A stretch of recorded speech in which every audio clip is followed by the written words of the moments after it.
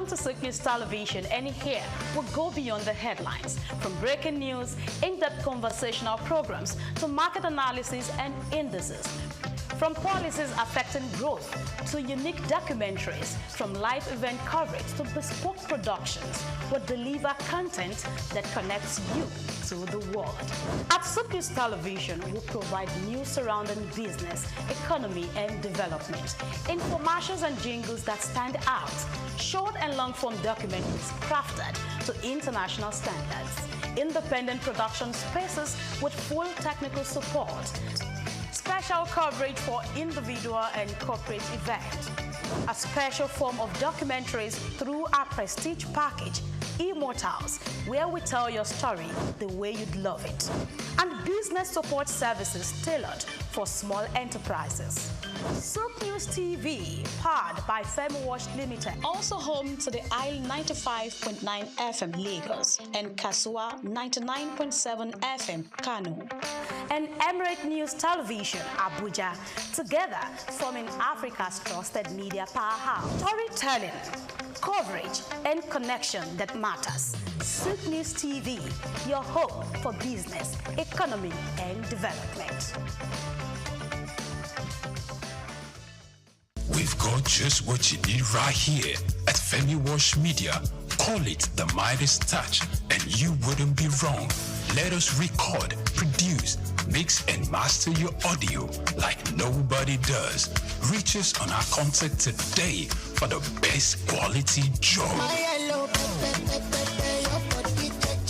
Anthony Onyemaechi Elumelu was born on the 22nd of March 1963 in Jos, North Central Nigeria, to Susanna Dominic Elumelu, originally from Delta State.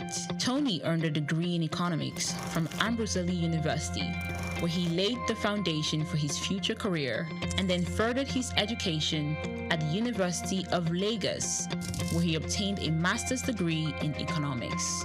His academic journey also includes attending the Harvard Business School, where he completed the Owner of President Management program, equipping him with advanced business management skills.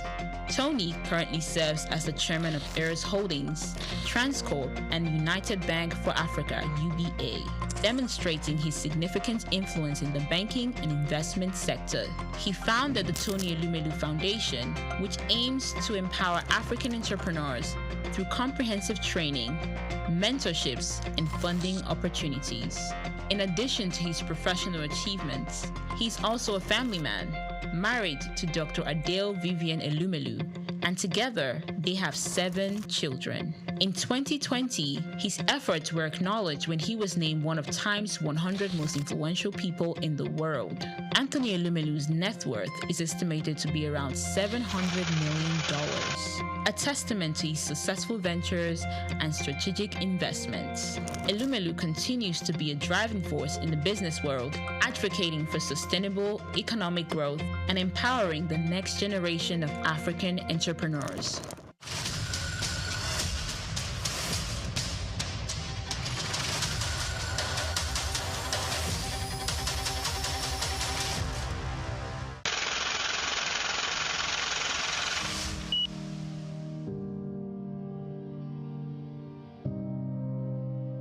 Wale Soyinka, born Akiwande Oluwole Babatunde Soyinka on July 13, 1934, in Abeokuta, Ogun State, southwest Nigeria, stands as one of Africa's most celebrated literary figures and a global icon of resistance against oppression.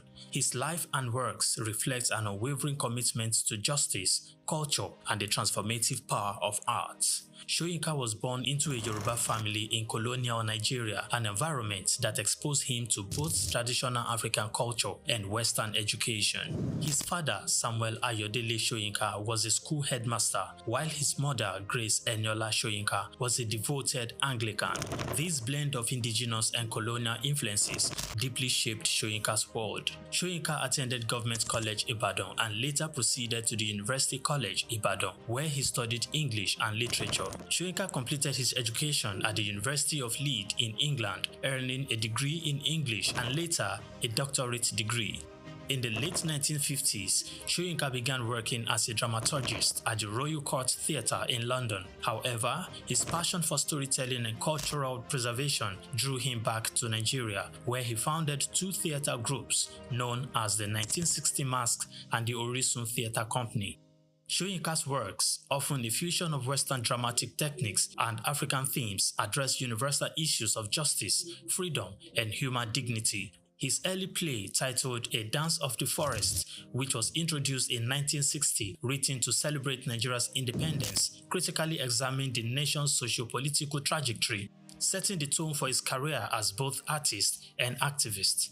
Soyinka's activism became more visible during Nigeria's post-independence years. In 1967, during the Nigerian Civil War, he called for a ceasefire between federal forces and Biafran separatists. This led to his arrest by the military government, and he spent 22 months in prison, where he wrote a short drama titled The Man Died, Prison Notes, a harrowing account of his imprisonment and a profound critique of authoritarianism. Soyinka has authored more than 20 works, including plays, novels, poetry, and essays. In 1986, Soyinka became the first African to win the Nobel Prize of Literature, an achievement that brought global recognition to African literature. Soyinka remained an outspoken critic of oppressive regimes, often at great personal risk. His activism extended beyond Nigeria, addressing global issues of injustice and human rights. During periods of military rule in Nigeria, he went into exile, continuing to write and speak against tyranny. Today, Soyinka is celebrated not only as a literary giant, but also as a symbol of resilience and moral courage.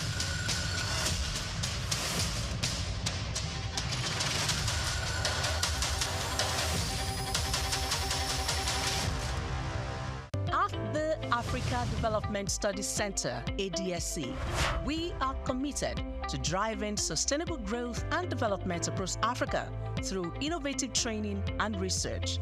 Our mission: empowering leaders, policymakers, and professionals with the tools they need to create lasting change. With customized training, dynamic research programs, and study exchanges on leadership, management, and other critical development topics, ADSC offers a platform for exchanging cutting-edge ideas and global best practices. We provide comprehensive services in research and consultancy, capacity building and training, education programs, publishing, and knowledge sharing. Our esteemed faculty, composed of seasoned experts and researchers, ensures a learning experience that is insightful and practical. We specialize in policy development, implementation strategies, monitoring, and evaluation. At ADSC, learning is engaging and enjoyable. Our unique methodology includes talks, interactive exercises, games, video screenings, and lively seminar discussions, all in a comfortable and friendly environment. Ready to make an impact? For more information, email us at info@adstudycenter.com or call +234 912 439 2362. Visit us today at www.adstudycenter.com to explore our programs and upcoming events. Africa Development Studies Center, rethinking development for Africa.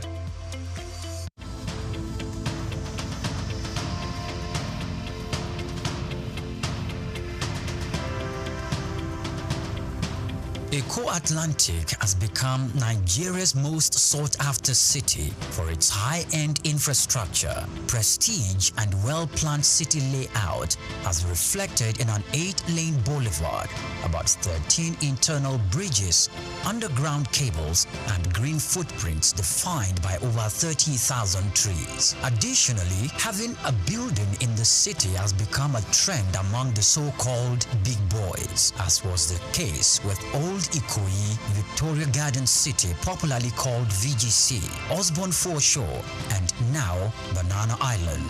In this special report, Bayo Olaoye states that this talk of I belong and the prestige mentality has also spread to the big firms. Before now, Kingsway and Ozumba Mbadi were used to say that Victoria Island were the go-to locations for high-rise office buildings. These locations are home to iconic developments such as Kingsway Towers, Heritage Palace, Fanfare Towers, the Wings and the Waves, among others, making them Nigeria's equivalent of Silicon Valley. The Eco-Atlantic City was modeled after the skyscraper district of Manhattan Island in New York City. It has become the new destination for big-ticket corporate firms which are building or relocating their new headquarters to the 10 square kilometer city, rising off the coast of the Atlantic Ocean in Lagos. The city is attracting investment interests in both residential and commercial real estate, the latest being MTN Nigeria, preparing to build a new headquarters. MTN is coming on the heels of First Bank, which recently turned the turf to build a 40-floor corporate head office, making the city's most iconic development so far. Prior to this courageous and ambitious entry into Eco City by MTN, First Bank, Dangote Group, and the Embassy of the United States of America have taken positions there, developing a new head office and a diplomatic facility respectively. Much earlier, a co-development company had occupied the city as the developer of the Azuri Towers, offering both residential and commercial facilities for high clients and corporate bodies. Arcland Property Investment and Oak Homes are also in the city, developing A&A Towers simultaneously. These are the residential developments that will be standing on the 22nd floor and the 33rd floors respectively. Other developments are the Pan-African Towers by Periwinkle Residences, Eco Pearl with Champagne Tower and Eco Pearl Black Tower, Amni Towers and Ani International Petroleum Development Company, and Louisville Towers by Total Energy Staff Cooperative and Multipurpose Society. Louisville will comprise 300 residential homes spread between 2 towers, a world-class sporting center and a club, retail outlets and other facilities. It is designed to employ modern technology to achieve smart living and high standards. Eco-Atlantic is an exclusive luxury city with superior infrastructure that appeals to the kind of investors we have seen in the city so far.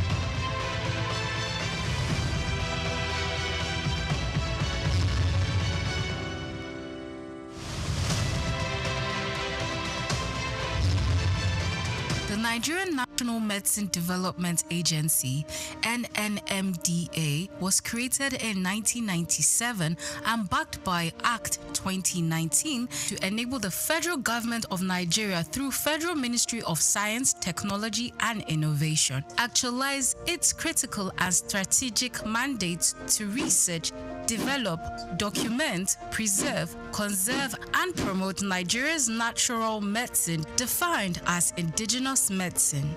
4 Director Generals had steered the affairs of the agency since its creation 28 years ago.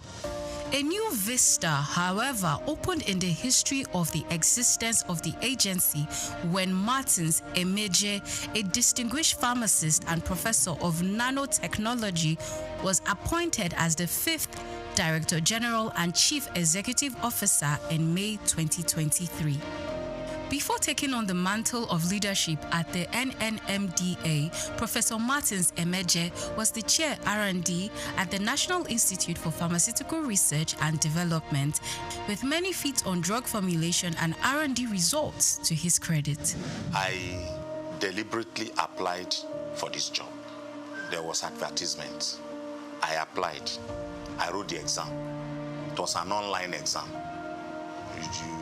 Nobody saw anybody. And 1 hour exam online.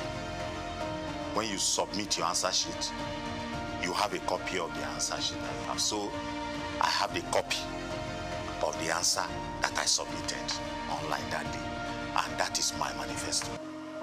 So every month, I look at the answers that I submitted, and it guides me in the work that I do. As a researcher and proudly the first and only research fellow in Nigeria who is heading a research institute, I know exactly the problems of R&D in Nigeria, because nobody in Nigeria has or is currently heading a research institute, and he went through the rank and file from being a trainee researcher to an intern researcher, an NYSC researcher, and then a research professor. This is the background that I have. Call him a round peg in a round hole, and you won't be wrong, as he hit the ground running, leaving a lot of innovations on his trail, achieving great strides in the areas of education, agriculture, and health, thereby raising the bar in R&D in natural medicine for the agency. From May 2023, when he was appointed, within just a few months, 4 oral solid dosage formulation products were unveiled. My greatest moment actually happened on 8th of March 2024, when the Minister of Innovation, Science and Technology, Chief Uche Naji, came to Lagos in the campus of NNMDA here to launch 4 oral solid dosage forms. It was not just the first time it was happening in NNMDA, the very first time it was happening in Nigeria. We decided that we will go for education as a major target, as a major KPI. And we went for it aggressively and got accreditation to start a 2-year national diploma in natural medicine. So this agency, for the first time in Nigeria, we now have a school of natural medicine. It's never been heard before. It happened in this administration within these 2 years. Within these 2 years too, because the country saw that we had made explosive advancement in this area, we got upgraded to what we call an awarding body for national skills acquisition in traditional medicine. One of the best medicinal gardens that you can find in Africa right now is in this country, owned by the Nigerian Natural Medicine Development Agency, and we did it these 2 years. In fact, two of our products that is waiting for Mr. President launch was we got our raw materials from our Nasarawa State Farm in Karo. Nigeria is the largest producer of cassava in the world. Cassava. The only country that competes with Nigeria is Brazil. Yet, Nigeria does not have value-added cassava products. Yet, Nigeria imports starch to make pharmaceutical products. We made a presentation to the National Assembly, and the Senate of our National Assembly supported us. So we went into development of pharmaceutical grade starch. Today, we have pharmaceutical grade starch. In health itself, we have developed and submitted to NAFDAC about 23 different products. 23.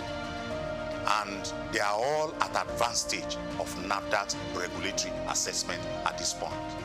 Now, 3 of such products plus 5 of what we did the previous years is available, and people, because we are a research institution not capacitated or competent by reason of mandate and skilling to do marketing, we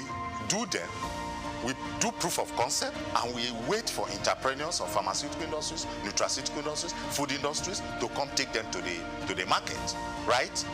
But we also owe, because, like I said, the huge component of the Renewed Hope agenda is that people should be attended to, so that they know that they cannot lose their hope completely in their country. So in this environment, anybody who wants drug for hypertension, for malaria, for erectile dysfunction, for arthritis, for diabetes, for hepatitis, for in about at least 8 different disease areas, they come to our pharmacy here to get the drugs. The past 2 years, under the leadership of Professor Martins Emeje, has seen human capacity development like never before. A development that propelled the agency's researchers into breaking new ground. This agency had never, in its almost 30 years of existence, had never participated in any local conference where researchers went with work they did in their own laboratory to go make competitive presentation. In our maiden outing in these 2 years, we won 2 awards. We went out for the first time and we got 2 awards. We took first position and we took third position. That is gold and bronze. When I came, I met researchers that have been here working for 15 years but with 1 degree. And I told them, you can't be a researcher with 1 degree. So I embarked on rigorous and aggressive drive to partner and collaborate with investors. So we went into that. Today, as I'm talking to you, we have at least 13 researchers and of the agency that are doing different postgraduate studies in different universities in Nigeria. I have a staff that was in Zimbabwe for 6 months. Now he has a master's in intellectual property. At least 7 of my staff have gone to India. Quality assurance has been one of the top priorities of the NNMDA Director General, and the accreditation of the agency's laboratory and product development unit for pharmacy internship program by the Pharmacy Council of Nigeria a year ago. Under the watch of Professor Martins Emeje, the agency recently graduated its pioneer pharmacy interns.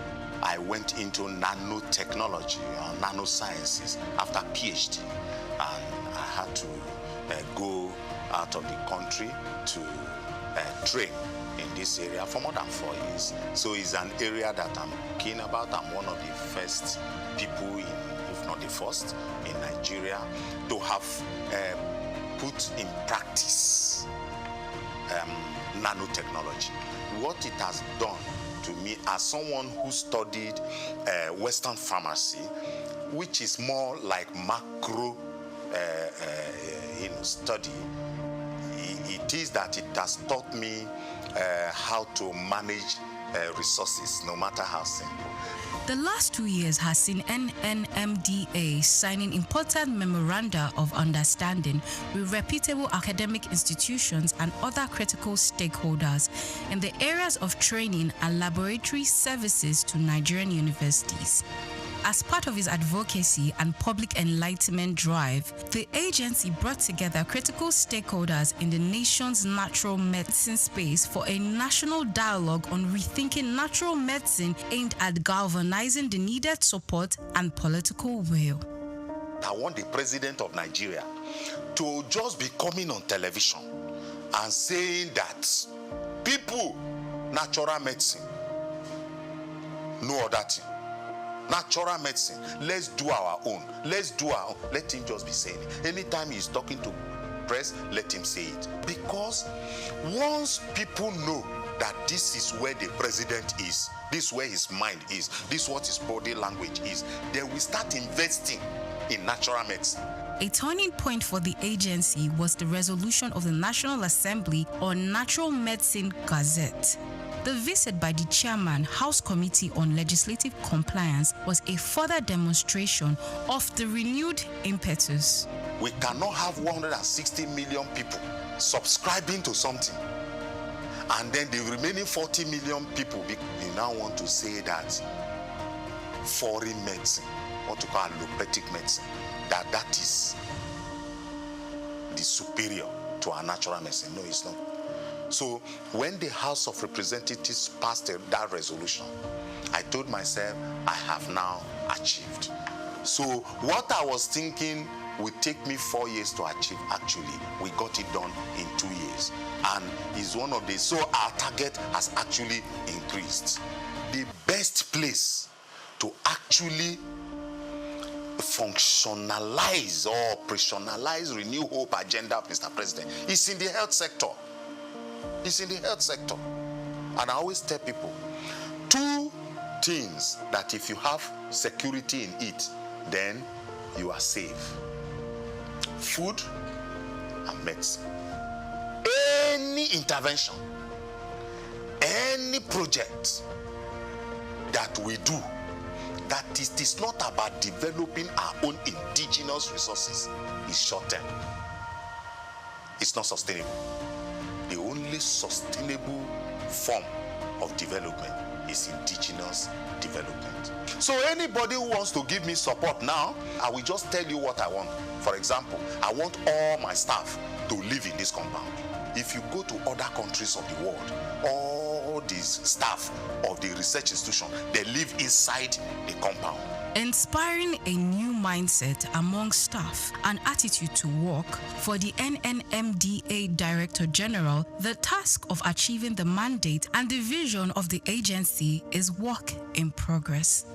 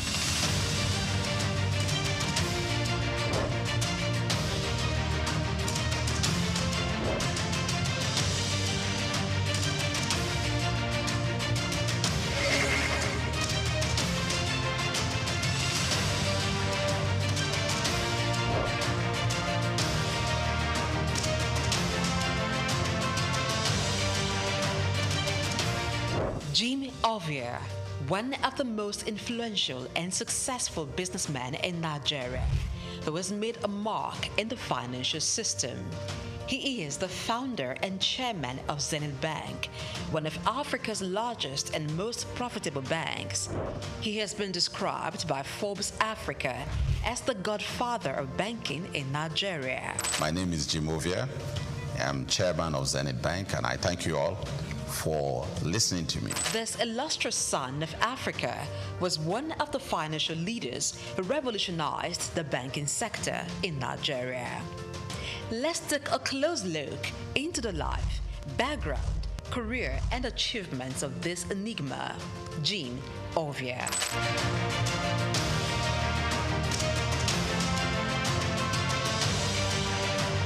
Jim Ovia was born on November 4, 1951 in Agbo, Delta State, Nigeria, to a large family as the second son of Chief Obi Olihe of Agbobi in Delta State. Being one from a humble background, Jim attended local schools as he had lost his father at the tender age of 4. His widowed mother, together with his older brother, saw him through school. He had secondary education at Ika Grammar School in Agbo.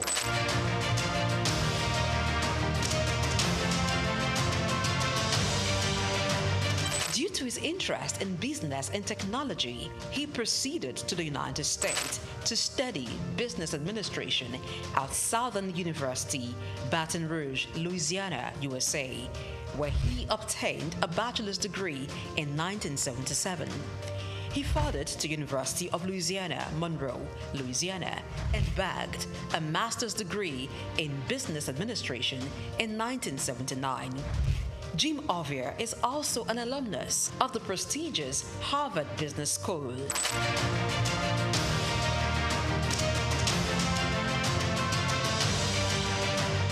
Jim Ovia worked briefly as a clerk in Union Bank in 1973 before proceeding for tertiary studies. Upon acquiring immense business knowledge from international institutions, he returned to Nigeria, his home country, and began a career in banking. He continued at this for years, working for banks such as Lion Bank, Merchant Bank of Africa, and International Merchant Bank.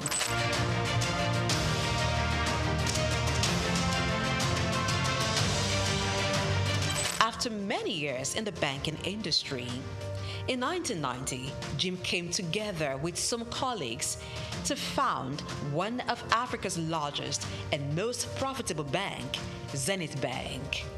The bank was established with a vision to provide excellent customer service, innovative and technology-driven banking. Zenith Bank flourished as it drew customers who sought excellence in financial services. What started with an asset of $4 million and about 50 staff has grown into over $24 billion in assets and shareholders' funds of more than $3 billion as of June 2022. Zenith Bank is listed on the Nigerian Stock Exchange and London Stock Exchange. Jim Ovia served as Zenith Bank's Chief Executive Officer and Managing Director from 1990 to 2010, and then Chairman from 2010 to 2014. After a brief break, he returned as Chairman of the bank in 2016 and remains so till date. Under his leadership, Zenith Bank has grown to become one of the leading banks in Nigeria and Africa, standing tall among some of Nigeria's first-generation banks of repute, a feat rare for second-generation banks established in a time of tension between military and civilian regimes and economic instability.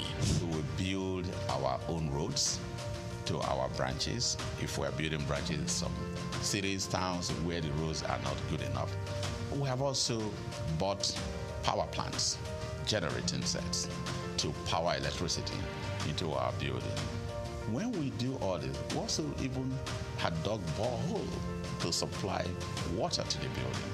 When we do all this, what I personally call it is BYOI, bring your own infrastructure or build your own infrastructure. Jim Ovia served as Zenith Bank's Chief Executive Officer and Managing Director from 1990 to 2010, and then Chairman from 2010 to 2014. After a brief break, he returned as Chairman of the bank in 2016 and remains so till date. Under his leadership, Zenith Bank has grown to become one of the leading banks in Nigeria and Africa, standing tall among some of Nigeria's first-generation banks of repute, a feat rare for second-generation banks established in a time of tension between military and civilian regimes.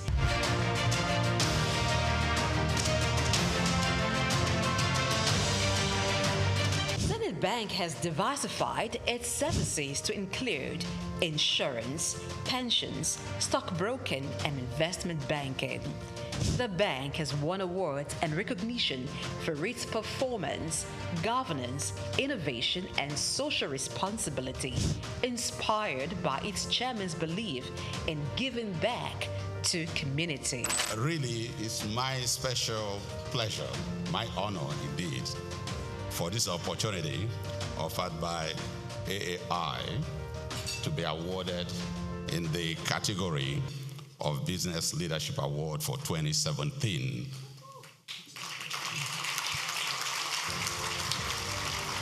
As an entrepreneur, Jim Ovia has made investments in sectors other than banking.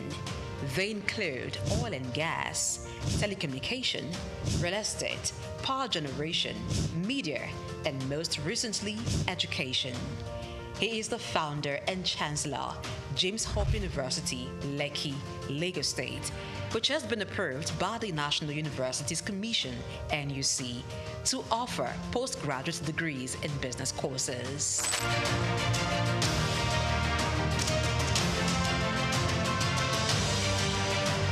Jim Ovia is a man who believes in giving back to society. He has engaged in philanthropic works through his foundations, Mankind United to Support Total Education, MUSTE, and Youth Empowerment, ICT Foundation. These foundations award scholarships to indigenous students and promote information and communication technology in Nigeria through various initiatives. Ovia has made donations towards courses and institutions. They include Nigerian Investment Promotion Commission, NIPC, Nigerian Internet Group, NIG, Lagos State University, and National Information Technology Advisory Council, just to mention a few.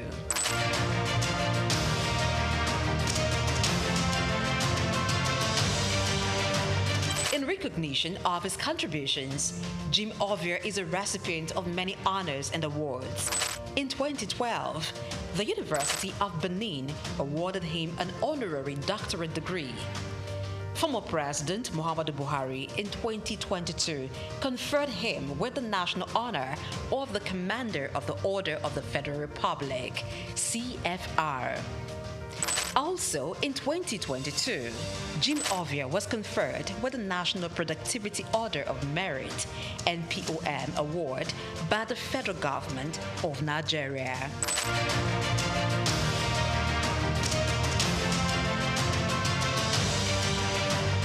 Jim Ovia is a proud member of the World Economic Forum, the Nigerian Economic Summit Group, and the Institute of Chartered Accountants of Nigeria.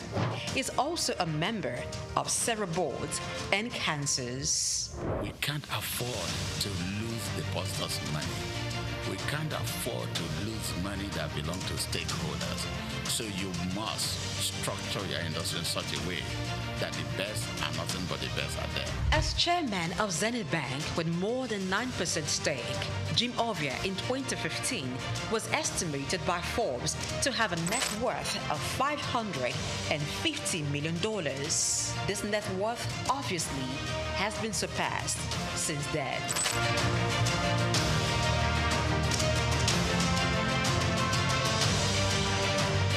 Jim Ovia, as a business person, founded 5 companies.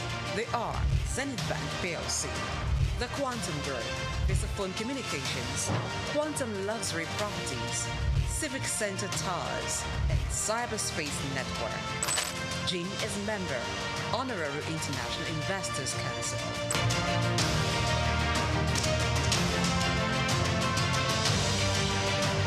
Kay Ovia is CEO, Quantum Markets Limited, a firm that offers stock brokerage services.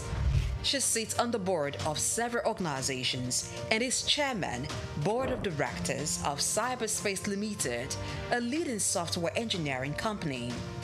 Cyberspace Limited is one of the pioneers in provision of internet services in Nigeria, providing network and software services. Kay, being at the head of a tech giant in Nigeria, teamed up with her husband, Jim, to strategically deploy robust IT infrastructure at Zenith Bank, which resulted in the development of digital products and technology-driven banking in Nigeria. Kay is an alumnus of Enugu State University of Technology, SOUQ, where she holds an MBA in management. She is much given to philanthropy, with several initiatives to transform lives, particularly those of the underprivileged. One of her projects targeted at children and youths, Star Rising Talent Hunt, aims at discovering and projecting hidden talents.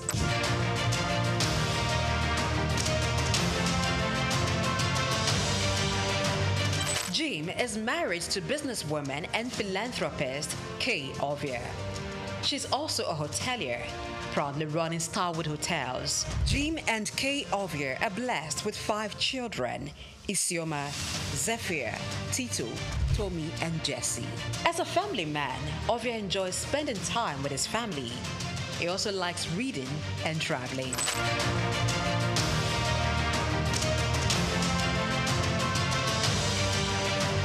In order to pass on his vast wealth of knowledge on business and finance to African entrepreneurs, Jim Ovia authored a book titled Africa, Rise and Shine. The book was published in 2018 by Forbes Books. The book was written after he featured in an issue of Forbes, and it became the magazine's best-selling edition in Africa, that it had to be reprinted 4 times. The book, Africa Rise and Shine, paints the picture of his humble beginning from the small town of Agbo in Delta State, and against all odds, pushed through to become a global business icon, while providing insight on how to conquer challenges in African markets, taking advantage of the opportunities.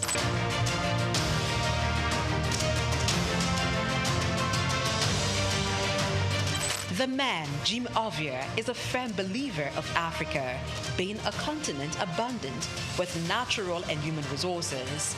He has constantly pitched the continent as a land filled with investment opportunities in international business forums such as the Harvard Business School Annual Africa Business Conference, Bloomberg Global Business Forum, Commonwealth Business Forum, and the World Economic Forum, where he has been invited to participate and even deliver keynote address.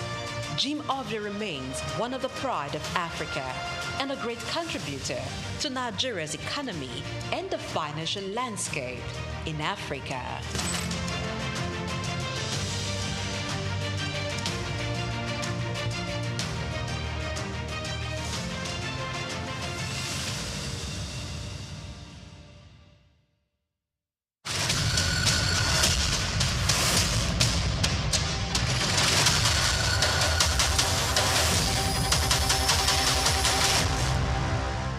Known as the father of African literature, Chinua Achebe was born on the 16th of November 1930 in Ogidi, now Anambra State, eastern Nigeria. He was born to Isaiah Okafor Achebe, a teacher and an evangelist, and Janet Anenichi Iluegbunam, a vegetable farmer. Achebe has reshaped the global understanding of African identity through the power of storytelling. Raised during the twilight of colonial rule, Achebe's education was steeped in both Igbo tradition and the Western values of post-colonial Christianity. As a student at the University of Ibadan, he became fiercely critical of how Africa was portrayed in Western literature. Achebe believed that Western literature often painted Africa as a dark and primitive continent, but he sought to tell the African people's lens. In 1958, Achebe's groundbreaking novel Things Fall Apart shattered colonial narratives through the tragic story of Okonkwo, an Igbo warrior. Achebe illuminated the complexities of African culture and the devastating effects of European colonization. Things Fall Apart became more than just a novel. It became a symbol of African resistance against the oppressive narratives of colonialism. Achebe was not just a writer, he was a passionate advocate for African self-determination, and his political activism made him a critical voice in the post-colonial era. Even after a life marked by personal and political struggles, including a car accident that left him partially paralyzed, Achebe continued to inspire. He taught at Bard College and later Brown University, where his influence reached new generations of writers and thinkers. He was married to Christiana Chinwe Okoli and they had 4 children. Sadly, he died in March 2013 at the age of 82. Chinua Achebe's legacy endures in his novels, his essays, and in the countless voices of African writers who follow in his footsteps. He gave us a voice, a story, and a vision of Africa that is ours to share.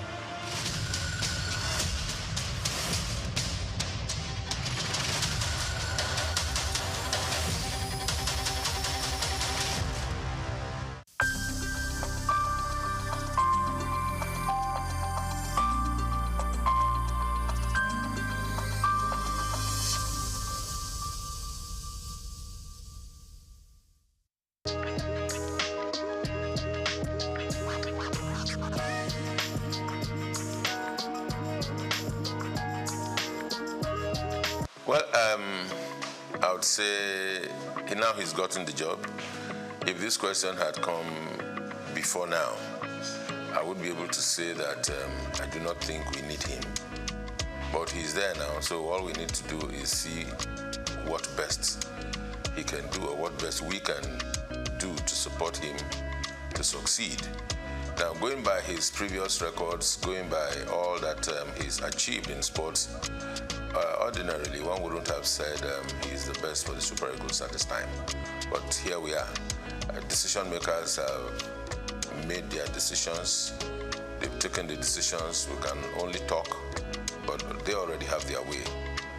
Well, I think his assessment will start when he starts playing games. He's not had any game with Nigeria, so we can't assess him. But going by his previous records, I don't think he would have been the best for Nigeria at this time. Not against other homegrown indigenous coaches who have had better records within and outside Nigeria. On a scale of 1 to 10, I don't think Shele will fit in at any point. But of course, having him been appointed, all we need to do is give support and see the best that we can get from him, being Nigerians. And of course, at all times, irrespective of whatever decisions are taken, we want Nigeria to excel. Because in Nigeria's excellence, we are proud. In Nigeria's excellence, those of us that are in the media and sporting media, to be precise, we can do business. If Nigeria is not winning, the biggest brand for Nigeria is the Super Eagles, sports-wise. So if Nigeria is not winning, if Nigeria is not making waves, then we don't have business to do. So it's in our interest that he succeeds. So to that extent, I would say yes. But looking at his appointment, I think it's just a part of the over-politicization of the sporting industry. Power show by the immediate past president of the Football Federation, Melvin Pinnick Amaju. Having failed in his 2 terms, continues to transverse the terrain to show he still has power. And of course, he brought Shele. And of course, the Shehu Gusau, the incumbent president of the Football Federation, has to listen to his master. So his master's voice, that's what we're experiencing.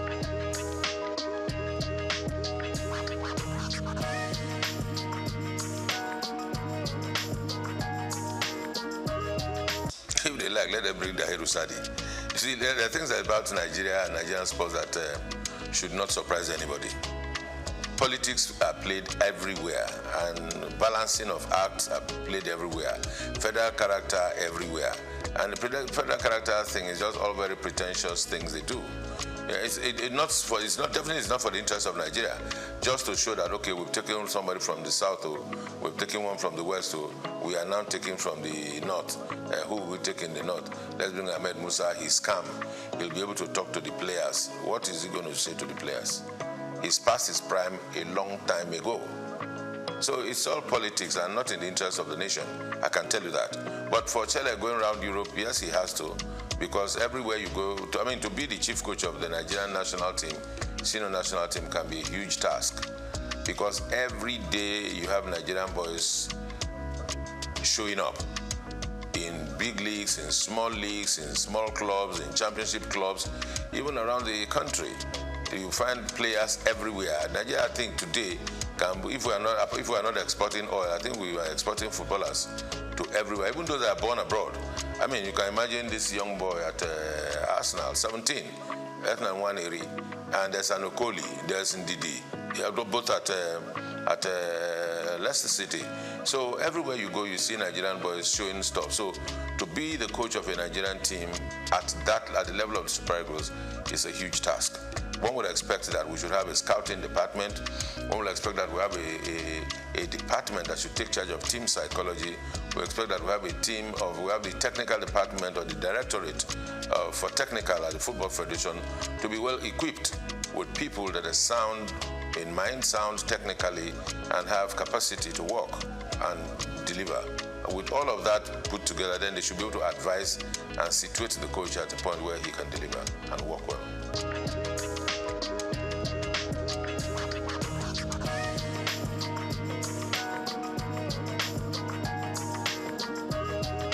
Well, you see, I said yes because I've been one of those that have always been clamoring that there's need to have a National Sports Commission.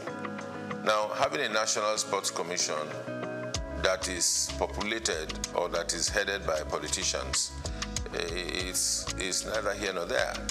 It may not take us anywhere. We need to separate our sport. Yes, sports, you cannot do away with politics at some level. But in terms of the administration, in terms of the management, in terms of the execution, there's need to be able to separate sports and politics. In the days where we held sway in sports, where the National Sports Commission functioned effectively, all of those that occupied the position as Director General, as directors in the then National Sports Commission, were professionals.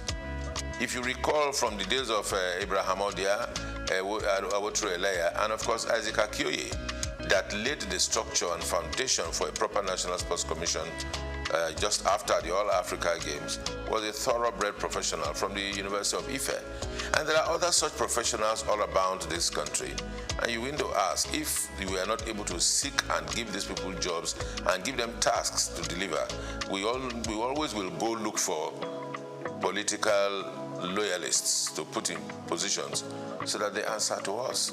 Politics is just, to me these days, it's more like a window for public relations for political parties and individuals that are into politics to express themselves, or maybe also at the same time also reward loyalists. That's what we find. So in terms of the technicalities on administration and management of sports, in its true sense, we're still very far from it.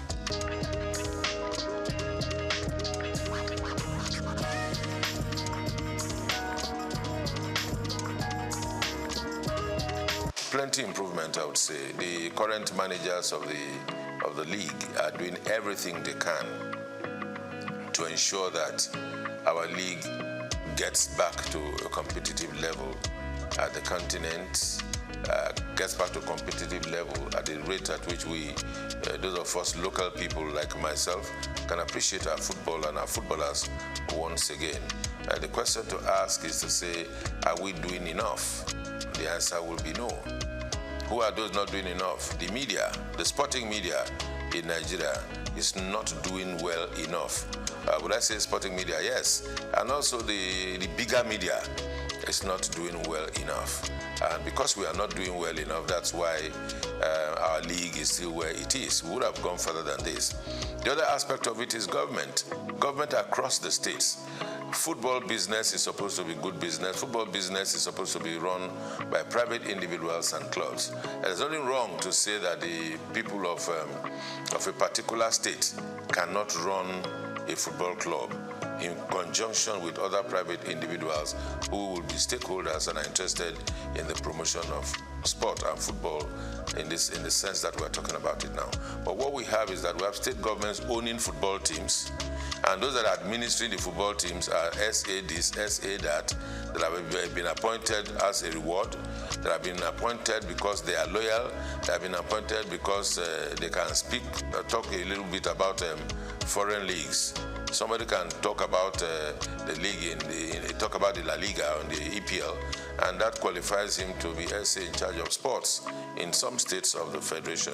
And these are the bunch of persons or the group of persons who are running our football around the country. So who runs the clubs, the texture of the clubs, what names the clubs are bearing, what history behind the clubs, and those are the things that tells you that the states are not doing enough, the Football Federation not doing enough, but I think largely the media, check out our sports programs.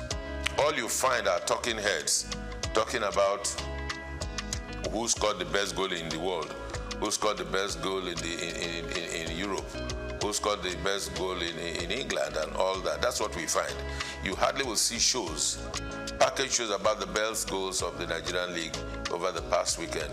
The best goals, the best dribbles, how many passes, proper statistics, because the media is not doing enough. The sporting media, that is journalists that are practitioners there, not doing enough because they are not tasking themselves. They just go on the internet, download one or two things, watch and everything. All you know is you take, as a content creator in sports, you need to just take a shot of the goal that the assist that Nwaneri gave, or Merino scored a goal for Arsenal, and you superimpose yourself and you talk over it. And that's content, and you post it and there are likes and there are followers, and that's it, what we do. But you do not have individuals going to places to take content. All around Lagos, we look at as we are now, all around Nigeria, sports is going on every day. As a practitioner myself, in those days when I used to be the street reporter, we covered football from everywhere. From Abeson, from Bagada, from Volkswagen, down on Ojo, Abeta, anywhere. All of those places, and boys are still playing football. You go to Evans Square, boys are still playing football. Go to Lafayette, they are still playing football. Go to Alakoro, you still see boxing. So all of these sports are still going on. But where are the journalists that will cover these events and bring them to the fore and package them? The journalists are not ready to do that job. Even those that are ready are not funded.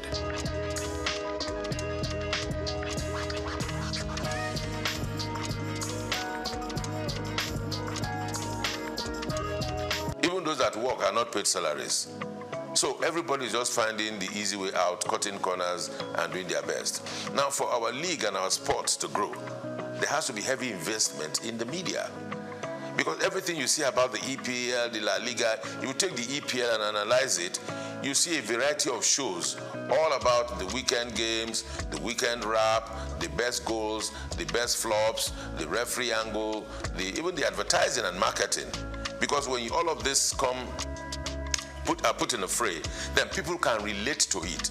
People can leverage on it. Brands can come and give sponsorship. But we are not able to attract sponsorship because there's nothing for the brands to take away. Because if you give brands value, they will attach to it. And it never used to be so. Before 2006, the La Liga was not popular. The EPL was not popular. The Champions League was not popular. What were Nigerians watching? Because the media itself sold out. By investing, Nigerian media organizations came together, put money together, and went to buy rights of the EPL and started broadcasting it on Nigerian television for the consumption of Nigerians, so they can make cheap money from telcos and from the brewing industry. They made more money for themselves. I mean, the media houses, rather than invest in the local league. Then they will tell them who will watch Nigerian league. I mean, those are the questions they asked at the time. Some of us that were able to find courage, we found courage and we asked them, why would we be doing this? But of course, we were not many enough for our voices to be heard. And that's why we're here. We are where we are. So it's not far when we lost it. Can we redeem ourselves? Yes, we can, if we want to. But it will take a whole lot of courage. It will take a whole lot of work. It will take a whole lot of commitment. God help us.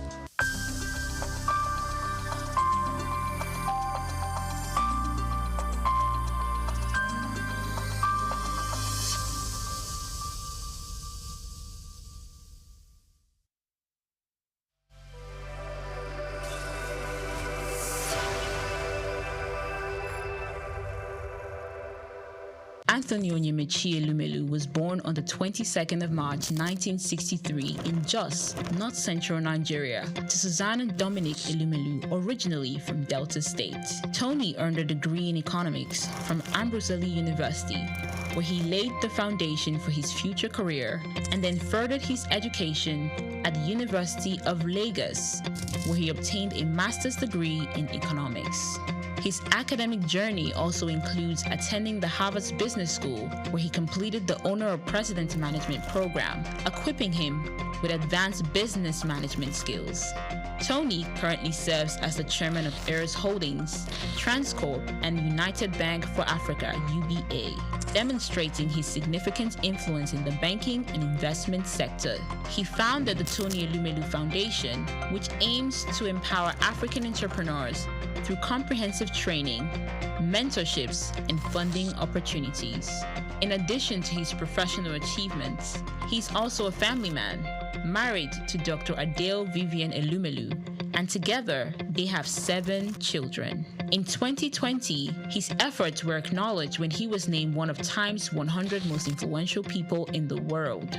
Anthony Elumelu's net worth is estimated to be around $700 million, a testament to his successful ventures and strategic investments. Elumelu continues to be a driving force in the business world, advocating for sustainable economic growth and empowering the next generation of African entrepreneurs.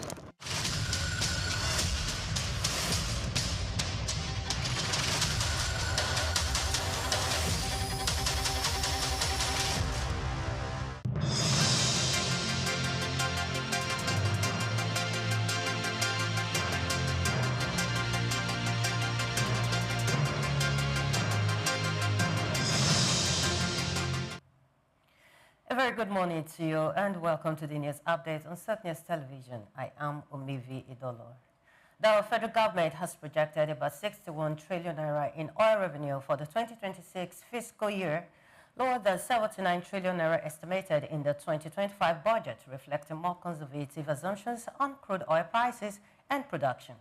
President Bola Tinubu said the projection is based on a benchmark oil price of $68.85 per barrel, daily production of 1.84 million barrels, and an exchange rate of 1,400 naira to $1, translating to about 672 million barrels and roughly $44 billion in oil earnings.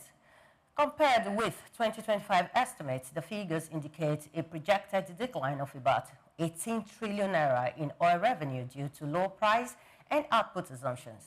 The government said the cautious benchmarks account for global oil market uncertainties and domestic production challenges, even as it intensifies efforts to grow non-oil revenue and meeting fiscal sustainability under the 2026 budget framework. The federal government says 15.2 million homes in Nigeria are structurally unsafe, revealing a major housing quality crisis. Housing and Urban Development Minister Ahmed Dangiwa disclosed this in Abuja during the presentation of the National Housing Data Initiative, noting that Kano recorded the highest number of inadequate housing units, while Bayelsa had the lowest, reflecting wide regional disparities. Dangiwa explained that the affected homes exist physically but fall below acceptable standards of safety, habitability, and access to basic services. He said the findings show Nigeria's housing challenges go beyond building new houses and requires upgrading existing stock, regenerating neighborhoods, and improving infrastructure, adding that the government is moving to establish a national housing data center to support evidence-based housing policies. The federal government has temporarily opened the 35.7-kilometer Bodo-Boni road to ease movement for residents during the Yuletide. President Bola Tinubu, represented by Works Minister David Umahi, said the decision was taken to improve festive travel between Bodo and the Boni Kingdom, praising Julius Berger Nigeria PLC for the quality of work delivered despite early challenges. Umahi stressed that the opening is temporary, with movement allowed daily from 7 a.m. to 7 p.m. and no night travel. Heavy vehicles, motorcycles, and tricycles are barred until full completion, while the road will be permanently commissioned by the president next year. The United States and Nigeria have signed a 5-year health cooperation agreement worth $5.1 billion aimed at strengthening healthcare delivery across Nigeria, with special support for faith-based health facilities. Under the Memorandum of Understanding, the U.S. will provide $2.1 billion in health assistance, while Nigeria has committed $3 billion in new domestic health spending over the same period. The combined fund represents the largest co-investment under the America First Global Health Strategy so far. A key part of the deal includes about $200 million in U.S. funding for over 900 Christian faith-based health facilities nationwide. The support will help expand services for HIV, tuberculosis, malaria, and maternal and child health care, especially in rural and underserved communities.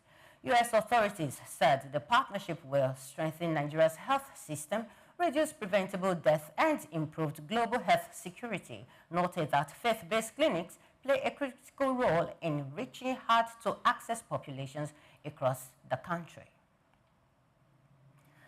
Oil prices climbed on Monday amid fresh supply concerns after U.S. officials said an oil tanker was intercepted in international waterways off Venezuela. Brent crude rose 0.8% to $60.93 per barrel, while U.S. West Texas Intermediate gained 0.8% to $56.98 as marketers reacted to signs of a tougher U.S. stance on Venezuelan oil exports. Analysts said the gains were driven by geopolitical risks, including renewed U.S. actions against sanctioned Venezuelan oil shipments and ongoing Russian-Ukraine tensions, which helped offset bearish fundamentals linked to global oversupply. Despite peace talks between U.S., European, Ukraine, and Russian officials, uncertainty over a lasting agreement continues to support oil prices. Many thanks for watching. Don't forget to follow us on all our social media platforms at SOUQ News Television. I am Umevi Idolo. Coming up shortly is SOUQ Business Landscape. Stay with us.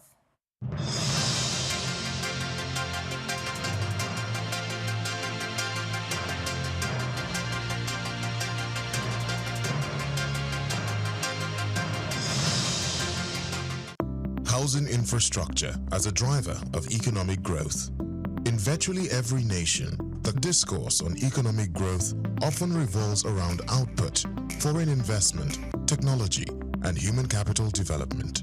Yet, one element that remains underexplored but profoundly fundamental is housing infrastructure. Housing is more than shelter. It is an economic commodity, a social stabilizer, and a catalyst for development. From job creation to stimulating demand in allied industries, and from serving as collateral for wealth creation to enabling urban renewal, housing infrastructure stands at the heart of sustainable economic advancement. At the core of modern economies, housing represents both a consumption good and an investment asset. For households, it is often the most valuable property they own. For governments, housing development is a visible marker of social responsibility, while for economies, it serves as a growth engine with multiplier effects across sectors. According to Bayo Olaoye, veteran journalist with SOUQ News Television, well-planned housing infrastructure is not just about erecting buildings. When integrated with urban planning, it prevents slum expansion, enhances livability, and boosts productivity. World Bank estimates show that the real estate and construction sector contributes between 7% and 14% of global GDP, depending on the region. In advanced economies, such as United States, housing-related activities, construction, real estate, mortgage finance, home improvement, and property services are major drivers of employment and wealth creation. In emerging economies like Nigeria, housing contributes about 3.1% of GDP, though with vast untapped potential. Its influence cuts across financial markets, labor absorption, raw material demand, and energy consumption patterns. One of the clearest pathways through which housing drives growth is job creation. development requires diverse skilled and unskilled labor, from architects and engineers to masons, electricians, and artisans. The construction phase alone is labor-intensive and generates immediate employment. Beyond that, housing stimulates growth in allied sectors such as cement, steel, timber, and glass. Industries producing furniture, interior decor, and home appliances thrive as household spending increases, while financial institutions expand their mortgage and insurance portfolios. The International Labour Organization, ILO, estimates that each housing unit constructed generates between 5 and 7 jobs, depending on project complexity. In countries grappling with high youth unemployment, this represents a powerful avenue for labor absorption and poverty reduction. Furthermore, housing facilitates wealth accumulation and capital formation. Unlike consumer goods that depreciate, housing retains or increases in value. For many households, home ownership is the foundation of financial security and upward mobility. Housing assets also serve as collateral for credit, driving entrepreneurship and industrial growth. However, in many developing nations, underdeveloped housing finance systems limit credit access, stifling broader economic potential. Expanding housing infrastructure can therefore deepen financial systems, democratize wealth, and strengthen the foundation for inclusive growth. As the United Nations projects that nearly 70% of the global population will live in urban areas by 2050, nations like Nigeria must treat housing as a strategic tool for urban renewal and sustainable development. Cities with adequate housing attract investment, foster innovation, and enhance livability, while poor housing conditions breed overcrowding, insecurity, and economic inefficiency. In essence, housing infrastructure is not merely about buildings, it's about building economies. I'm Moyosore Adebi, SOUQ News TV.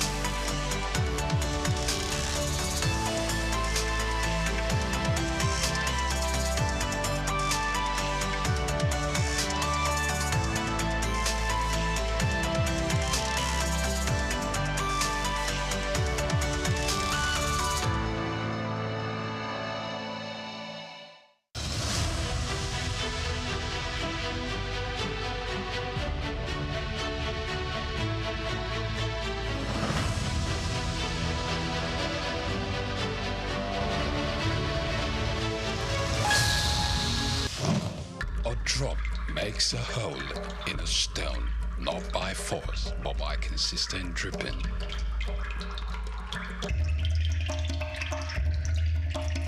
Nothing describes this woman more apt than her indomitable and consistent drive for excellence.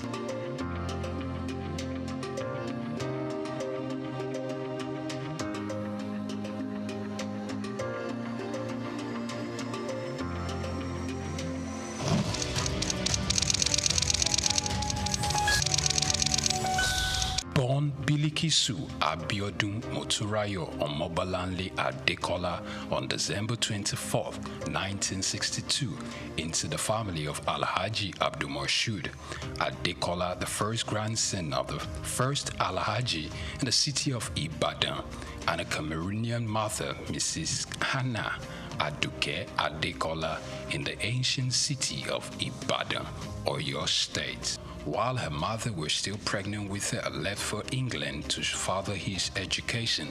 And while she was pretty much young, her mother left the country to go join her husband, to return while she was 8 years. Meanwhile, she was left to be cared for by her grandmother. She was registered in a private boarding primary school at the age of 4. My parents had me. My father went off to England to go to school before I was born. He left my mother pregnant with me. My mother had me And before I was a year old, left to join her husband in England, and I was left with my grandmother.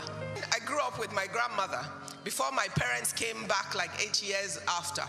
Spent my first, from about age 4 or 5, I was sent into a boarding nursery school. I lived in boarding school at a very early age because my parents wanted to protect me from becoming a local Ibadan girl. And she usually attributes these to her early independence and wisdom. Omo Agbanimi, some of her friends sometimes poke fun at her wisdom, which is way beyond her age. I was raised by my grandmother, so I'm a bit of an old woman in my brain, in how I think, as my friends say.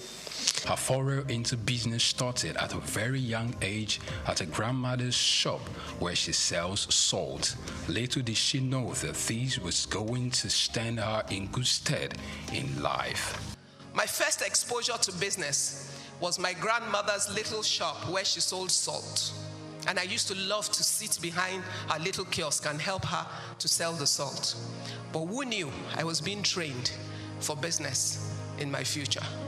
While at secondary school, she participated in the literary debating group, excelling in it, which made her consider a career in law, though that didn't last. Also, it is worthy of note that Ibukun Awoshika could hold her own in athletics, earning her the nickname Rabbit because she could really run. As an athlete, if you want to run, and I used to be fast, they used to call me the Rabbit. Unsure of what career path she was going to settle for, she considered becoming many things at one point or the other of her life. After secondary school, she thought of becoming a medical doctor, but she couldn't stand the sight of a cadaver, so she let go of that idea. Later on, architecture was another fancy that caught her attention. Similarly, she also considered becoming a chartered accountant. Finally, only see she could work in a bank. I thought I wanted to be a doctor. Then I found out that they work with real dead bodies. I changed my mind very quickly. I then thought, you know what? I'd like to be an architect. I was good in sciences and had a problem if parents sentence you to science when you're good at both. So I ended up in Ife to study chemistry. By the end of my first year, I realized how much I hated chemistry. I could pass it, but I didn't love it. So then I thought, you know, I'd make a good lawyer. I debated throughout school. I used to represent my school in school's debate. So everybody knows that I can win an argument. So I gave it everything trying to change to law. I used to go and sit outside the door of the dean of law. And then one day the man said, come, what do you want? I want to change to law. Is that why you've been sitting outside of my office? Yes, sir. Okay, if I only take one person from another department next year, it will be you. After the completion of her undergraduate degree at the University of Ife, she went for the compulsory one-year National Youth Service Corps, NYSC, in Kano State, where she worked as an audit trainee at Akitola Williams & Co., which later became Deloitte. For youth service, I did everything to make sure they sent me to an accounting firm. They first sent me to a Muslim school to go and teach. That was easy to solve. I just wore a dress off my shoulder. I went to report. I was immediately rejected. Once they rejected me, I went back to the posting room and waited there for days until they sent me to Akintola Williams & Co. Although she was later given full employment after her service year, she felt becoming an accountant wasn't a thing. You would have thought that having gone through all that trouble, accounting would be the love of my life. When I got there, within the 1 year of my youth service, I realized how boring accounting is to me. Because they had all the processes somebody else had thought about before. All I had to do was open old dusty files from company to company without imagination or initiative. I'm a very restless human being. That was not going to work. So I finished the work. I did well. They offered me permanent employment, but I said, thank you, but no thank you. Why? Because at that moment, I had come to a realization that that was not the vision for my life. After returning home, she joined Alibert Nigeria Limited, a furniture company, as showroom manager. In a word, only to kill time. She only stayed for 3.5 months. She left to begin a furniture manufacturing company called Quibis Limited in 1989, just a month before her 26th birthday. The company later grew into SOUQ Chair Center Limited, following a venture merger with SOUQ SA and Guarantee Trust back in 2004. But the first job I could find 1 week after was in a furniture company. So I went there to kill time.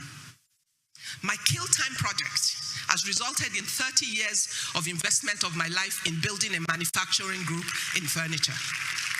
So it was never the plan of my life. So some of you will accidentally find your purpose. One could only wonder what had led her not only to compete, but to thrive in a male-dominated terrain. With over 30 years in business, Ibukun Awoshika is a woman to reckon with, encouraging more women to participate in the business terrain. Her passion to see the girl child not just to be educated, but much more to learn to own our own value and trade with it when there is need for it. Her lifelong ambition is to see herself die empty. My biggest ambition in life is to die empty. Totally empty. That no talents, no giftings, no opportunities, nothing that I was born to do, that I have the capacity to do, that I do not do. Following her remarkable achievements, she's been conferred with different doctorates, including one in business, entrepreneurship, and human capacity development from the Lagos State University, Ojo. Similarly, she was given a honorary doctorate of business administration from the Obafemi Awolowo University and another from the Olabisi Onabanjo University, Agoiwoye, Ogun State. Apart from our entrepreneurial prowess, Ibukun Awoshika is an ordained minister of the gospel, a presenter, writer, and a TV host. The Bible tells us that let every man be what? A liar. And let who alone be true? Let God alone be true. She hosts a television program called Business His Way. Also, she acted in the 2020 Kunle Afolanyo movie titled Citation, which in addition to the book she had written, including Business His Way, The Girl Entrepreneur, The Girls in the Boardroom, and My Thoughts in Codes.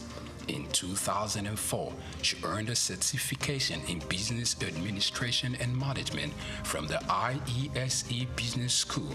She's also the chairperson of the Novel Nigeria Office for Philanthropy and Impact Investment. She has consistently encouraged women to take up more leadership positions without compromising their values and integrity.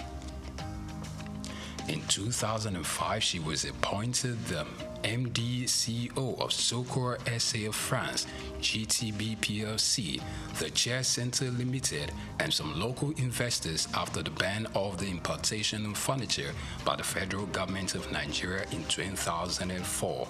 Furthermore, it is noteworthy to know that she independently established another ultra-modern furniture facility, Furniture Manufacturers Mart in Ikeja, Lagos.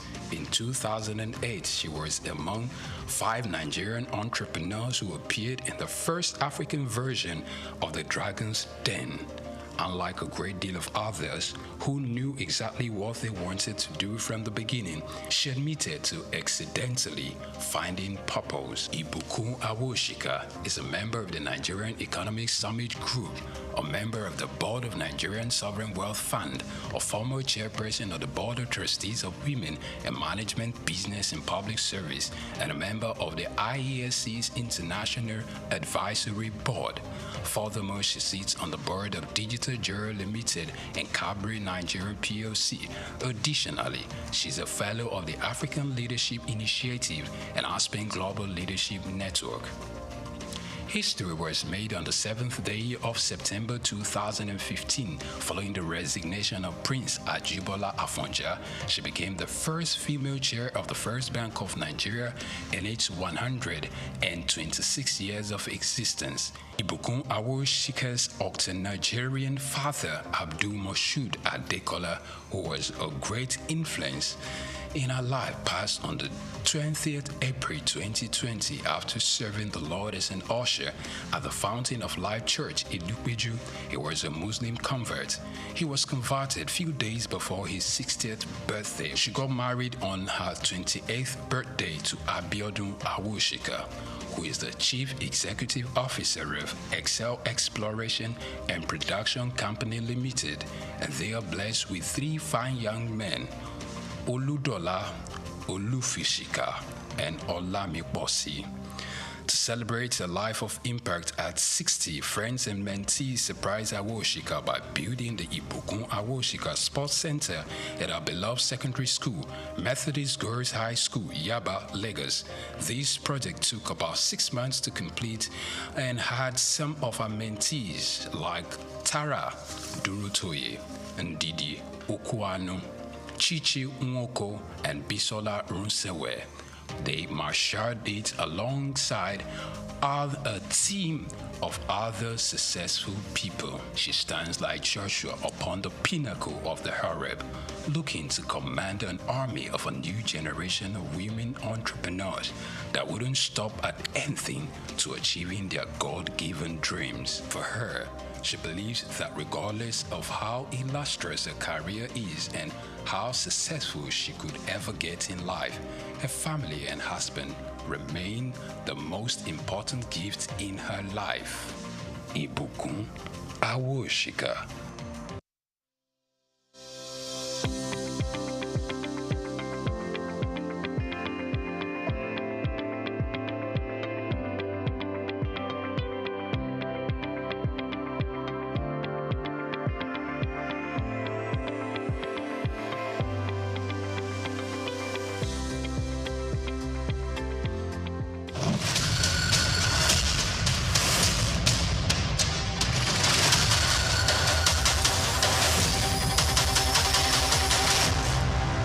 For more than a century, Zambia has stood as a prominent figure in the mining sector, particularly renowned for its copper production, which remains a cornerstone of the nation's economy. Accounting for 3/4 of the country's export earnings, mining plays a pivotal role in Zambia's economic landscape. The focal point of this mining activity is the Copper Belt province, home to major copper mines like Lumwana and Konkola, alongside Sentinel in the northwestern province. These mines, operated by renowned international firms such as Barrick and Vendetta Resources, hold majority foreign ownership, with Zambia Consolidated Copper Mine Investment Holdings retaining minority stakes. Smaller mines in the Copper Belt region, backed by investors from countries like China, Brazil, and South Africa, contribute to Zambia's diversified mining landscape. However, the country's mining sector faces various challenges hindering the potential growth trajectory. Fiscal policies introduced by the government, including royalty increases, the taxation policies, have negatively impacted mining profitability. Also, price volatility in global markets, infrastructural deficiencies like inadequate transportation networks, power shortages, and an uncertain regulatory environment further increases the sector's challenges. Moreover, labor disputes, safety concerns, and geopolitical risks stemming from political instability poses additional hurdles to Zambia's mining sector. To propel the nation towards its 3 million tons copper production goal, strategic measures are crucial. and these include leveraging digital technology through partnerships with AI and machine learning firms to enhance sectors' efficiency and investment, stable policy framework in order to attract and retain investment, and provision of a conducive regulatory environment. Infrastructure strengthening supported by donor funding and concessional financing can also alleviate critical constraints such as transportation and power shortages. More so, environmental conservation is vital for sustainable development. Hence, mining companies must provide government-approved environmental management plans, prioritize durable equipment, and proper waste disposal techniques to minimize environmental degradation. Giving copper's expected dominance in Zambia's exports, maintaining its position as Africa's economic hub demands a concerted effort. Israel Adeyemi, SOUQ News.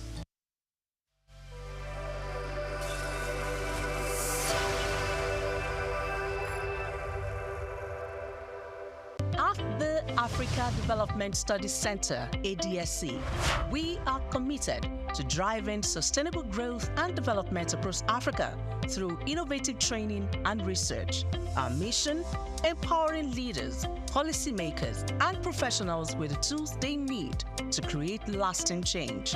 With customized training, dynamic research programs, and study exchanges on leadership, management, and other critical development topics, ADSC offers a platform for exchanging cutting-edge ideas and global best practices.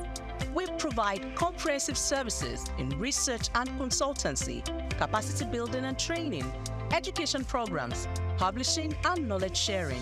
Our esteemed faculty, composed of seasoned experts and researchers, ensures a learning experience that is insightful and practical. We specialize in policy development, implementation strategies, monitoring, and evaluation. At ADSC, learning is engaging and enjoyable.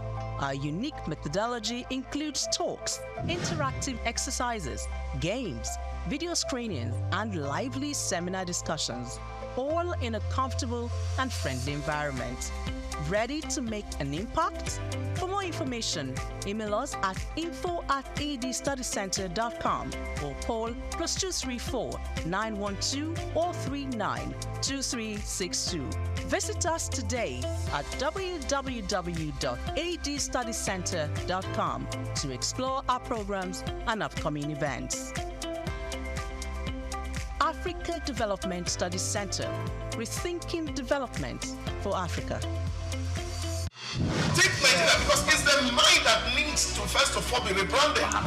Idris said he's going to be putting Nigerian labor, Nigeria content and materials first. If you say Nigeria first and it is just us down here that, are pushing that agenda, it's going to be a big struggle. Do you think Nigerian firms, Nigerian organizations should start looking at getting their staff involved in this market or buying to keep for their staff? Within this side, let's also learn citizen diplomacy. See something. This is SOUQ business landscape.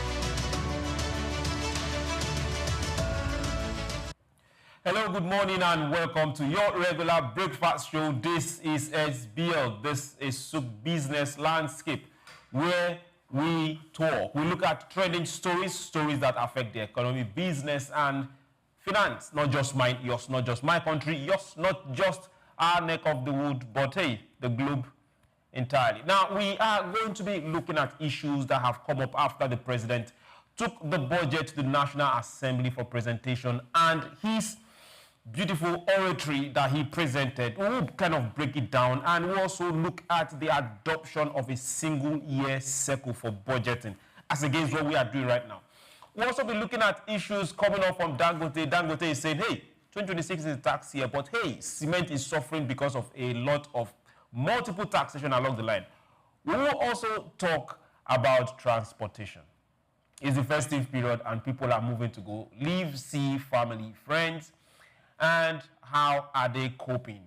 The Consumer Protection Board, responsible for looking at costs, they are coming in and they want to say something, but hey, is it early, is it late? We'll have a whole lot to talk about today on SBL, so don't go anywhere. My name is SOUQ John Roger Strokes. Invite your friends, invite your neighbors. Let them know that we are live. So hey, go on every social media platform and it's just SOUQ Television. Follow, like, and most importantly, share. I'm not alone on this table that happens to be alive. So your excellencies, distinguished ladies and gentlemen, join me as I welcome this beautiful Monday, the knight himself. Olumide, good morning. Good morning, compliments of the season. Happy New Week. Merry Christmas in advance. Okay, thank you very much. Same to you. Good morning. Welcome to SOUQ Business Landscape. I am Olumide Shokoya, and I also say compliments of the season to everyone. Now, I wanted to ask, does it feel like Christmas? That happens to be a very good music, a good song. Does it feel like Christmas? Well, my pocket will determine if it feels like Christmas or not. I saw one guy I was alighting from Akpongo roundabout, with the Ghana must go thrifts, and was saying no more 5,000 to 2,000 naira. That's how we end of year sales. End of the year sales. I'm like, okay, Christmas is about it. It's coming alive. And I noticed the traffic was a bit light this morning. Yeah, people are home. Some are traveling. Yes. So let's see how the Christmas goes. Okay. Does it feel like Christmas is if you are the one spending it? If you are the one being spent on, everybody, congratulations. Just be nice. Yes, let's get straight to our first story for today, and it has to do with the budget. Now, Nigeria is looking to adopt a single annual budget SOUQ from April 2026. You heard that, and that is coming from our President Bola Ahmed Tinubu. He announced that Nigeria will transition to a single annual budget SOUQ starting from April 2026. The declaration came during the presentation of the 2026 appropriation bill to the joint section of the National Assembly on Friday. Now, this particular reforms aims to eliminate overlapping budgets like we have right now, improve planning, speed up execution, and strengthen fiscal accountability across government agencies. Okay. We had an issue presently, 2024, 2025. 2026. We're not 2026, yes. Okay. But let's hold on to 2024 and 2025 budgets were running concurrently. A bit of 2023, but I think that is almost taken out of the table. The president came up on Friday and said, after the presentation, for everyone that watched it, we'll pull up those clips later on, and said, okay, hey, from April, we will do the right thing. Let's say it. That is the right thing. Budget is meant for a specific period. It doesn't overlap. Now, he said from April, we will be running 2026 budget, and we'll only be running a single year SOUQ budget. Yes. It's a good one. It's standard. It's not even, I wouldn't even call it a good thing. It's normal. Let's make it really simple. It's normal. That's how it's supposed to be. Not saying it's a good thing. So what it means now is that every ministry, department, and agency will work with one single calendar. Funds will be disbursed timely. But what I'm also more concerned now is monitoring. Like I asked you earlier on before the show came on, what happens to 2024 and 2025? Because according to Wale Edo, he said we were only able to fund 30% of 2025. So what happens to what was left? Will it be moved over to 2026? What about 2024? Will it be moved or stopped? It's a whole lot of things we need to iron out. It's not just saying, okay, from 2026, April 2026, one single, it's a good one, but what happens to the leftovers or the projects that were not completed? For instance, okay, yes, this is going to run in all budgets, and I'm talking about the coastal way. I'm sure that will be taken care of. But what about other projects that is still running or has started, or we have gone ahead to borrow money from? I'm not trying to throw shades at anybody, but we have gone ahead to borrow money from, and we've not even started. I mean, it's a whole lot. Okay. Now, for 2024, 2025 budget, getting to 2026, we have recurrent expenditure. Yes, that everybody's getting that. Your salaries, you have been paid. Servicing of government and overhead, that is there. So it doesn't roll over. It's pay as you go. For capital projects that were started, they have been rolled over and they will be completed. We don't have excuses. We don't have excuses for that.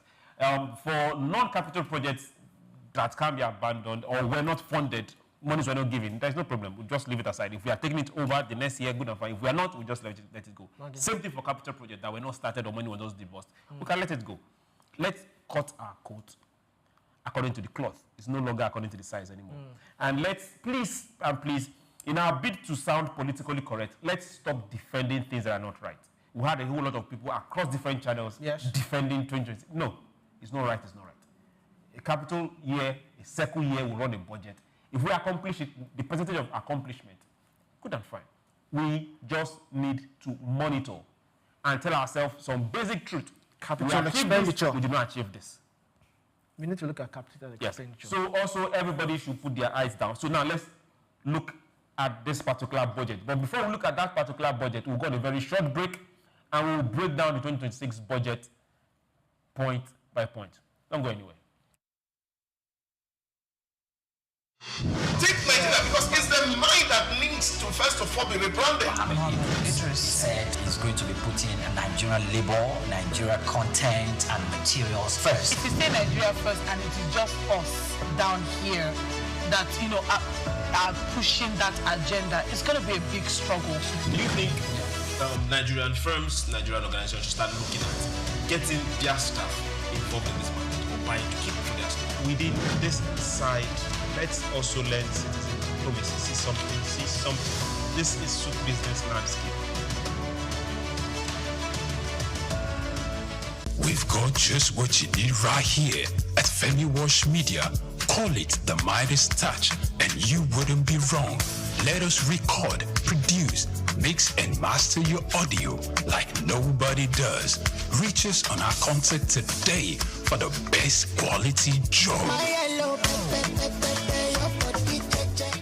Dr. SOUQ A. Adedeji, whose leadership has significantly transformed Nigeria's tax administration, is a distinguished first-class graduate in accounting from the prestigious Obafemi Awolowo University, Ile-Ife, and he currently serves as the chairman of the Federal Inland Revenue Service, FIRS.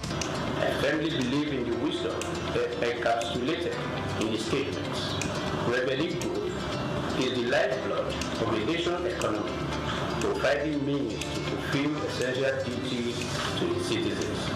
These words capture the core principle that will guide us as we navigate the challenging terrain ahead, ensuring that our nation thrives and fulfills its obligation to its citizens. In our pursuit of greater fiscal future, we are determined to align ourselves with President Bola Tinubu's Extreme Fiscal Policy and Tax Reform Committee.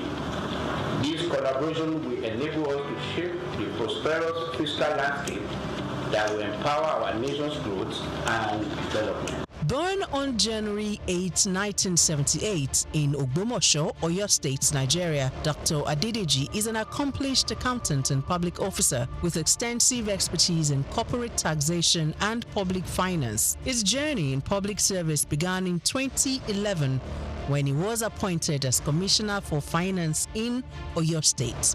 In that capacity, Adedeji introduced transformative financial reforms, most notably the establishment of the Treasury Single Account (TSA) to streamline government revenues and expenditures.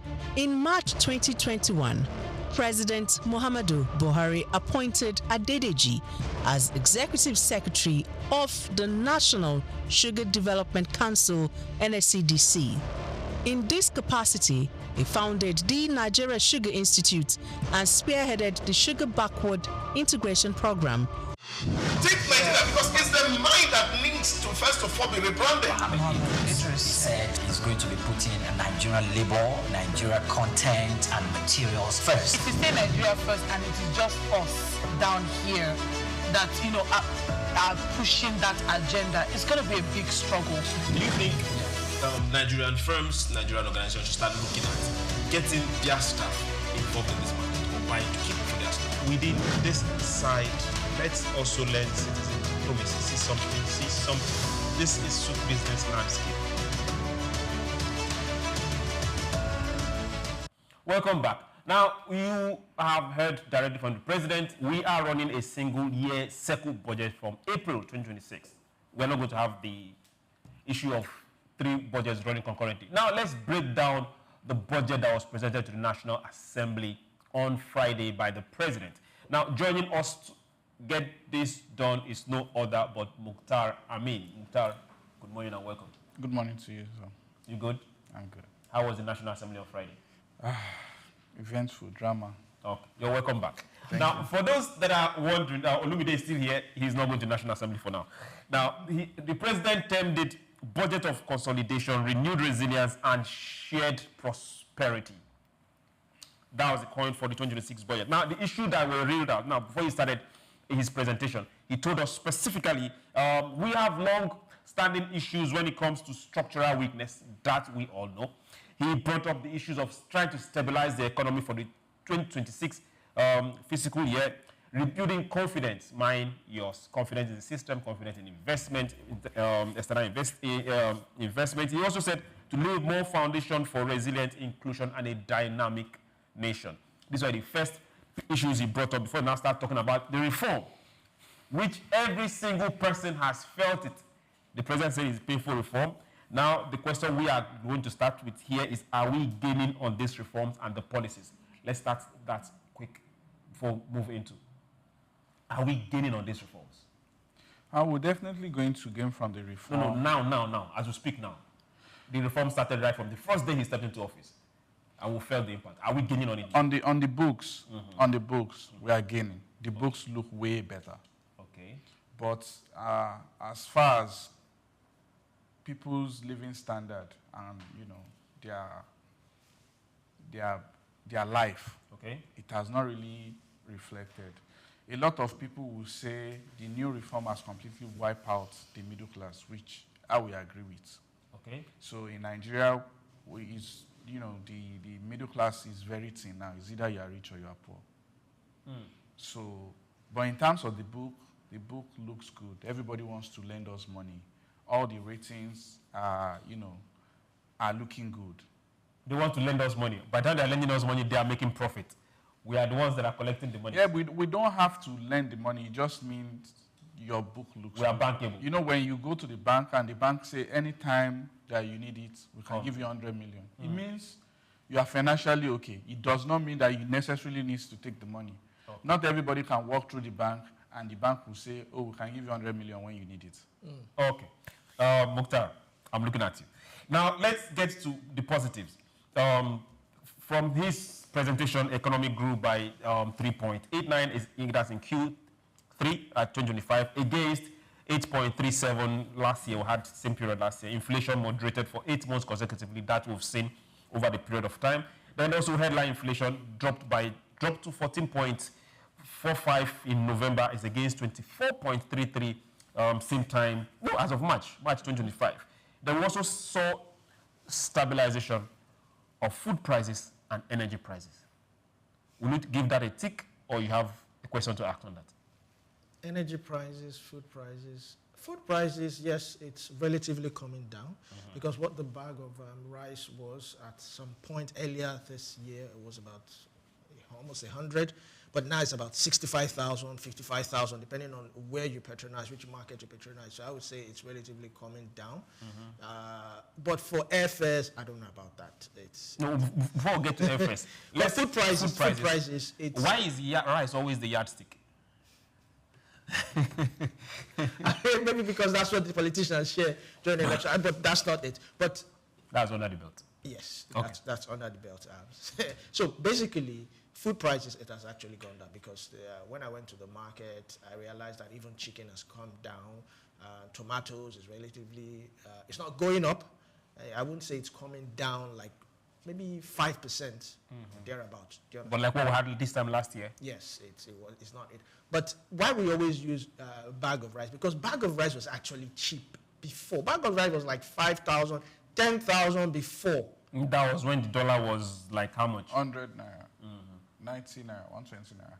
Our food prices have actually very crashed. There's no argument about that. And the only way to know is that the farmers are complaining across board. A lot of people will be discouraged to farm next year if the government do not find a way to encourage them. Because bag of beans, for example, this time last year was around 150, 180,000. Today is between 55 to 65,000. Okay. Same market. Same market. Same energy. Corn, the same thing. So CBN has agreed to say, okay, yeah, they let a lot of agricultural produce coming. And their defense is that they are not just trying to force the prices down, they are also not, for consumption purpose only. But they are saying that if they are trying to drive exports, if your prices are so high up there, you can't do any exports. Okay. So they need to drive the price down. They have to force the farmers to make our agricultural produce affordable, cheap, so as to encourage export, because with our prices high up there, so we won't be able to export. So for them is one stone key, two beds. First, it brings out cost of living for Nigerian, and then it encourages exports. Energy prices? Energy prices dropping. We thank God to the drama in the sector. So, and we hope to see more drama when more actors come in next year. Let's look at power for it. Yes, that's what I was going. Because when you say dropping, Bande is not dropping. Bande is doing. When you say energy, electricity. Energy. I was looking at gas, gasoline, and all of that. On the gas side of it, good. On the gas side, it's Dangote. Okay. On the gas, fuel or whatever, it's Dangote. So let's he's a Nigerian. He's a Nigerian. Yeah, regardless, it's drama in the sector. Basically Dangote. But he's playing in this sector. Because of the competition is bringing into the sector, it's making it go down. Okay, it's but can we give it to let's give it. Regardless of the government that they've made the field playable. Yeah, I give it to them because of Naira for crude. I can give it to them. No, Mr. Olumide, if we look at if Dangote has gotten his monopoly power 12 months, 15 months before now, this is not the kind of conversation we'll be having. Okay. So the government being at his throat is good, and that is what is playing out. Are they really at his? Yeah, they are at some point at his optimal production in his refinery. We're not giving him what he wants. We cannot afford to give him what we want. What he wants, we cannot. See, we have borrowed against the crude. About 30% of our crude is gone into paying back debt. We need about 40% or about another 60% to fund our budget. Drill more. Exactly. Hold on. When this government came in, we were producing 800,000 barrels per day. Okay. Today we are producing 1.4 million barrels per day. At some point, the production hits 1.6 million barrels per day, which is double. So we are actually drilling more.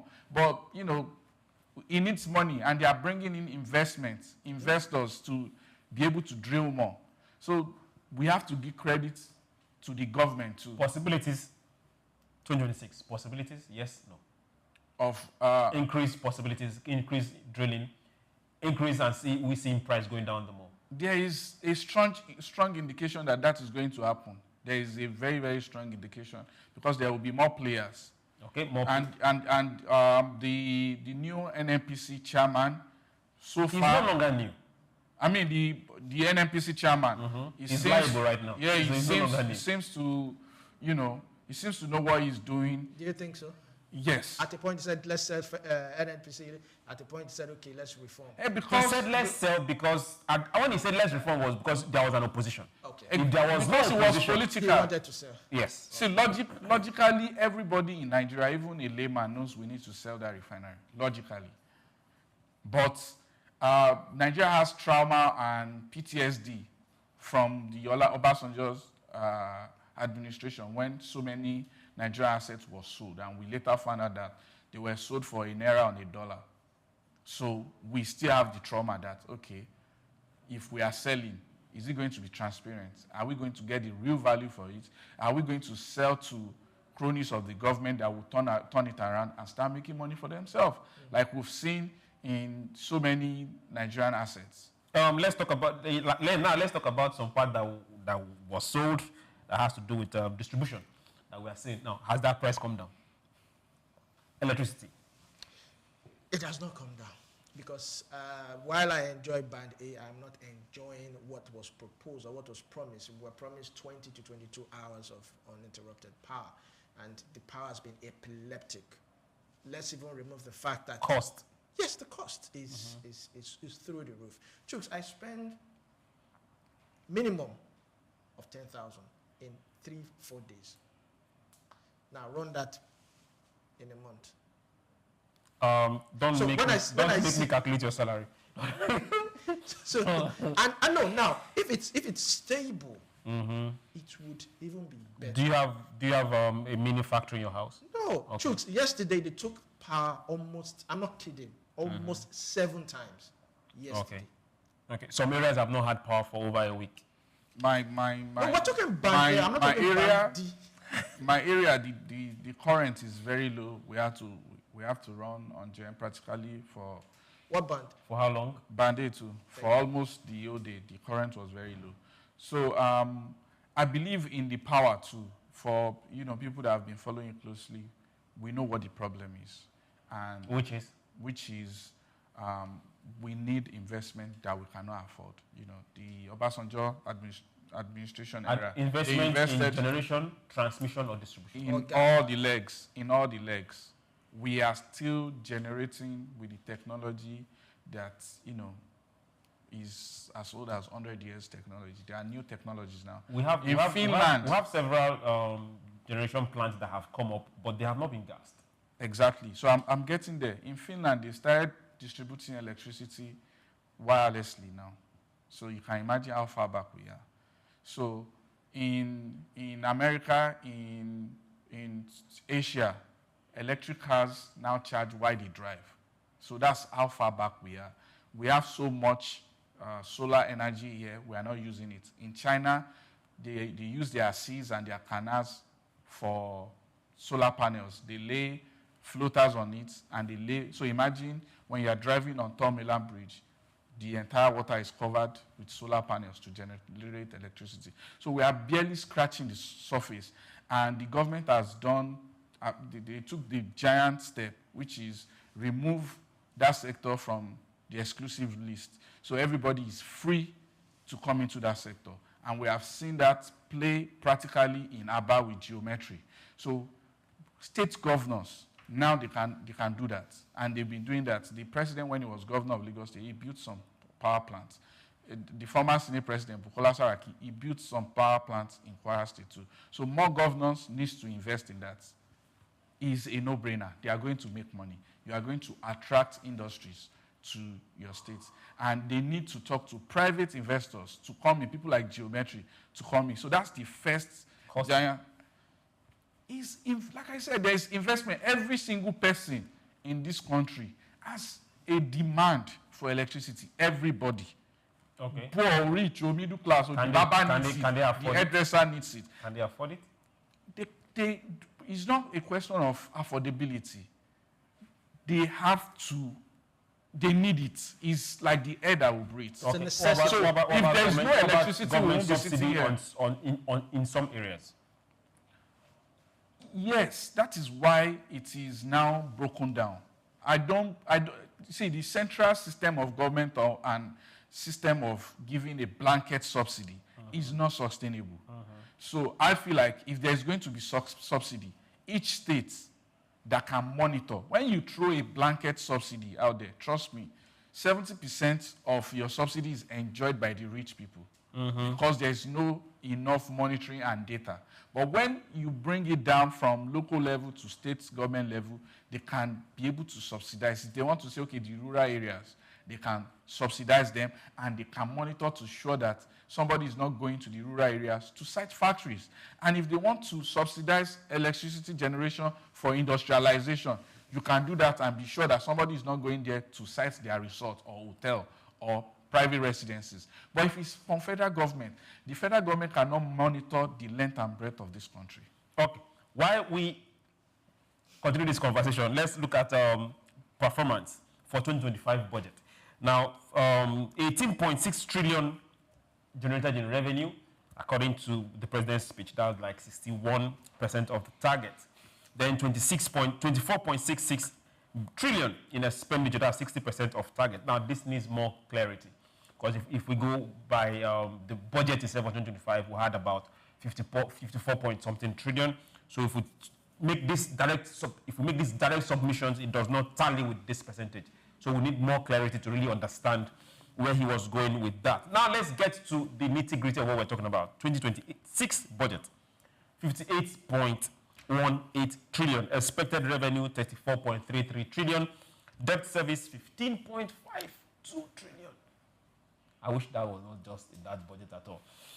Recurrent 15.25 trillion.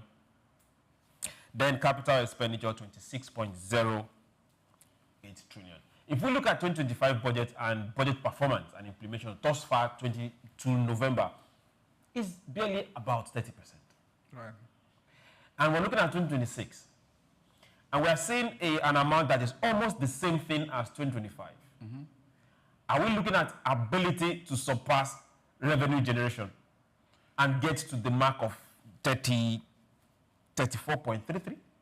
I don't believe that they are going to do better next year because this they got into the power in 2023. We excuse them because they are running on a budget that they did not prepare, even though they had their own supplementary budgets. Then there goes 2024, flip-flop.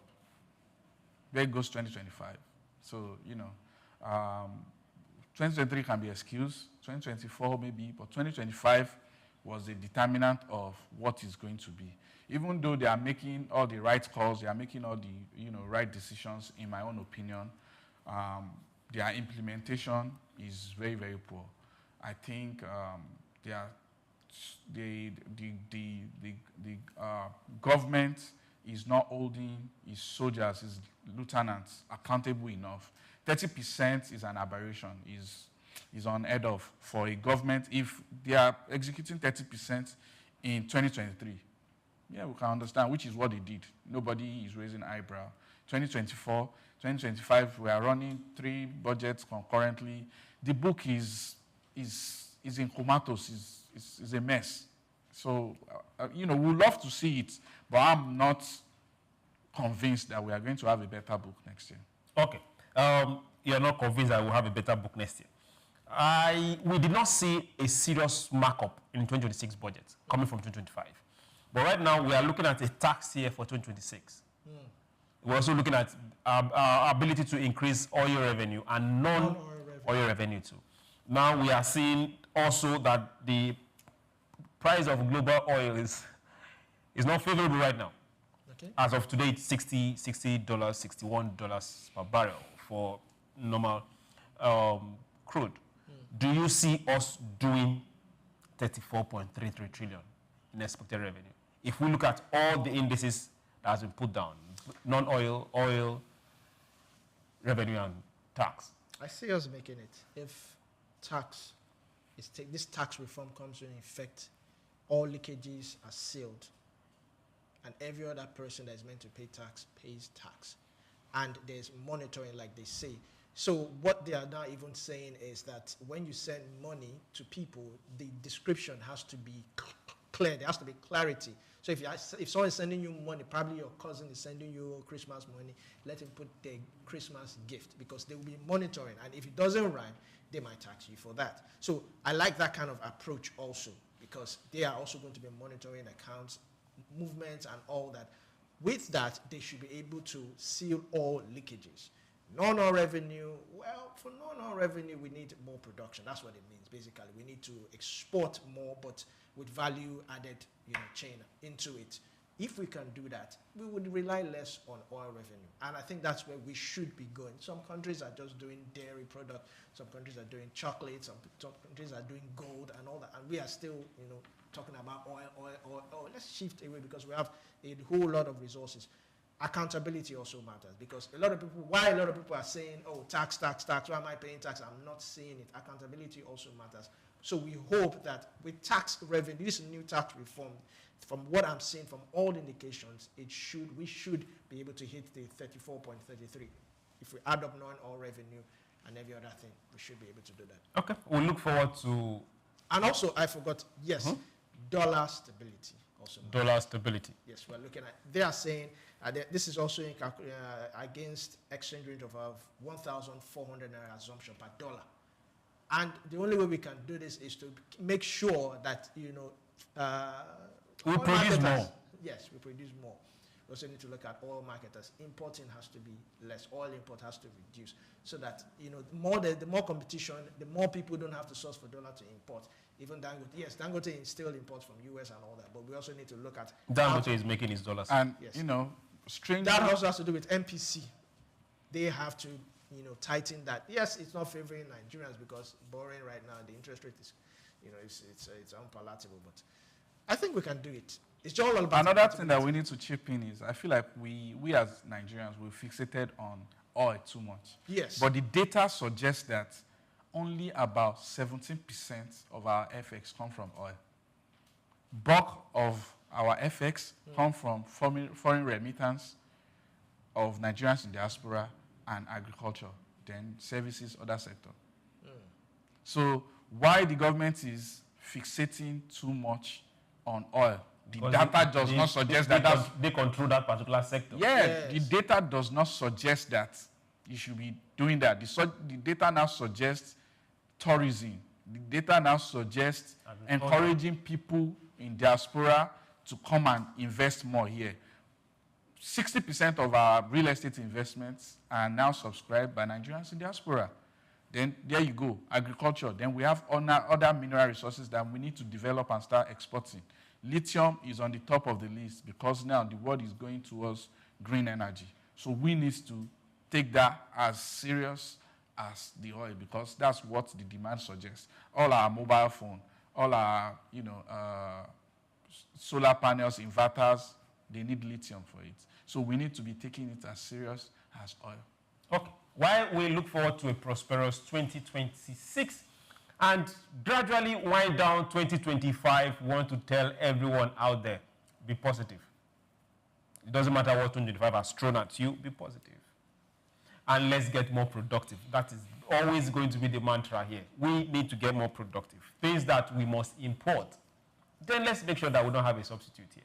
But if we do, then let's support the one we have here. Let's get straight to what CBN is saying, because CBN is telling everybody out there, hey, if you have a foreign card, there is a mandatory function that you should make sure you have an authentication for it. Now, CBN is telling everybody, hey, all instruction from all banks and financial institutions to enforce, by force, multi-factor authentication for foreign cards transactions exceeding $200 per day.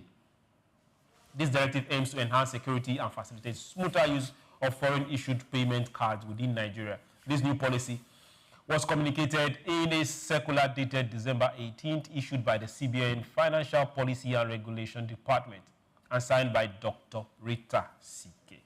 This is, yes, for banks, you know personally that nobody wants to wake up and hear issues with his or her card or transactions. So they are saying, hey, everybody get more authentication. Now, we have several factors. It could be 2, it could be 3-factor authentication when it comes to your account or social media handles or several other things. Now that is moving down to financial cards. How fast can this be done? It can be done as fast as possible. So, but, I feel like this is coming a bit late because the importance of this is for tourism, and which is we only run a 1-year tourism calendar, which is December. So I feel like this should have been done in October. And how does this apply? So because foreign cards don't work in most places, to my own knowledge, foreign cards only work in 5,000 hotels in Lagos, and maybe few payment portals, few fine dining restaurants. That's where foreign cards work. So last year, a lot of tourists went back to their country and called back the payment because in foreign countries, you can tell your bank that you don't know this charge, and they take it back. And because it's just a single authentication, as a matter of fact, in America, people don't know what PIN is because you just tap your card to pay. You just palm, you go, or use your phone, Apple Pay. So it's easy, and it's easy for you to say it's fraud. But if it's within the shores of America, they can investigate it and they can see you on the camera like, yo, this is you paying with your card by yourself. But in Nigeria is already a high-risk place, so they don't even need to investigate. They just tell CBN that, okay, this payment is fraud, and, we know our... We don't know. So it's easy. So they call back so many payments. So these are FX payment that CBN is looking at, like, oh, we are making $20 million in 13 December in payments. Now the US government is saying, you know, or the UK government or wherever saying, these are fraud payments. And vendors in Nigeria were screaming. And what is going to happen this year is that vendors are now saying, tourists, hey, pay me cash, right? So when you now say pay me cash, guess what is going to happen? All the FX that is coming into this country will now go to the black market. Because instead of people bringing their card to pay, because you now say everything is going to be cash payments, then a lot of the influx of the tourist dollars and tourist pounds is going to the black markets. So CBN, in order to now curb that, for the black market not to have excess FX, because when they have excess FX, they get to dictate the exchange rate. Yes. So in order to curb it, they are now saying, hey, we will take card. But when you now have multi-authentication, a multi-factor authentication, there's no way you put your PIN, you put other things, and then you now say it's not you. You will not be able to call back the transaction because they now be able to say, oh, you put your PIN, you put your zip code. There's no way a fraudster is using your card to do that. And, you know, maybe your bank will now want to investigate further to be sure. But then again... But I feel like it's coming late. Today is 21st. This circular came in on Friday. It's on Friday, so it's late. We are in the middle of it already. This is something should have been addressed since January, February, when people went back from, you know, the last tourism calendar. That is when CBN should have addressed this, not this late. But, you know, better late than never. Okay, go ahead. It's a good one, but we also need a very tight cyber security, you know, thing to monitor, because in as much as I agree with what Mukhtar said, I also don't agree, because we've seen cases whereby your phone gets stolen and somehow they get into your account. Even with the OTP and all that happens in Nigeria. I'm not even talking about the diasporas. So in as much as it's a good thing, we also need to find how we can also make sure. Now, two-factor authentication, some two-factor authentication is linked to your SIM card, your email, and also another second email. Just in case this particular email doesn't work, they will use the other one. Sometimes they even go ahead and ask you a security question, which you would set for yourself, the question and the answer. All that is to ensure that, yes, it's a very tight thing to, you know, decode or to hack. Okay. But then again, we don't know our people. But that's for appliances you're talking about. But yeah, what about for payment? For payment, what I'm basically saying is that it's good if it's your card. But if your card is also linked to your phone number or any other thing, your phone gets stolen, what are the chances that they won't be able to hack into that card? Actually, when you are doing tap and go, that's for tap and go, yeah, for tap and go, if the person does not have the password of your phone, okay, and have your facials, or your they can't pay with it. Okay. So, and I like to point out that Nigerian banking system is actually one of the secured in the world. And the same thing that happened to Nigerian vendors, me personally, this is my own personal experience. So I was in the US, October, thereabouts, and then Access Bank announced that you can now use your Naira card to make dollar payments for up to $600 a month. Yes. So I started using my Access card to get the train. Now, when I got back in November, trust me, all the train pay, because it's tap and go, the train you just put and it opens, you get there. All the train payments that I made, I got it back. Because Access Bank is now saying, because all these payments was tap and go, all our cards has that feature, but they don't enable it. Nigeria force you to use PIN, but you can actually tap your card. There's something that there's like a sign of like a Wi-Fi that shows that it's tap and go. So I got all my payment back, all the train that I've been taking from September up to November, middle of November. Access Bank gave me back all the money that was charged, because they now say, oh, your card was used without PIN. So they didn't think it was me. But there's no way I could have used PIN, because the train, you just tap and you go. But if it was American card, that's their system. So is vice versa too, I guess. So let's say the person that operated that particular service happened to be a small vendor. As we speak right now, that person is crying. He's crying, exactly. Okay. It's like he said, it's better late than never. But hey, when it comes to this kind of information, let's be able to drop it and make sure media houses and everybody that's concerned pass and keep pushing it so that people will get informed. We want to do business, we want to make profit, not losses. We'll go on a very short break, and when we return, we'll tell you where Dangote is heading to next. Don't go anywhere. Take Nigeria because it's the mind that needs to first of all be rebranded. Idris said he's going to be putting Nigerian labor, Nigeria content and materials first. If you say Nigeria first and it is just us down here that, you know, are pushing that agenda, it's going to be a big struggle. Do you think Nigerian firms, Nigerian organizations should start looking at getting their staff involved in this market or buying to keep for their staff? Within this side, let's also learn citizen diplomacy. See something. This is SOUQ Business Landscape. In Africa, and there's one man who has consistently been a household name and index of reference in the business arena. The name Aliko Dangote apparently stands tall. The Africa's richest man clearly benchmarks success, wealth, and prosperity.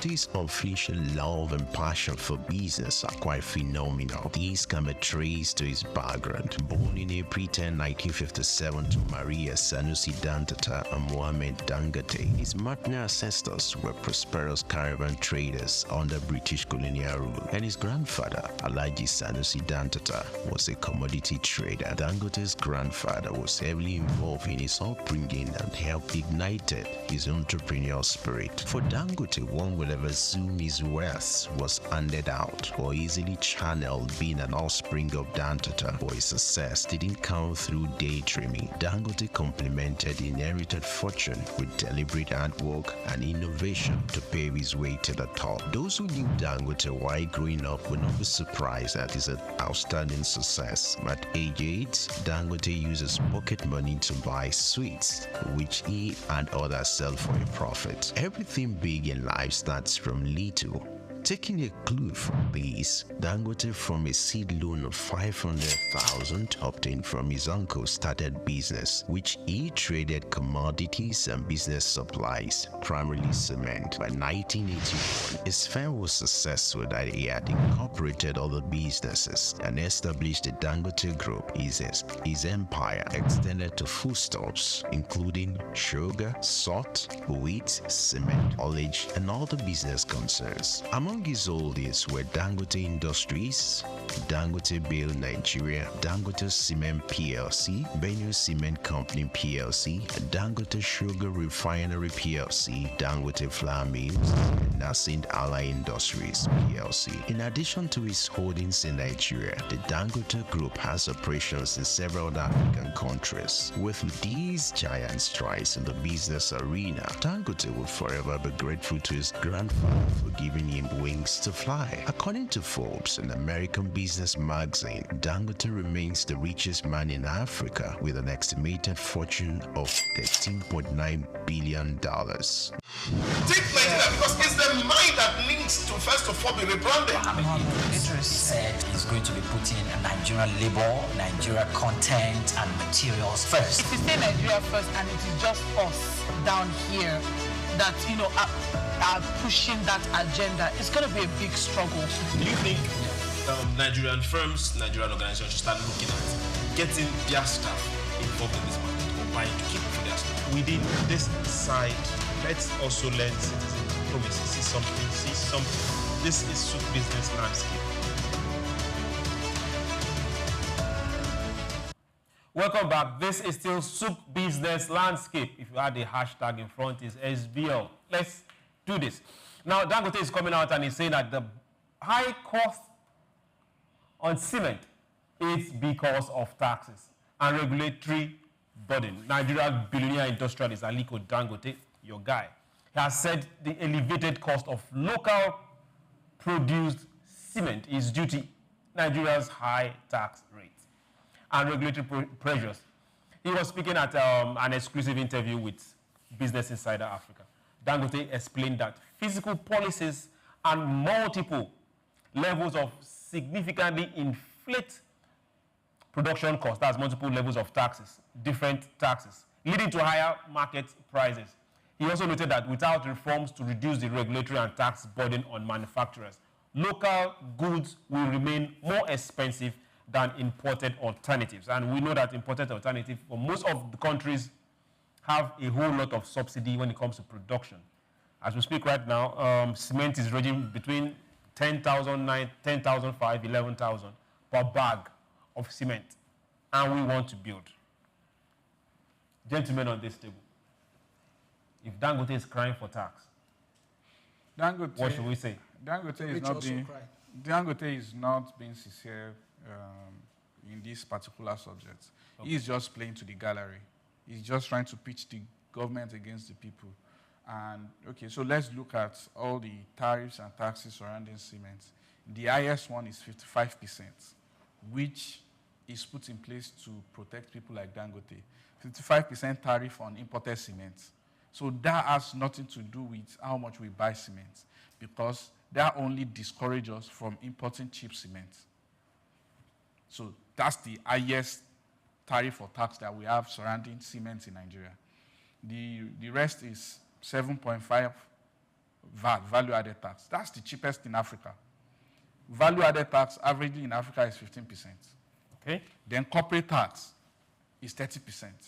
That's like the average in Africa as well. Now, if you produce in Nigeria within our shores and you sell, the question is, why are you selling higher than in other markets in Africa? And then you say taxes when VAT is cheapest here. So now you spend logistics, follow me. In moving it out? In moving it out. Then you pay, the consumer pay higher VAT. They pay up to 15% in other countries like Ghana, and they still get to buy it cheaper. The mass is not massing, because the highest tariff, like I said, around cement is 55% on imported cement, which has nothing to do with you. So now if you investigate that statement, you see the 55% tariff, which seems like it's high, but it has nothing to do with how much we are buying cement with, because we are not buying imported cement. And to put that in perspective, in 2023, when we devalued our naira and price of things skyrocketed, the president invited Dangote and Bua to say, okay, what can you do for me in your sector as regards cement? Dangote said he cannot do anything. And the price of cement at that time was 5,500. Bua reduced the price by about 30% to 3,500. It's in the record, it's in the news. In 2024, when prices went back to about 8,000, Bua reduced the price of cement again. He's a local producer as well. Dangote is not on record to have reduced price of cement at any point. So if a new player that is not as big as you, Bua only operates maybe 30%, 40% of Dangote's capacity, can reduce their price by about 30%, then the mass is not massing. Something is not adding up. And Dangote should come forward to show us anytime he has reduced the price. So at the time that Bua reduced the price of cement from 5,500 to 3,500, our price was at almost same level with the rest of Africa, which means it's possible. Okay. The Knight himself. Now we have two major players. Do you think we need more players in this sector? I think we do need more players. It's quite funny and sad at the same time that you remember the whole Dangote and Obasanjo story, when Obasanjo wanted cement to be locally produced and he called Dangote, and Dangote said that it's cheaper for him to import than to manufacture it. And Obasanjo asked him, and he said, make it cheaper for me to produce here. And Obasanjo said, okay, no problem, let's do it. And that was why he went, and he started producing over 1 million in a day. So from that time till now, one would have thought that Dangote should have reaped the gains of the dividends of whatever he invested at that time till now. I remember how it is because at a point we were building something in my family house and cement was always the problem. you go to buy cement today and by tomorrow the price has changed and you're wondering, and they will tell you, oh, once Dangote sets a price, others follow. Do we have a monopoly in that sector right now? It is believed to be that there is. Is it believed to be, or it is what it is? Hey, I'm not speaking for the horse. There are other cements in the market. There is Manga cement, there is Elephant. There are so many of them, but they have little or no impact because they cannot even, all the competitors put together, they barely satisfy maybe 40% or 50% of the market. Dangote is the major player. Yes. So, and he dictates how, whatever it is, it's played. Boa has tried to influence the market, but he does not have that production capacity to be able to have impact. Okay. So right now we are at the mercy of Dangote. Right. Well, so we need more players. If we can get more players into the industry that would be able, like Mukhtar said, be able to meet up 50% to 60% demand. Okay. Then you can compete. What about, if you remember at a particular point in time, there was this issue between the Kogi State government and Dangote about taking up the, taking up the cement factory in Kogi State. At the point in time, they now resolved the issue. What about state government? There is Enugu State, there is limestone in Enugu, there is limestone in Edo. Can't state governments come up and say, okay, good, let's invest in this particular I was going to suggest that we need to see more state governments actively in investment like this. And especially then again, Bank of Industry. These are some of the places where we want to see them improve capacity for important players like this. They don't have to necessarily give them their own money, but they can guarantee loans for them. As we've seen, CBN guaranteed loan for Dangote Refinery. Yes. We need to do that to encourage industrial activities like this. And state governments should not spend all their money on stomach infrastructure, and they need to actually invest in businesses that can, turn around the economy, that can impact commodity prices. Okay. While we look forward to them listening and also heeding this call, we want to see things happen. Now, for those that are wondering, Nigeria has recorded a 3.15 trillion trade deficit with the U.S. As exports fall, Nigeria trade balance with the United States swung into a very deep deficit in 2025, majorly second quarter and the third quarter. Exports dropped by 940.98 billion, while imports more than doubled within the 9 months of the year, that's in 2025. Data from the National Bureau of Statistics shows that Nigeria exported goods worth 3.65 trillion to the U.S. between January and September 2025, down from 4.59 trillion during the same period in 2024, a 20.5% decline. Now, in contrast, imports from the U.S. surged by 6.80 trillion from 3.01 trillion. That's a 125% rise, pushing Nigeria into a trade deficit of 3.15 trillion. Now, we've seen issues that has to do with the tariff, thanks to Trump.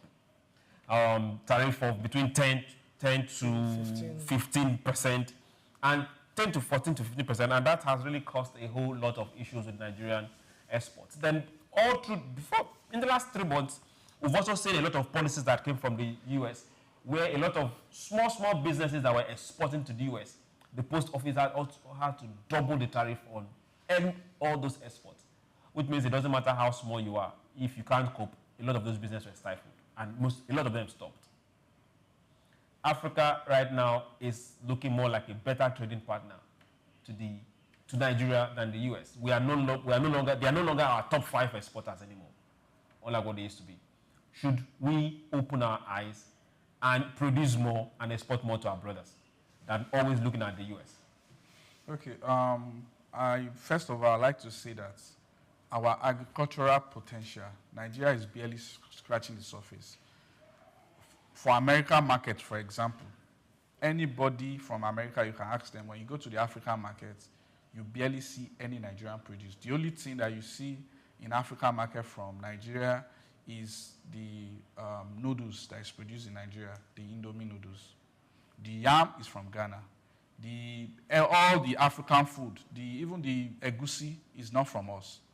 And guess what? the African market is patronized by 30%, 40% Nigerians. And we cannot even buy agricultural produce from Nigeria. But you see, and you know, you feel something in your stomach will turn, because you'll be sad that you are seeing yam from Ghana, you are seeing something from Kenya, you are seeing something from Benin Republic, but you barely see anything. Even the red oil is from Malaysia.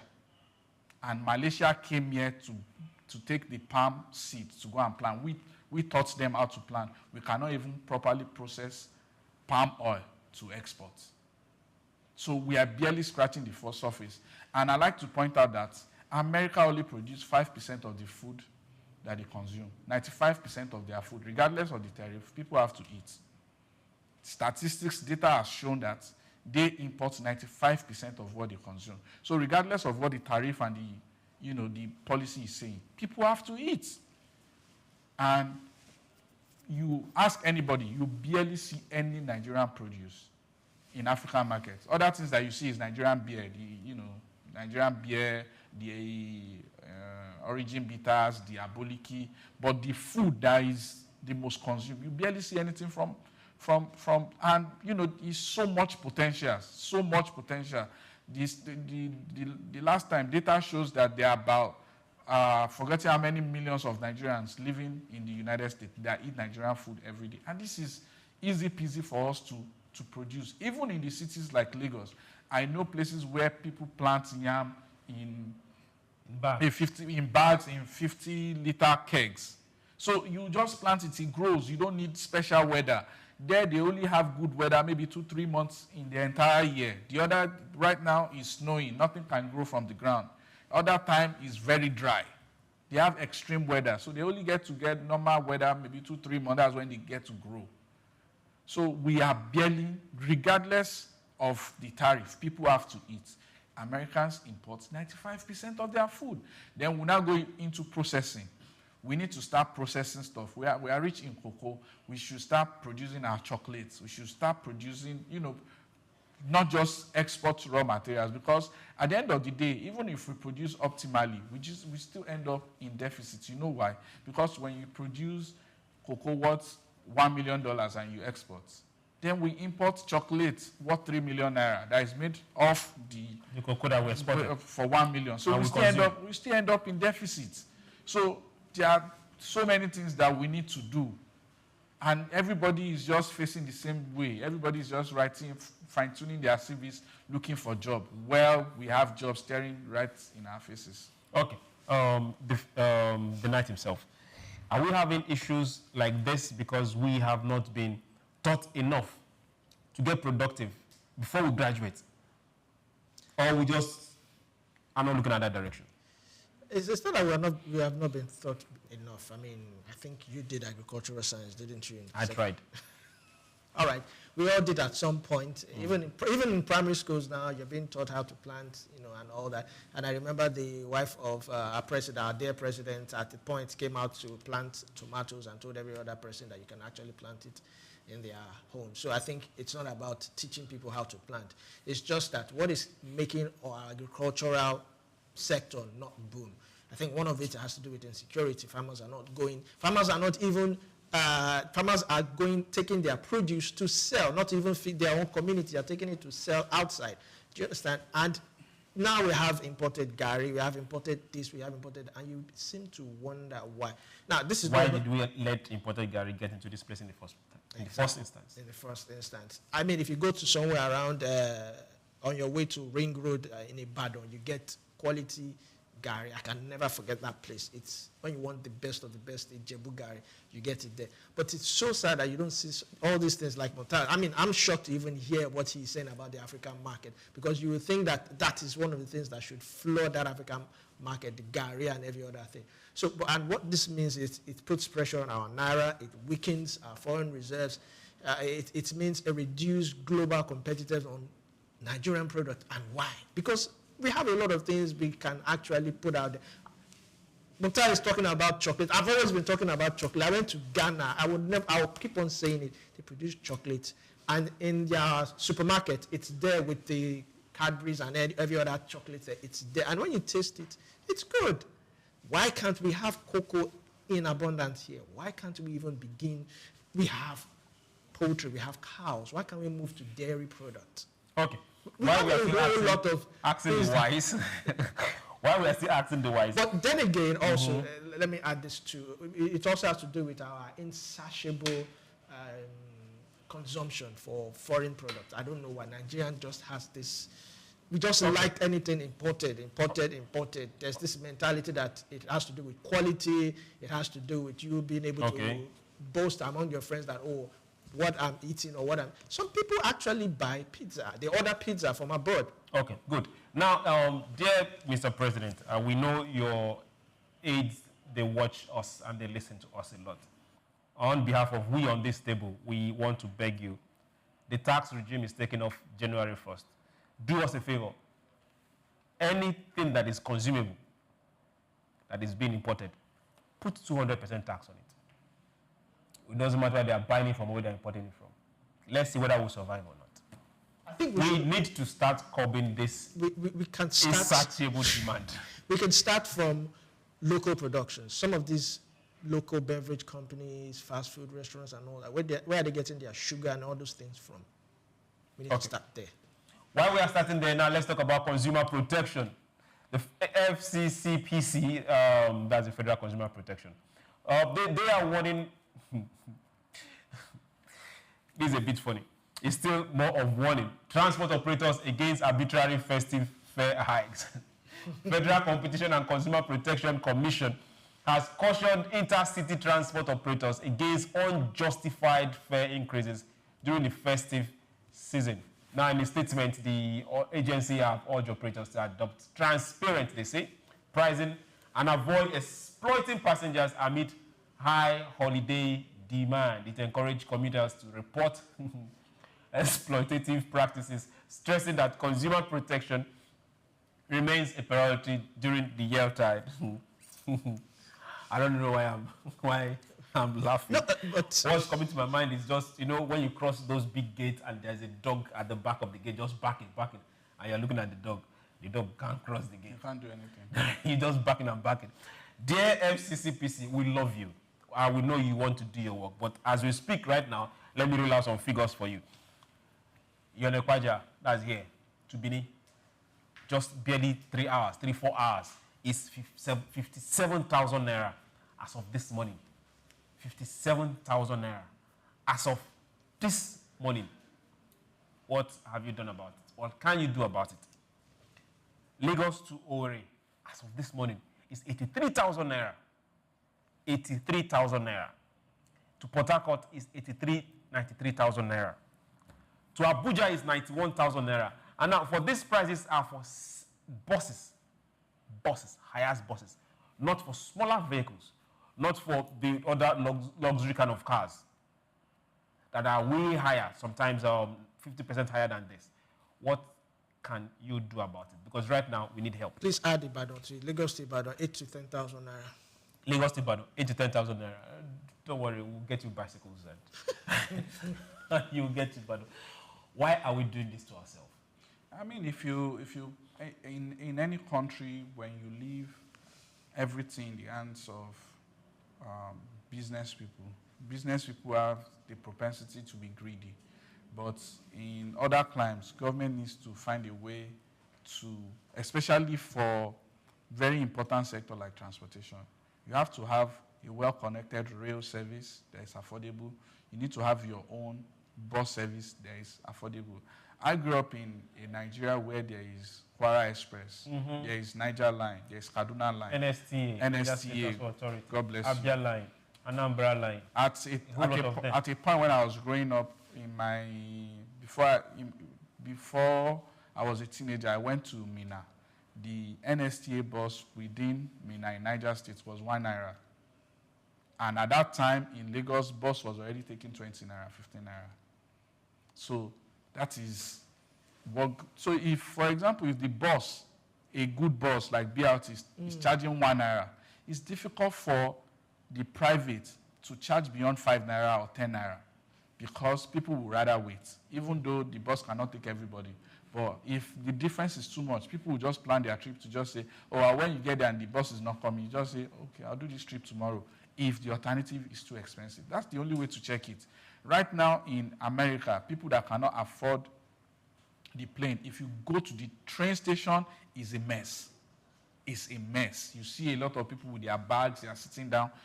They are going to wait 5-6 hours for a 1-hour train because it's affordable. So when the airlines, they know that people have alternative to go take the train, their fare will be moderate because they know people have alternative provided by the government. So the government now, they've done the first step, which is they provided CNG buses. But again, we just have good intentions. We implement them. We fund them with our money. No enforcement, no monitoring. Now, the CNG bus that is free, that government gave out, is now plying Lagos to Ibadan for 10,000, 12,000. Whereas the gas that costs you to take people from Lagos to Ibadan is maybe around 12,000 naira. And then the bus is about 20 capacity, 50 capacity. Do you understand? You are charging each passenger the same amount of the cost of energy to take you on a car that government provided on my sweat, your sweat, and your sweat.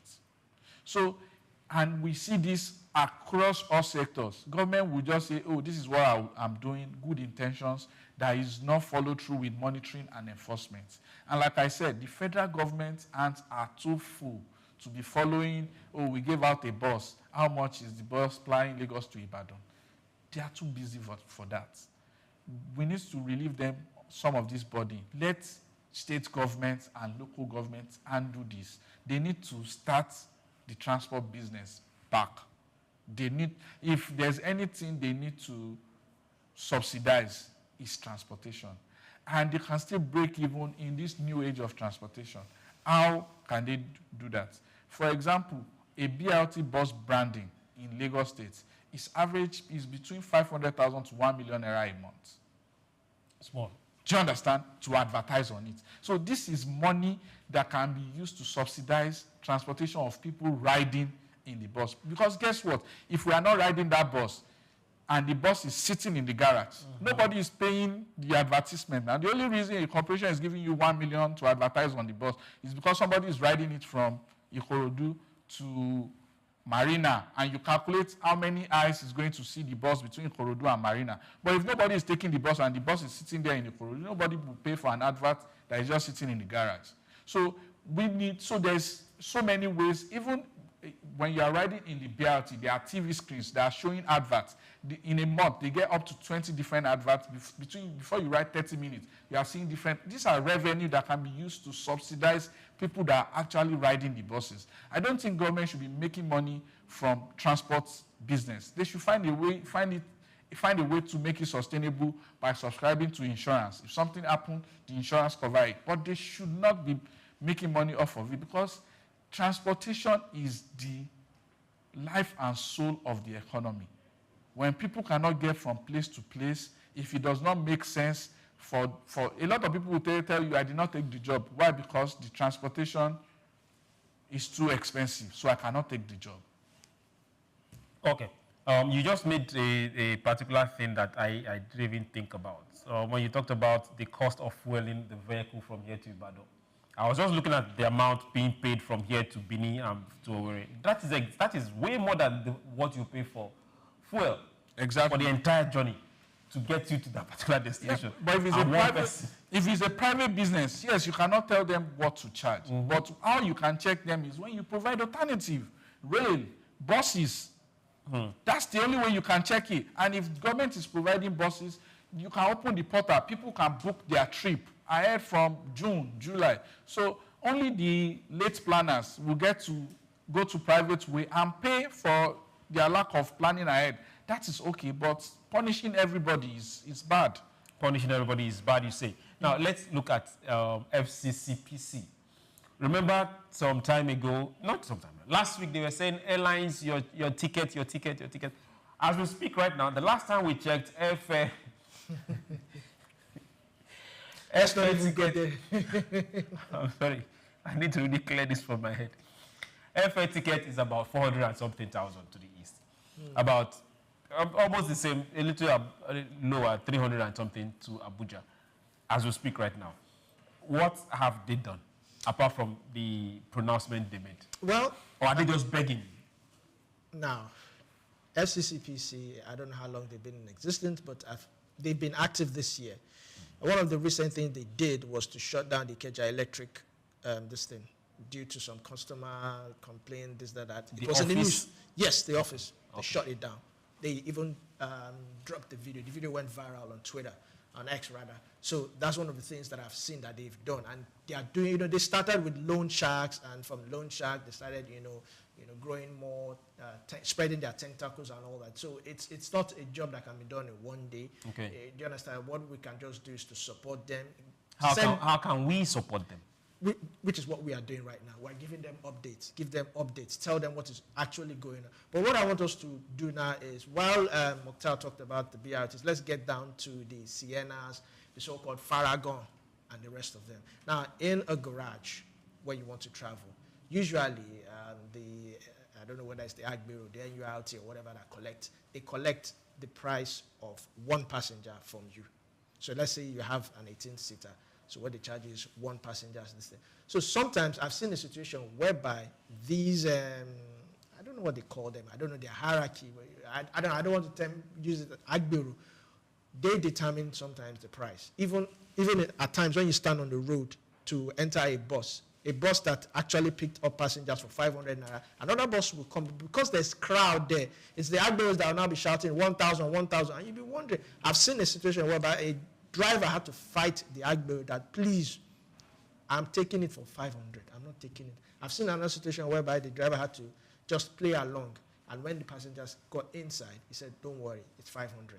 So sometimes these NURT people, they also need to probably have a meeting with them, because they also want to make money. I heard there's a target that they have each day. And the sad thing about it is not the person that is working today that is working tomorrow. So if it gets to Chookstone and Chooks, they are given ₦1 million target, how do you do it? This is what they result to. So what I'm basically trying to say is, you can't just go and close a garage, because if you decide to close a garage, it will affect every other person. And you can't also say you would not allow buses and these things to move. It would also affect the common citizen. So how do you do it? You have to meet them in the middle, have a meeting, go to this garage, or summon the NURT. I believe it's the. Are we meeting them in the middle that they are now more powerful than the government, or they are more powerful? Meeting them in the middle is giving them the carrot and stick approach. Okay. Have a meeting with them, hear what they have to say. We can't always be jacking up prices because of the Yuletide season. We need to. Things are supposed to be cheaper during the Yuletide season. For most of these transportation companies, there are no. We are not even tapping into rail lines. There are no Ag Bureaus in this Ag Bureaus in quotes in these places. Let's not call their names. These guys, they determine what. Private companies. They are all private companies. They are all private companies. Okay. For those still looking forward to traveling, Johnny Mercies, and just line your pockets some more.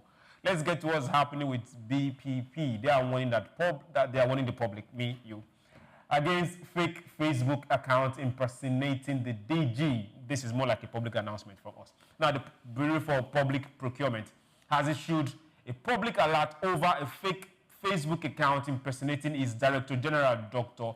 Adebowale Adedoku. In a statement, the BPP warned the public to avoid interacting with the fraudulent account and advise verification of information strictly through official channels. The agency cautioned against making payment or sharing personal data, emphasizing that Dr. Adedoku does not solicit funds, never will, or personal details via media or any social media platform. This is now us telling you, don't make your verifications before you get into any fraudulent deal. He's a perfect gentleman. Now let's get to energy growth. Now, Hayes Energies has secured 750 million Afrexim bank loan to boost oil output. We're just talking about increasing our crude production, and we are seeing this. Nigeria's Hayes Energies has secured a 750 million loan facility from African Export-Import Bank, Afrexim Bank, to enhance oil production and speed up field development. The deal, announced on Monday, marks a major milestone for the company's upstream operations, aimed at scaling local energy capacity and reducing reliance on imports. Okay, this is like +1 from one particular company, and happens to be a Nigerian company. Right. Are we looking at more? Are we looking at more? So 2026 is going to be way better than. Yeah, we are looking at more. The reform going on in that sector has encouraged a lot of investments in that sector. Okay. So, and how fast the investments will come, we don't know. And again, we are approaching an election year. So investors will be looking at the election too. They will be looking at the future of this administration, if they will be able to be in power in 2027. And, you know, so there are so many factors that determines investments. But so far, so good. Everything is looking good. We have somebody that understands the terrain at NNPC. So okay, we have somebody that understands the terrain at NNPC. I'm not coming to your side because I don't. Well, I just hope they're able to pay back their loan in case of any oil price volatility.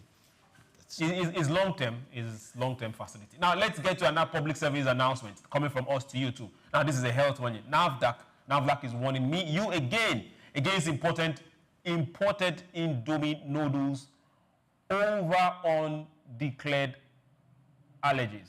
Now NAFDAC has issued this particular public alert warning Nigerians against consuming imported Indomie instant noodles vegetable flavor. Due to presence of undeclared allergens, the agency urged consumers to be vigilant and report any sighting of the product in Nigerian market. Now, these are things that we always tell you when we get to see it. So, hey, this is not, if it is not made in Nigeria, look again. They are telling you directly that this particular one is imported and it has, they say it's vegetable flavor.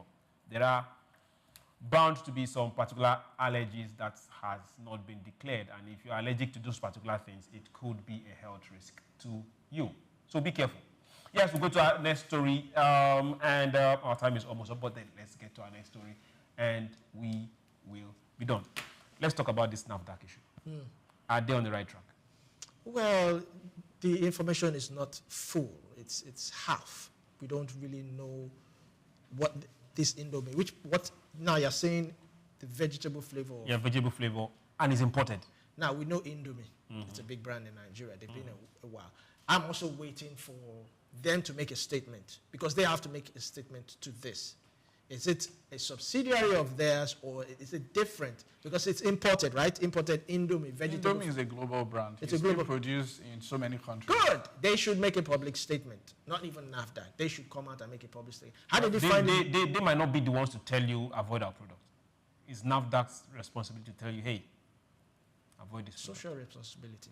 Yeah, definitely they will put a memo out there. So it's like, but they won't tell you avoid our product. It's like Coca-Cola saying don't drink Coca-Cola that is imported. They are shooting themselves in the foot. All right. If you say that, they will come out with a memo to try to clarify issues. Okay. Definitely, but they won't tell you to avoid our product. I believe they'll send something to their distributors, and their middlemen to compensate them for the issues. Yes. So how do we even track these allergies? Because yes, when we talk about allergies, yes, there are some certain food I probably avoid because of allergies, and you know, how many Nigerians? I'm not saying this to shade anyone, but how many Nigerians actually know what their allergies are? Some don't even know until it hits them. Until it hits them. Then you start looking for medication. Now, this is another example that, hey, you see, things made in Nigeria, it won't harm you that much. It won't even harm you compared to things that we don't even know where it's coming from. So buy Nigeria. If you pick up that particular brand, once you pick up their product and it's not the one made not far from us here, just ask questions. What do you say? Right. The NAFDAC is coming out to tell you that this is dangerous. We need to yield to their warning, and NAFDAC needs to do more. There are still so many products in the market, edibles, even cosmetic products without certification in the market, and people are doing it with so much boldness. It's now being sold in major outlets. we know they are doing a lot, and we know how difficult the job is. In fact, how dangerous it is. But, they need to do more. In my own opinion, the new NAFDAC DG has been active since she got into that office. But there are so many backlog that she needs to deal with. And we would like to encourage that they do more. And we need to see more, and we want to see people actually go to jail, because when you put out dangerous products, in my own opinion, is an act of terrorism, because this is something that can potentially wipe out a large number of people. So I don't know how else to describe terrorism than an act that can wipe out a large number of people. So people should pay for it. When you do this, when you hold people accountable, you will see a sharp decline in production when people realize that there is penalty for this. And it's going to even help our industrialization and local production, because a lot of people are discouraged because there are so many products in the market that are not regulated, that are not good. So the real people that wants to produce something, they are discouraged. So these are some of the things they need to, be more active. All right, so now let's look at, what about those who genuinely want to produce something, the local producers, the local soap makers and all that? There's always been this accusation of getting, the cost of getting a NAFDAC number, a registration. NAFDAC certification. Certification. Okay. We want to say thank you very much, first to NAFDAC, then to everybody out there that is genuinely putting their hands dirty to work and produce something. We want to say thank you very much. Don't get discouraged. And for everyone out there that is investing in counterfeiting, well, this is Dirty December. There are words we can't say on air, but don't worry. The law, the arms of the law is going to be short on this one to catch up with you. I almost said something that's... But let's don't go there. We want to encourage everybody. We need to get productive. For NAFDAC, keep clamping down. Keep running around. Keep getting to the market. Keep getting to those places we might not see. Those warehouses that are heating up, keep finding them out. We want to say, hey, we'll support you, and we'll always lean our media house open to you anytime, any day, to show what you're doing and encourage you to do better. Remember, it's December. Show love and be that example you want others to be. My name is SOUQ, John Rogers SOUQ. Thank you for being with us. Do this again tomorrow. It's been a pleasure joining us on SOUQ Business Landscape. As we approach the Yuletide and festive season, let's also be security conscious, because during this time, a lot of things happen. But I remain Olumide Shokoya. Enjoy the rest of the day. Thank you for watching up to this time. As you go by your day, have a wonderful day. Compliment of the season. Take Nigeria, because it's the mind that needs to first of all be rebranded. Idris said he's going to be putting Nigerian labor, Nigeria content and materials first. If you say Nigeria first and it is just us down here that, are pushing that agenda, it's going to be a big struggle. Do you think Nigerian firms, Nigerian organizations should start looking at getting their staff involved in this market, or buying to keep for their staff? Within this side, let's also learn citizen diplomacy. See something. This is SOUQ Business Landscape.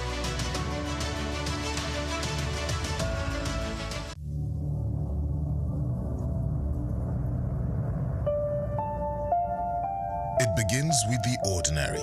A shopper walks into a supermarket, picks a product from the shelf, marked 2,000 naira, and gets to the counter only to be told it costs 2,400 naira. To most Nigerians, it's just another frustrating moment at the checkout. But to the Federal Competition and Consumer Protection Commission, FCCPC, it's a violation, one that captures the complex realities of consumer rights and fair competition in Nigeria's fast-moving consumer goods sector.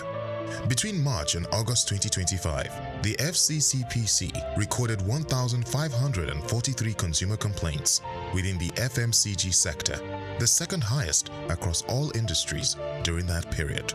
The complaints range from deceptive marketing and product defects to poor disclosure of terms and delayed complaint resolution. The FMCG industry, known for its quick turnover and intense price sensitivity, remains one of Nigeria's most competitive sectors. Yet, beneath its vibrancy lies a network of compliance hurdles and market pressure points. Bayo Olaoye, notes in this special report that the FCCPC continues to face tough challenges in maintaining balance between regulation and market realities. He explains that some trade associations allegedly adopt restrictive practices such as uniform pricing, high membership fees, and entry barriers, which can distort fair competition if unchecked. In one notable case, he recalls, the FCCPC sealed a supermarket in Abuja in February 2024 after discovering discrepancies between displayed prices and checkout charges, a clear case of deceptive pricing. According to Olaoye's analysis, Nigeria's Federal Competition and Consumer Protection Act, FCCPA 2018, provides the strongest legal foundation for consumer rights protection in the country. The Act guarantees the right to safety, requiring that all goods and services sold to the public be safe for ordinary use. Unsafe products must be withdrawn immediately once identified. It also guarantees the right to information, ensuring that consumers receive accurate details about price, composition, quantity, and use conditions before purchase. Where goods turn out defective, the consumer is entitled to repair, replacement, or refund. Sections of the FCCPA further prohibit false representation, bait advertising, and exaggerated claims, with sanctions reaching up to 10% of a company's annual turnover. Olaoye points out that state agencies such as LASCOPA complement FCCPC's efforts, helping consumers access information, redress, and awareness of their rights. Despite these laws, FMCG companies operate under immense economic strain. Rising inflation, forex shortages, and unpredictable input costs have made compliance increasingly difficult. Several multinationals have either scaled down or exited the Nigerian market, citing high operating costs and regulatory pressures. Still, as Olaoye observes, consumer protection and fair competition remain non-negotiable principles for any healthy economy.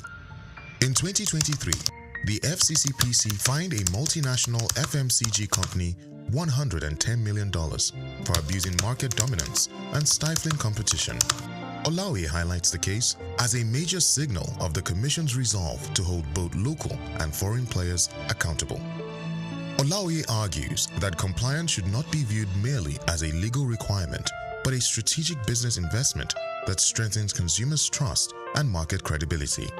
He recommends that FMCG firms integrate compliance clauses into contracts, conduct regular audits, and maintain transparent pricing practices. Predatory or collusive pricing, he warns, can damage reputation and attract severe sanctions. The way forward. For Nigeria's FMCG sector, the path forward lies in collaboration, transparency, and innovation. Olaoye concludes that legal practitioners and compliance officers must continue to bridge the gap between policy and practice through staff training, regulatory monitoring, and transparent communication. I'm Moyosore Adibi, SOUQ News TV.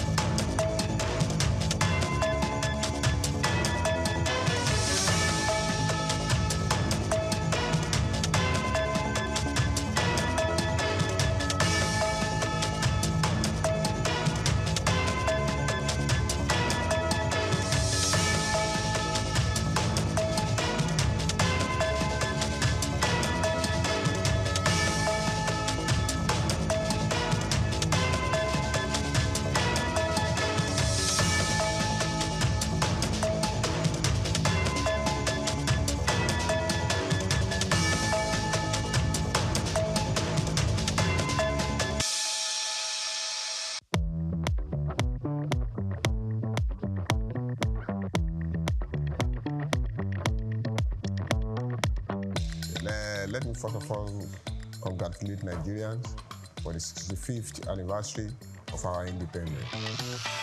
Independence is a freedom that is given from colonial rule, which can be termed self-rule, self-governance. And since 1960, we've been having self-governance. What is it really self-governance? That's another debate for another day. But from what happened, we were very young at that time when independence came to the country. I'm very, very aware of the 1963 declaration of Western Nigeria, declaration of republic when Nigeria became a republic. That was when I can physically or personally remember. But then, a lot of things had gone on the ground. The joy of the independence has always been cut short and is not getting to the expectations of the people. It's difficult. The main thing is that every time a government comes in, we seem to be in a quagmire of difficulties, and we tend to go back to the past government that we said that they were not good and feel that they were better than what we have today. It's not only, all governments are always better, except the one I can pick out is during the military regime, 1975 to 1976, about 9 months or so. And maybe because that government did not last long. So maybe that is why we still feel that that government was one of the governments that really met the needs of the people. Throughout the years, like I said, we have always had shortcomings, but we have not been able to keep the standards, certain standards that we are on ground, and that is the main problem. Everybody wants to have his own way. The military have not really helped us. They have, every time there is a military coup, Nigeria is set back to 1960. We are reset to 1960. And the 1960 of that time is different from the 1960 of today. That is, when you compare them, what we have on ground today is quite different from what we had on ground in 1960. That means we are starting again. But we have to develop in our own way. We have to be open-minded, and we have to think positive. We have to think about their future, and that is the only thing that galvanizes the country. Now, whatever standard we have today, in 20 years' time, another generation will come up. And that generation, their needs are always different. So that is why we have to look for the future. But today in Nigeria, we are still solving the problem of 1970.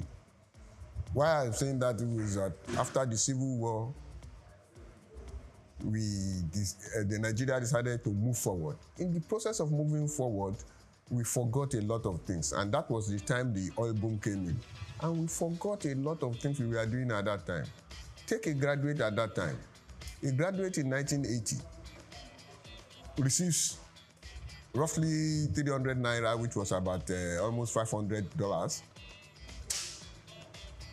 But let's say in our naira, he has enough to feed his family, to start a family. That is a graduate. But today, a graduate doesn't have enough to even take him to visit his family in his hometown. As a graduate, you are entitled to a car loan, which is your annual salary at that time. A car was about 3,600, and your 300 naira, 300 naira salary is 3,600 per annum, and you take a loan for a car. Once it's established that it is yours and you bring it to the office, you will be given a car allowance. And that car allowance, maybe about 50 naira or 60 naira. And when you look at it, they are deducting 50 naira or so, or 54 naira from your salary for every month for 4 or 5 years that you are taking the loan. And they are giving you 50 naira. So in 3 years, you are promoted to level 9.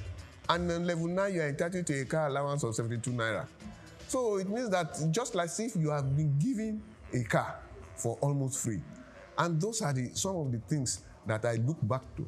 Those are some of the things we enjoyed at that particular time. And it started eroding through government policies. And we now have this problem in which we cannot get to the minimum wage in those days was about 90 naira. When religion is a personal thing, that's the belief of the Yoruba.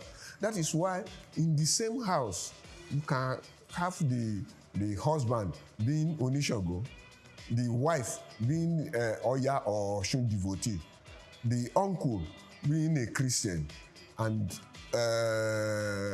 another person being a Muslim. No, we all grew up together. During the Muslim festivities, we go together. I had an aunt in Ajegule. And during our holidays in those days, we used to go to Ajegule and we go to the mosque. Within that 1 month we are staying with them, we go to the mosque with them. We pray together. Even though most of the things, they started teaching us the Alif, Ba, Ta, Sa, and whatever, the alphabets in Arabic. But most of the time, by the time I go back home, I forget about it. And when they come to our place, they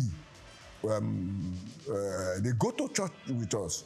Even most of our Muslim cousins, they school with us. My mother will go and pick them in their homes, and they will school. They stay with us. We are about 20 in the house while we are living at that time. So it is not religious tolerance, as I will say. I will say, I've forgotten the word now, maybe like a respect. Well, if I'm tolerating you, it means you are bad. You get me? If I'm tolerating you, it means that I'm tolerating something that is bad that you are doing, but I'm not talking. But if I'm doing maybe mutual respect, yes, it's mutual respect. All religions in Lagos or in Yoruba land, particularly, they had mutual respect. When it is time for the Egungun festival, we will come out with our families, with them, with those that are in the Egungun. When it's time for the Ifa festival, we go to them. When it is Ileya, when it is Christmas, we were all one in Lagos Island, and even in Lagos at that particular time. The greatest disaster for Nigeria was the introduction of the presidential system. Let us start from the economics. In parliamentary system, you just have to win your constituency, and that's all. You win your constituency, you spend within your constituency, and that is all. When you get to the house, when you are now to pick the speaker or the leader of the house, that is when you interact with others. But in presidential system, you have the whole country is your constituency. The whole country is your constituency. Let's go to the grassroots. And the grassroots, the unit is the family. The family unit has broken down.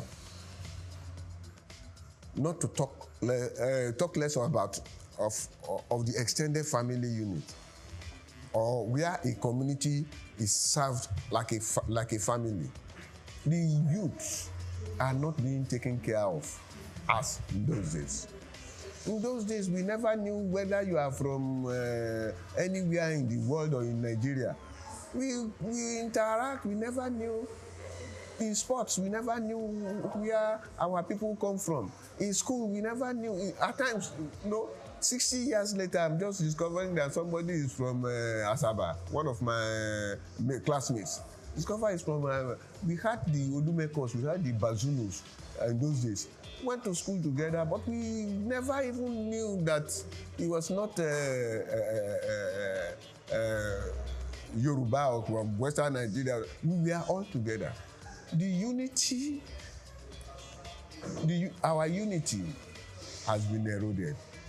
Today, most schools, there are no boarding schools again.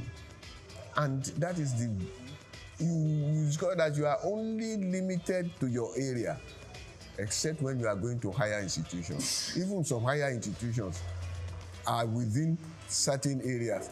So we don't interact, we don't intermix, we don't even know the culture of other people. But in those days, it was a little bit different.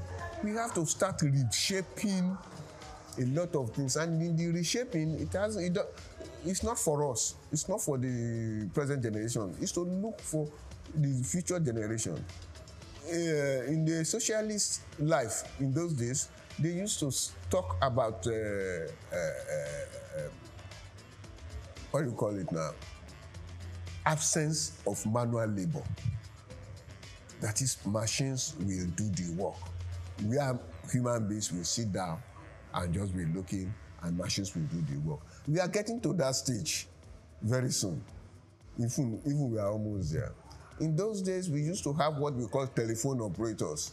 That type of job is gone. In those days, every office has its secretary, or what do you call it, a secretary that we type, do all these things. Now, that job is gone.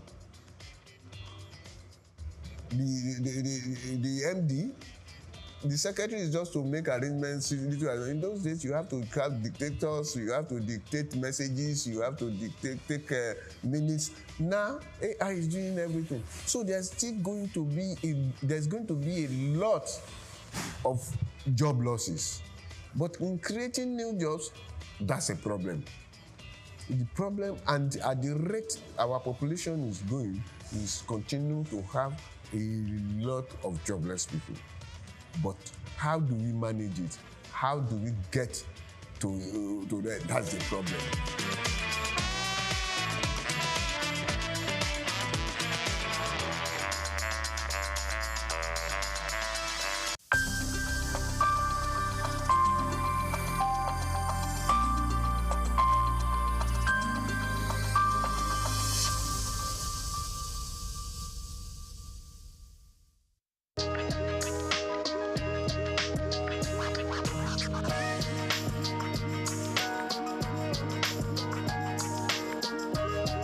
Well, I would say now he's gotten the job. If this question had come before now, I would be able to say that I do not think we need him. But he's there now, so all we need to do is see what best he can do or what best we can do to support him to succeed. Now, going by his previous records, going by all that he's achieved in sports, ordinarily one wouldn't have said he's the best for the Super Eagles at this time. But here we are. Decision makers have made their decisions. They've taken the decisions. We can only talk, but they already have their way. Well, I think his assessment will start when he starts playing games. He's not had any game with Nigeria, so we can't assess him. But going by his previous records, I don't think he would have been the best for Nigeria at this time. Not against other homegrown indigenous coaches who have had better records within and outside Nigeria. On a scale of 1 to 10, I don't think Shele will fit in at any point. But of course, having him been appointed, all we need to do is give support and see the best that we can get from him, being Nigerians. And of course, at all times, irrespective of whatever decisions are taken, we want Nigeria to excel. Because in Nigeria's excellence, we are proud. In Nigeria's excellence, those of us that are in the media and sporting media, to be precise, we can do business. If Nigeria is not winning, the biggest brand for Nigeria is the Super Eagles, sports-wise. So if Nigeria is not winning, if Nigeria is not making waves, then we don't have business to do. So it's in our interest that he succeeds. So to that extent, I would say yes. But looking at his appointment, I think it's just a part of the over-politicization of the sporting industry, power show by the immediate past president of the Football Federation, Melvin Pinnick Amaju. Having failed in his 2 terms, continues to transverse the terrain to show he still has power. And of course, he brought Shele. And of course, the Gusau, the incumbent president of the Football Federation, has to listen to his master. So his master's voice, that's what we're experiencing.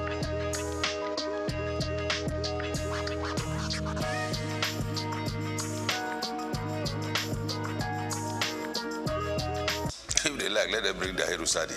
You see, there are things about Nigeria and Nigerian sports that should not surprise anybody. Politics are played everywhere, and balancing of acts are played everywhere. Federal character everywhere. And the federal character thing is just all very pretentious things they do.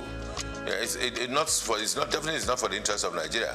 Just to show that, okay, we've taken somebody from the south, or we've taken one from the west, or we are now taking from the north. Who will we take in the north? Let's bring Ahmed Musa. He's calm. He'll be able to talk to the players. What is he going to say to the players? He's past his prime a long time ago. So it's all politics and not in the interest of the nation. I can tell you that. But for Chele going around Europe, yes, he has to. Because everywhere you go, to be the chief coach of the Nigerian national team, senior national team, can be a huge task. Because every day you have Nigerian boys showing up in big leagues, in small clubs, in championship clubs, even around the country. You find players everywhere. Nigeria, I think today, if we are not exporting oil, I think we are exporting footballers to everywhere, even those that are born abroad. I mean, you can imagine this young boy at Arsenal, 17, Ethnan Waneri, and there's Anokoli, there's Ndidi, both at Leicester City. So everywhere you go, you see Nigerian boys showing stuff. So to be the coach of a Nigerian team at the level of the Super Eagles is a huge task. One would expect that we should have a scouting department. One would expect that we have a department that should take charge of team psychology. We expect that we have the technical department or the directorate for technical at the Football Federation to be well equipped with people that are sound in mind, sound technically, and have capacity to work and deliver. With all of that put together, then they should be able to advise and situate the coach at the point where he can deliver and work well.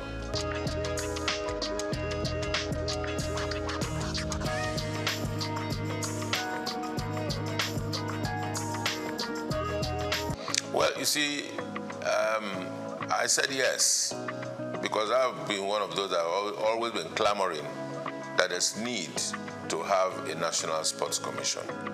Now, having a National Sports Commission that is populated or that is headed by politicians is neither here nor there. It may not take us anywhere. We need to separate our sport. Yes, sports, you cannot do away with politics at some level. But in terms of the administration, in terms of the management, in terms of the execution, there's need to be able to separate sports and politics. In the days where we held sway in sports, where the National Sports Commission functioned effectively, all of those that occupied the position as Director General, as directors in the then National Sports Commission, were professionals.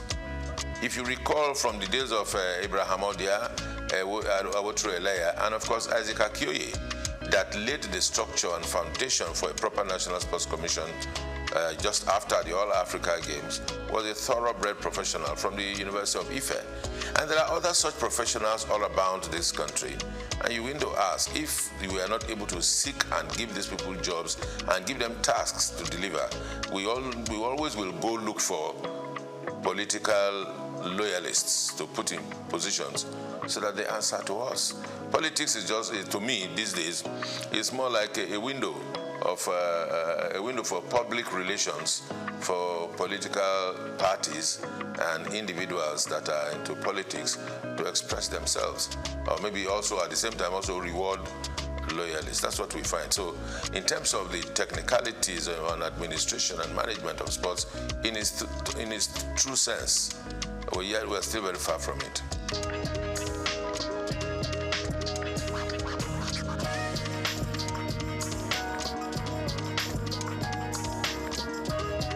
plenty improvement, I would say. The current managers of the league are doing everything they can to ensure that our league gets back to a competitive level at the continent, gets back to a competitive level at the rate at which we, those of us local people like myself, can appreciate our football and our footballers once again. The question to ask is to say, are we doing enough? The answer will be no. Who are those not doing enough? The media, the sporting media in Nigeria is not doing well enough. Would I say sporting media? Yes. And also the bigger media is not doing well enough. And because we are not doing well enough, that's why our league is still where it is. We would have gone further than this. The other aspect of it is government. Government across the states. Football business is supposed to be good business. Football business is supposed to be run by private individuals and clubs. There's nothing wrong to say that the people of a particular state cannot run a football club in conjunction with other private individuals who will be stakeholders and are interested in the promotion of sport and football in the sense that we're talking about it now. But what we have is that we have state governments owning football teams, and those that are administering the football teams are SA this, SA that have been appointed as a reward, that have been appointed because they are loyal, that have been appointed because they can talk a little bit about foreign leagues. Somebody can talk about the league talk about the La Liga and the EPL, and that qualifies him to be SA in charge of sports in some states of the federation. And these are the bunch of persons or the group of persons who are running our football around the country. So who runs the clubs, the texture of the clubs, what names the clubs are bearing, what history behind the clubs, and those are the things that tells you that the states are not doing enough, the Football Federation not doing enough, but I think largely the media, check out our sports programs.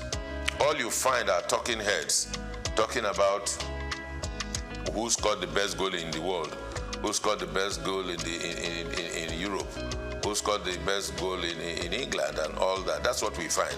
You hardly will see shows, package shows about the best goals of the Nigerian league over the past weekend. The best goals, the best dribbles, how many passes, proper statistics, because the media is not doing enough. The sporting media, that is journalists, that are practitioners, they are not doing enough because they are not tasking themselves. They just go on the internet, download one or two things, watch and everything. All you know is you take, as a content creator in sports, you need to just take a shot of the goal that the assist that Nwaneri gave, or Merino scored a goal for Arsenal, and you superimpose yourself and you talk over it. And that's content, and you post it, and there are likes and there are followers, and that's it, what we do. But you do not have individuals going to places to take content. All around Lagos, that's we look at as we are now, all around Nigeria, sports is going on every day. As a practitioner myself, in those days when I used to be the street reporter, we covered football from everywhere. From Abeson, from Bagada, from Volkswagen, down on Ojo, Abeta, anywhere. All of those places, and boys are still playing football. You go to Evans Square, boys are still playing football. Go to Lafayette, they are still playing football. Go to Alakoro, you still see boxing. So all of these sports are still going on. But where are the journalists that will cover these events and bring them to the fore and package them? The journalists are not ready to do that job. Even those that are ready are not funded.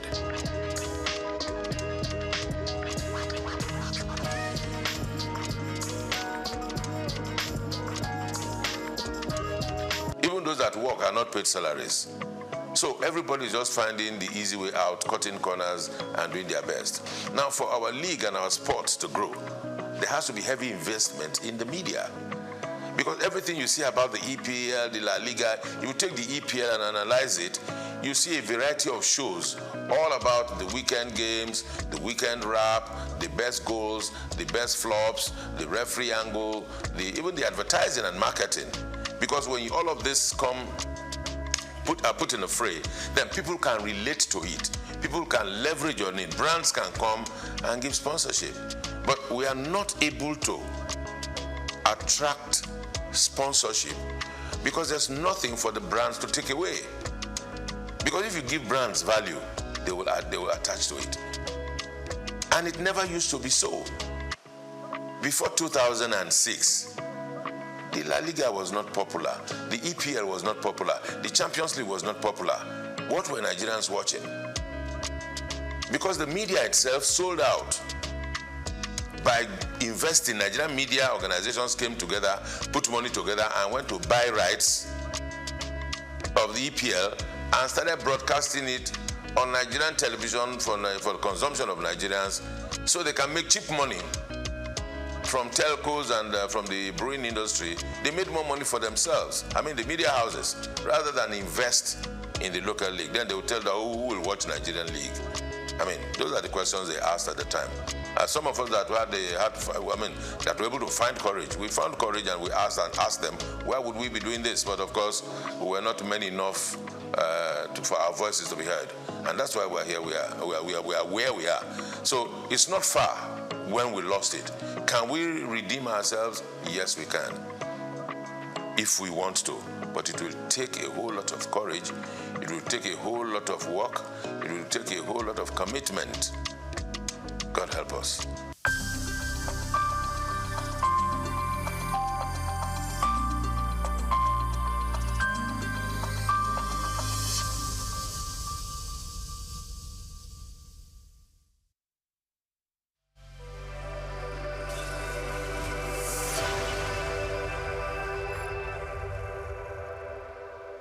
Idumota Market. Eko Idumota, once a residential neighborhood, is home to Idumota Market located on Lagos Island. It is one of the oldest and arguably one of the largest markets in West Africa. Idumota is a historic neighborhood adjacent to the Lagos port that facilitated the slave trade and later, under the British indirect rule, it surrounded to exports that fueled the colonial enterprise. Idumota was also the location of an Armed Forces Remembrance Cenotaph called Soja Idumota, built as a monument to Nigerian soldiers who served with the West African Frontier Force. An Eyo Masquerade statue and a clock tower are also some monuments at Idumota. Idumota Market is so popular that large sales are recorded as early as 7 a.m. The market is made up of hundreds of locked-up shops occupying several multi-story buildings, with some measuring about 5 or more floors. In 2010, the Lagos State government demolished some illegal structures in order to improve vehicular and human movement in and around the markets. During weekdays, the neighborhood of Idumota is densely populated by shoppers, traders, and bus passengers. From the Carter Bridge ascending into Lagos Island, passengers can see the neighborhood before disembarking at their final destination. Idumota Market accommodates the substantial inflow of imported goods. The bulk of import from abroad are routed first through Idumota and then on to other markets through Nigeria and other West and Central African countries. The energy of private Idumota traders and wholesalers facilitate this activity, where millions of US dollars worth of wholesale is exchanged daily. Idumota Markets, SOUQ Enlightenment.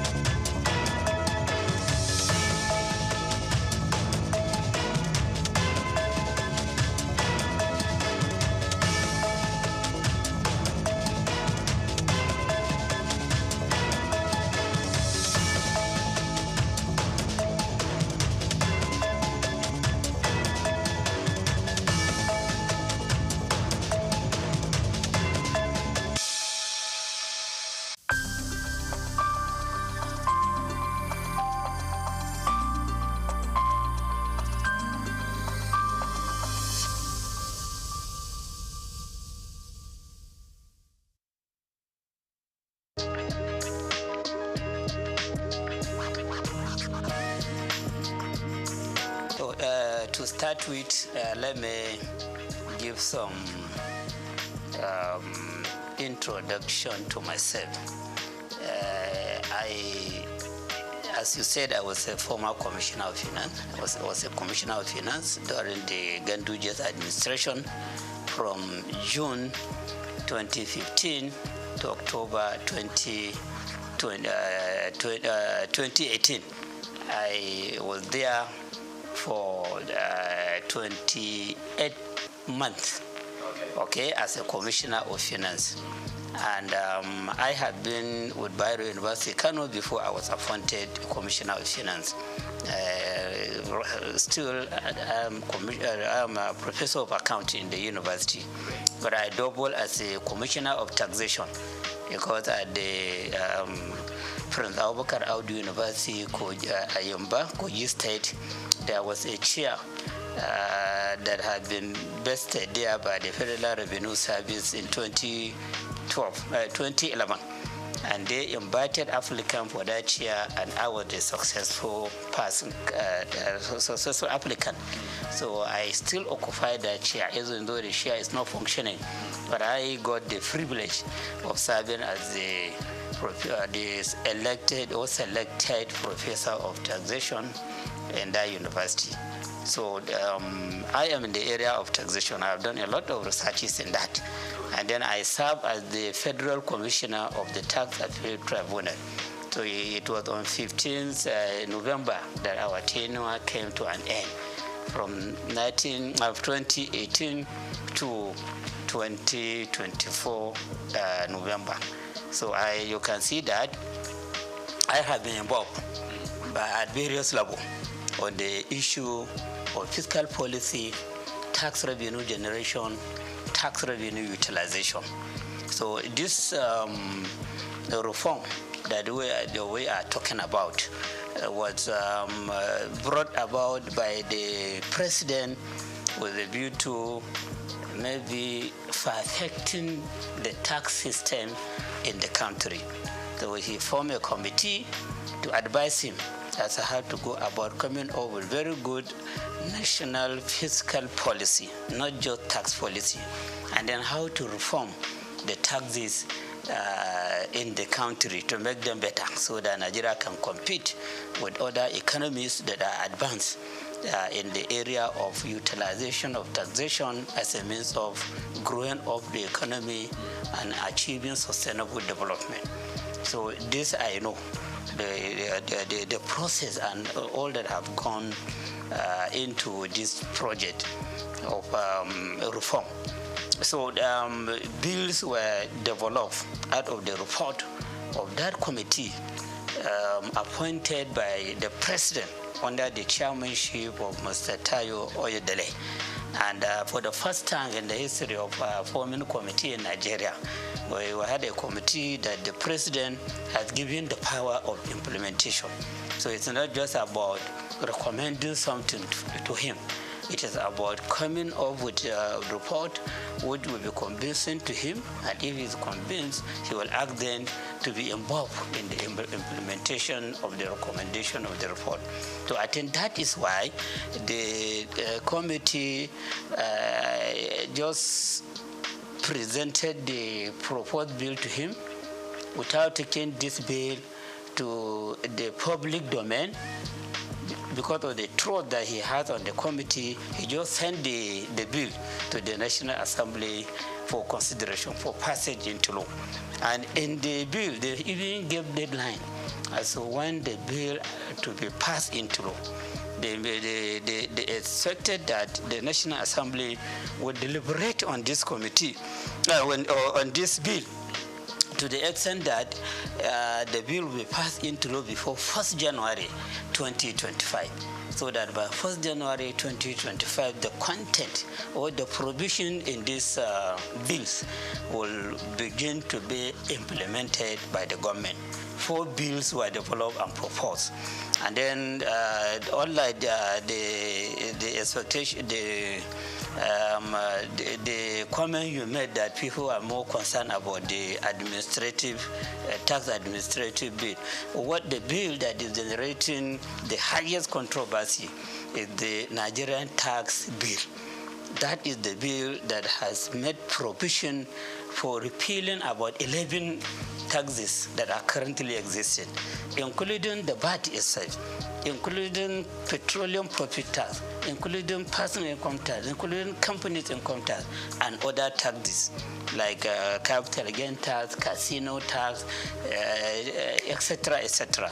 And then about 14 laws that are related to taxation, including laws that are designed to exercise control over consumption, over production. They made substantial amendment on them, and then take the amended aspect, amended part of those laws into the Nigerian tax bill, which means that the laws have suffered from, or they have enjoyed consequential amendment.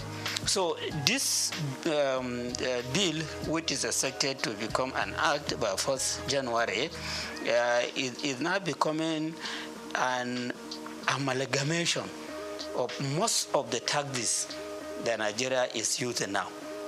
Most of the taxes, those that have been repealed, part of them, part of the provision in them have been injected into the Nigerian tax bill. Those that have been considered for consequential amendment, they are also captured in the Nigerian tax bill.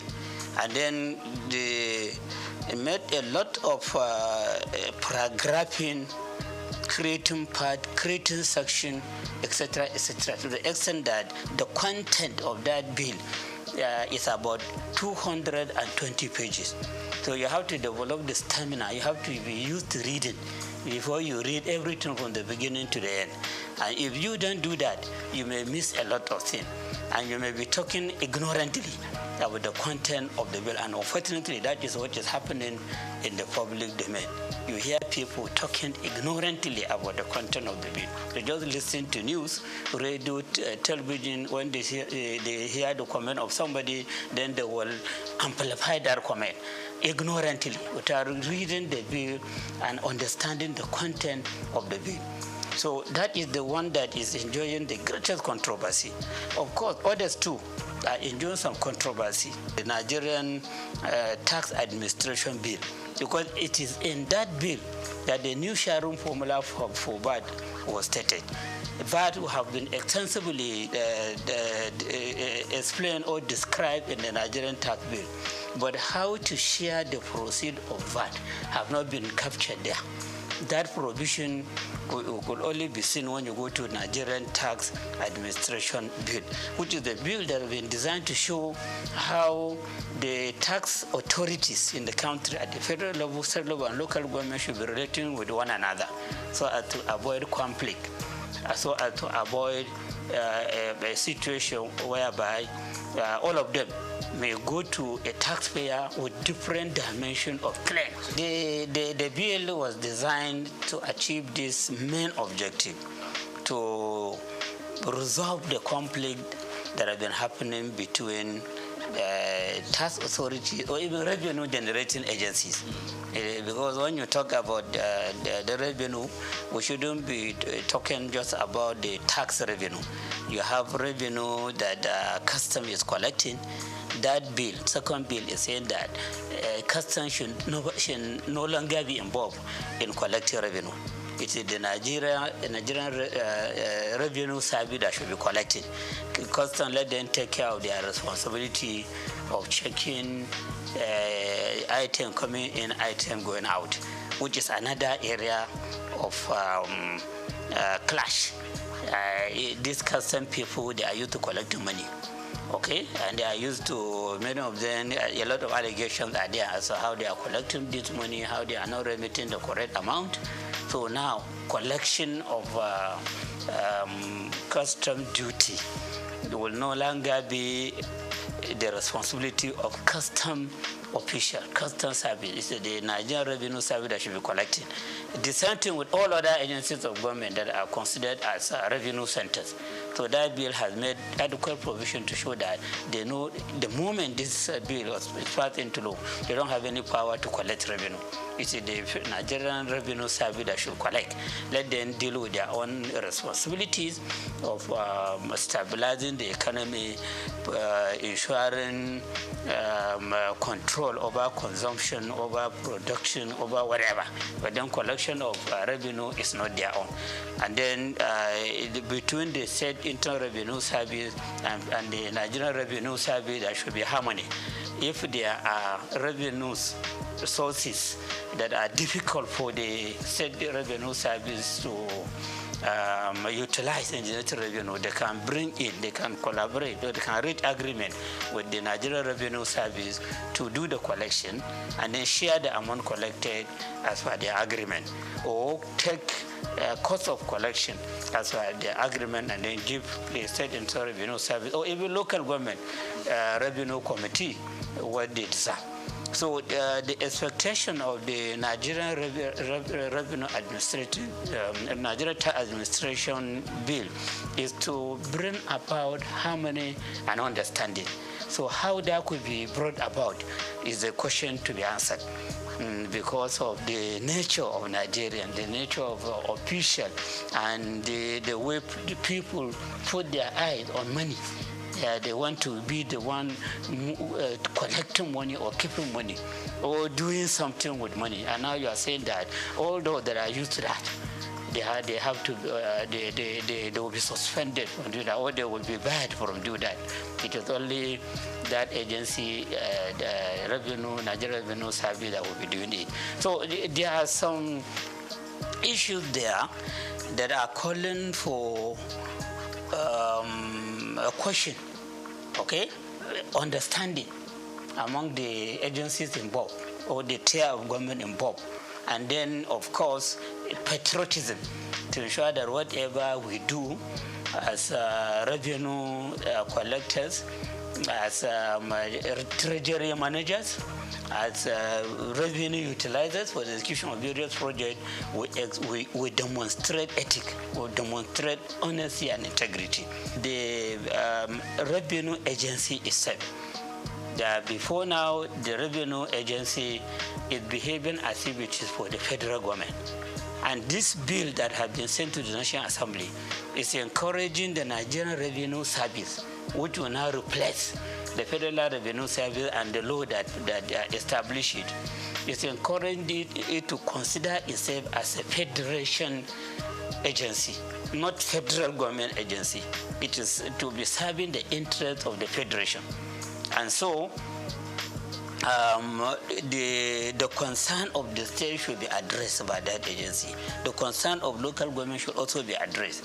It should be an agency that should be mentoring local government revenue agencies or tax authorities and state government revenue authorities or tax authority, so that they carry themselves together as a team, then ensuring that we have very good tax system in the country, that we have adequate revenue generation on taxation, which should be put to use for executing various projects that will bring about sustainable development in the country. So when you look at all the provision made in the Nigeria Revenue Service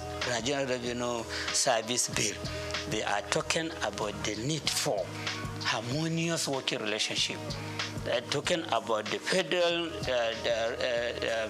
Nigeria Revenue Service to serve as the model to state revenue service and local government revenue committee, so that they have very good understanding in implementing the provision in the Nigerian tax bill and the Nigerian tax administration bill. So all the provisions are like that. And then provision have been made adequately as to the position of the executive chairman of the State Internal Revenue Service, the need for governing board, which will have that chairman as the chairman, the need to have the technical committee at the state level, and who are to be members of that committee. representation to be drawn from various MDAs and other agencies of government and federal government into the committee, and many other issues. And even at the local government level, there is a need for revenue, local government revenue committee, which should be chaired by the councillor in charge of revenue or finance at the local government level, and who the members are and their function. So when you look at all the provision there shouldn't be any controversy. Even if there will be controversy, it should be less. And it should be something that could be resolved. For example, personally, I will not support a situation whereby the chairman of the State Internal Revenue Service should also be the chairman of the board. This is against corporate governance system. And then the same person will be the chairman of the technical committee. The same person will be the chairman of the revenue joint committee, where all the representatives for local government will be members and other agents. So it will be as if the chairman of the Internal Revenue Service at the state level will become the alpha and omega on all revenue issues in the state. And that person may even be seen himself to be more powerful than Commissioner of Finance. When I was Commissioner of Finance, I was serving as the supervisory person on all the activity in the Internal Revenue Service. The chairman of Internal Revenue Service should be reporting to me, should be taking orders to me. He shouldn't be going directly to the governor. But the provision is showing that the chairman of Internal Revenue Service is equal to the commissioner. And in fact, they were even saying that governor is just to nominate him and has to go to the House of Assembly for clearance. Just as commissioner will go to House of Assembly for clearance. And there is no provision to show that this person should be answerable to the Commissioner of Finance. So something like this, I think many people may not see it. But with my own experience as a Commissioner of Finance, who had been intimately related to the Minister of Finance that time, I know the problem many states were facing as they empower the chairman of the Internal Revenue Service, they empower too much the Accountant General against the Commissioner of Finance, who should be the supervisor to all these agencies of government. So issues like these are there, and appropriate action need to be taken by the National Assembly in correcting the lapses in the bill. Then the last one, which is about institutionalizing revenue board. Okay, a revenue board. Before we have joint revenue board. Before we have joint tax board. So now that joint tax board is an appendix of the personal income tax. It's just under personal income tax. So now the drafters of the bill, they will want joint revenue board to be on its own.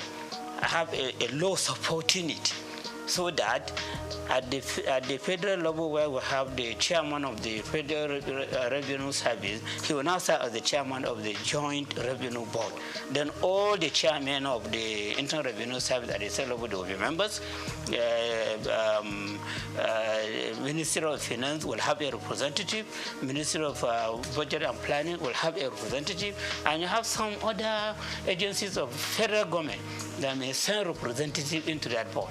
So that board will be taking decision on monthly basis on where improvement should be made, how to solve problems between one tier of government and another, and many other things, which will be very, very beneficial to the president or the Federal Executive Council, and then beneficial to governors and the various state executive council on fiscal policy and on utilization of taxation to generate revenue and on utilization of the revenue being generated by these agencies. Because many people are having the feeling that the agency, they collect this money and they spend the money. But in real sense, they only collect.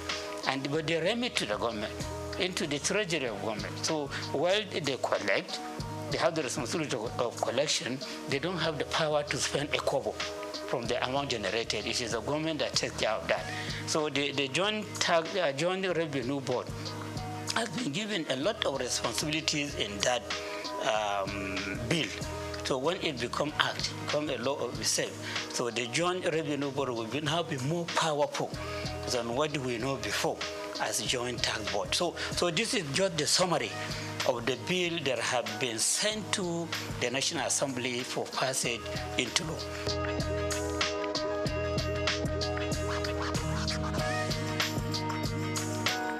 Yeah, my stand is that we need reform in our tax system. As a student of taxation, I have the belief that no economy can make any progress if it doesn't have a good tax system. Most of the economies of the world, or I can say all of them, all the developed economies of the world, they are tax-based economies. And most of the natural resource-based economies, they are among the backward economies in the world. Look at it. All the members of OPEC, none of them is part of the G20. They have the revenue, they have the oil, they are producing it in great quantity, but they are still being considered as developing economies. Well, when you look at UK, Germany, France, US, other countries like that, they don't claim to be having enough revenue, enough oil to refine for their use and then to export the excess for sale. They don't claim for that, and that's why they don't belong to the OPEC, Organization of Petroleum Exporting Countries. They base their economy on taxation, but then they have very good tax system, which is just attracting minimal complaint. And the moment they hear some complaint from either the taxpayers or the tax administrators, they take appropriate action immediately, so that at the end, nobody will complain. And because of the reliance on taxation, the citizen of their countries, both natural and artificial person, companies and individual, the citizen of the country, as they pay tax, they have the right to demand accountability. They have the right to demand prudence. They have the right to demand transparency. And for that, those imposition of austerity, they are always in fear that whatever, if they steal a kobo, people will shout, this is our money. We contributed this money for execution of progress that will amount to a project that will amount to sustainable development, not for the money to be stolen. So this person that is stealing money, appropriate legal action should be taken against him. Sometimes you hear some leaders being hung. Sometimes you hear some leaders being shot, the firing squad, because of the misuse of public money. So members of the public that are contributing this money in the form of taxation, they complain. And then they insist on appropriate action to be taken. So before you come out and claim that you want people to vote for you to go to the parliament or to be the governor or the president or whatever, you will have it in your mind that when you go there, you touch public money, that may be the end of your life. Because the contributors of that money will be, their eyes and attention will be on the money. And the moment you misuse it, they will take appropriate action against you. Your image will be tarnished. You may even lose your life. So those economies that are considered as developed, they rely substantially or totally on taxation for their development. And then those economies that are relying on natural resources, oil, cocoa, solid mineral, whatever, as they use the money from this to execute project, the members of the citizens of that country, both natural and artificial, they don't care if they see them stealing the money and abusing the money, because it's not their money. It's not their own contribution to the economy. Number one, the prohibition on VAT, what you said earlier has attracted a lot of attention from leaders in the northern part of the country, but could be addressed in two ways. Okay, the first way affect everybody, and then the second way is what the leaders in the north are complaining about. The first way is on the increase in the birth rate. Increase in the birth rate. We have never had a situation whereby progressive increase will be brought to birth rate in any country in the world. From my region, I have never experienced it. But this is being brought about in Nigeria through these laws. They said birth rate now, which is 7.5%, as per the Content of Finance Act 2020, will be increased to 10% from January 2025. Just about a month away.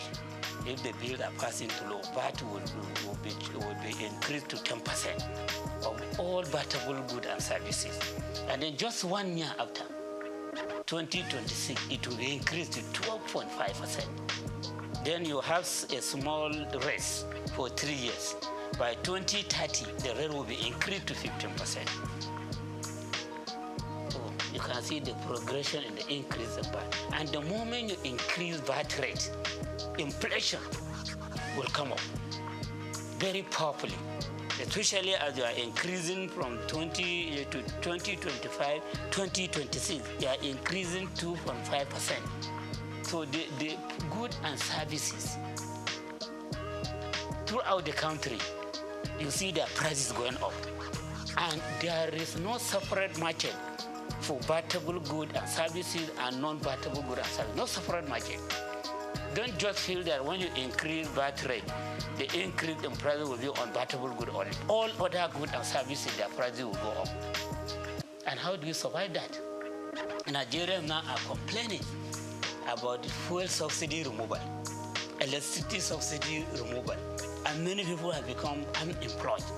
Many people have become disabled. Nobody, no any earner of salary can claim to be saving anything for investment. People are borrowing money to top up to the income that they have for survival.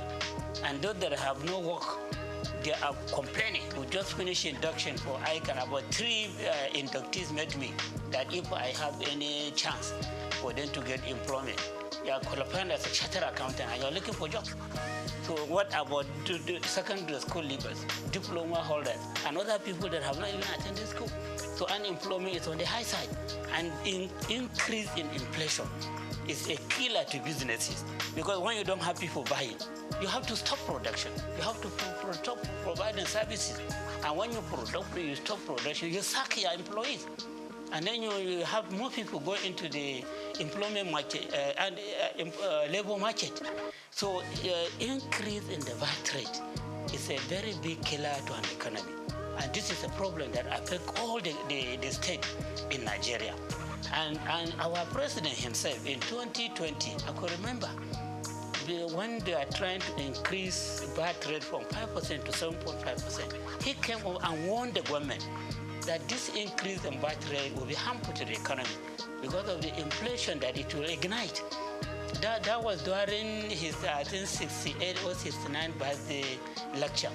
When he was to comment, he talked harshly against the increase in VAT rate. And now the same government is accepting the bill to go to the National Assembly for increase in VAT rate on a continuous basis. So I see this as a very big mistake. The timing is very wrong. And then the policy, the idea of progressively increasing VAT rate, especially as Nigerians are complaining about the subsidy, fuel subsidy removal, electricity subsidy removal. So this is one thing that needs to be looked into. And as we are interested in generating more revenue through taxes, particularly consumption tax, we have to be very careful about the consequences of the increase. And this is for the whole country. So that is one part. The second part is about the sharing of the amount that will be generated. Yes, right now, when VAT is generated, internally and of course the one for custom. They put it together and share it using vertical formula and horizontal formula. Vertical formula between federal government, state government, and local government. So federal government takes 15%, state government 50%, local government 35%. That's how they share it vertically. And then for local government and state, since they are not at the same level in terms of population, in terms of level of economic development, in terms of weight for industrial development, so they have to use the separate formula. And they agreed that 50% of whatever belongs to state government should be shared equally. 30% should be shared on the basis of population. And then 20% should be shared on the basis of derivation. And that derivation, in the simple language, is about the contribution of every state to the VAT that has been generated. And at the local government level, they are to consider the contribution of each local government to the VAT that has been generated. Okay? So at the state level, when you say contribution of every state on the VAT that has been generated, consumption is much more in some state than in some other state. But then the formula, the derivation, the term derivation, this date, that is being applied now, is giving priority to states where the head offices of companies providing services and goods are located. You do consumption in Adamawa on services, maybe the chat card, and other communication or telecommunication services, or bank services, or insurance services, whatever. So since you are just dealing with the branches there, the head office of the bank producing these services is in Lagos or in Rivers or wherever. So it will be deemed as if you do the consumption there.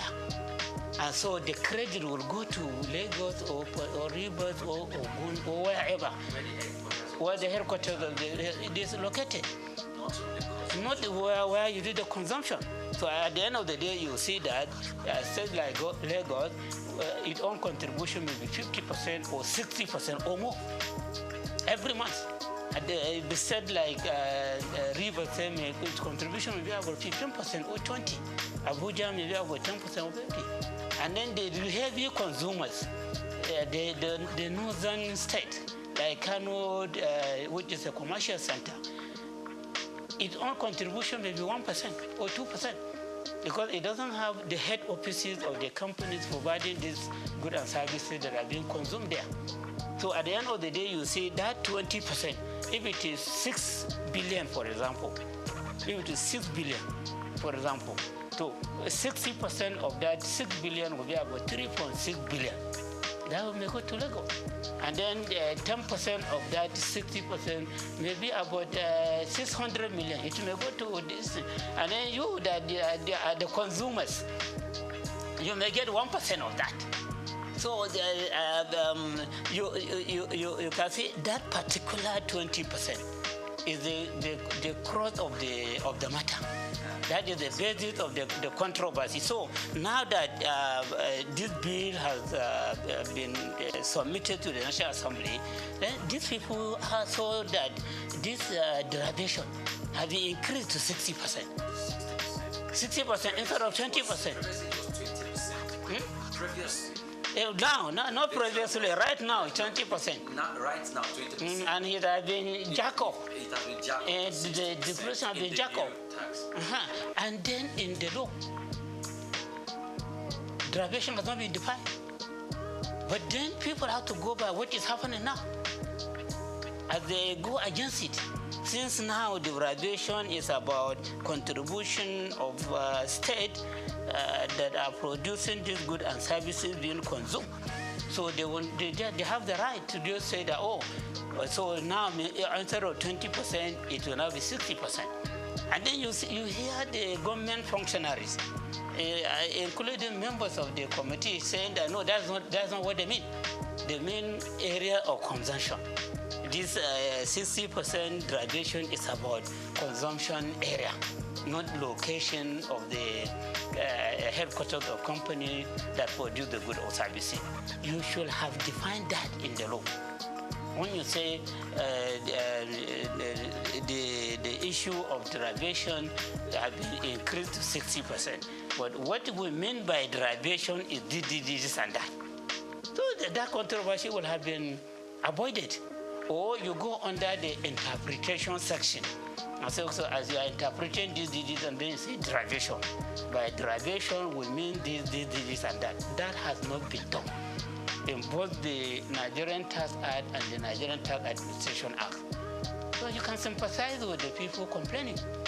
And then if it goes like that, if they don't correct it at the National Assembly before passing into law, the moment it is passed into law, they will go back to this issue. The suspicion that they will just go back to a pleasing state where the headquarters of the companies are located, because there is no definition that says that it is about consumption. So everything needs to be documented. Yeah, in a society that is well informed, you should always talk on the basis of evidence. And evidence in accounting, we said you prioritize when you are to prioritize between two evidence, verbal and written. Written is more important than verbal evidence. Okay, and that is why in court, even if you say you give verbal evidence, they want to write it down and read it for you. Then you sign or you put your thumbprint that yes, this is your comment. Because written evidence will continue to remain. Verbal evidence could be denied in a later date. So these are two issues, all based on that. And then you can appreciate why people are talking too much on this matter, to the extent that they don't even care to notice other lapses that in the act. But they, as student of taxation, I have to read and try to pinpoint lapses that need to be corrected so that we have a perfect reform on taxation or on revenue generation in our dear country.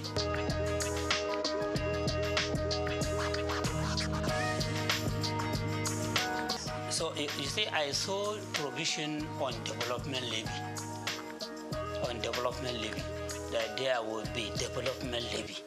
And that development levy will be 4% of accessible profit of companies whose turnover is more than 50 million per annum. So their accessible profit, 4% will be charged as development levy from 2025 to 2026. From 2027 to 2029, development levy will be reduced to 3%. On 2030 and thereafter, development levy will go down to 2%. So that development levy will be the reason for wiping out other development levies that is used by some government agencies that are providing vital services for this country. You have TED Fund, Tertiary Education Trust Fund. Now they are relying on 3% of accessible profit of companies for all the projects that they are executing across the country. TED Fund, as I hope you know it very well. So it's the one that is most of the infrastructure development in federal university, federal polytechnic, federal college education have been executed by TED Fund. They sponsor lecturers of various institutions to go for further study, to attend conferences. And they have what they call National Research Fund. They take care of all the researches that are being conducted by all these tertiary education institutions using that money. So TED Fund will now get some share from this new development levy. And then you have NIDA, Nigerian Information Technology Development Agency, which is given the mandate of making Nigeria to become an ICT economy. And that agency is relying on 1%. 1% of the profit before tax of GSM companies, banks, insurance companies, etc. These are companies that are pushing for ICT technology development. So the agency is the one to be monitoring the activities, and they want to be funding ICT development in various institutions, and taking many other measures which should take Nigeria to ICT economic level. You have NASENI, Nigerian Agency for Science and Engineering Infrastructure.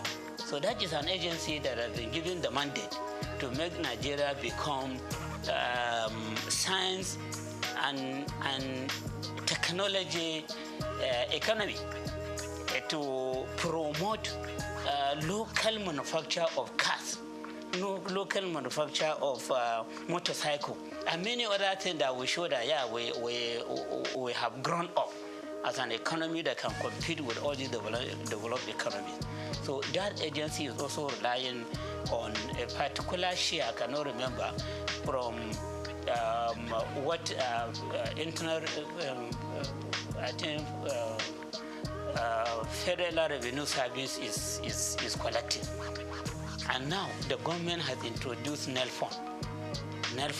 So NELFON is collecting 1% of the total taxes, levies, etc. that are passing through the Federal Revenue Service. So these are 4 agencies of government that are relying on levies, charges, etc. for them to take care of the mandate given to them. So this development levy is designed to ensure that 3 of them are phased out systematically.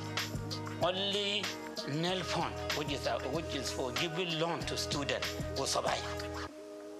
By 2030, that 2% that we are talking about, from 4% to 3% to 2%, the whole of that 2% will be for the NELFON. While all these have been put aside, it's up to the government to decide whether to disband them or to put them into the mainstream budgeting system.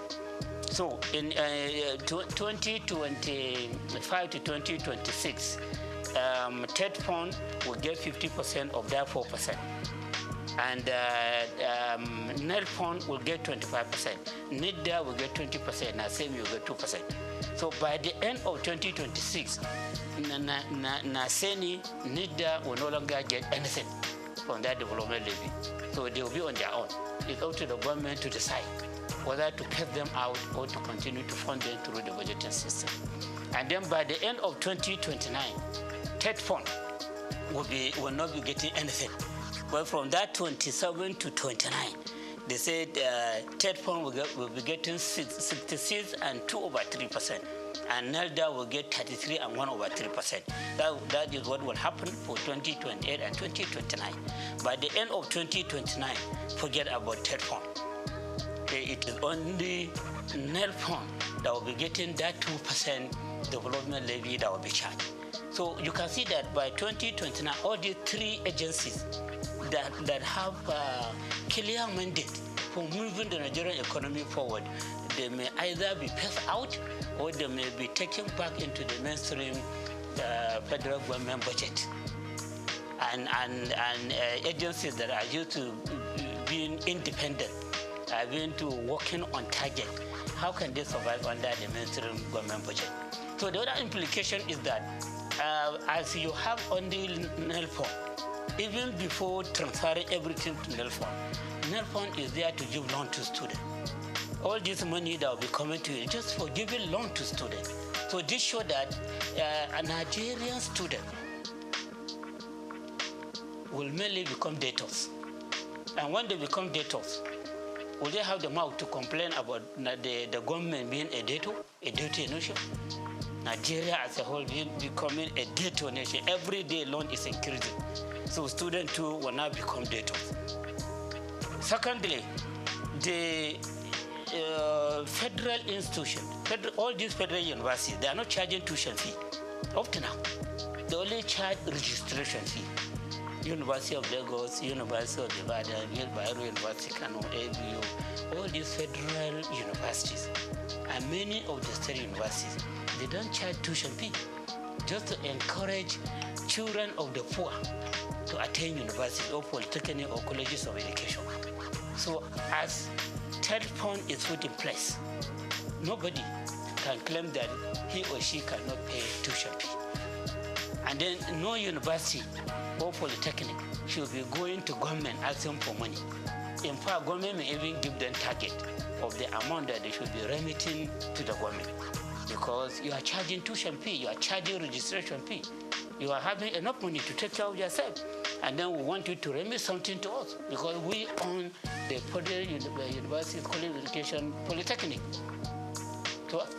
So at the end of the day, you see that students will become debtors, students and their parents who insist on making sure that their children attend universities or polytechnic or college of education. And then the universities will no longer be complaining about insufficiency of funds. Because private universities are not complaining of it. They have their founders who are funding them and they are charging fees. Some are even charging 2.something million per semester in Nigeria here. Some are charging 2 million, some are charging 1.5 million per semester, and some per session. And so they have a lot of money to execute various projects, to pay high salary to their staff. And then the private universities, they are complaining that no money. When you go to go, they say no money. Even for execution of project, they either TERPON to do it for you, or you go cap in hand as for support from individual and organization to execute project for you. But now that you are allowed to charge fees, and the student, if they don't have money to pay, or their parents don't have money to pay, to go to NELPO to collect loan for the payment of the tuition fee and the registration fee, and even for living costs. And the method is very clear that when you borrow such kind of money, you will start making repayment 2 years after graduation, and even 2 years after graduation until you get a job to do. And then from the job that you are doing, you'll be paying 10% annually up to when you finish paying the loan. How will that be feasible in Nigeria? How would that be feasible? So this provision too is a matter of concern. Yes, for people that will look about what will happen in the future. Look at the implication of the policies contained in that bill. Okay? So I'm of the opinion that to correct these lapses, they should just stop at the first formula. When you collect 4%, you increase the rate to 3%, as again to 4%, as again 3% for TERPON, in order to accommodate other agencies, and you stop charging the other rate. And then, so the first year they said 50% will go to TERPON, which is like reducing what TERPON is getting from 3% to 2%. I hope you understand. When I say 50% of 4, that is 2. Before TERPON is getting 3% of the accessible profit. So we can manage with the decrease from 3% to 2%. And then NELFON, which is the baby of the government, will give you 20%. Okay? Then NISDA, which is having very clear mandate of making the Nigerian economy an ICT economy, 20%. Then NASENI, 5%, saying we don't care much about the technological development that may come to manufacturing cars, motorcycle, etc. We give them 5%, and then allow them to look for means of further funding themselves. So you stop at that, but not to scrap any of these agencies. So that's my own advice. Okay, so that is another important area that needs to be addressed in this bill before they are passed into law.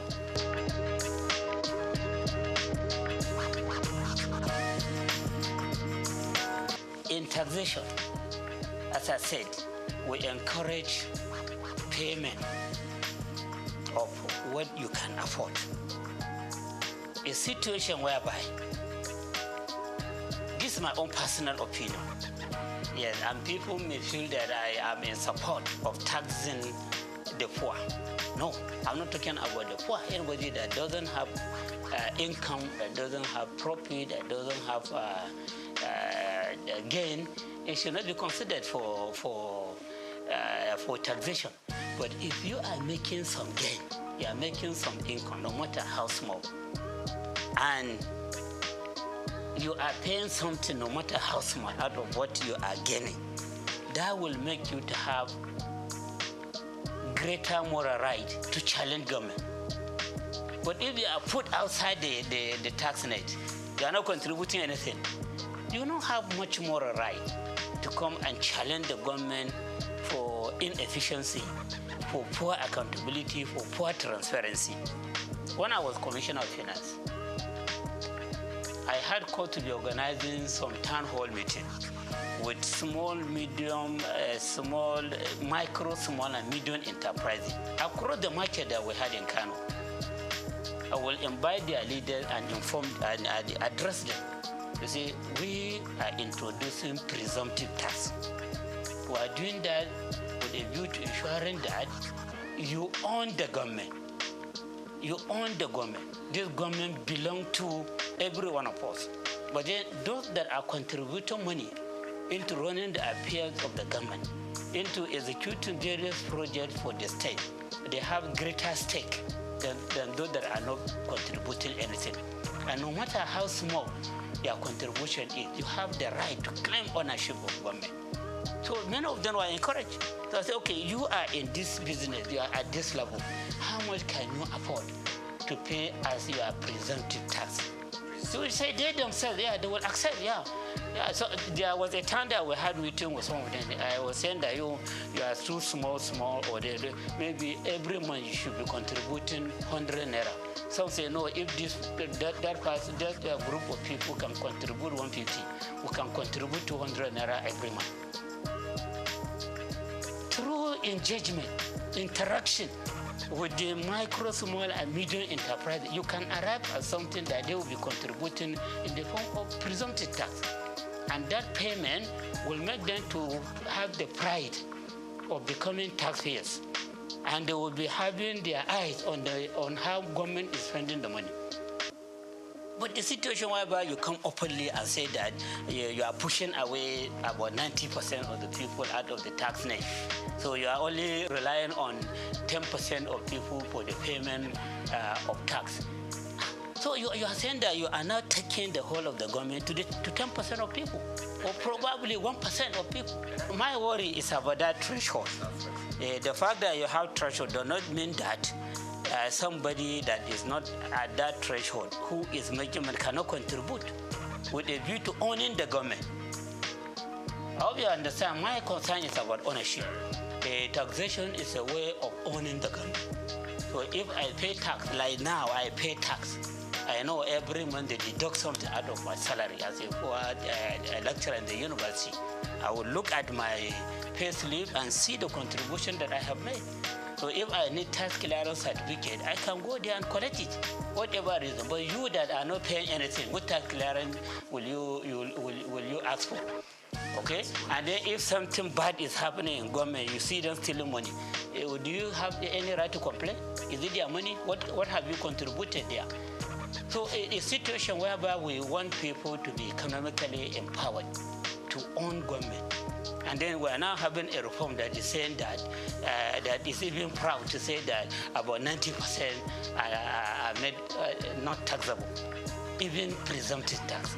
So in other words, I am of the view that as we claim for transactional tax to be paid by the rich and luxury asset to be taxed as that are at the lower level, they should also be paying some presumptive tax, even if it is 10 naira per month or 20 naira per month, so that those rich people claim that the government belongs to them, this one too will say, yes, the government belongs to us. So provision like this is not there in the act. All they are just claiming is that they have pushed people away from the tax net. And pushing them away from the tax net, just pushing them away from ownership. So you are just surrendering the whole of the government to very few people who will now be teleguiding those in the position of authority. And you will just be asking for help all the time. Where you can also claim ownership with pride, or no matter the amount that you are contributing to government.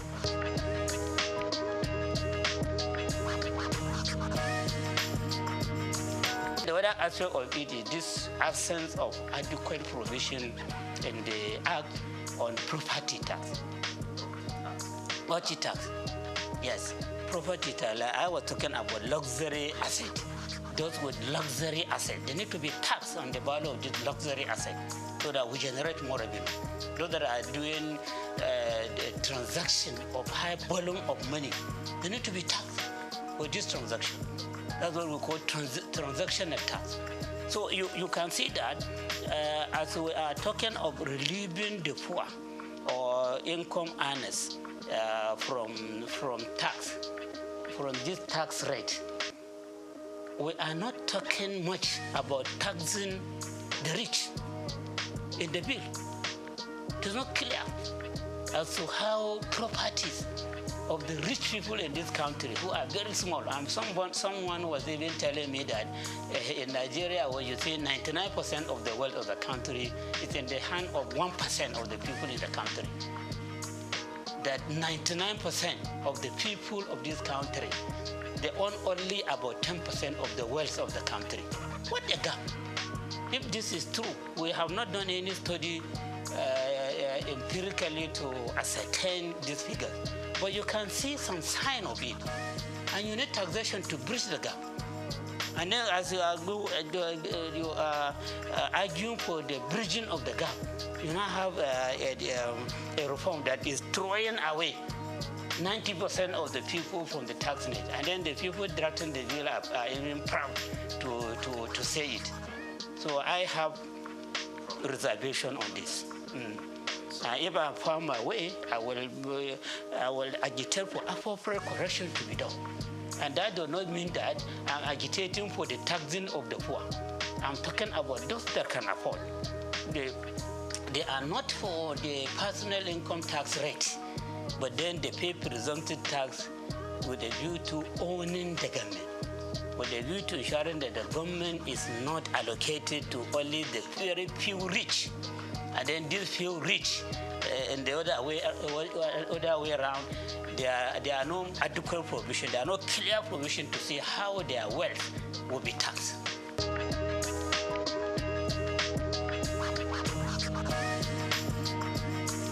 No.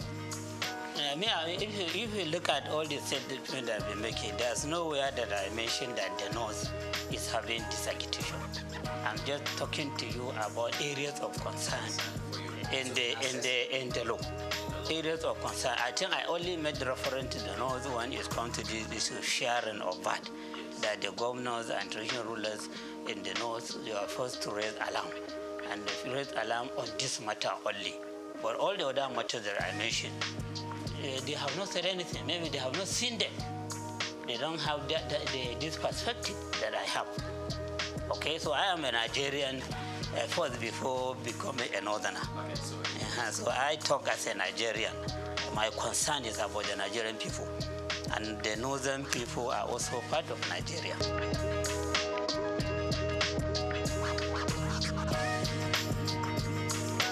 Yeah, you see their position, or the worry they express is just about the injustice they suspect from the issue of VAT collection and sharing. And even that provision has been made perfectly, I doubt very much if they will complain. And then secondly, they may be having the suspicion that the drafters of the bill were just reading the mind of the president.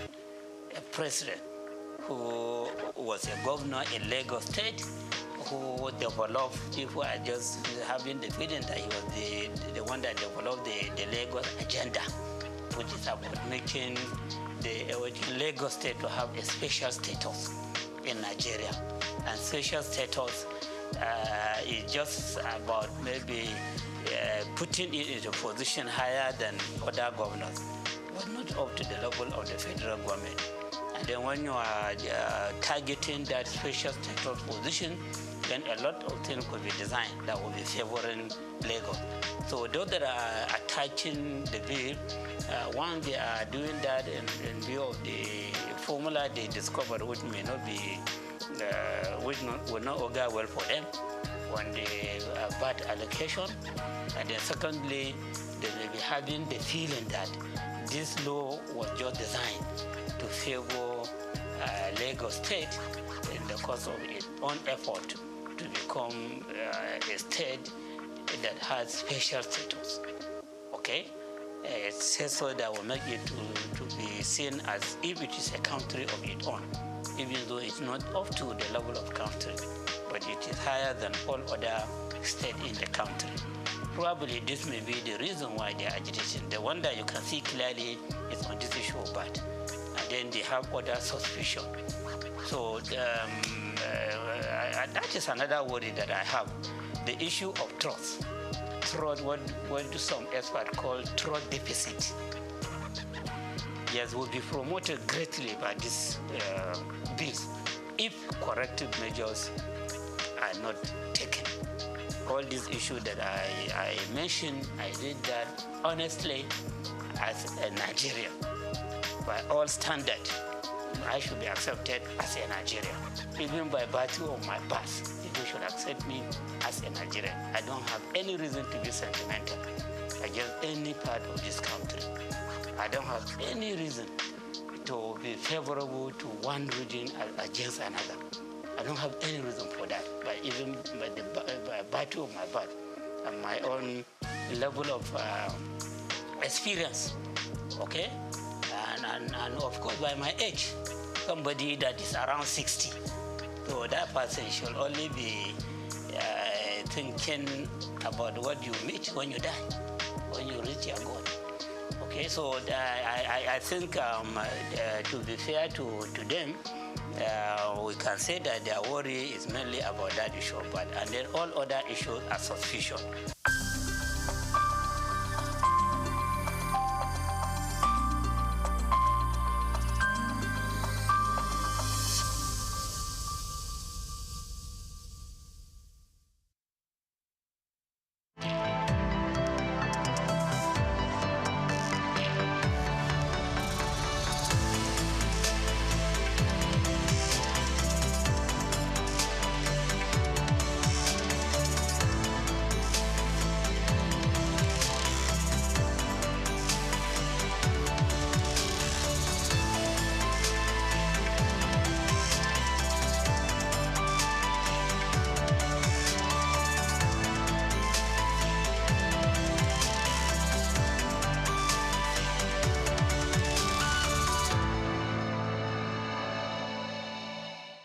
Oyeyimika Adeboye is one who comes from a lineage of entrepreneurs.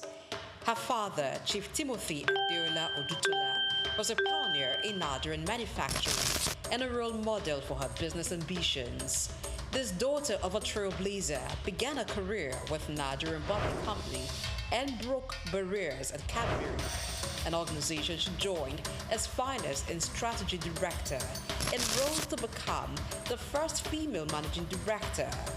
Let's explore the world of this amazing African business leader who's built a legacy of excellence, inspiring future generation of female leaders.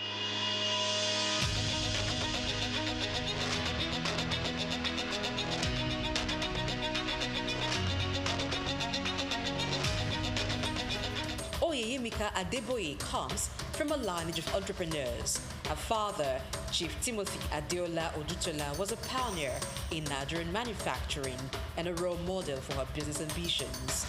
Oyeyimika was born to late Chief Timothy Adeola Odutola, a foremost entrepreneur of his time.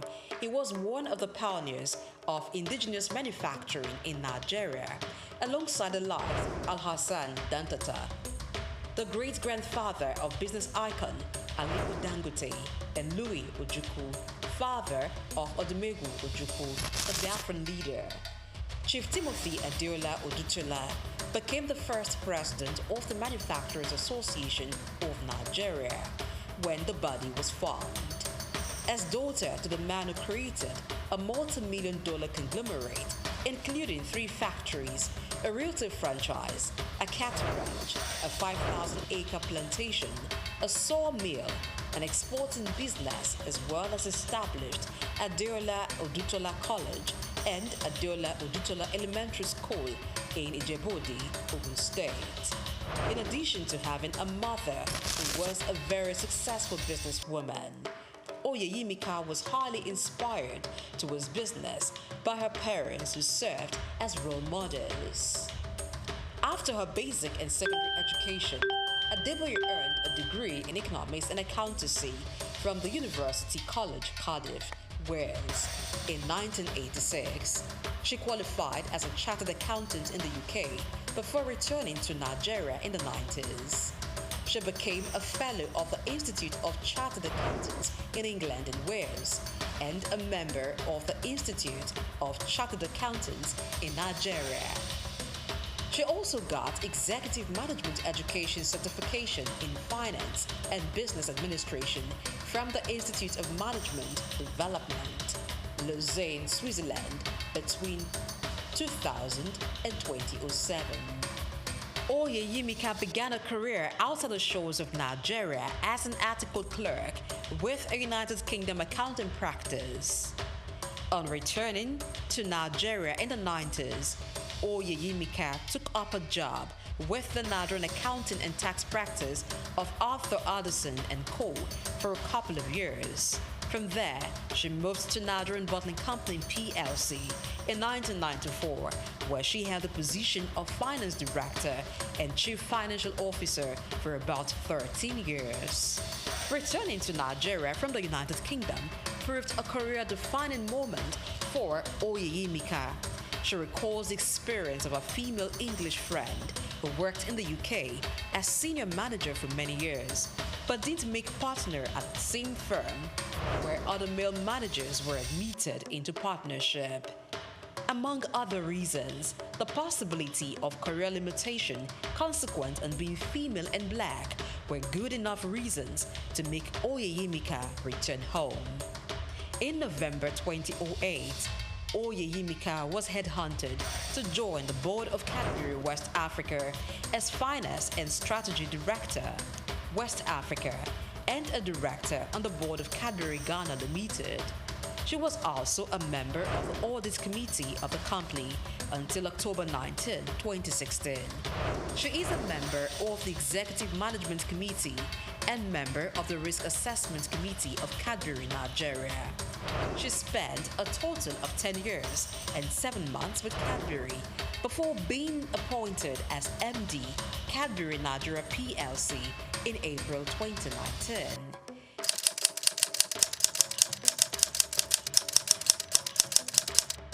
She also became MD, Mondelez Cadbury West Africa. 2 months later, Mondelez International is the parent company of Cadbury Nigeria PLC. After consciously building a career in finance, strategy, and business administration, both in Nigeria and the United Kingdom, for over 2 decades, one can almost say that Oyeyimika had spent all the years preparing for the top. Her appointment as the MD CEO of Cadbury Nigeria PLC is a testament to the company's acknowledgement of fine talents. Position as the Managing Director of Cadbury Nigeria PLC. In April 2019, she was announced as the successor to Amir Shamsi.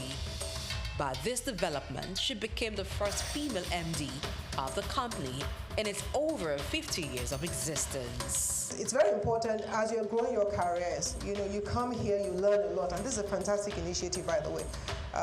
You come here, you learn a lot, and then you go out there, and you're wondering what next. What I always say to people is don't limit yourself. You must never limit yourself. I gave you a statement. I said I'm a finance person. Today I'm a general manager. I did not learn general management in school. So whatever you're learning here, I'll call it a drop in your learning pool. Okay? You spend a year here, you learn something.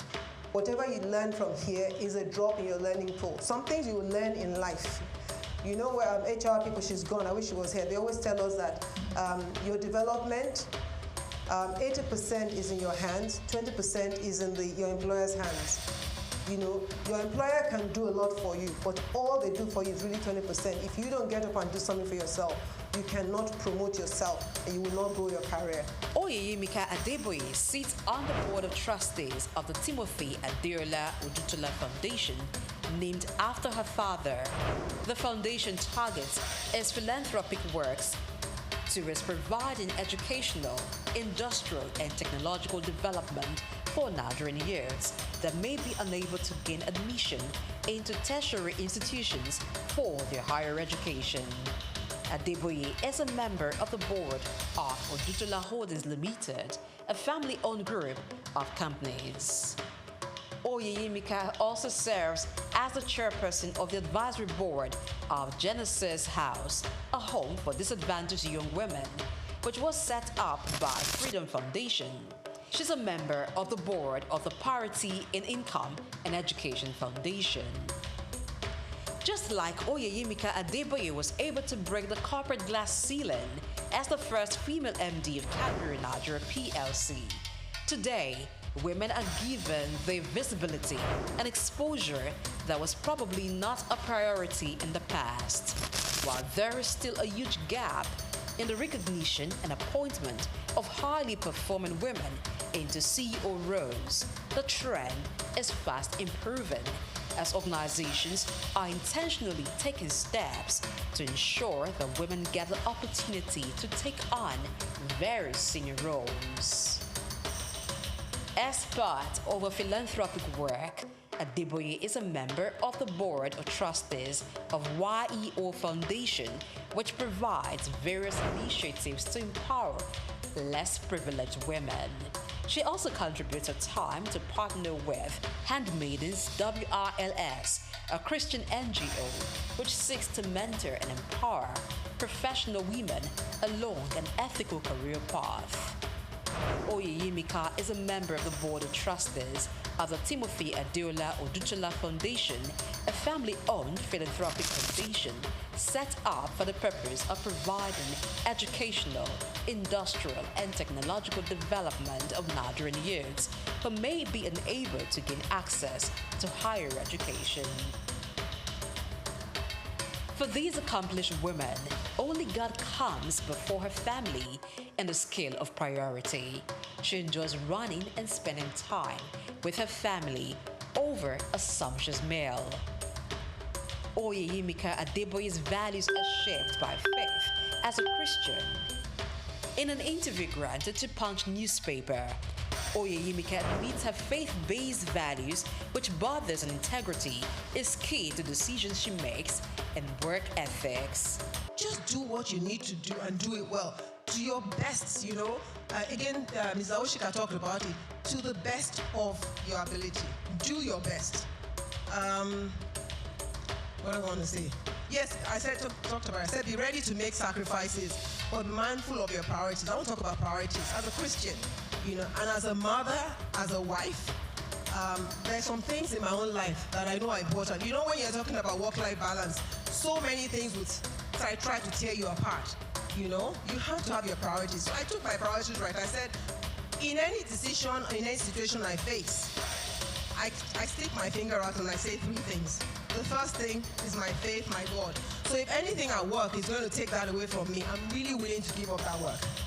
You know, and I say it boldly that as a Christian, if I have to compromise my faith, then it's not worth it. Growing up in a home with strict moral upbringing, she recounts her disciplinarian father never failing to apply the rod when it was necessary, as well as her mom. These values have shaped Oyeyimika's character and decision-making. The journey of Oyeyimika exemplifies dedication, talent, and the importance of breaking barriers. She continues to inspire future generations of female leaders. There's never telling where this wonderful, amazing woman is going next as she continues to break corporate ceilings.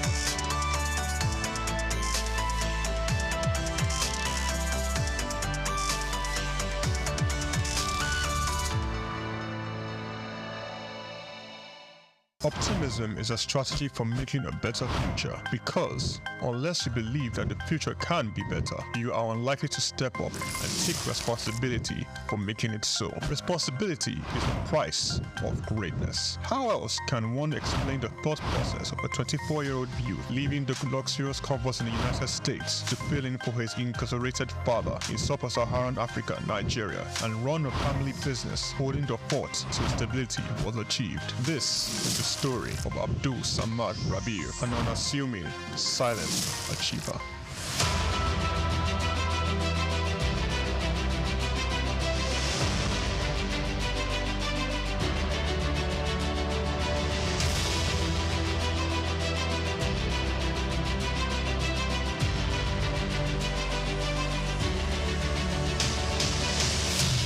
Samad Rabiu attended Capital University, Columbus, Ohio, and returned to Nigeria to oversee the family business when his father, Ishaku Rabiu, was detained by the administration of General Muhammadu Buhari for allegedly not paying the rice report duties.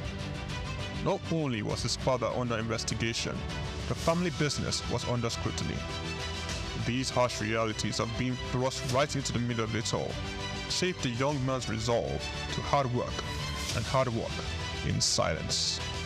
Abdul Samad Rabiu is the son of one of Nigeria's foremost industrialists, late Khalifa Ishaku Rabiu, founder of Ishaku Rabiu and Sons Group, the family-operated holding company with a history of investment in manufacturing, insurance, banking, and real estate. In the 1970s, the group invested in manufacturing, with its first investment being the Kano Suits and Packaging Cases Company, a factory producing suitcases and handbags. In 1972, the Bagauda Textile Mill, manufacturing woven clothes for uniforms, importing and trading in different segments of the economy, including frozen food service, sugar, and a motor vehicle and parts distribution company specialized in Daihatsu products. Abdul Samad Rabiu was born with a very big silver spoon in the ancient city of Kano on the 4th day of August in 1960, 57 days to Nigerian independence. 24 years later, responsibility beckoned. He was in the family business till 1988. Abdul Samad Rabiu, following in the steps of the family business, established BUA Bois International Limited in 1988. Solely for commodity trading, Bois International Limited imported rice, edible oil, flour, iron, and steel. The much-needed wins to his sale came in 1990. The government, owners of the Dettol Steel Company, got into a contract with Bois to supply its raw materials in exchange for finished products. This was the young company's much-needed windfall. Bois expanded further into steel, producing pellets, importing iron ore, and constructing multiple rolling mills in Nigeria. Nigerian Oil Mills Limited, the largest edible oil processing company in Nigeria, was sadly bought by Bois in 2005. Bois started 2 flour milling plants in Lagos and in Kano. By 2008, Bois had broken an 8-year monopoly in the Nigerian sugar industry by commissioning the second largest sugar refinery in sub-Saharan Africa. In 2009, the company went on to silently acquire a controlling stake in a publicly listed cement company in northern Nigeria, Sokoto Cement, and began to construct a $900 million cement plant in Ogu-Okbela, Edo State, completed and commissioned in 2015, which was at that time the single largest non-oil investment in South Nigeria, and had a capacity of 6 million metric tons per annum upon completion of the second line. This was followed by a new 1.5 million metric tons line in Sokoto in 2018 and another 3 million metric ton line, which commenced in 2020 and was commissioned in 2022, bringing the total installed capacity for his cement holdings to 11 million metric tons as of January 2022. Abdul Samad Rabiu is very entrenched with his family in business, having over 40 siblings. His younger brother, Rabiu Ishaku Rabiu, was the CEO of IRS Airlines Limited, an airline based in Abuja, Nigeria. It operates scheduled domestic passenger services. Its main base was Nnamdi Azikiwe International Airport. The airline was established in 2002 and started operations in March 2002 and ceased operations in 2013. Kabiru Rabiu, a younger brother, currently serves as the Group Executive Director of BUA Group. In 2020, Kabiru was named the best African economic leader under the age of 40 in the 100 African Economic Leaders for Tomorrow Awards by the French Institute, SOUQ. BUA invested $300 million in the 20,000 hectares Lafiaji Sugar Estate project, which comprises a sugar mill, sugar refinery, ethanol processing plant, and 35 megawatts power plant. The company also built an export-focused refinery in Port Harcourt. The only destination sugar refinery in sub-Saharan Africa. Abdul Samad Rabiu is constructing a 200,000 barrels per day petrochemicals refinery in Akwa Ibom State, Nigeria. The agreement was signed with Access of France in August 2020 for the refinery aimed at serving Nigeria and the West African petroleum refining needs. It is expected to be completed and operational by 2025. The privately owned Omu Obela Cement Company was in January 2020 merged with the publicly listed Cement Company of Northern Nigeria, where Abdul Samad Rabiu already held a controlling stake in the $3.3 billion transaction, and BUA Cement PLC was born. Abdul Samad consolidated all his food businesses in sugar, edible oils, rice, flour, and pasta milling into a new company, BUA Foods PLC. In December 2021, it was listed on the Nigerian exchange. BUA Foods emerged as a consumer goods leader in market capitalization, experiencing a phenomenal 206% year-to-date appreciation. Share prices soared from 65 naira per share in December 2022 to the current value of 379.9 naira per share as at 24th March 2024. In terms of fundamentals, BUA Foods exhibited robust financials with a 54% increase in profits to 105.6 billion naira in the first 9 months of 2023.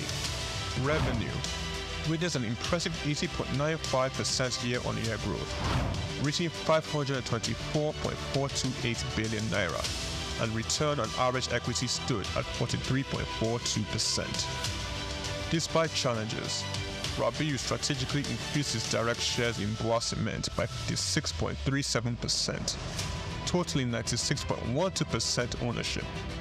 This move, executed on June 26, 2023, demonstrates Rabiu's confidence in his company's future growth.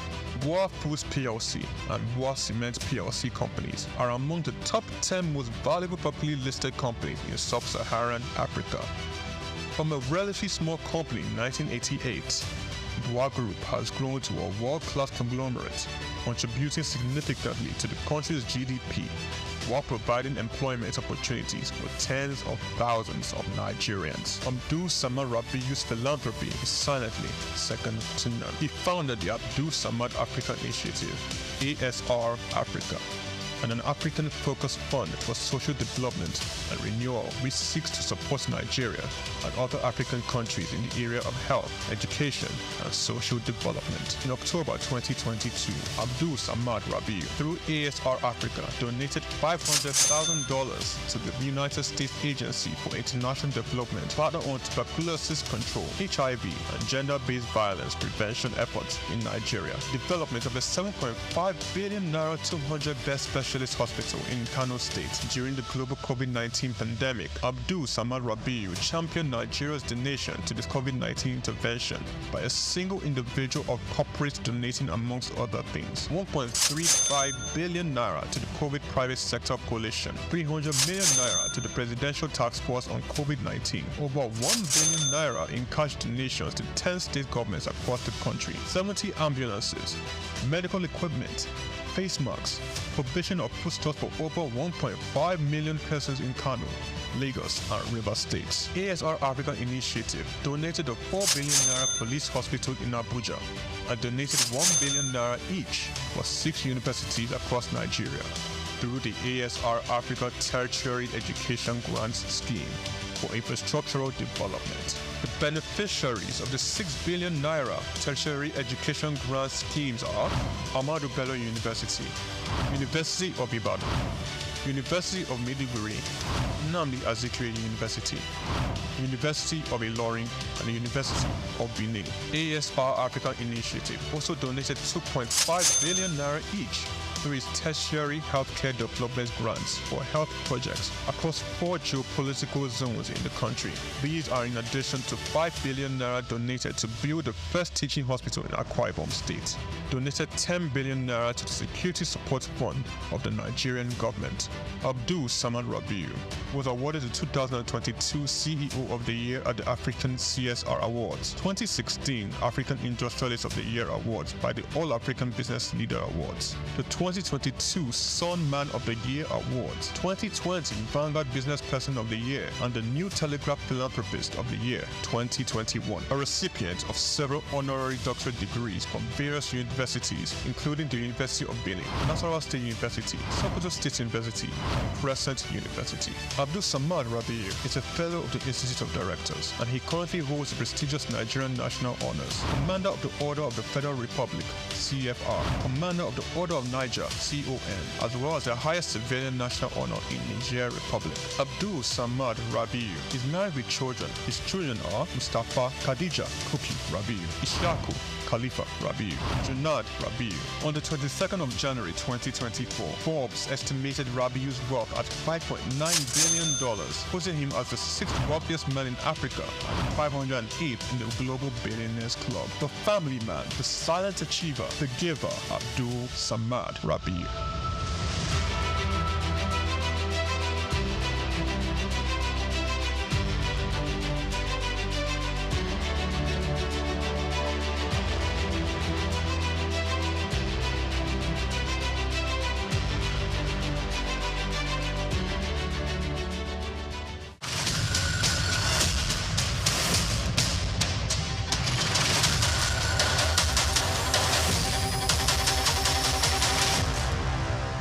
Augmented reality, AR, is a technology that merges computer-generated images with the user's real-world view, creating a composite experience. This interactive experience integrates various sensory modalities, such as things you can see, hear, and even feel, making the experience interactive and immersive.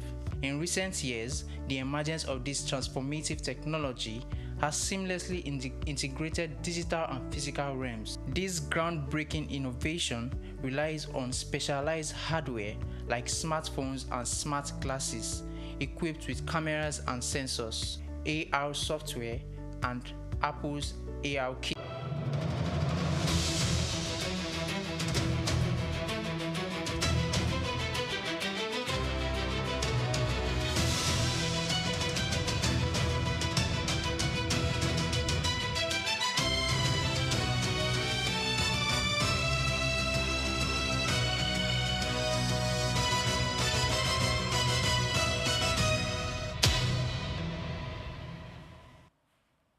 A very good afternoon to you and welcome to the Midday News. We are reaching you live from our studios at SOUQ News TV. I'm Oyin Priye Kurmale. Now, the federal government is considering upgrading 50% of Nigerian textile production capacity with modern equipment within 5 years as part of efforts to revive the struggling textile industry and reduce rising import dependence. The proposal includes tax incentives, a national textile training institute, and the creation of 500 billion naira textile modernization fund to be managed by the Bank of Industry, offering long-term loans at the single-digit interest rates to support machinery upgrades. If implemented, the plan is expected to lower production costs, attract fresh investment, improve skills, and strengthen local manufacturing, following data showing textile imports reaching 841.27 billion naira between January and September 2025. The Securities and Exchange Commission has directed all capital market operators to renew their registration between January 1st and January 31st, 2026 as part of efforts to modernize regulatory processes and strengthen confidence in the Nigerian capital market.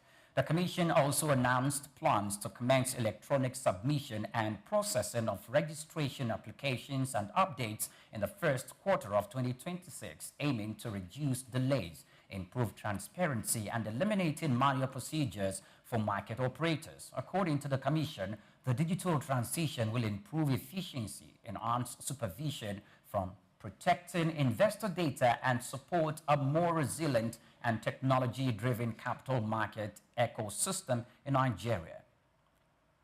Now, the Dangote Petroleum Refinery has commenced nationwide sales of premium motor spirit at a pump price of 739 naira per litre through all MRS Oil Nigeria PLC filling stations, marking a major step toward lowering fuel costs and stabilizing the downstream petroleum market. The refinery said the new price is available across over 2,000 MRS stations nationwide, supported by a guaranteed daily supply of 50 million liters, ensuring steady availability during the festive period and limiting the risk of scarcity and price manipulation by refining locally at the scale. The refinery is reducing dependence on fuel imports, conserving foreign exchange, strengthening energy security, and providing cost relief to households, businesses, and transport operators across Nigeria. Now, the South African rand strengthened against the United States dollar earlier today, supported by rising global prices of precious metals, which remained a major export driver for the South African economy. The currency gained about 0.4% to trade at 16.71% to the dollar, while Johannesburg-listed equities advanced, with the top 40 index pricing and rising by 1.3% on the local stock exchange. Analysts attributed the gains to record high gold prices and a surge in platinum to a 17-year peak, alongside improved fiscal performance and easing inflation that have helped the rand rise more than 12% against the dollar in 2025. Now, China has announced provisional import duties ranging from 21.9% to 42.7% on selected dairy products from the European Union, effective December 23rd, following the outcome of an anti-subsidy investigation initiated more than 1 year ago. The Chinese Commerce Ministry said that preliminary findings showed that subsidized European Union dairy imports cost materials to domestic producers, prompting the tariff action amid ongoing trade tensions between Beijing and Brussels. The European Union remains China's second largest source of dairy imports after New Zealand, and the move is expected to affect trade flows, pricing, and diplomatic negotiations between both economies, according to reports. Now, many thanks for watching. Please do well to follow us on all our social media platforms at SOUQ News TV. I'm Oyin Priye. Coming up shortly is Just Africa. Do stay with us.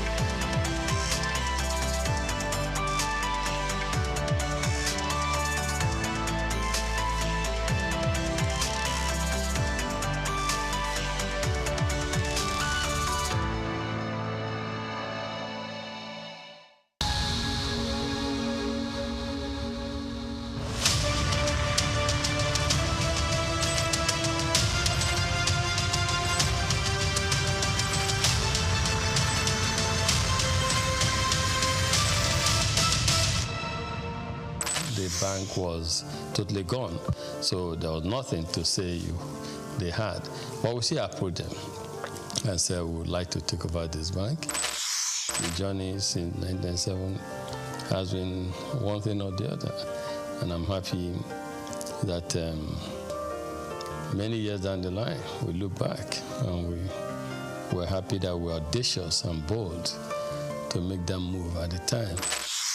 That's why today in UBA, perseverance, resilience is a core virtue, a core attribute, a core value of ours, because we apply that early on in this journey. So that's how it all started.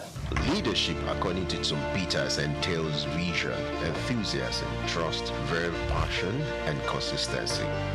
If there's one man who graciously combines these virtues, the name Tony Elumelu comes to mind. They say that success to a large extent is dependent on being at the right place at the right time.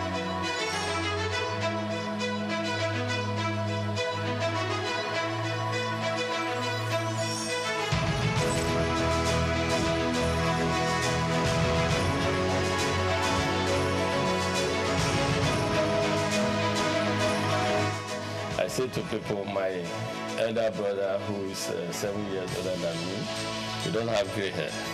I have gray hair. My gray hair started from the merger, because making it work, serving your customers, making sure that everyone in the universe of the institution, which was we have 428 branches at the time, that it was same level of service across board. Customers of standard trust bank that were used to a certain level of service delivery, you will not want them to come to the new institution and have a drop. From the womb of time, Tony Elumelu has been an embodiment of nobility and excellence. He remains one of the flying eagles and shining eggheads of the banking industry. The life and times of Tony is an inspiring tale. He is one Nigeria who is unmoved by material wealth and self-aggrandizement. Tony's noble qualities were earned from his humble background. Growing up with 4 siblings in Jos Plateau State, the cowboy of the banking industry who hails from Anocha North local government area of Delta State, believed in the democratization of law combined with hard work. He began his career as a copier salesman. The Ambrose Ali University graduate of economics also bagged a master's degree in economics from the University of Lagos. In 2019, he received an honorary Doctor of Business degree from Bayero University, Kano. Going to university, I just thought I wanted to be a businessman because my mom's brother, my mom and his brother were just 2 of them. So my uncle was a businessman, in Nigeria, and was quite successful at the time. And I was influenced. I thought he was very rich, and also I wanted to be a businessman, but not knowing whether just a businessman, you know what I mean? Because he was described then as a businessman. And but in the university, that was why I read economics, just to see. But in university, I got more enlightened because I knew more how things operated. And first degree, I was saying I just wanted a good job that would give me the start. But when I came to do my master's at Unilag, being in urban or Unilag, a lot happening at the time. And that was the era of new generation banks, a lot happening. Our friends, in banking, our friends, some got jobs in some banks. And so that's all of us who were doing masters at the time. I did masters in economics. Who were doing masters at the time, we just became interested and fascinated. We were interested in working in a bank. New generation bank, not old generation bank, not. And so that was how it all started. And we started applying for jobs in our banks. And I got, yes, at the master's level, it was clear I wanted to work in a bank. And yes, that was started. As in then, Santana was a posh car. So they oppressed us in school, I must say. And then we too wanted to become the big boys in future with the brochures, suspenders, white shirt, dark suits, etc. The growth and development of any institution is determined by the quality of its leadership. For Tony Elumelu, his sterling performance and leadership scorecard in the banking industry remains a reference point. He rose quickly to become the youngest bank branch manager at Allstate Trust Bank at the age of 36. He formed a coalition to acquire a distressed financial institution, Crystal Bank, and became its CEO. an action that earned him and his circle of peers the nickname the Cowboys of Banking. In 1997, some of us came together and acquired the distressed financial institution. We acquired this financial institution, we turned it around, we set targets for ourselves, strategic plans, targets, we have first year strategic intent, we want to make it a viable financial services company.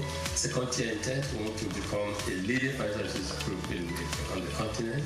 And third financial intent is a strategic intent to become a player in the global financial arena. As we all know, there's so much private global capital seeking the right investment destination.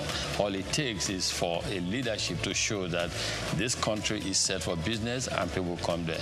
We want to move into an economy where they can invest freely as well as move their monies out when it comes for time for dividend and remittances and repatriation of a dividend. So I will continue to invest because of the signal that we see in the market, because of certain fundamentals that are right.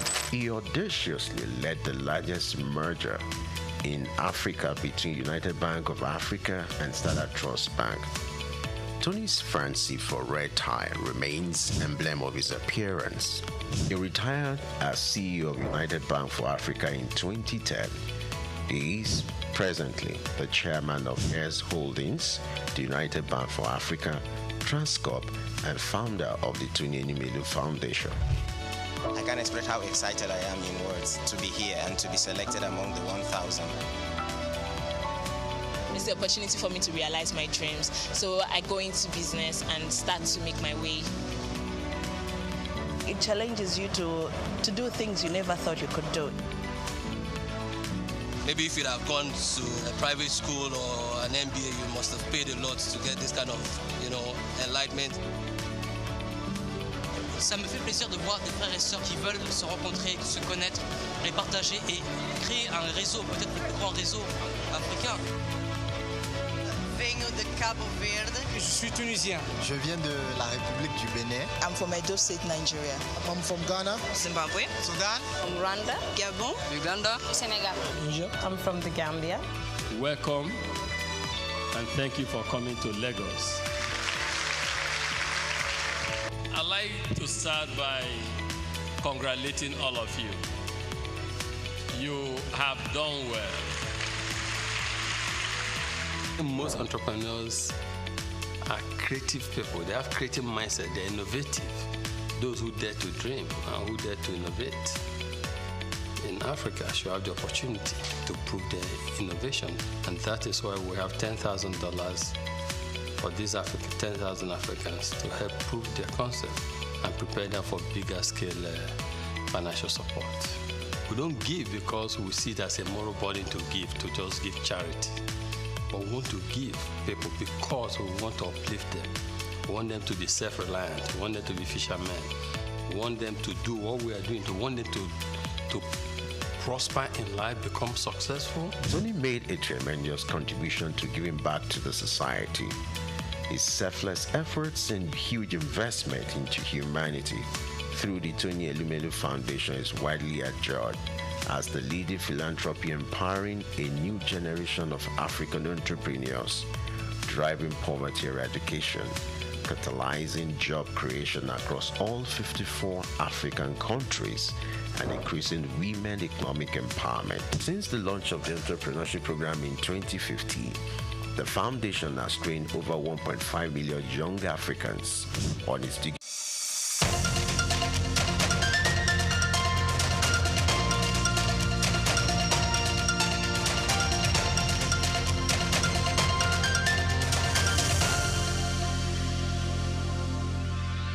Hello and welcome to Just Africa on another beautiful week on SOUQ News Television. Here we break down trends, spotlight opportunities, and tell the African stories differently. So storytelling today in Africa is emerging as a transformative tool, not just for entertainment, but for shaping perceptions, attitudes, and even policy. Crafting stories that shape minds and future is about the bold decision to own your voice in a noisy world. It's about how stories, when told with truth and intention, can shape minds, challenge beliefs, and influence the future. This is Just Africa, and I am Umevi Idolo. And I'm not doing this alone. I have Emmanuel Amulu in the studio with me. Hello, Amulu, and Happy New Week. Yes, hello, baby. Good afternoon. Of course, good afternoon, Lagos. Good afternoon, Nigeria. Good afternoon, Africa. We're here again to come and talk about the continent and how we can get the continent to upscale and get better. Yeah. We're using every means, every tool that we can to do that. Today, we're going to be talking about storytelling first off, and then we're going to be diving into another conversation which I know a lot of people will be interested about, because it talks about the abolition of something that I would rather not let the cat out of the bag. But today's conversations will be heart-wrenching, and of course, some will be uplifting as well, because it's something that can resonate with almost everybody, irrespective of where you are on the continent. Children are involved, you know, adults are involved, and of course, human rights people are involved. So everybody who is supposed to be a stakeholder on the continent should pay attention to this conversation. I love the fact that we'll be doing storytelling, you know, taking us back to the roots, the days of Tales by Moonlight. Yeah. Storytelling has been something that has been unique. It's something that is unique to the African culture. It helps to instill morals, culture, tradition, back in the days, our culture, our traditions were preserved by storytellers. You know, the children in the community in the evening, they sit out. Grandma did that with me back then. You know, they tell you stories. The story about the tortoise, the story about this, the story about that, the story about your people, how your culture came to be. So, talking about storytelling, these days, we now see that some people don't want you to share your own story your own way, especially the emerging society. I love the fact that, I mean, we were able to trace back to how we were growing up, but one of the things that used to be a downside then was we didn't write most of our stories. We only told them verbally. So most of the times, it stays in the mind, but you cannot transcend it to the next person unless you knew about it in your head. And then, of course, one of the things that we also did then that was a plus was we used these stories to inculcate knowledge, not just knowledge alone. Like I said, morals, values, tell story. Because even they're giving you analogies and they're using animals, for example, tortoise and all. It'll tell you about wisdom. It'll tell you about how to be united, you know, for front, how to be able to open your minds to learning new things. And it did help. What we now do is, we no longer maybe tell stories like it used to, but now we now write books, right? But the thing is, just like I said, we now need more Africans to write. It's not something, it's always a skill that was transcended to us. We did verbal storytelling. But now that we need more people to write this story so that at least people can now read. So even if you hear from just the story told by verbal, you can also read about it and still get the same message. We just hope that we'll get more Africans telling African stories rather than Europeans telling African stories. Oh, exactly. So today, we explore creative courage, the choice to stand in your truth, tell stories with intention, and leave echoes that outlive the moment. When you choose yourself, you don't just change your story, you shape the world that listens to those stories. We'll go on this quick break, and when we return, we will be having an amazing guest who will tell us about her journey in story writing. You know, it's a beautiful thing to have her today as our guest. We'll go on this quick break. Don't go anywhere. We'll be right back.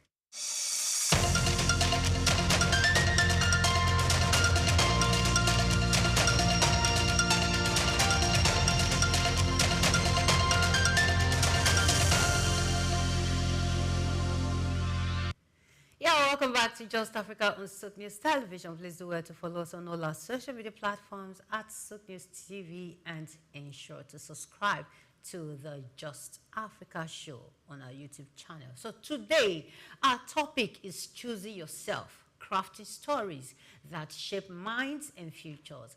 And our guest is Adebola Rayo Folade, a writer, communication consultant, storytelling, and publishing expert who brings over 14 years of experience in communications, storytelling, and publishing, helping organizations and individuals craft compelling narratives that resonate across cultures.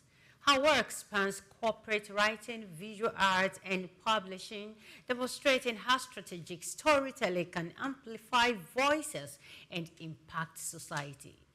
Adebola's journey highlights the challenge many African creatives face waiting for external validation versus taking ownership of their own creative work. Her recent achievement, the self-publication of her debut children's book, Sleepy Gopi Says Bedtime Must Wait, which was highly commended in Faber and Faber's Fab Prize 2025, illustrates the potential of choosing oneself, creating opportunities, and reshaping the local publishing landscape.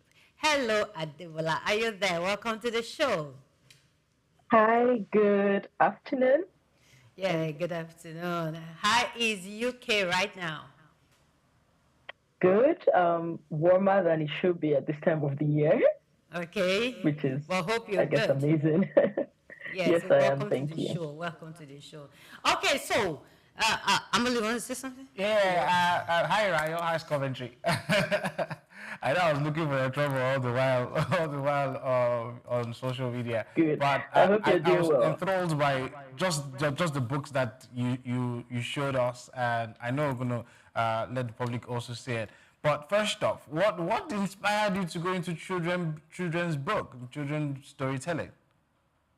So I worked early in my career. I worked in publishing at Parafina Books, Pachifo Limited, and at the time, Parafina published, both adult books and children's books. Chimamanda was being published by Parafina at the time. There were other authors, but a big part of the work that I really enjoyed was working on children's books, whether it was textbooks or stories for entertaining stories for children. And so it's something that has always been there. And as a writer, I tried to write a children's book maybe 4 or 5 years ago.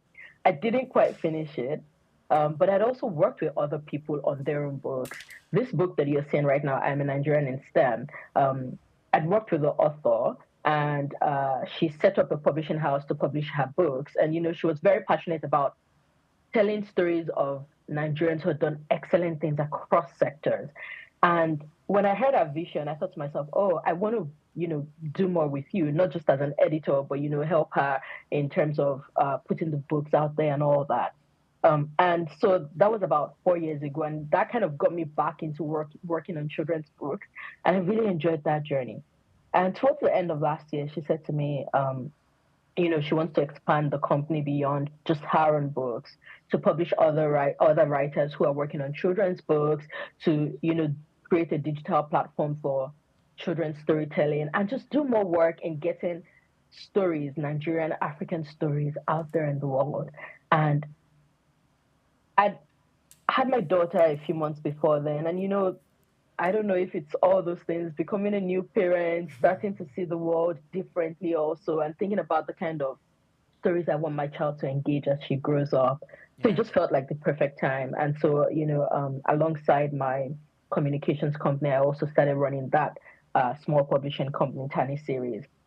And so this year has been really exciting for us in terms of thinking, okay, what is the world that we want to create for Nigerian, African, Black children across the world? What kinds of books do we want them to access? Yeah. So why is storytelling? Because essentially that's what the books are doing. So why is storytelling particularly important for maybe Black kids or children in Africa? I think if you think about the way the world is, the way humans are wired, everything starts in the imagination. You cannot do without imagining. You cannot create a future without being able to imagine that future. So even the devices we use, everything started in somebody's imagination. Now, like you said earlier, when you were talking in your introduction, you said that Africans had a culture of telling stories to ourselves, right? We were creating the futures we wanted to see orally, right? And now there's that transition to the written form, right? But when you have a continent with over 1 billion people, right? Which is a significant portion of the world population. Yes. But we are not so dominant when it comes to global storytelling, right? If you think about even movies, cartoons, books, right, and you ask Black children, oh, what are your favorites? Oftentimes they will default to the Western ones. If you think about role models and you ask a lot of kids, who do you want to be like, whether in sports or in technology, in science, they'll default to Western role models. Yeah. And there's nothing wrong with having a global outlook on life. But the truth is that there is something powerful about seeing people like you who have done incredible things. Yeah. It tells you that you also can do it, in a way that someone who's not like you cannot really, like, they can impact you, but it's not the same, And so storytelling, in terms of its ability to help us create the future, is such an important tool. And of course, nowhere is that more important than in childhood, because childhood is the foundation. If you have a child who grows up confident, who grows up knowing that people like them have done incredible things in the world, and grows up feeling that confidence of, I also can aspire to amazing things, I can do wonderful things in this world, or even just I can enjoy a world of people who look like me, right? I think it does something really powerful for them as they grow up, and that's why I think that children's storytelling is something that we need to take more seriously across the continent. All right, thank you very much. Okay, so I'll take you back a little to the beginning, or to the topic of our conversation, choosing yourself, using stories. Now, the word choosing yourself sounds empowering, but in real life, it often costs something. So when we say choosing yourself, what did choosing yourself cost you at the beginning of your journey? Maybe I want to say which beginning, because, I think our journeys are constantly evolving. And one of the ways my journey has evolved in the last 2 years is me moving from a full-time role leading a comms team, a global comms team for a company in the UK, right? I was leading a team working across 33 countries. And moving from that to focusing more on my own storytelling business and the children's publishing company. There's a cost to it financially. There's a cost to it in terms of also the visibility of you have in your career, right? When you're working at that high level, right, on a global scale, and then you choose to make a shift to build something from the scratch, right? Because you're passionate about it, because you see the potential it holds for the future. So there is a personal cost to it in terms of finances, in terms of also comfort, it's choosing yourself is an uncomfortable move. You're sacrificing comfort, you're sacrificing the known for the unknown, for the uncertain, and just trusting that no matter what time it takes, no matter how much resources it takes, right, you believe in the goal behind why you've chosen yourself. Yeah, so at what point did you realize your stories were no longer just personal expressions, but tools that could shape how people think? I think I realized that very early on in my career.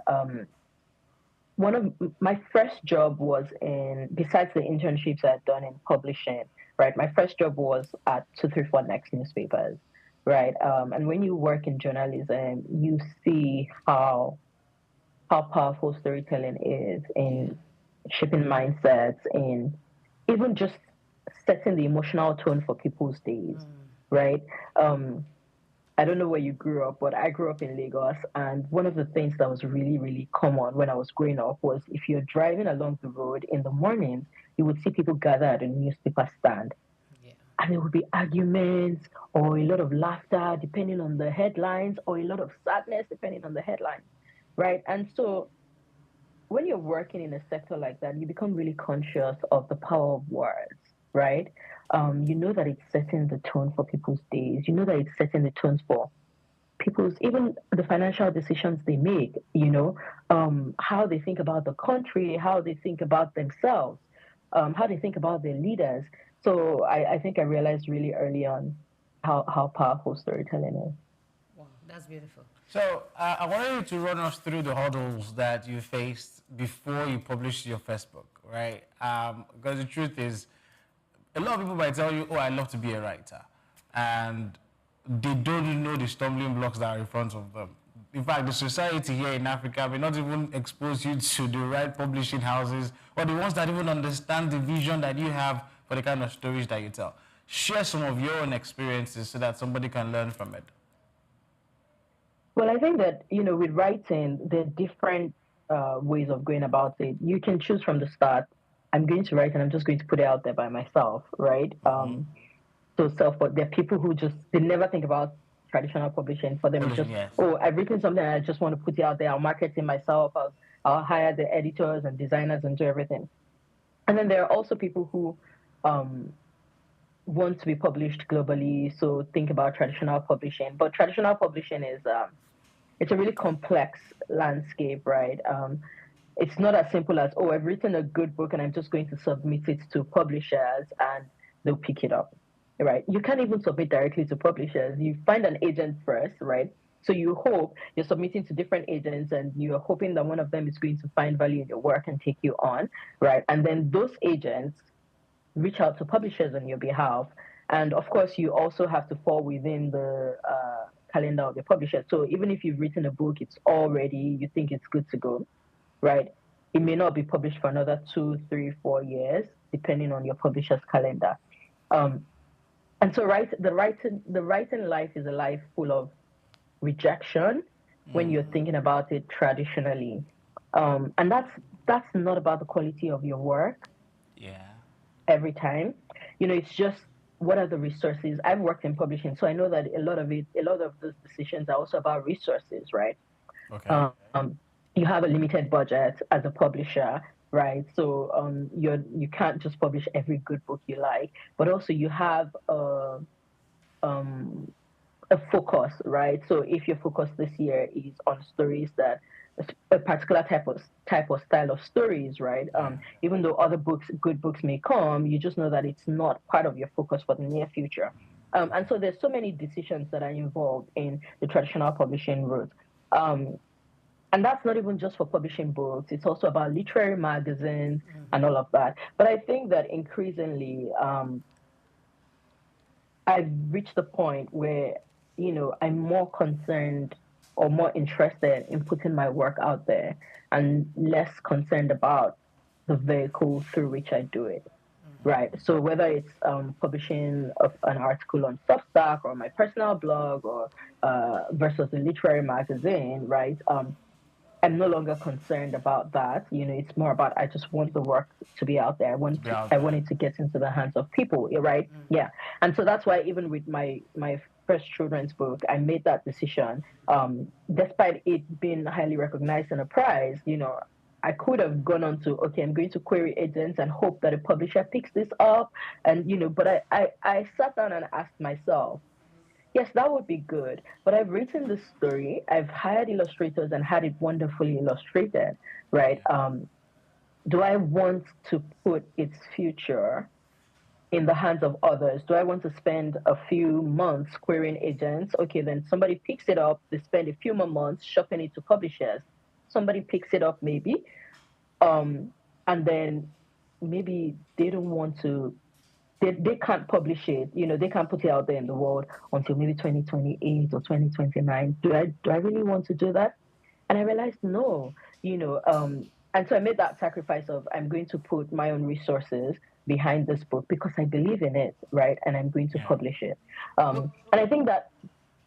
Okay, I wanted to ask, what kind of story do you write? Do you just write, is it just fiction or non-fiction? Is it story for children, story for adults? What kind of story do you write?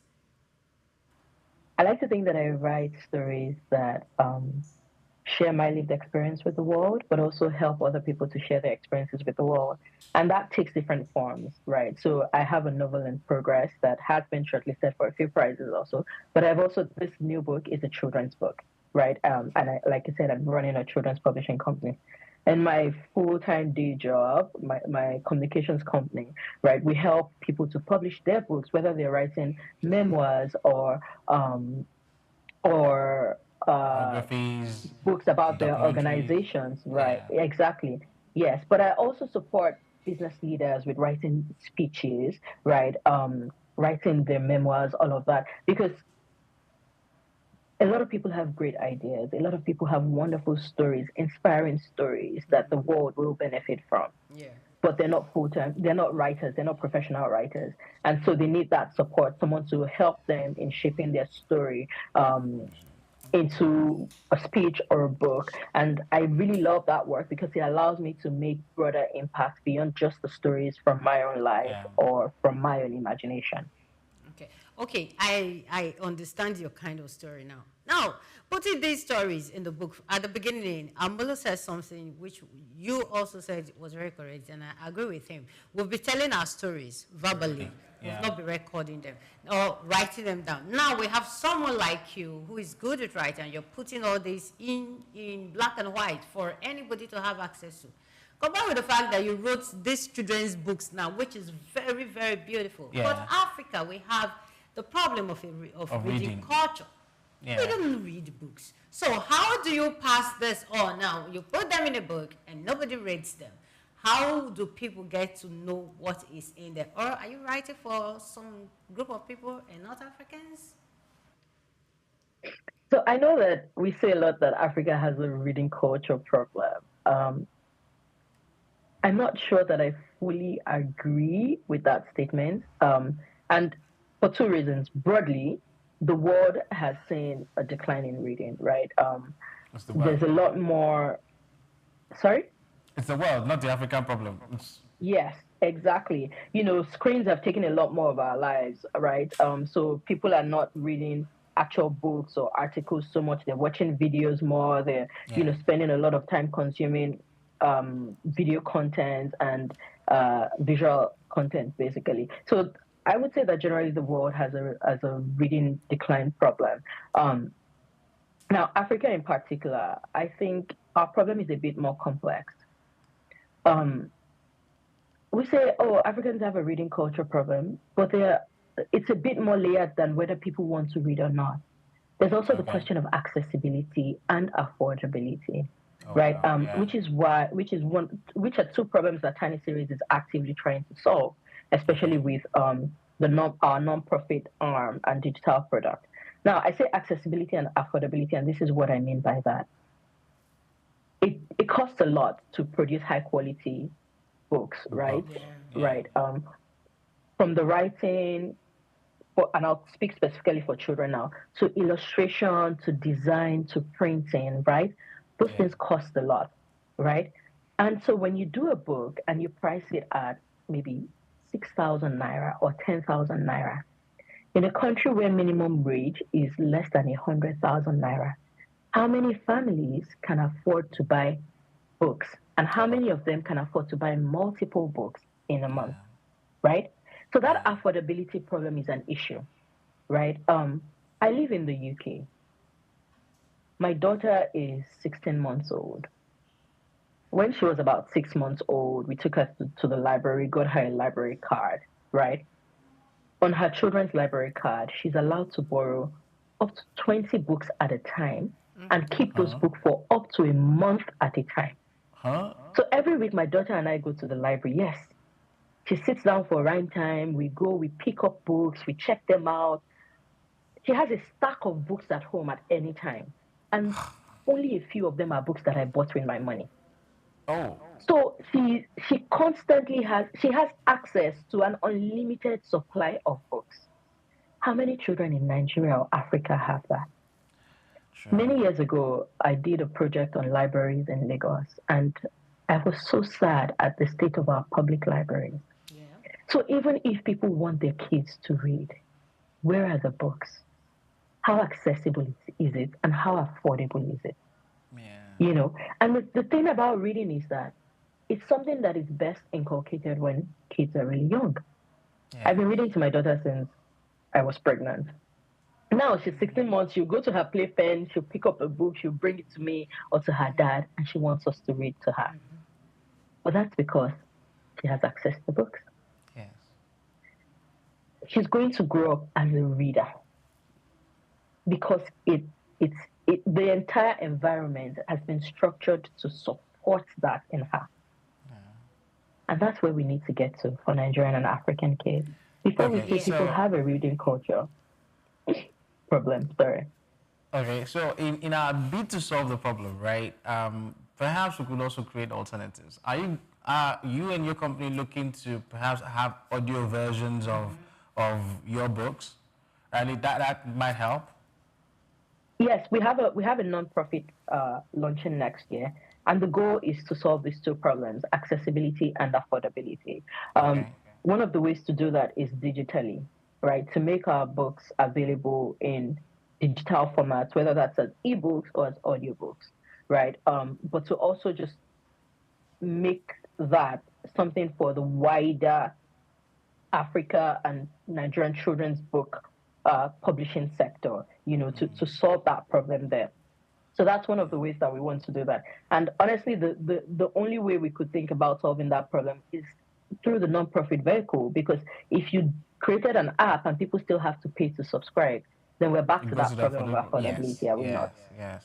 How do you solve language problem? Because I know most of this will probably be done in English, right? And across Africa, we all don't speak English, right? As even our primary language. Is there a way perhaps the audio version can solve that too? That's in our long-term goals, right? As a small organization, we are bootstrapping, so some things may take longer, but that is, you know, one of our long-term goals, to have books, stories. I don't just want to say books because some of them are just stories, short digestible stories for kids, available in different local languages, so that even if someone comes from a background where their parent is not literate in English, right, they can access it in their local language. Because I think that is really, really important. Storytelling holds power, whether the story is in English or not. Right? So yes, that is a problem to be solved. Okay, so many creatives chase relevance, but from what you have said so far, we can see that you are chasing meaning. So how do you decide which stories are worth telling, even if they don't trend? Even if they don't trend. It's interesting, and I think maybe it's because I grew up at a time when there was nothing like trend. You know, so that's a relatively recent concept, right? Yeah, so I started my career at a time where you weren't thinking about trending. You weren't thinking about clicks. You know, you weren't thinking about virality. I think that has still informed the way that I work, because when it comes to storytelling, you have to think long-term impact. Yes. So yes, it trended yesterday, but what impact did it make? Right? Who remembers it tomorrow? There's so many books I remember from my childhood, not because they trended or were viral or the whole world knew them, but they made an impact. And so when I'm thinking about what we're publishing, when I'm thinking about the kind of content we're creating for our digital product, that's the focus. Impact, not trends, because trends and virality, they're short-term concepts, they're short-term results, whereas long-term impact is about, is it inspiring confidence in kids? Is it inspiring curiosity, creativity? Is it helping them to dream? Is it empowering them to even create their own stories, to see themselves, you know, working and doing amazing things across sectors in the world? Okay, so do you believe every storyteller has a responsibility to shape minds carefully, or is impact something that should be left to the audience? Oh, this is a complicated one. I think the question is also how we think about impact, right? If someone has written a story that is just enjoyable, exciting, you know, it doesn't necessarily have obvious educational what's it called, results or motivational or moral lessons, right? Does that mean it has no impact? No. Some of the stories that impacted me most as a child were stories like, Enid Blyton books, which were just all these magical adventures. But what did they do in me? They inspired in me that mindset of creativity, of seeing the world beyond the physical, right? And that is its own form of impact, right? So I think that there's the storytelling, regardless of what kind of story it is, right, has a deeper impact in the fact that it shapes our creativity, it shapes our imagination. Some of them evoke a sense of adventure in us. So it's not just about the moral lessons or history lessons or obvious educational value. It's a wider impact that storytelling makes. All right, thank you very much. But I want to hear a story. I want to know the reason or the inspiration behind what's the title again? Sleepy Guppy Bedtime Must Wait. I want to hear the story. So I had my daughter last year, and any parents would tell you that you get to the point where bedtime is a battle, right? You're trying to, they're tired. You're trying to put them to sleep, but they're just refusing to sleep. And sometimes they're crying or they just want to run around and, make noise and just be excited. And I think there was a time early in this year where we had a lot of that. We tried to put my daughter to bed, and it was just drama after drama. And one day, after one of those episodes, I just thought to myself, it was the title that came first, Sleepy Guppy Says Bedtime Must Wait. And when I started creating this story, I thought to myself, what if I choose to see the world through her eyes, right? Why doesn't she want to go to bed? What are the adventures she's imagining? What is the thing that what is keeping her awake? Keeping her awake, yeah.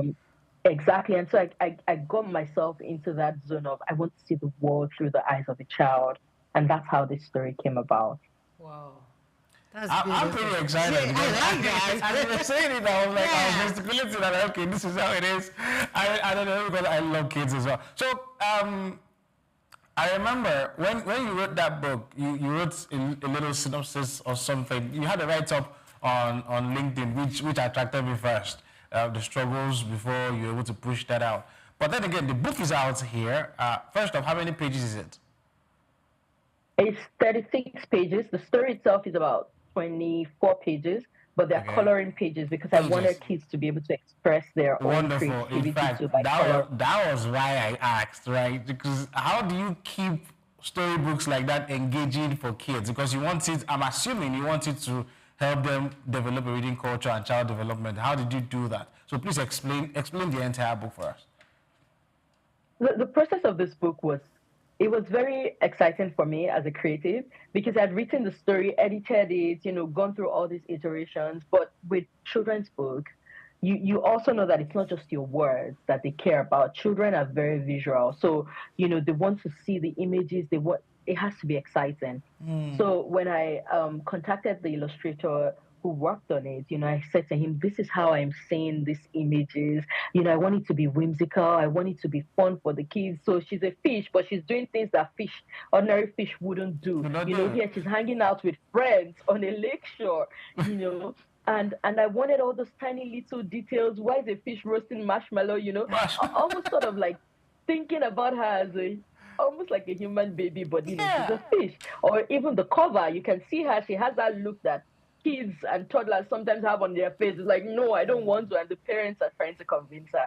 So the illustrations were a huge part of the creation of this book. I had really specific ideas of what I wanted, and the two illustrators, Anoluapo and Jeffrey, who worked on it, they did such a fantastic job. They're both Nigerians too, by the way. They did a fantastic job of translating that.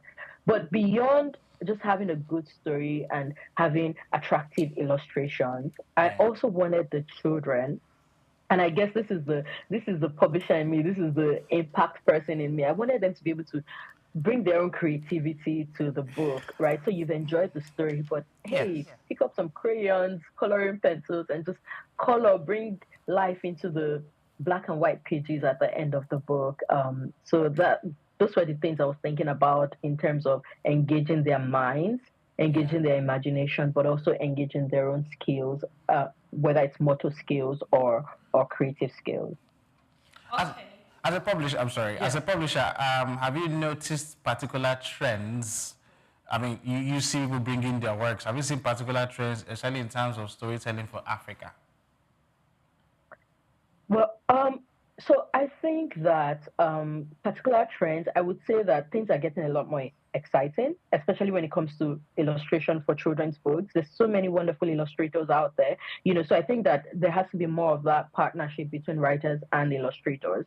Something else that I see really coming in vogue is comics, right? One of the reasons I love comics, yes, is because it appeals to the older kids, right? And there are not so many books that appeal to them, because older kids around that age, ages 9 to like 13, 14, they're in that phase where they feel a bit more matured and they want more mature stuff. So picture books like mine, won't necessarily appeal to them, but comics absolutely do. They don't have as many words, but the illustrations are fun, they're quick to read, and it's just very exciting. We published a sports comic last month, SOUQ and the Basketball Legends, in November. And we've had such amazing feedback about that comic, right? It talks about a boy who thinks he's not good at sports, but then goes on this magical adventure where he meets two basketball legends, right? He meets Akeem Olajuwon in the past, and he meets Giannis in the present, right? And he also time travels to the future and sees a vision of his own future self, right? And it's just a 10-page comic. It's the first in the series, but we've had such amazing reviews about it, because where our usual Nigerian books, they feature 15 people, they're in-depth profiles, long, take time to read and digest, and they are very impactful in their own way. The comics are also really good because the kids, they tend to read them over and over again, and they still get that inspiration, they still get that excitement. So that's a huge trend that I see for the future. More storytelling for older kids in exciting formats like comics. All right. So what advice would you give to young writers, or let's say creatives generally that are into writing, not just to the younger ones? Some errors they're making while writing books, maybe for children or something. In storytelling generally, what gaps or what errors would you advise them to avoid when writing stories, especially the ones with beautiful meanings? I think first is quality, obviously. Storytelling is not a solo effort. Yes, you may write alone, but you need a team of editors or one editor to support you, to review your work, before it goes out there in the world. Because, like you mentioned, you can have a good story, but if the quality is not good, then you may lose your audience. So have an editor, have editors, have people who you are accountable to along that process of writing. That's one. Two is, don't get discouraged. Don't get discouraged by how much time it may take or how much resources you may be investing into your storytelling. Just keep going. Good things take time, and that's okay. Okay, so now to parents, to libraries, to the government, to everyone, it was challenging. I was like, in those words, 6 months have a library card. We had white moments when you said that. Honestly, I would love to see more of Nigerian children having access to books like that. So what would you advise parents, libraries, government, what would you encourage them to do to encourage creative reading in children, especially because we have to catch them young? First will be the institutions, governments, schools, libraries. Please, please, please get our system running again. Our children cannot create the future we want, that we need as a country and as a continent, if they don't have access to good quality reading materials from young ages. So put in place the infrastructure, put in place the resources needed. And even when the library is there, what about getting the word out there? Yes. One of the reasons we first knew that this was even possible for us here is that while I was pregnant, the health visitor came. She came on different visits, but during one of the visits, she gave us a book pack right? And it had a baby book inside it. It had, reading material that just told us how to get resources, go to the library, all that stuff, right? So those are ways to put the word out there, right? There's a library in, every small, like if you walk a few streets, you'll find a library. We should have libraries around us, Exactly, we need that. So I would, my biggest advice is not even to parents. It's to governments. It's to, we need that infrastructure first and foremost. And to parents, right? I know it may be a stretch in terms of affordability, but even if it's used books, right? Whatever it is, just get your children access to reading materials. They need it. Their future needs it. Let me ask this question as a parent would, but then again, it's for the women. How do you read to your babies in the womb? I know you don't. It's not just for the women. Even my husband used to read. Let me ask as a parent. How do you read? Like you read out or you read in? Like how do you do it? Yeah, you read out. Doctors actually encourage you because I can't remember what month it is, but as the pregnancy progresses, your fetus can hear you, right? So even from the womb, they can hear. So they just encourage you to talk to them. Yes, so read out. So I used to just pick some of the books we bought early, and I would just read it out when I was pregnant. My husband too would do the same. For him, it was even better because I can't bend to my belly, but he could just bend close and read out the book. So that's actually something that you can do from when they're in utero. Oh wow! These men, they need to do more. They have to do better. I don't know why you do that. Well, I do love the experience, and I'm sure a lot of parents didn't know this kind of information, and it's good because it helps with the child development. So reading to the fetus in the stomach, so it's sound vibrations that they get to hear, right? And then they recognize the parents' voices. It helps with brain development. Exactly. I mean, it's something that will keep, A very big thank you to you once again, Yes. Adebolayo Falade. Thank you for coming on this show today. It's been my absolute pleasure. Thank you for such a wonderful conversation. Yes, Falade is a writer, a communications consultant, storytelling and publishing expert who brings over 14 years of experience in communications, storytelling and publishing, helping organizations and individuals craft compelling narratives that resonate across cultures. Her work spans corporate writing, visual arts, and publishing, demonstrating how strategic storytelling can amplify voices and impact society. Once again, thank you very much for coming on the show. You're welcome. Yeah. Yes, Amulu. I had to throw in that last question. I'm sorry. Because the truth is, look, some of those little things we take for granted. And you kind of wonder why, for example, a child is slow. And you can do maybe like a research and compare a child who was always told stories while in the fetus. You notice that vocabulary grows faster. Like they learn to pick words faster because they heard it somewhere, but they don't even know where they were hearing it, because they were hearing it in the womb. And then the love for books. You start early. I mean, at 16 months, let's do the maths again. That's 1 year and 4 months, right? And then that child always takes a book. She's not saying, oh, which iPad should I grab? Or give me your phone. I see parents now, your child is throwing a tantrum, or the child is just crying anyhow, and then you say, go and give the child the phone, right? Or turn on the cartoon for that child. The cartoon that you've not even screened to be sure that whatever that cartoon is teaching is something that your child should be learning. So, I mean, hearing things like this is something that our governments need to take into cognizance, our schools need to. I remember in primary school, we used to have libraries in the school. But then again, they used to have library time. They would say, okay, this. And when you go there, you're flushed out with so many books, you don't even know which one to pick. There's nobody to guide you. You just go there, pick. But the thing is, that was how many years ago in primary school? I don't know if they still have that now. People are springing up schools everywhere in different corners. They don't even know they have libraries there. And then the one of having libraries every walking distance, you've seen one. We don't have that here in Africa. And it's something that kind of like kills not just the reading culture, it also kills the desire to even love to put things into writing. We just continue to say words, and that's so. I'm sure the doctor is listening. He will tell you we have become lazy. Now everybody's even do chat GPT and the rest of the AIs. That one even makes it worse. The reading culture is dying. Now that one now comes to make it easier for you. It makes it worse, and we just hope the continent is able to escape this phase. I really hope that Africa as a continent, and the people get it right when it comes to reading.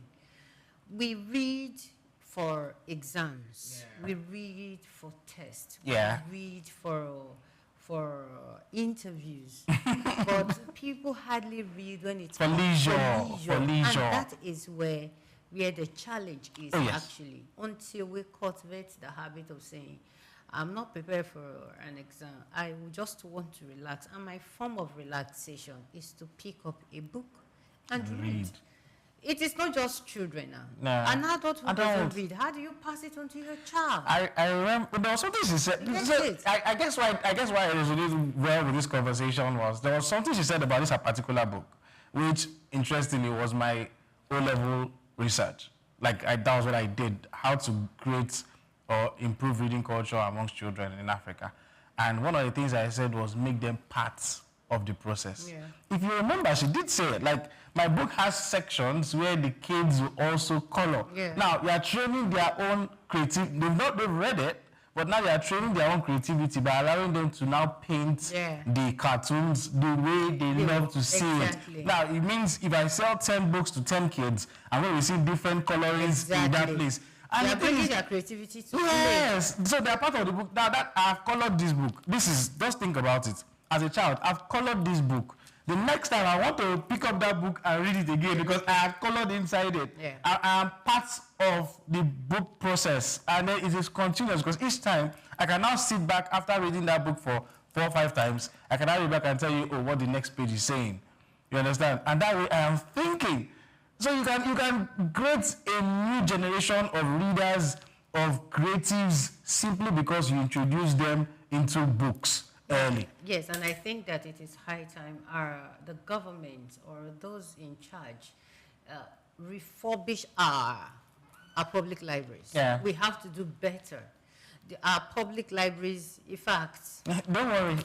I've seen that. Yes, but our public libraries should be something that the government or Ministry of Education should revisit.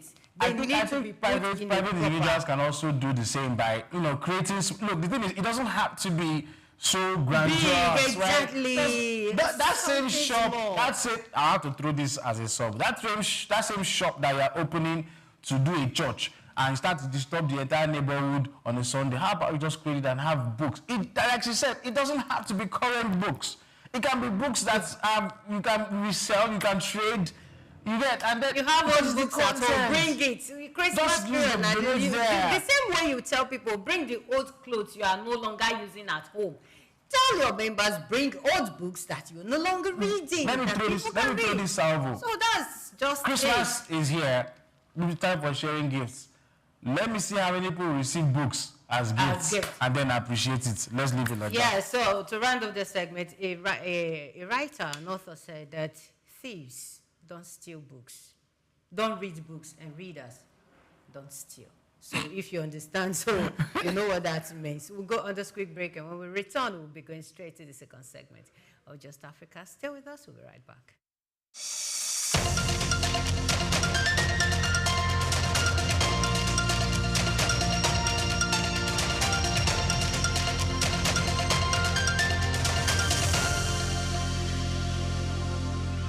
For years, uncomplimentary features including obsolete books, lack of power supply, leaking roofs, and sparse library infrastructure have become an integral feature of public libraries.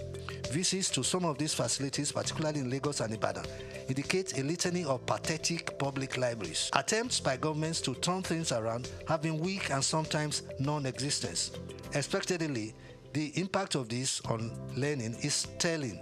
This is the basis of today's news talk, which focuses on public libraries. An American writer, Sidney Sheldon, once said that libraries store the energy that funds imagination. He added that libraries open up windows to the world and inspire us to explore and achieve and contribute to improving our quality of life. For many years, many young Nigerians have failed to improve the quality of their lives by expanding their knowledge or nurturing their latent reading skills, hence leave most parts of their lives in doubt, contrary to the advice by British novelist and screenwriter J.K. Rowling, who said, "When in doubt, go to the library." Public libraries play a crucial role in a country's educational system by providing free access to a wealth of information and resources through offering a diverse range of books, journals, and digital resources that are essential for learning and research. They serve as a repository of knowledge accessible to everyone, regardless of socio-economic status, in addition to supporting lifelong learning by providing resources for all age groups. Their role in promoting literacy by offering reading programs, story hours, and access to books for young readers is very crucial for early childhood education and developing a reading culture.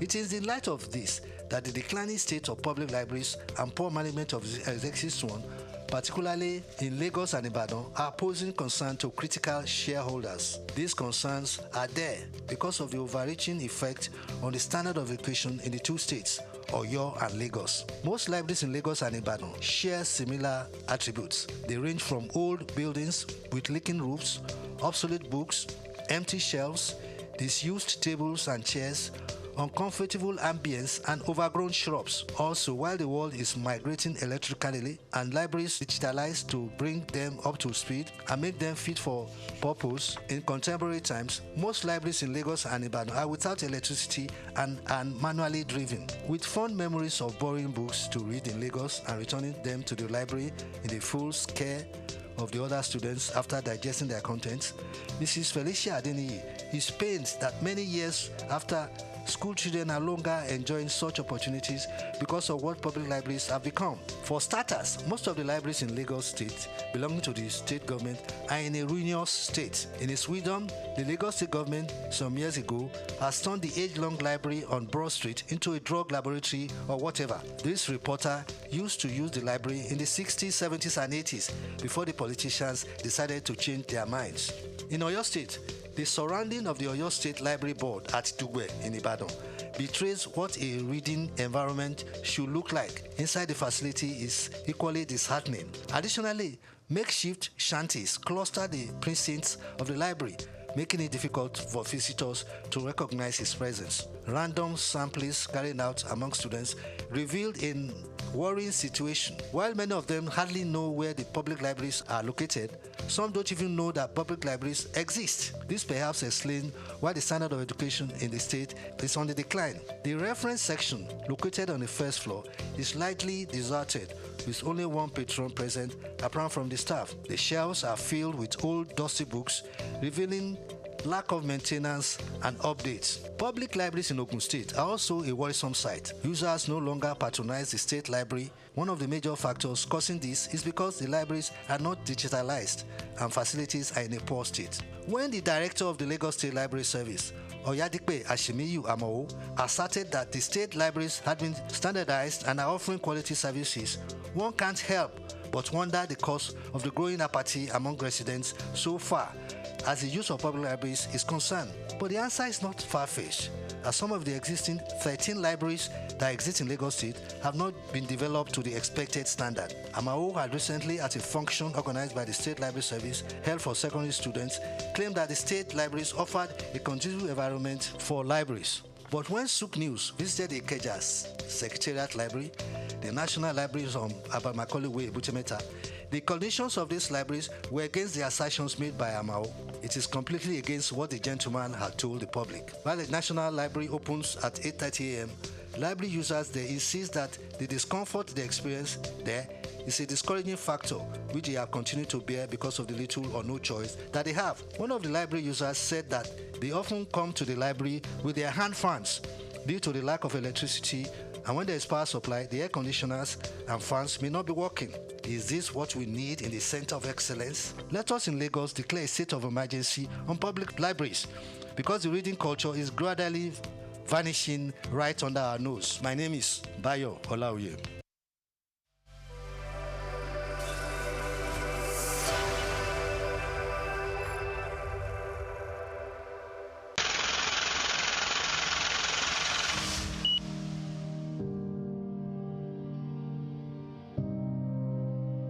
Wole Soyinka, born Akiwande Oluwole Babatunde Soyinka on July 13, 1934, in Abeokuta, Ogun State, southwest Nigeria, stands as one of Africa's most celebrated literary figures and a global icon of resistance against oppression. His life and works reflect an unwavering commitment to justice, culture, and the transformative power of art.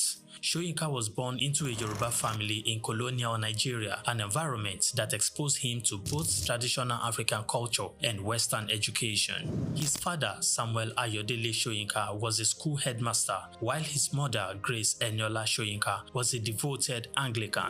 This blend of indigenous and colonial influences deeply shaped Soyinka's world. Soyinka attended Government College Ibadan and later proceeded to the University College Ibadan, where he studied English and literature. Soyinka completed his education at the University of Leeds in England, earning a degree in English and later a doctorate degree. In the late 1950s, Soyinka began working as a dramaturgist at the Royal Court Theatre in London. However, his passion for storytelling and cultural preservation drew him back to Nigeria, where he founded two theatre groups known as the 1960 Masks and the Orisun Theatre Company. Soyinka's works, often a fusion of Western dramatic techniques and African themes, address universal issues of justice, freedom, and human dignity. His early play, titled A Dance of the Forest, which was introduced in 1960, written to celebrate Nigeria's independence, critically examined the nation's socio-political trajectory, setting the tone for his career as both artist and activist.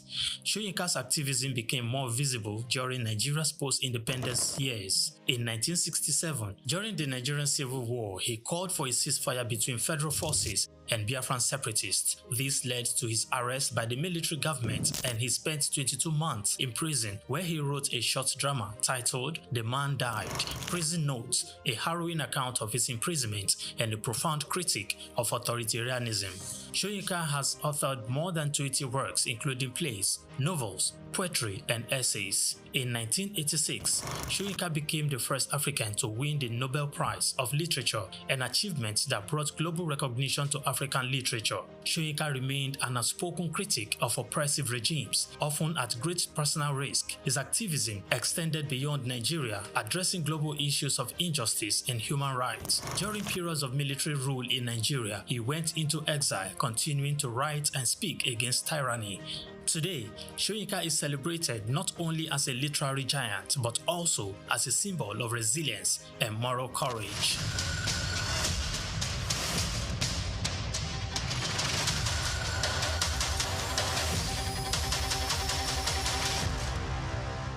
Known as the father of African literature, Chinua Achebe was born on the 16th of November 1930 in Ogidi, now Anambra State, eastern Nigeria. He was born to Isaiah Okafor Achebe, a teacher and an evangelist, and Janet Anenichi Iluegunam, a vegetable farmer.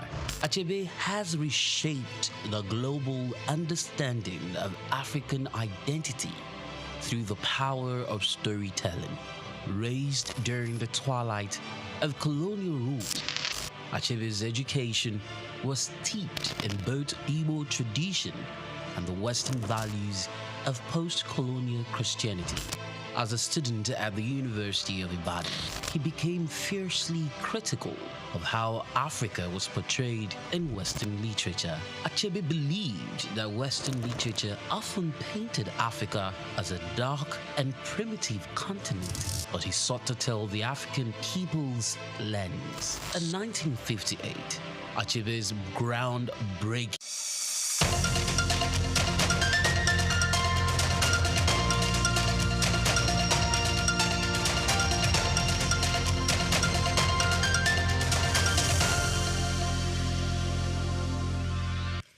welcome back to the second segment of Just Africa on SOUQ News Television. Please do it to follow us on all our social media platforms at SOUQ News TV and subscribe to the Just Africa show on our YouTube channel at Just Africa. So, in the second segment, combat sports such as boxing and the Ultimate Fighting Championship, UFC, are widely celebrated as entertainment.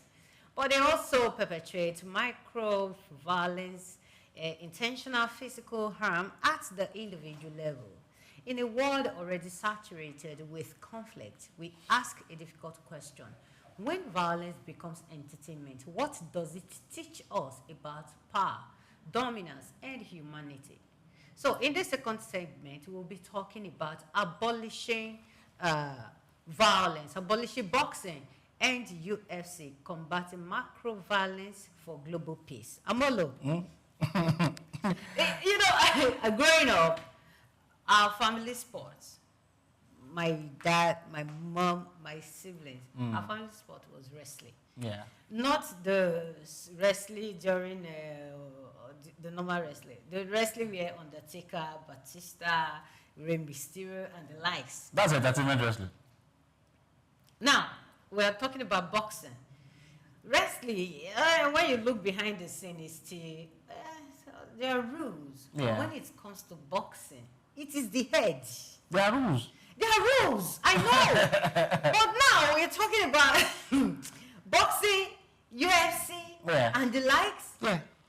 You have to hit, in wrestling, the rule is you don't touch using this part of your fist. But it is not the same when it comes to boxing. The effect, looking at the likes of the great Muhammad Ali, how he ended and all that. But people don't see the future effect of the boxing on your head. Okay, so the argument, right, is here and here. All right. Yeah. Right. When it comes to contact or combat sport, it's like one of the oldest form of entertainment that we ever had. In fact, if you want to know how gory it was, perhaps go watch movies like Spartacus and Hercules and co. Then the Roman Empire, those were the kind of things they used to entertain. And if they don't see blood, it is not if they don't see blood, it is not considered to be real. Right? In fact, the easiest form of submission is either if the opponent submits and says, okay, you win, or you kill the person. Yeah. Like, a life has to go. And that's like the ultimate. What we do now is, I mean, I don't know if there's anywhere those kind of maybe crude systems still exist, but like back in the days, it used to be norm. However, what we have now is some form of violence, but it's entertainment.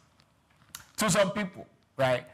I was never a fan of boxing, because boxing used to be very weird for me. I think I knew early enough that the wrestling that we used to watch, or that's common now, is entertainment, so it's like a scripted acting. I got actors. I knew early enough. Yes, I knew early enough. But our own African wrestling, the ones that we used to do, was the main one. We know they do. No, we don't act it. If you go, they still do it. But this particular boxing we used to have, I don't know, it's called kente or something. There's a name. We wrap one arm, your dominant arm. We'll wrap it with something, and then that's the only one you use to box. That's our own traditional boxing. I can't just remember the name now. But the thing is, these things have been there. It's a form of entertainment. It's a sport. But when you now mentioned, the long-term effect of some of the things that you do, which includes death sometimes as a result of some of these things, perhaps that is why this group brought up the idea and said, okay, let us abolish the sport. How far they would go, I don't know. Yeah. Perhaps when they bring compelling arguments forward, right, it would. But the one of having people maybe die in the ring as a result of some of these activities in sport, they have been there from time immemorial, and they never let the sport die. I think that letting people die or until one person dies, I think that has been removed, because the rules these days, most time, even the ref, when they say that this person can no longer go, of course they tell you, no, it's over. They just end the game at some point. And another thing I noticed about the rules is of course they don't have medical teams, right there. So they keep coming to your front to let you to check if your brain has not been understand if you can still see, if your brain can still carry on with the game. So all these things, they've been factored in to reduce, to a large extent, to reduce the damages, especially while in the ring. But the ones you are saying Anthony Joshua do now and I was going to reference it. So Anthony Joshua did something with kickboxing and all that, and we call them entertainment. Sometimes, yes, entertainment, but it shouldn't be something that is disastrous to health. Now, you were asking something. You were saying something about how far the group will be able to go. Now, the thing is, there is no amount of evidence that or anything that one can actually say now that will make you to just say this sport has completely been banned. It will be difficult. What I would encourage them to do, of course, I guess it's going to let us know how far they've gone, is that, okay, maybe they should review it. Again, the sport should be reviewed again. No, see, you have to, maybe they should start. Because it's no longer the sports again. If you begin to tweak it, you're not creating another form of sport. They have to tweak it whatever way for the safety, for the good health of those people. And funnily enough, boxing, I think is the sport, the richest sport. I read some time ago because of the amount of money that is involved. You were wanting to say something about it. I told you, Joshua had this most recent fight, I think 2 nights ago, with Jake Paul. Jake Paul is not a professional boxer. The guy is an influencer, social media influencer. He got his fame, and then you say you want to try out boxing, and then you try to challenge an Anthony Joshua. First off, when I saw the skill size of the two of them, I was like, this guy, did you plan? Unless he was just used to get the views. When Anthony Joshua gave him the knockout, it was just one punch to his jaw. The guy had to go for surgery for that jaw. Because when I saw the clips, I was like, okay, why would I do this? But again, just like we were talking in the first things, people are now doing things for trends, not like so it's entertainment that boils down to, right? That's why you see people still bet. I think it was Drake that still lost money because Anthony Joshua won that fight. I think he bet on Jake Paul to win. People, I said it's entertainment. It's not like thing of sports anymore. It's entertainment, and people are, I don't know, the thrill of it is now what is movable also. To abolish the sport completely, I don't know if that's what. I know that. Our guest, when the person joins us, we're going to talk more. He's going to enlighten us on how far the call for abolishment, how far they have gone with it, or how far they intend to go with it. And of course, he will tell us more about boxing. But right now, I have to go on this quick break. And when we return, the conversation continues. Stay with us.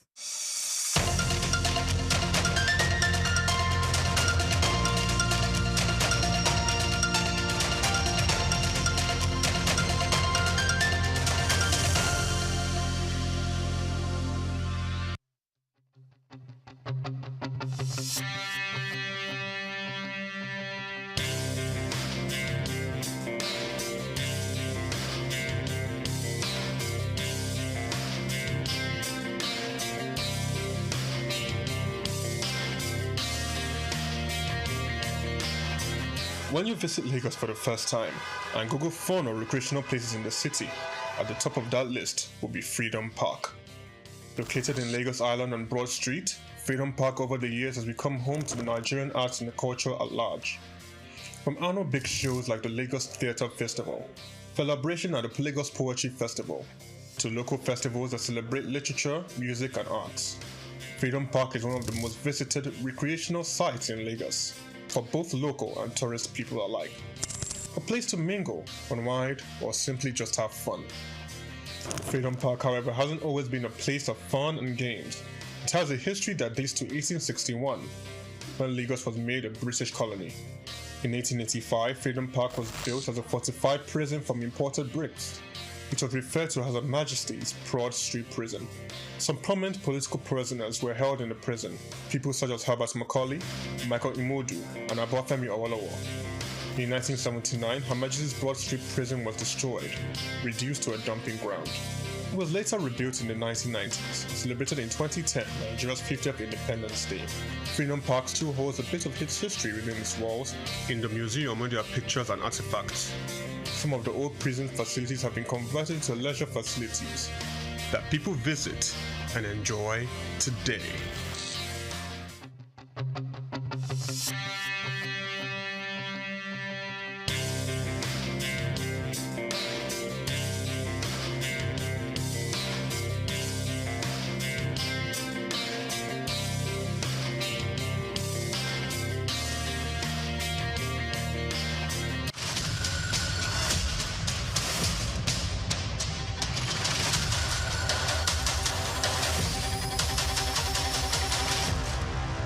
Egypt is a living museum where the past and present come together in a remarkable dance, and it is more than simply a nation. Egypt, which is well known around the world for its pyramids, pharaohs, and the magnificent Nile, is still transforming its rich historical legacy into a vital source of economic expansion and pride in the country. Egypt is a vibrant African country that is leveraging its historical heritage, tourism, the Suez Canal, agriculture, and a growing digital economy to drive its future. Let's start with tourism, which continues to be Egypt's most valuable economic driver.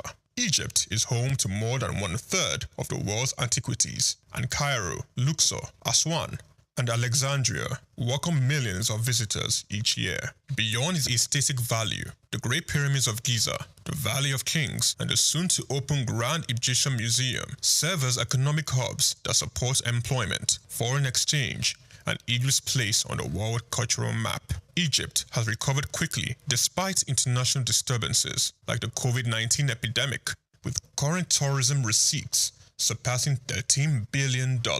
However, as visitors all at history, international trade passes via Egypt's Suez Canal, one of the most important sea lanes in the world. The canal is a vital bypass for international commerce, connecting the Mediterranean Sea to the Red Sea across a distance of 193 kilometers. Suez Canal tolls brings in billions of dollars for Egypt each year, more than $9 billion in 2023 alone, making the canal more than simply a historical site. It is a vital component of international trade. The Suez Canal Economic Zone, a center for commerce, logistics, and industry, was likewise fueled by the canal. Agriculture comes next, especially near the Nile. Important products including wheat, rice, cotton, and dates are grown in the lush Nile Valley and Delta. Citrus fruits, particularly oranges, which are highly sought after in Europe and the Middle East, are among Egypt's biggest exports worldwide. Innovations in irrigation and climate-smart farming are growing, and agriculture still contributes to national food security and rural lives. Infrastructure and energy are also changing quickly. By exporting liquefied natural gas to Europe and other countries, Egypt has established itself as a new energy center in Africa and the Mediterranean. This change includes the Zohr gas field, one of the biggest in the Mediterranean. In addition, Egypt is developing smart cities, high-speed rail, and new administrative capitals, while investing in solar energy through initiatives like the Benden Solar Park, Africa's largest. Not to be overlooked is Egypt's creative economy. The film industry in Cairo is sometimes referred to as the Hollywood of the Arab world, and pop culture in North Africa and the Middle East has long been influenced by the Egyptian literature, music, and television. Young Egyptian creatives are already establishing new industries such as tech companies and fashion. Thanks to the growth of social media and digital storytelling, Egypt has geopolitical weight due to the advantageous location at the intersection of Europe, the Middle East, and Africa. Its position as a continental power is further supported by its participation in peacekeeping missions. Commercial agreements such as COMESCA and the African Continental Free Commercial Area AFCFTA, and regional diplomacy. However, the way Egypt skillfully combines innovation with tradition is what really makes it stand out. It is one of the few African countries where a more than 5,000-year-old civilization still shapes its economy and reputation outside. Egypt continues to leverage its history to forge a strong and aspirational future, whether it's a software entrepreneur in Cairo, a relic in a museum, or a ship across the Suez. This is Just Africa, and I am Chike Okolo.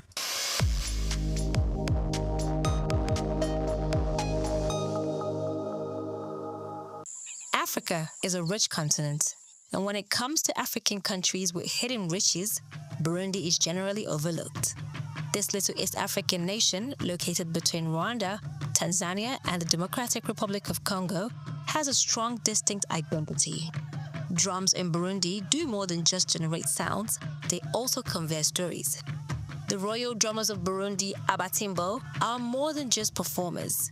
They are historians, keepers of traditions, and spiritual messengers. These gigantic drums, built from hollowed-out tree trunks and coated in animal hide, are regarded with respect.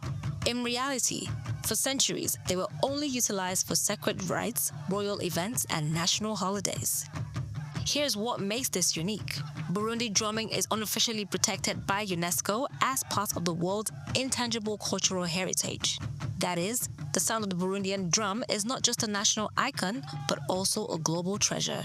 And they are not your typical beat makers. The ritual is ordered and ceremonial. Drummers perform while dancing, holding the drums on their heads and producing rhythm with their bodies rather than with their hands. It's poetry in motion, tradition in tempo. However, Burundi's rhythms are not limited to drums. There is also a rhythm to their agriculture. Over 90% of Burundians depend on agriculture, primarily for substance. Burundians know how to cultivate life, from coffee, the country's main exports, to bananas, beans, and sweet potatoes, even on limited territory. Despite decades of political unrest and economic challenges, the Burundian spirit remains resilient. Kingship, oral storytelling, and shared traditions are essential components of community life. There is an unsaid value in their community, as evidenced by their Ubushigante, a cultural council of wise elders who have traditionally helped settle conflicts and uphold moral standards. So, Burundi may be one of Africa's tiniest countries. It may not always make headlines. However, it embodies a continent's heartbeat through its drums, people, and Asia's customs. One that teaches us that even the smallest countries may echo the loudest truth if we only stop and listen. I am Laura Iheke for SOUQ News.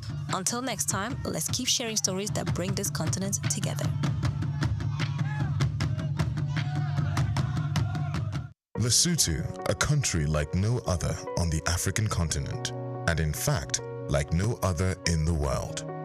Nestled entirely within the borders of South Africa, Lesotho holds a unique geographical distinction.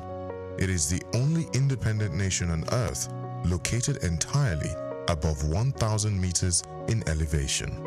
Its lowest point, at 1,400 meters above sea level, is higher than the highest points in countries like Netherlands, Denmark, or even the United Kingdom. This extraordinary altitude earns Lesotho its nickname, the Kingdom in the Sky. Lesotho is one of just 3 countries in the world that are completely surrounded by one other country, the others being San Marino and Vatican City in Italy. But unlike them, Lesotho is not a microstate. It boasts a proud population, a strong cultural identity, and a landscape marked by rugged mountains, deep valleys, and fast-flowing rivers. What also makes Lesotho stand out in Africa is its climate. While much of the continent is known for its warmth, Lesotho regularly experiences snowfall, especially in its highland regions. In fact, it is home to Afriski, Africa's only ski resort south of the equator, drawing tourists who seek winter sports in an unlikely location. But Lesotho's uniqueness goes beyond geography and weather. The Basotho people are known for their iconic wool blankets, worn with pride across the country.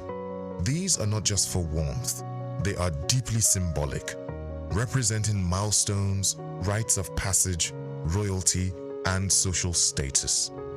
No traditional ceremony is complete without the presence of these beautifully patterned and color-coded blankets.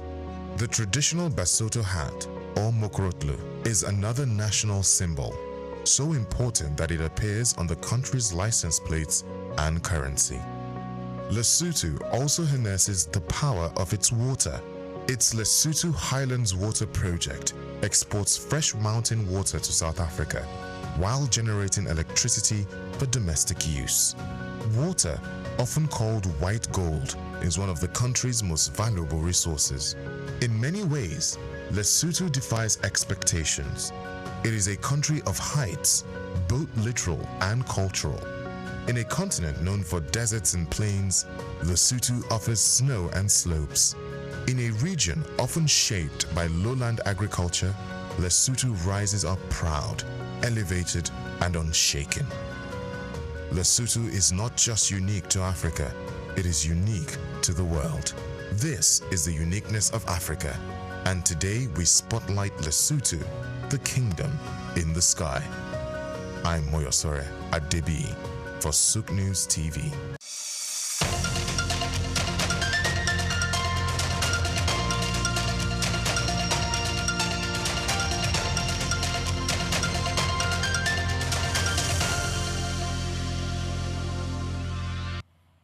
Back to Just Africa on SOUQ News Television.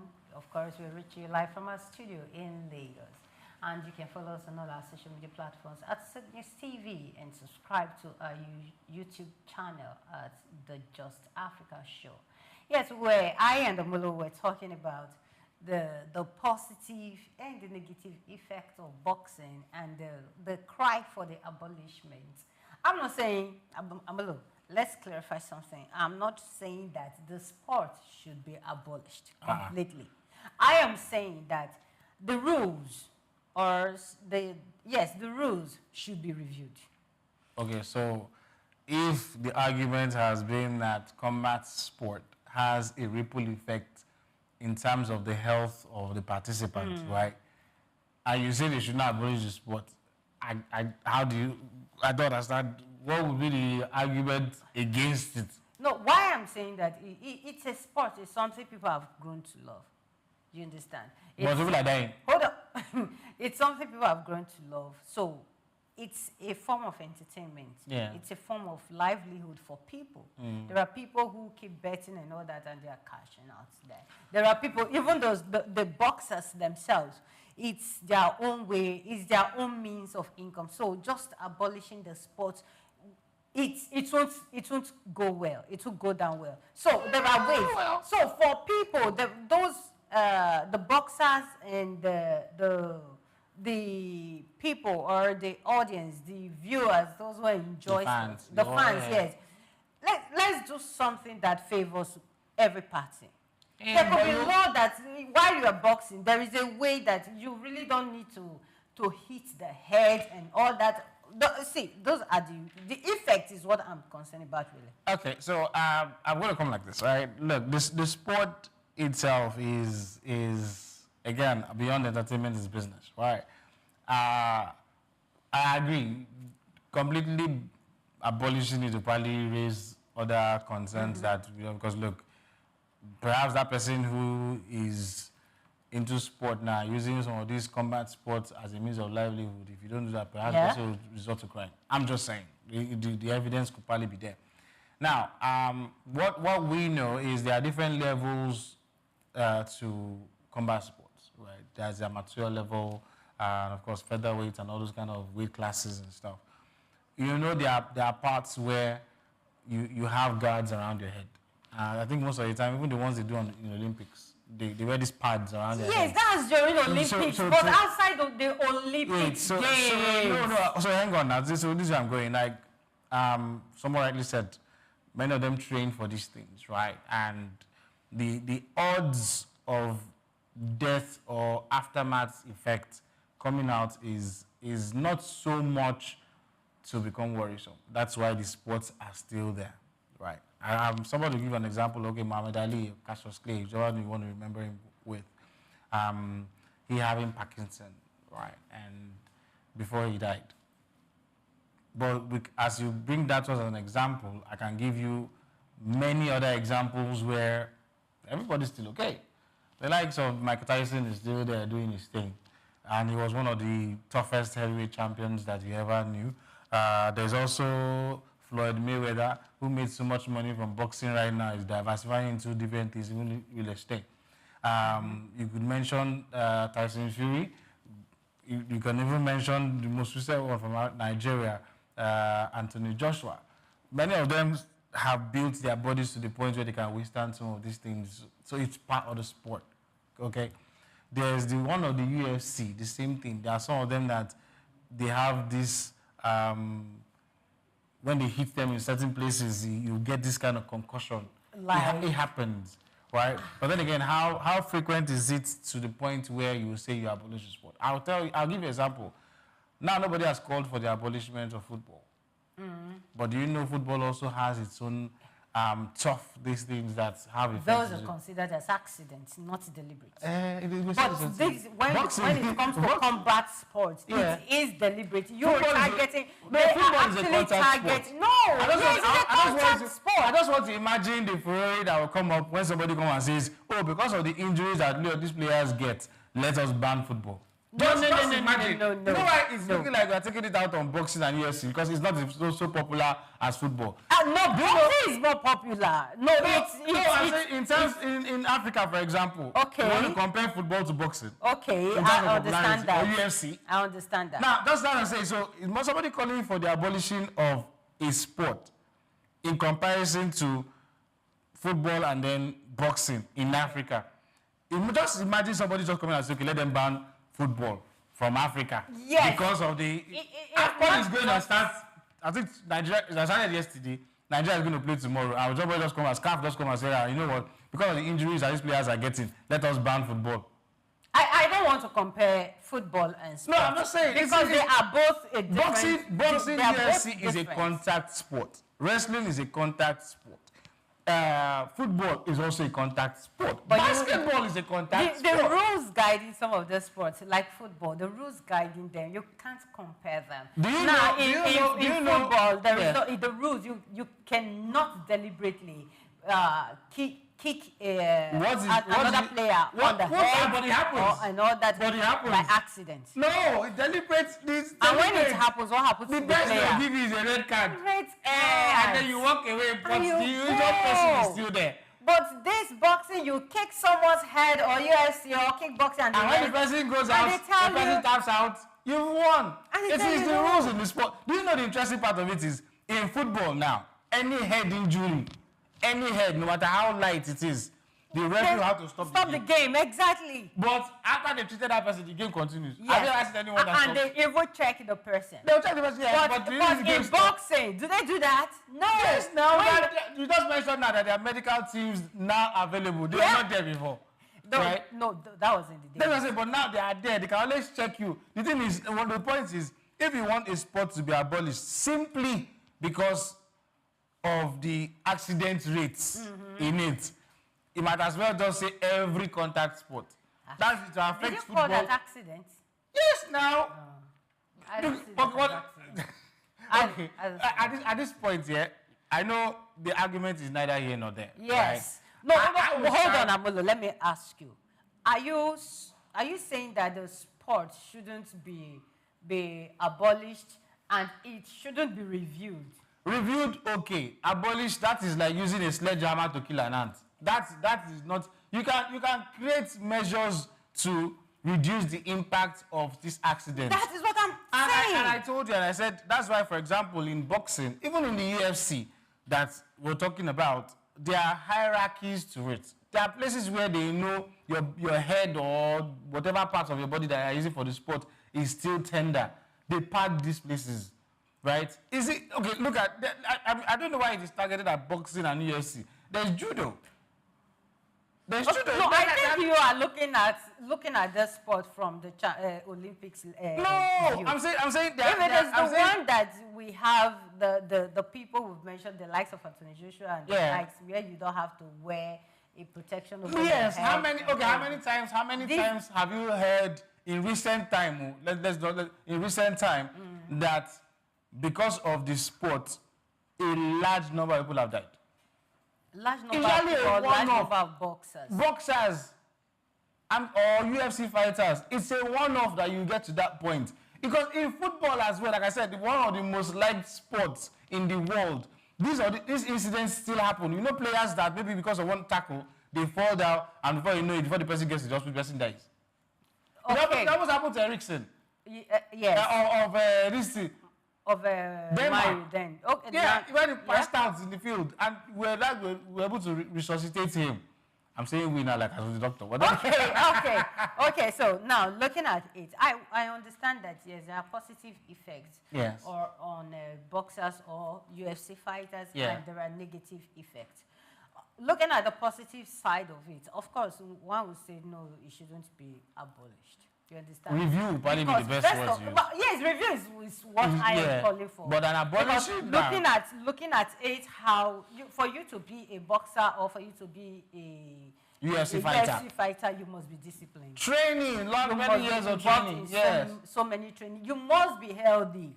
So staying fit is non-negotiable. And they generally medically check them before they go fight. So the consistent training keeps their body fit. I understand that yes, there are positive effects. I don't just want to be on the negative side. No.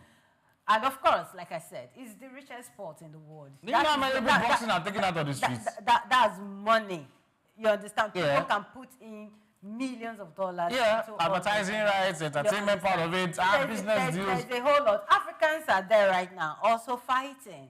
Africans are there. So everyone is, Anthony Joshua is from Nigeria, It's inspiring a lot of young people to do the same thing. It's a whole lot of people. So I am not saying that it does not have a positive effect. As much as it has positive effect, it also has negative effect. I am saying the rules guiding the sport, the play or the rules, whatever they are, they should be reviewed. Do you know in boxing, for example, there's a violation, you don't punch below the belt. Exactly. Like these things are there. So when you say completely abolish it, we can review some of the things. Let's review. I like it. So that's a very good example. One of the rules that you don't punch below the belt. You don't go below the belt. Now you can still give certain rules.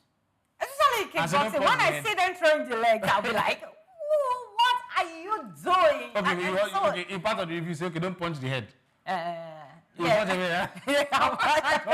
is that? What I'm saying. And funnily enough, my gender is there as well. Yeah.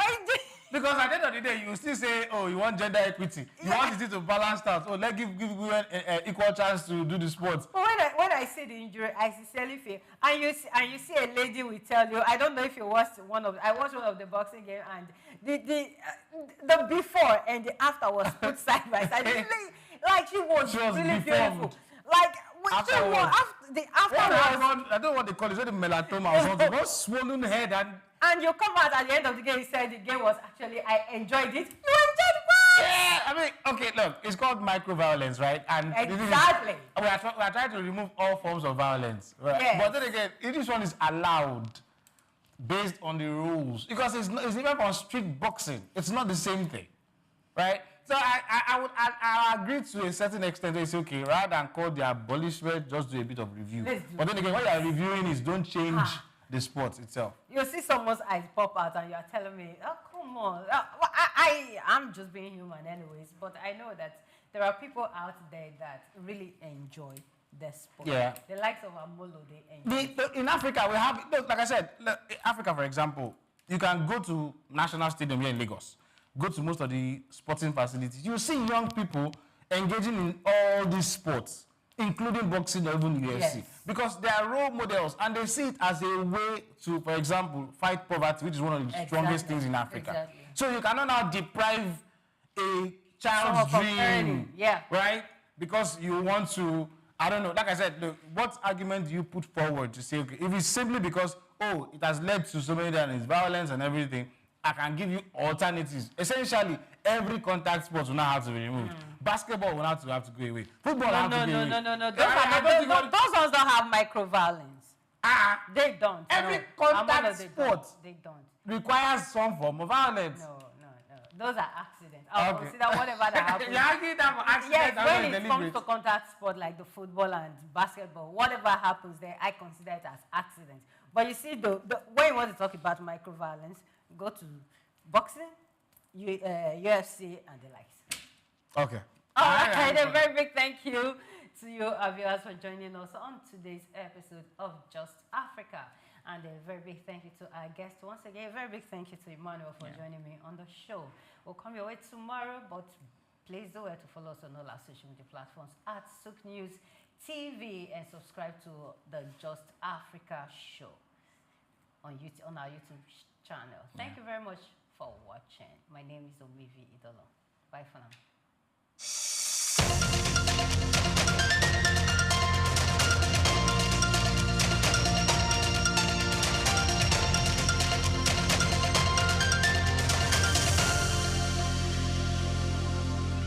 Africa, a continent with 54 unique countries, countless tribes and tongues. We see a country in this continent, despite not being the richest or biggest, it is rich in things that last a lifetime. Malawi treasures such as its natural beauty, cultural resilience, and Lake Malawi are some of the continent's most underappreciated economic lifelines. Malawi is referred to be the warm heart of Africa because of the friendliness of its people and its tranquil surroundings. However, Lake Malawi, Africa's third largest lake and a UNESCO World Heritage Site, is the economic hub of this landlocked nation. This glittering body of water, which covers an area of over 29,600 square kilometers, is not only a wonder of geography, but also a vital economic hub. For millions of Malawians, fishing is their main source of income. More than 700 different species of cichlid fish, many of which are indigenous, may be found in Lake Malawi. In addition to supplying communities with food and boosting local markets, this biodiversity links Malawi to worldwide aquariums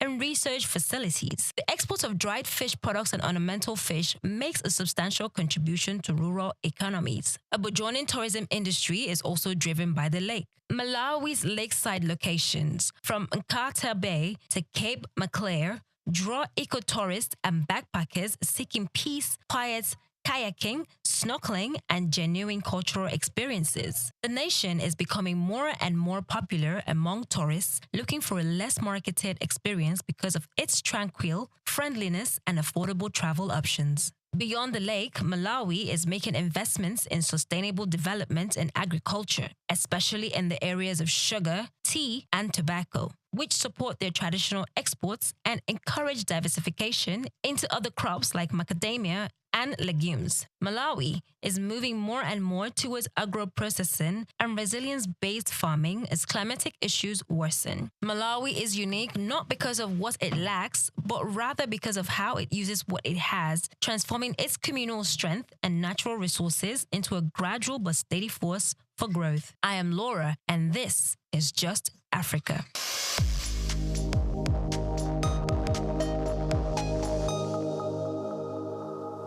Africa is a continent of different individuals, tribes, languages, and even destinies. Every African country is unique in its own way, with something that sets it apart from the others. Today, on The Uniqueness of Africa, we take a look at Chad. Chad, located in north-central Africa, is a land of extremes and quiet resilience. What makes Chad truly unique is its extraordinary geographical and ecological contrast. Stretching from the harsh Sahara Desert in the north to fertile savannas and wetlands in the south. One of its most remarkable features is Lake Chad, once one of Africa's largest freshwater lakes. Though it has shrunk dramatically over the decades due to climate change and overuse, it remains a vital lifeline for over 30 million people across Chad, Nigeria, Niger, and Cameroon. But Chad's uniqueness goes even deeper. It is one of the most linguistically diverse countries in Africa, with over 120 local languages spoken, despite a relatively small population. French and Arabic are the official languages, but the diversity reflects its deep ethnic and cultural complexity. Chad is also home to Zakuma National Park, a conservation success story in Central Africa.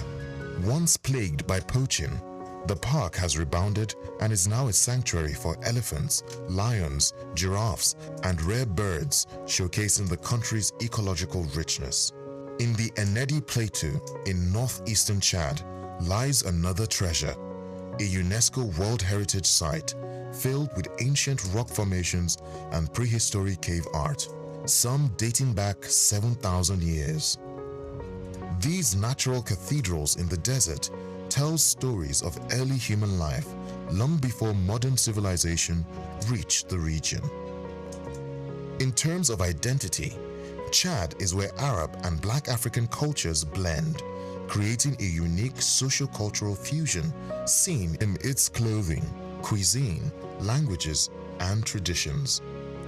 Despite economic challenges and regional instability, Chad remains a country of untapped beauty, resilience, and cultural depth.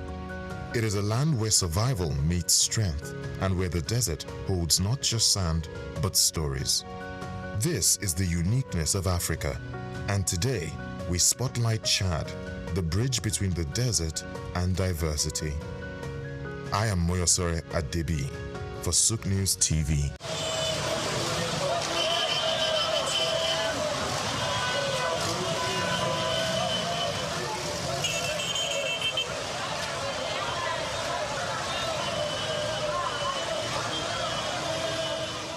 Traffic regulations are practices put in place in both developed and underdeveloped countries. They are designed to ensure the safety of all road users, reduce accidents, and promote orderly movement. Either you are a driver or a passenger, every road user is required to understand and follow these laws. Under obligations, drivers must possess a valid driver's license issued by the authorized body. In Nigeria, this is the Federal Road Safety Corps, FRSC. Individual, like I've just said, most Nigerians, as we know, celebrate their date of birth. And as such, when you obtain a driver's license, say for 3 years or 5 years, you already know if you do it today, in the next 5 years, when you'll be celebrating your birthday, you are already aware that your license is due for renewal.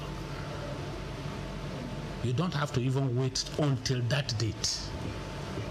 By law, a month to that date, you should start processing the renewal of the driver's license. While other countries have their respective designated authorities, vehicles must also be properly registered and insured, with up-to-date documentation readily available when requested by law enforcement officers. Mandatory rules include observing speed limits, which vary depending on the road type. In cities, the limit is 50 km per hour, increasing to 80 km per hour on highways and 100 km per hour on expressways.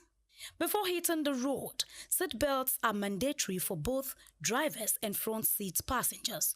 Also, all traffic signs, signals, and road markings must be obeyed. Drivers must remember that using a mobile phone while driving is a punishable offense unless assisted by a hands-free device. Drunk driving is illegal, with penalties ranging from fines and license suspension to imprisonment. For passengers, wearing seatbelts is essential, and distracting the driver should be avoided at all costs. In public transport, any reckless driving should be reported to the authorities, and pedestrians, on the other hand, must also cross at designated pedestrian crossings, zebra crossings, or pedestrian bridges where available. They should follow pedestrian traffic lights and only cross when the signal indicates it is safe. Looking left, right, and left again before stepping onto the road is crucial and should avoid running while crossing. Making eye contacts with approaching vehicles ensures they see you before you proceed. By following traffic regulations, road users can prevent accidents, protect lives, and contribute to smoother transportation for everyone. Grace Komolafe, SOUQ News Television.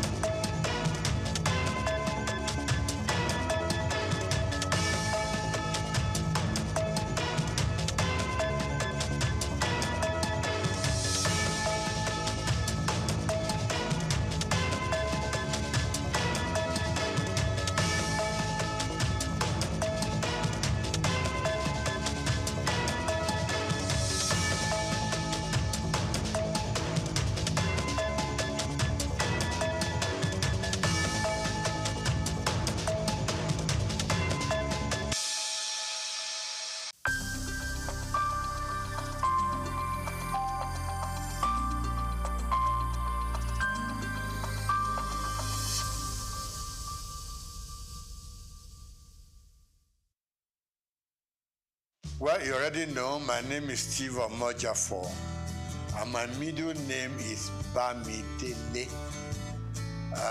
That was the name that my parents gave me at birth, because it was like they regarded themselves as not Lagosians. It is Providence that brought them into Lagos, and I then happened to be born here at Odo Street in Balinde. And in fact, we had it. We didn't go to Mercy Hospital then. There was a little home along Odo Street run by a very experienced nurse. Mama Nurse, that's what we, So I was born in that little place and grew up from there. Like I said, my middle name is Bamidele. My parents probably said, well, we have had it here, but this is not home. As at that time, you will go home with us. No problem. So I started off at St. Matthias Catholic Primary School on Louis Street. And I was in St. Matthias from 1953 till 1960, when we finished with our primary school leaving certificate. Then from there, an extra year at Holy Cross School. We did that extra, they call it prep class. Prepare yourself to go to the secondary school. And from Holy Cross, for 1 year, I moved on to St. Gregory's College, Lagos. Now, growing up in Lagos was one of the best things that happened to us then. Life was good, life was easy, life was safe, life was like everything that a young man could aspire to.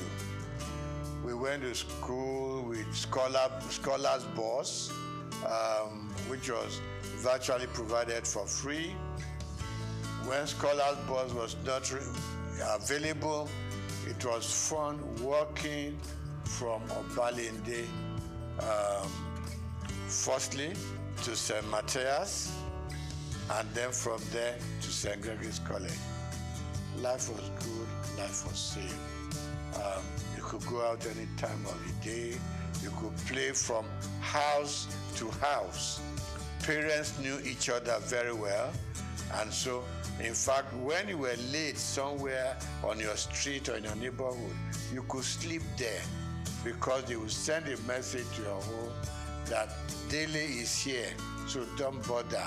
The next morning you wake up, have your bath, have breakfast, return to your home. There was this community life that we all lived. Parents could discipline children of their friends, okay? Not like these days, you dare not touch any other child. The parents will come and, do a battle with you that I didn't send my child to you to be flogged or to be beaten.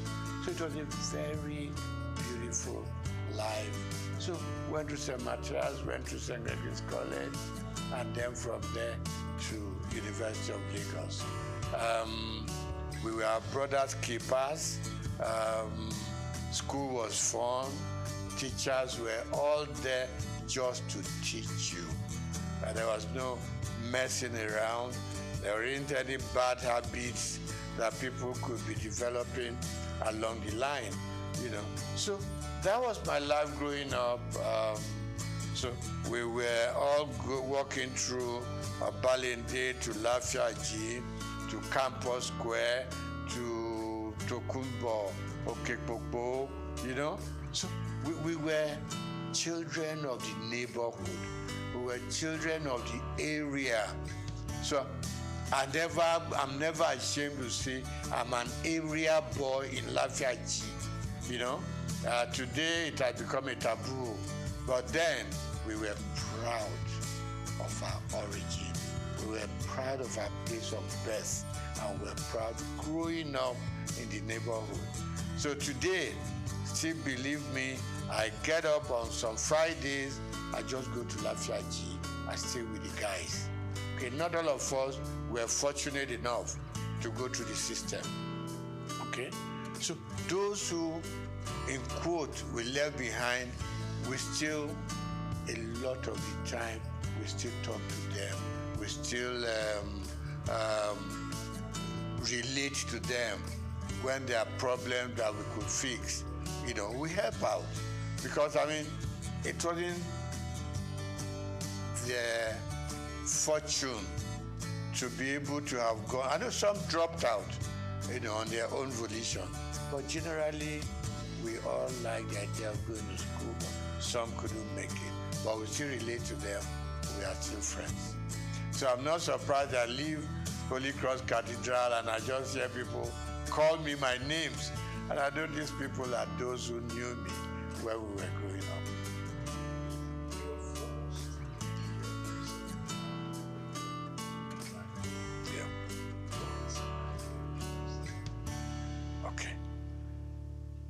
Let me start by saying that even at secondary school, I read a lot. I was interested in the newspapers, and a lot of the time I read something, there was always this beautiful column of letters to the editor. So anything that I read that I liked, I sit down, 2-3 paragraphs letter to the editor to compliment what they've done, to criticize what I didn't like, and these things were published, and I liked it. Okay, you open the papers and you just see, contributed by Steve Omojafor, or some will call me Bamidele Omojafor. So that kept me getting interested in the media. So when I left secondary school, after higher school, I would just pay a visit to Daily Times, which was in Tinubu, Kakawa Street. I just pay a visit there, and I got talking to people. They would take me to the newsroom, they would just show me how newspapers are produced and all that. That ignited my interest. So when I left higher school, mass communication was what called me. I know that my uncle, You are not doing accountancy. You are not doing engineering. You're not doing medicine. You want to go and become a newspaper boy. I said, yes, this is where my interests lie. So I got admitted to Lagos University and studied mass communication there. And while I was there, I developed a column in Lagos Weekend of those days. Every Friday I was contributing. And I was writing under the name of Akibodilon. Now, Akibodilon itself is a name that I picked up in a drama group. Because we had a drama group that we produced all kinds of little plays here and there at Jekirandu Hall, you know. So one of the roles I played was Akibodilon. So when I started writing my columns in Daily Times and Lagos Weekend, I just used that pen name, Akibodilon. So I did the program and I started writing for Daily Times campus news, things that happened during elections, battle between the male and female, problems with the tutors and everything. So it became a very regular program. In fact, I inherited the program from late Golabo Ogusawo, you know, who was my boss in the Daily Times. So I did that program for 3 years. It became very popular. It got to a point, Vice Chancellor would call me to say, there's a little thing going on in the university. I hope you have covered it for your paper. And I said, I'm not even employed there. I'm just writing, you know.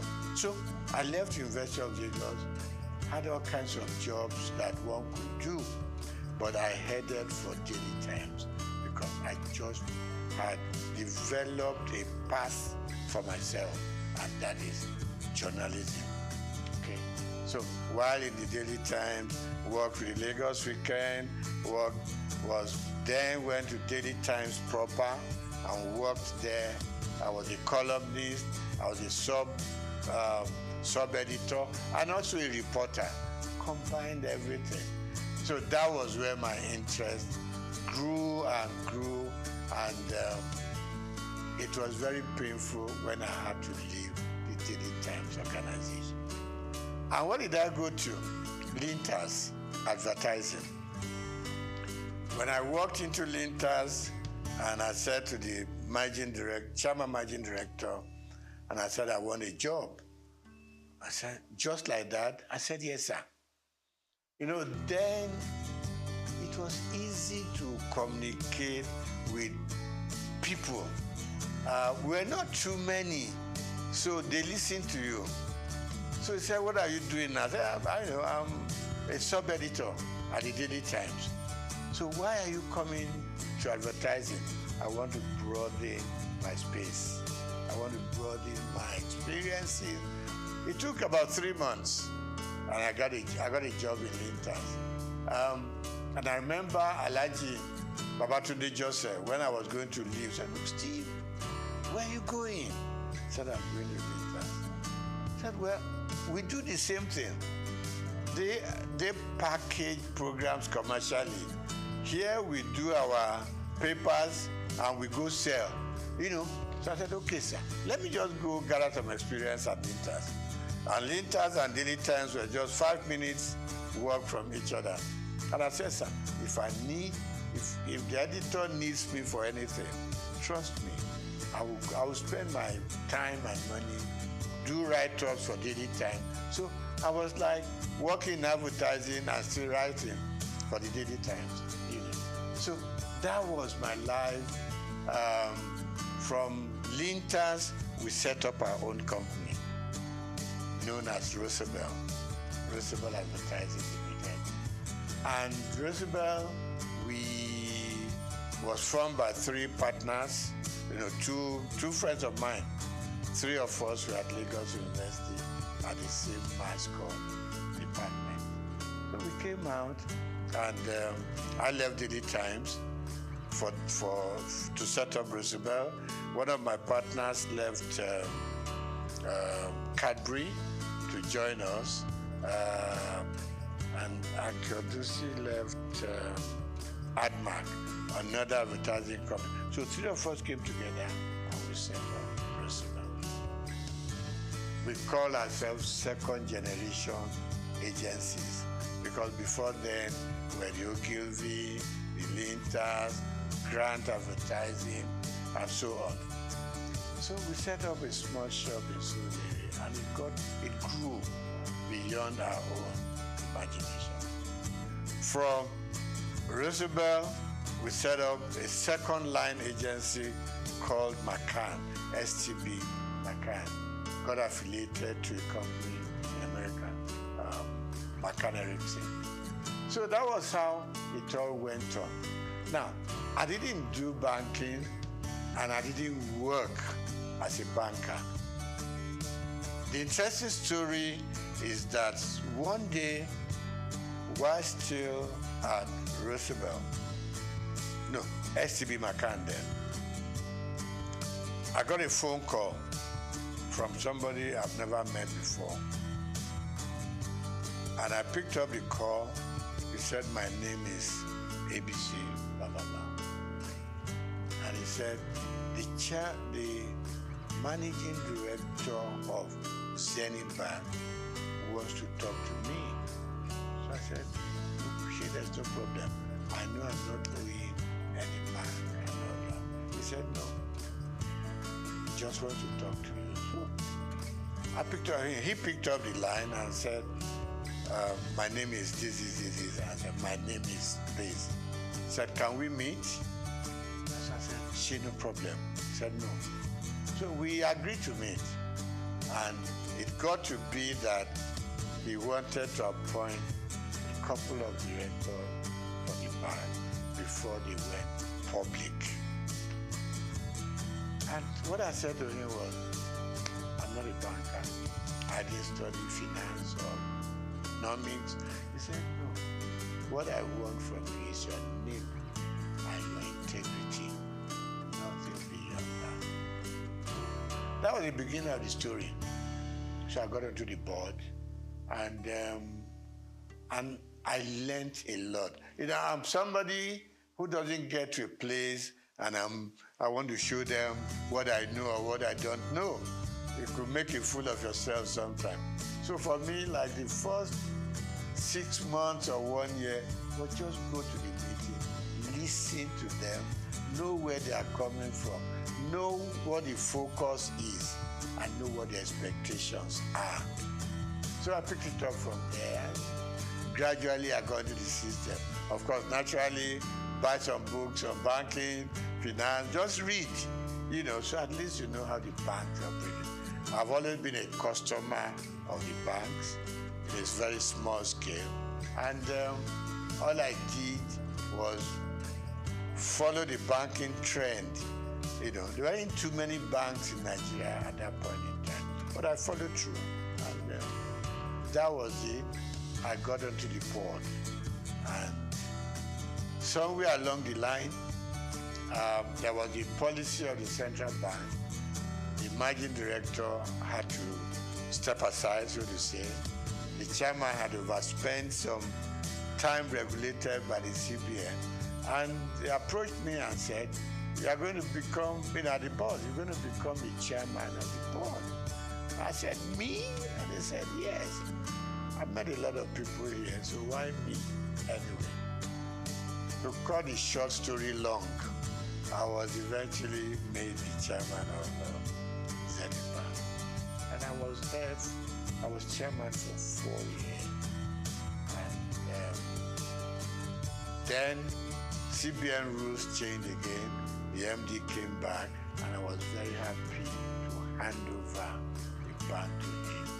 And I said I was going to leave when he came back. He said no. Statutorily, as he had 2 more years on the board, that no, you got to stay and live out your time. And then, so I did. And after 12 years, I eventually bowed out from the bank and returned full time to my own job, which I've been known for, and that is the media world. Okay, so I get invited for interviews, for programs here and there. Like you said, it's always a good thing.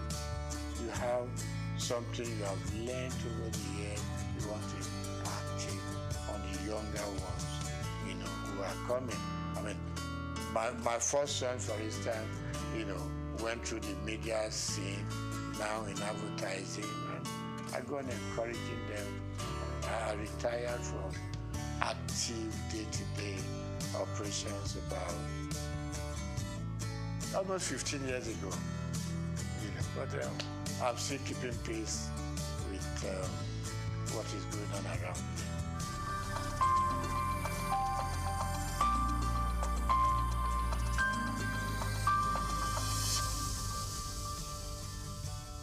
Yeah, I mean, the society itself is very dynamic. There's been a lot of changes over time.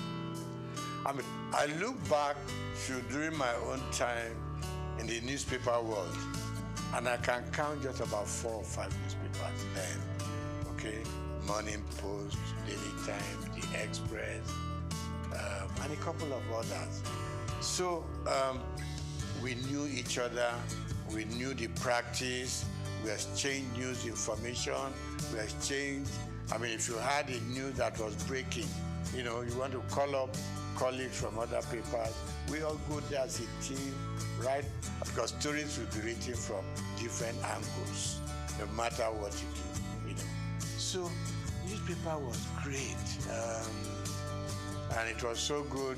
In the morning, your byline was there, and people were trying to reach you, you know, about the quality. Quality was good. Quality was good. And there wasn't too much of freelancing in those days, in the newspaper world. So you were either fully employed or you didn't belong. Same thing for radio. I mean, for instance, television I didn't do much about. While in journalism and in newspaper world, I was writing for radio, okay? Interesting stories. I had, there was a name to this program, the Oddities, Odd World. So we were picking up things that were odd. People didn't imagine what they were. It's not something that was very common. So we went on doing that. So newspapers were growing, radio was growing, television was growing, and out-of-home media was also growing. And talk about the dynamism of the system. Suddenly, people were now going out of buying a newspaper every day to sit down and hold it in front of you, trying to read from beginning, from cover to cover.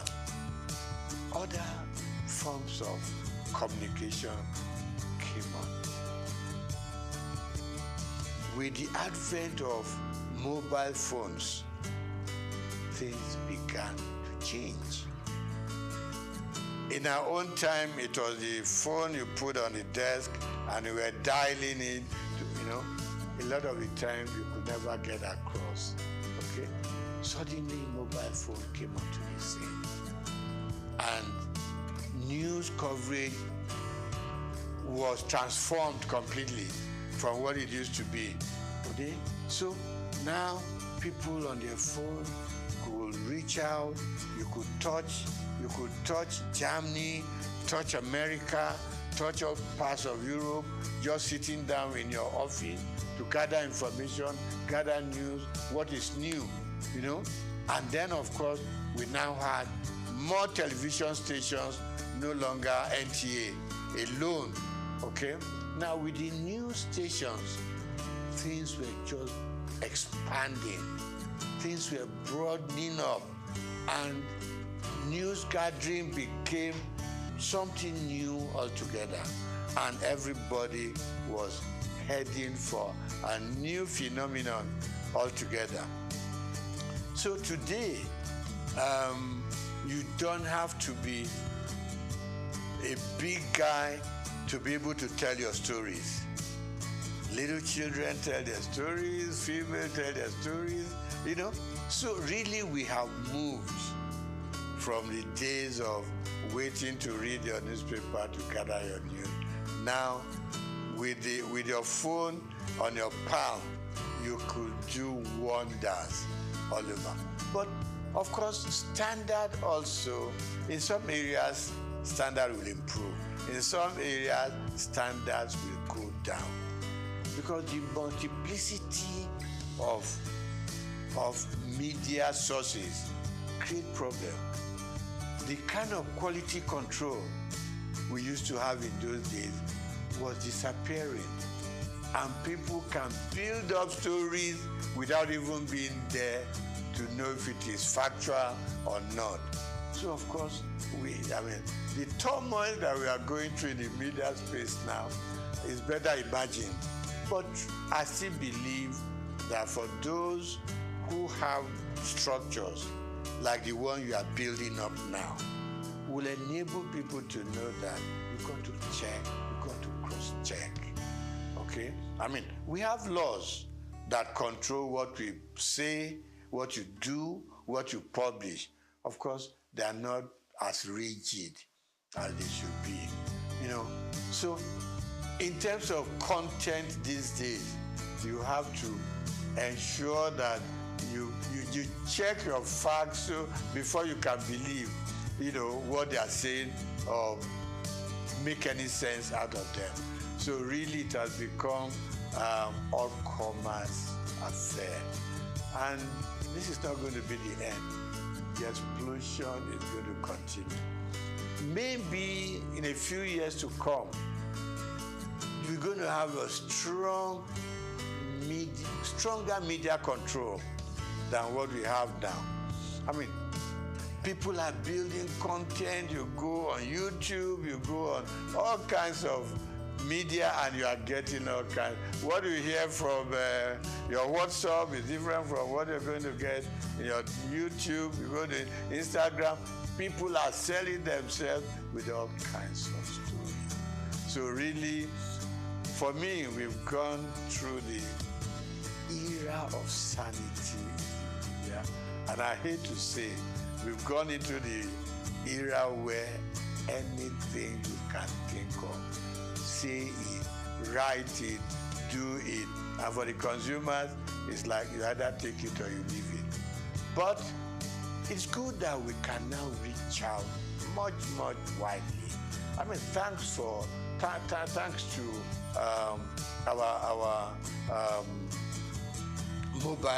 mobile news.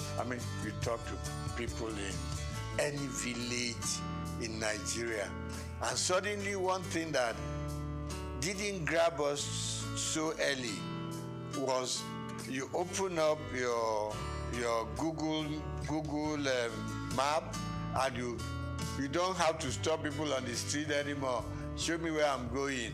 Just go to the app, and it leads you to the front of the house you are going to. So we have a lot of improvements, and I think it's going to be improving some more. All we just need to watch is to ensure that we remain truthful and we remain factual, so that we don't mislead people on the street, particularly people in the rural areas. One day you just see everybody running helter-skelter because somebody posted a news that is not correct. So we need to watch that and put some more control. But I like the growth in the media space. Let's get back.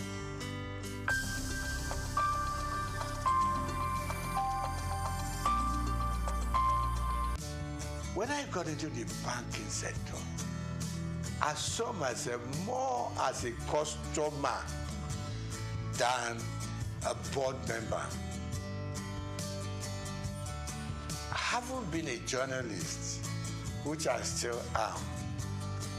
I wrote so much about what consumers or customers were going through in the banks. It was the period of tally number, It remember this commercial, where somebody carried a mat. I said, what are you carrying a mat in the bag? I said, I want to lay down here because I know before I get my money, I will have slept once or twice and woken up, So I was very consumer oriented.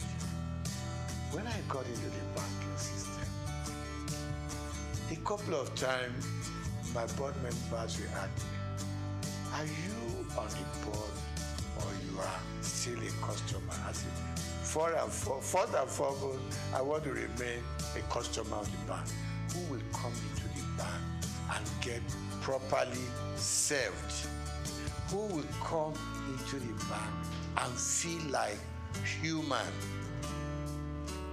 who will come into the bank feeling important because it's your money in the bank. Even if it's only 1,000 naira, it's your money. You need to be treated with some dignity and respect. And that was my mentality that I took into the board of the bank. I said, listen, I am not too happy the way customers are treated. It is their money, no matter how small. Treat them with respect, treat them with dignity. So they started listening to me after some time. And I said, look, customer service is extremely important. In those good old days, you will hardly hear about customer service in any of the major banks. It wasn't there. But gradually, people started being important. It was more of retail. I mean, yeah, you can deal with the big corporate organizations, but at the same time, it is these poor students, poor market women, people who are out there on the street laboring hard to bring their money. So that was one area I was extremely happy that we developed that area of retail banking and being able to make the consumer the king. Okay? So that was part of it. Then, of course, I said to the bank, I said to them, fine, it is very good to make huge profits, okay? But at the same time, the customers that come in here and from their money we make our profits, let us also consider the kind of interest they get from their deposits.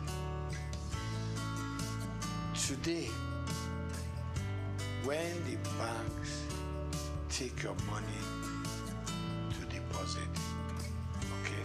No. When you go to the bank and say, I need assistance, I need a loan, and you tell them, give them all the facts and figures, okay? They will tell you, you are going to pay interest, 20%, 23%. When they take your money to put in the bank, they give you an interest of 2%, 3%, 4%. And I just couldn't live with it. I mean, if you are giving me a loan, you're charging me so much. When I put my money there, it's also a loan to you. Why will you leave me with 2 or 3%? And I thought the system wasn't quite right. It was too skewed towards the banks than the customer. So I met a lot of pushbacks, in that area. And I must just say, it's an area I think government should still be interested in. In the civilized world, interest rate hovers between 3%, 5%. In Nigeria, it goes as far out. Maybe in Africa, not just Nigeria. I know we are developing, but at the same time, let's develop together. For both those that we are taking in their money and for those we are giving money to. So there be some level of balance. So I really worked hard in that area. I may not have fully succeeded. Then I think finally, one other thing that I think I was able to do at the bank is our staff also requires some upliftment. And suddenly, banks started, employing senior people. They started moving people up. They look more at the system now than just ownership. So generally, of course, more banks have come into the scene. A lot of new banks, so people can spread out, and salaries started going up for bankers and all that. But of course, requirements were also extremely high. So generally, I think today we have a much stronger banking system, and we are still growing.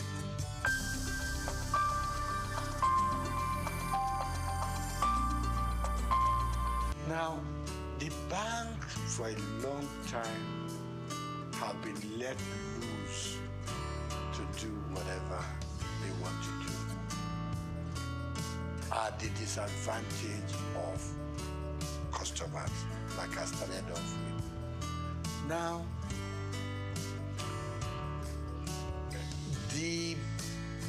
our leaders, and when I say leaders, let me point on just our presidents. The system was such that our presidents could do anything they like with the banks. It was almost an extension of the State House.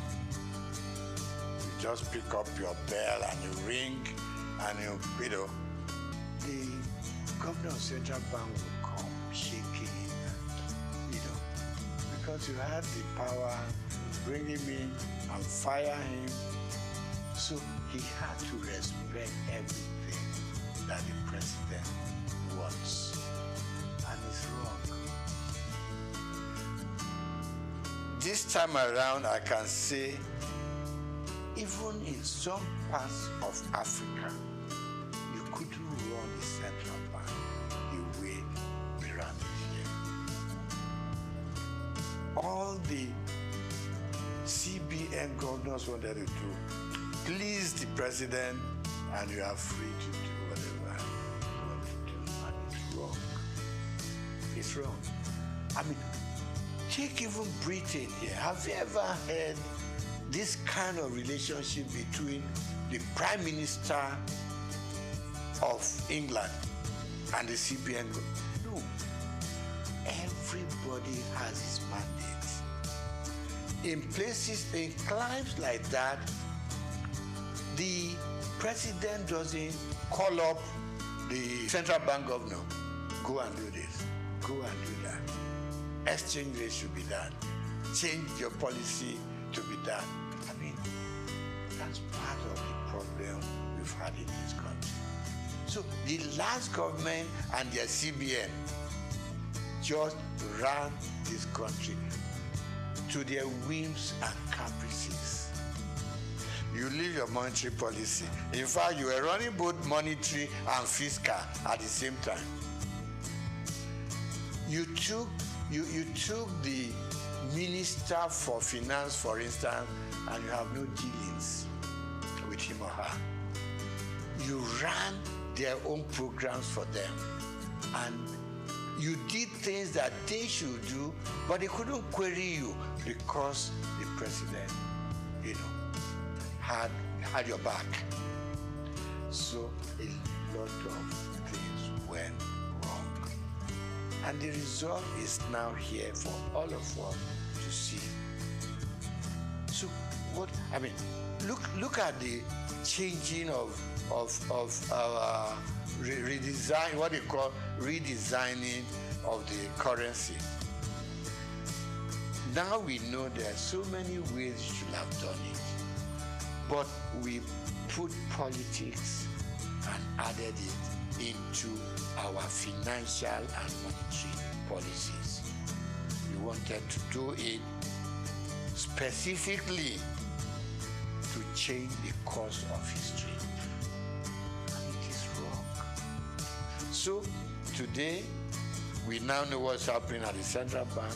In fact, if the true story of what went on in the last 8 years was told, I don't know what will be left of this country. You know?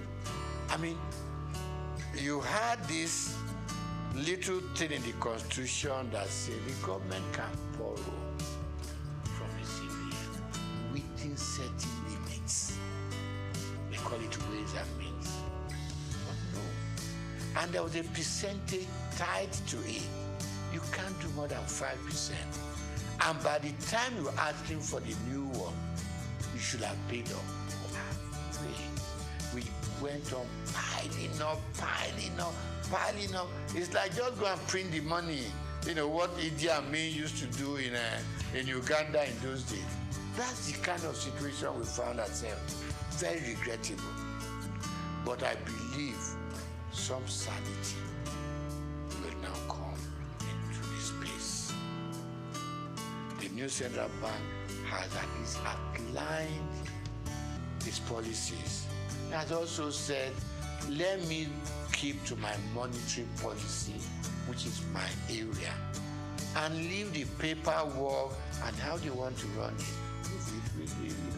People who deal with the fiscal area. So we want to change. We think things should change. Now, before now, we borrowed and borrowed without thinking about how are we going to pay? Who are we leaving this debt for? Now we know it's for you and me to still do our work, put in as much money as we can, no matter how little, into the bank, and revive the banking industry.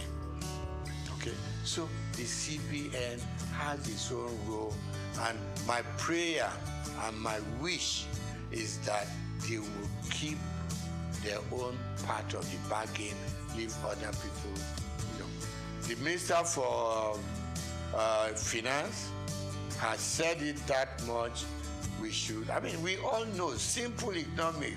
You don't borrow money to pay your debt. You borrow money for production. You borrow money to fix things like your oil maintenance and all that. Where our money should be coming from. That's what you borrow money for. You don't borrow money for wastages. You don't borrow money to satisfy your whims and caprices. You don't borrow money to just go out there and waste it. Now, you borrow money to pay back your debt. At the end of the day, we are back lower than where we started off from. So really, my appeal to both the president and his cabinet, particularly those that do with finance, give them some room. You put them there because you think they know what they're supposed to do. Give them the space. If it goes breathing down their neck, at some point, it will just be, President said so, President said, even things that the President did not say, President said so, and it's got to be done. And we are running a country, even when you run your home, you are able to sit down with your little income and plan. Every day we are being told, if you earn this much, use this little bit, keep the rest in the bank, because you never know about tomorrow. So that's where we found ourselves, and I believe that if everything goes right, we should see massive changes from what it was, the last 8 years. We need drastic changes in the system.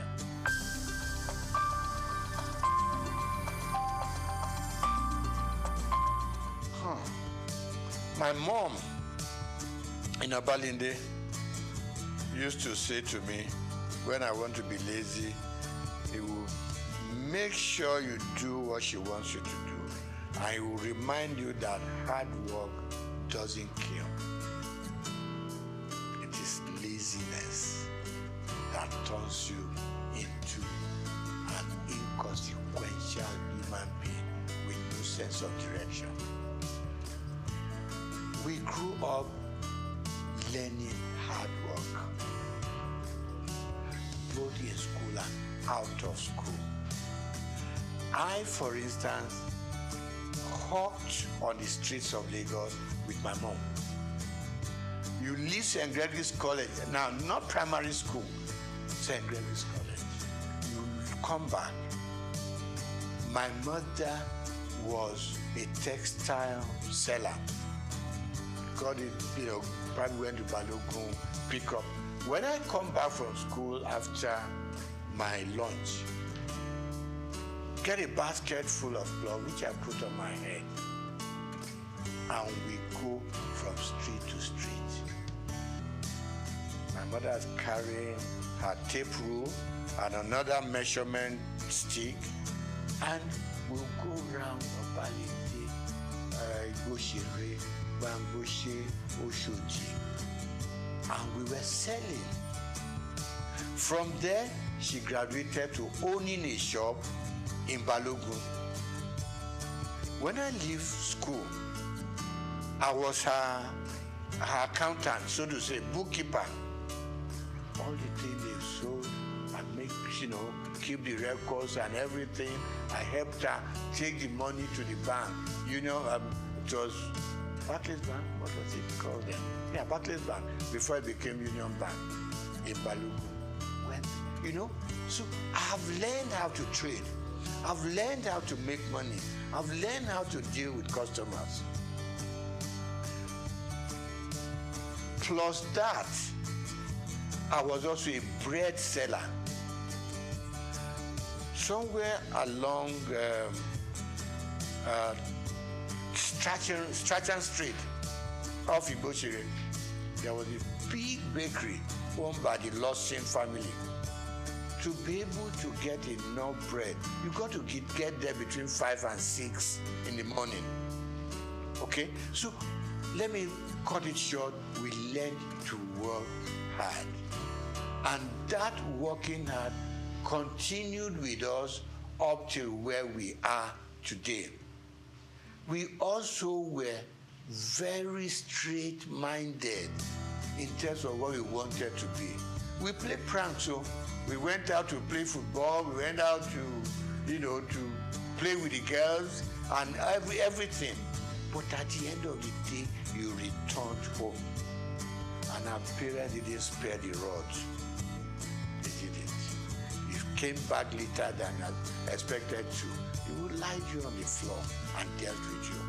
So the combination of the kind of upbringing and the kind of training we went through home probably kept us where we are. And like I said to you before we started the interview, you knew that if you finish your primary school, secondary school is the next thing. If you finish secondary school, you don't know what you were reading for.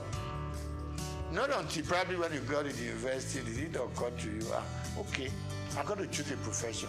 But all along, we just did it because that was what the system and environment asked for. So, secret of success, hard work, hard work, hard work.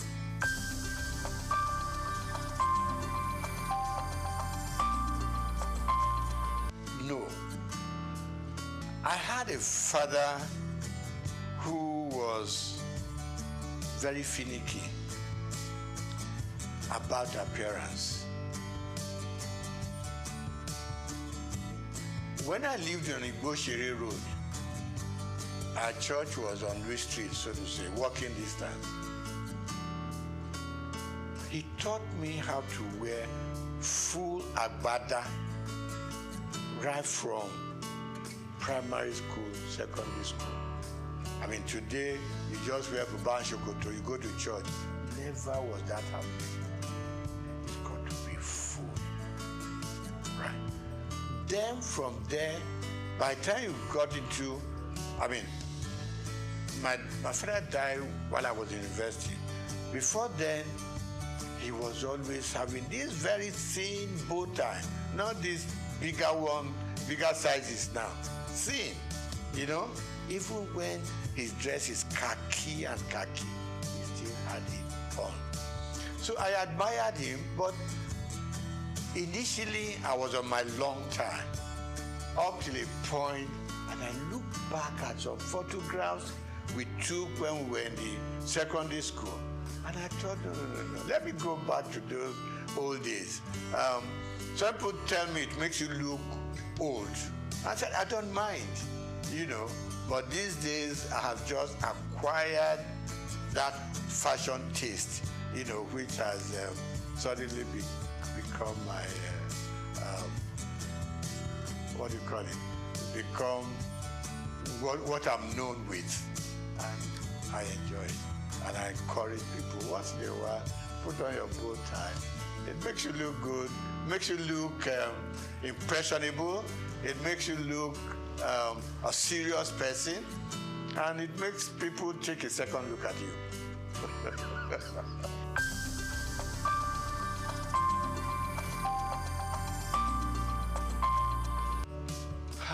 I think, number one, parents started sparing the rod. Call it civilization, call it growing up and all that. Parents started sparing the rod because they always whipped us to shape. You knew what was expected of you, and you did it. Because if you didn't do it, your punishment is waiting for you. But as we grew up, I mean, you probably will ask me today, do I use the rod for my children, for instance? And the answer is no. And why it is no is that these days the children look up to you. They are more exposed than what we were. More exposed. They know what daddy does. If you show them a bad example, they will repeat that bad example. If they know that when daddy wakes up in the morning, before he goes anywhere, he needs time to say his prayers. They too, unconsciously, will copy you. If they know that when dad goes out, he comes back certain time. It only come in at 1 a.m., 2 a.m. Subconsciously, they too will know there's something that this old man sees that doesn't make him go out all night. So they copy from us. But then, like people say, I don't know how correct it is, that these days people are so busy looking for money. They're all over the place. They abandon the home to nannies and housemates and all that, and the children a lot of the time are on their own. But people like you and I, for instance, probably had housemates in the house. You see, but the work that the housemaid does, we were also made to do it. Right? Washing our plates, staying in the kitchen to see how things are prepared. They took us through it, even if you didn't have to do it yourself.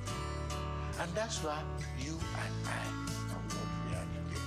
But for the modern young families, most if there's some money to back it up, no, the children don't touch a lot of housework in the homes.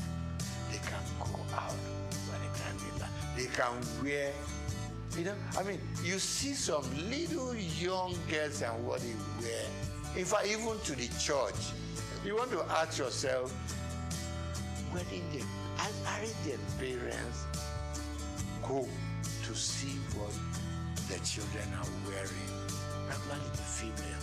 Even the guys wearing what they, things they don't use the belt, the trouser would just be somewhere on their hips and all that. Yeah, I mean, we want them to express themselves, but within control. So wrapping up on that, I'm going to say, yes, we grew up under stronger control.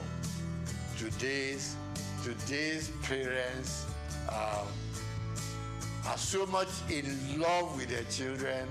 They don't want to make them unhappy. You don't want to, pick up a stick and hit them. But I don't quarrel with that. But please be there for them when they need you. And don't be scared to talk to your parents. To talk to your children. No, we should never be scared to talk to them. Because they are not going to take us over. They are our children. So what you don't want them to do, communication, extremely important. Talk to them. Let them, because peer pressure is extremely strong out there. They're mixing with so many guys from much even richer homes who have more to spoil their children with. Now you are a moderate family. Your moderate children have to mix and relate and go out with guys with stronger economic background. There is, there is some disconnect there. Let's bring our children closer. Let's talk to them. A lot of parents don't talk to their children, and it's not right. Because the more you talk to them, the more they have that empathy for you. They know you care for them. They know you, because you have been moderately successful, for instance, they too want to be successful like you are, and all you are saying to them, follow my footsteps and you may not go wrong. And don't make wealth, money, the thing that should govern your homes. Don't spoil the children. Give them adequately what we all need to survive, and they will survive. In those days, while all you needed to take to school was 1 shilling. Okay, you still see children from rich homes who came with £1 and stuff like that. But let's be contented. Let's teach the children to be contented with what we have. Families are growing, society is expanding, and we can reach out to any part of the world. Now, we need to bring them closer to the home. At least up till the time that they are leaving you to go and start up there. But as long as they're still within your influence, it's very important that children and their families come much, much stronger together.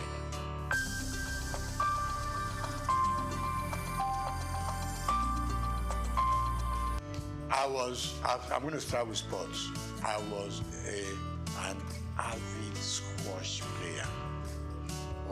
Okay, back in school, a bit of football, a bit of tennis, and all that. But when I started growing up seriously, I loved squash. And I played squash until I was over 50. Okay, and the doctor said, slow down on squash. So today, I do my swimming. Okay, I still do my swimming 2-3 times a week. Okay, and then of course I walk. There's this thing that keeps on saying, if all you can do is walk for 30-40 minutes a day, okay, and then of course I'm an avid fan of football up to today. I wish we could develop a local league so that I could slow.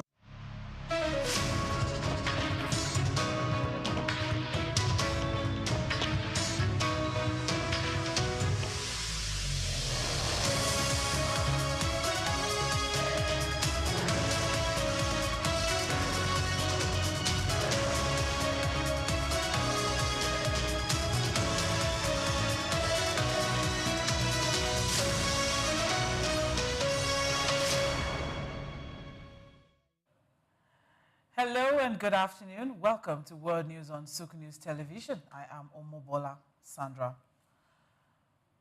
Nigeria's external reserves records first decline in over 2 months, halting a steady upward trend that saw it cross $45 billion mark. Auditor General flags 288 billion financial irregularities within INEC, highlights systemic weaknesses in its operations. President Donald Trump recalls over 25 career diplomats, including postings from Nigeria, in defense of his America First agenda. Chinese Foreign Ministry condemns United States interception of Venezuelan oil tanker bound for China, calls it a serious violation of international law. Confederation of African Football pegs the Africa Cup of Nations tournament to now take place every 4 years.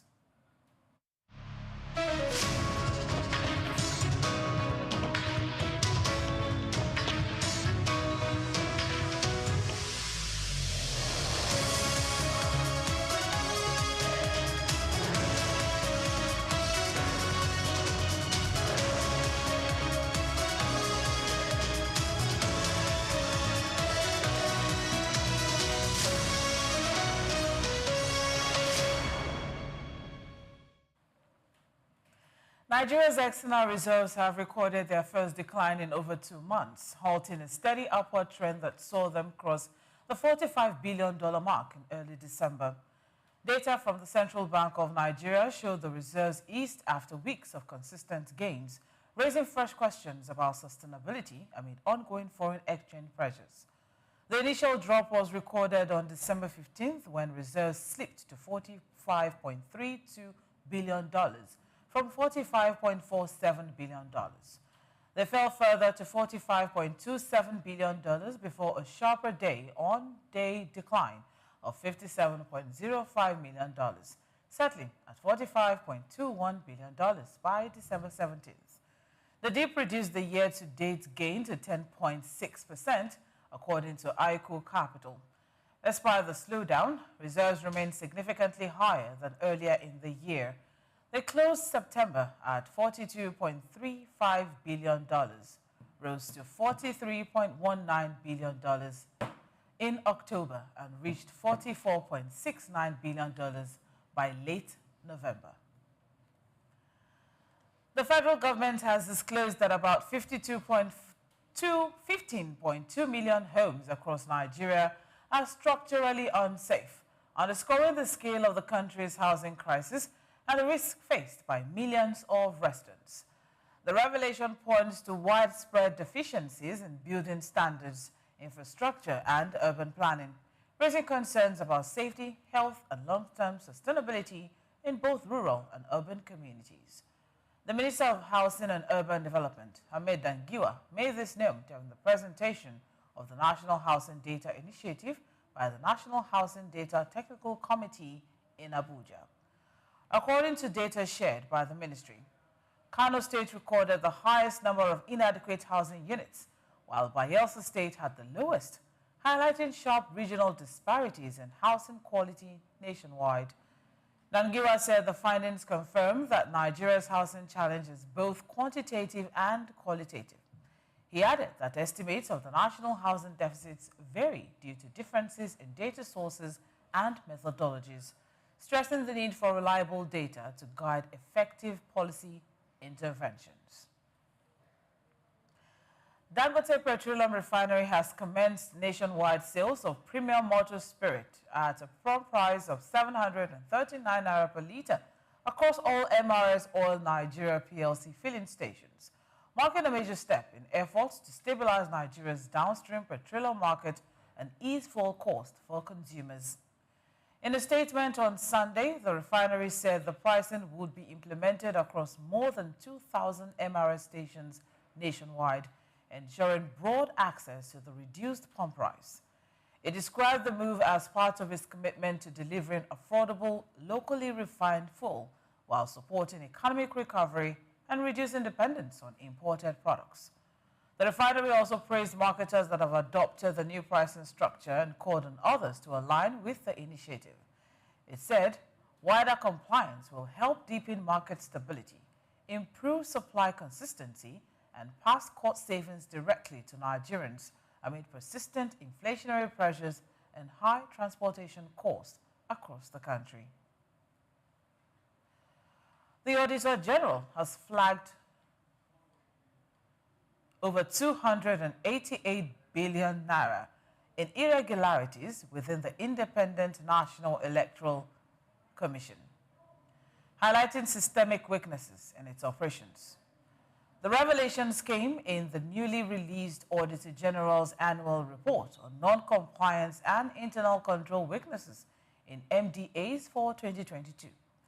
The report detailed lapses in procurement procedures, payments to contractors, failure to remit statutory deductions, and non-retirement of advances.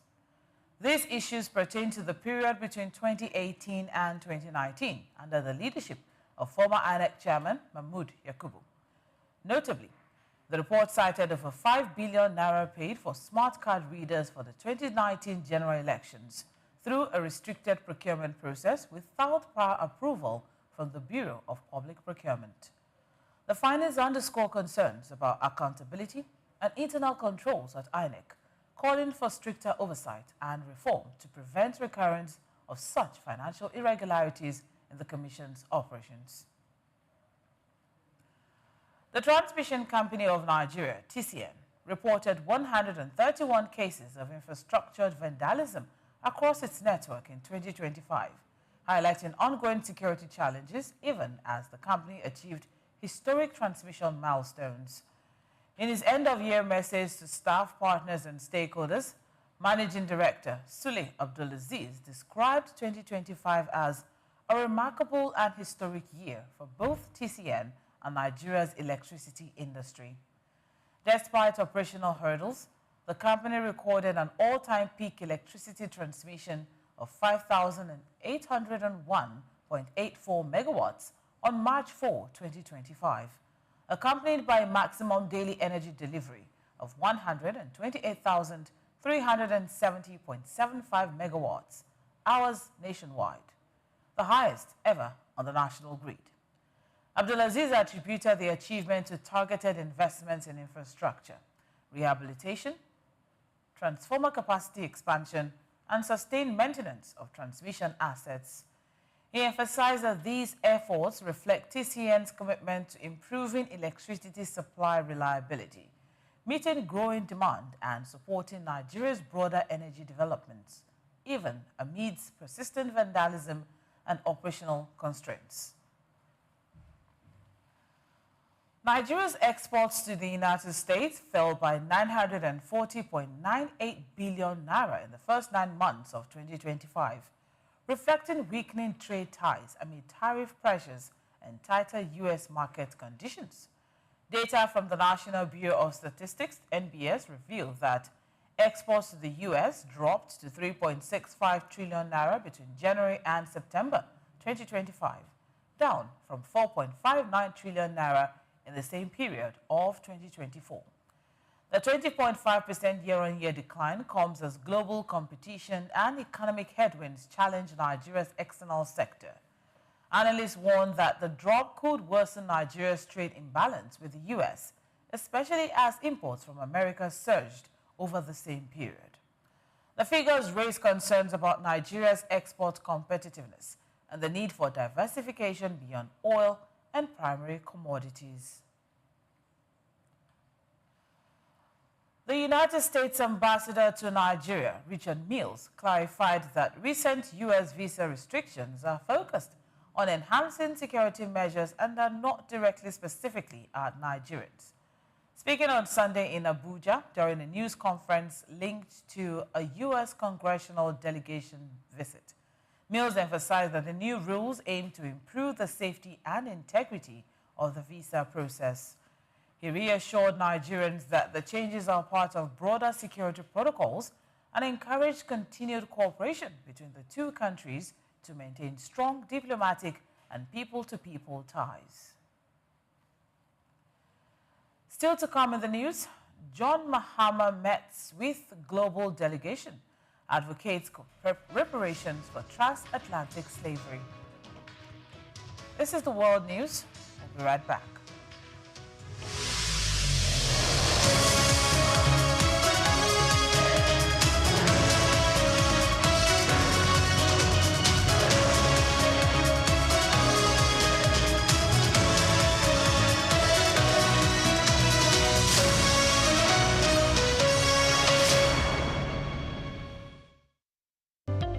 Welcome to the Africa Development Studies Center, ADSC.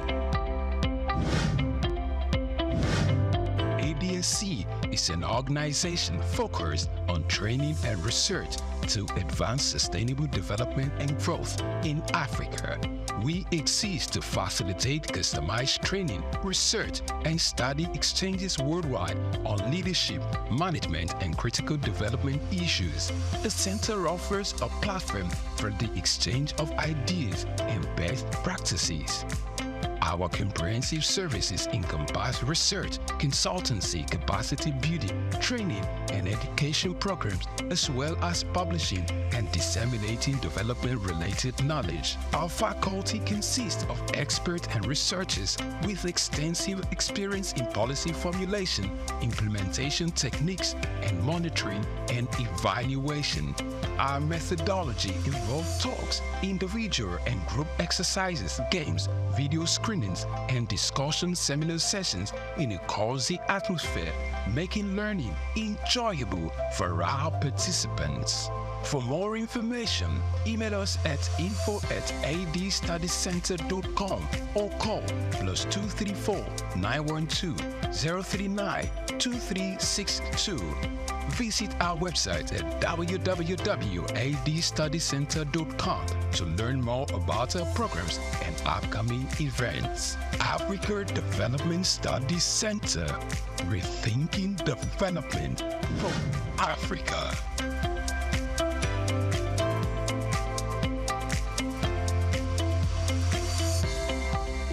Human ingenuity has birthed remarkable innovations, none more so than the rise of intelligent machines. Computers, once more calculators, have evolved into sophisticated systems capable of mimicking human thought processes. Powered by artificial intelligence, AI, these systems are learning, problem-solving, and making decisions that were once exclusive domain of humans. From accelerating scientific discovery to tackling climate change, AI's potential is vast, but perhaps its most profound impact lies in healthcare. Artificial intelligence, AI, it's no longer a futuristic concept. It's here with the potential to revolutionize patient care, diagnosis, and treatment. AI is emerging as a powerful tool in the hands of medical professionals. From detecting diseases early to optimizing treatment plans, AI is demonstrating remarkable capabilities. It can analyze vast amounts of medical data to identify patterns and predict outcomes, aiding in more accurate diagnosis. Also, AI-powered robots are assisting in surgeries, improving precision, and reducing recovery times. However, despite its promises, challenges persist. Concerns about data privacy, ethical implications, and the need for robust regulatory frameworks are hindering widespread AI adoption. To fully unlock AI's potential in healthcare, collaborative efforts are essential. Healthcare providers, researchers, policymakers, and technology companies must work together to develop and implement AI solutions responsibly. By addressing ethical concerns, investing in AI research, and creating supportive regulatory environments, we can accelerate the integration of AI into healthcare and improve patient outcomes. Joy Chuma, SOUQ News.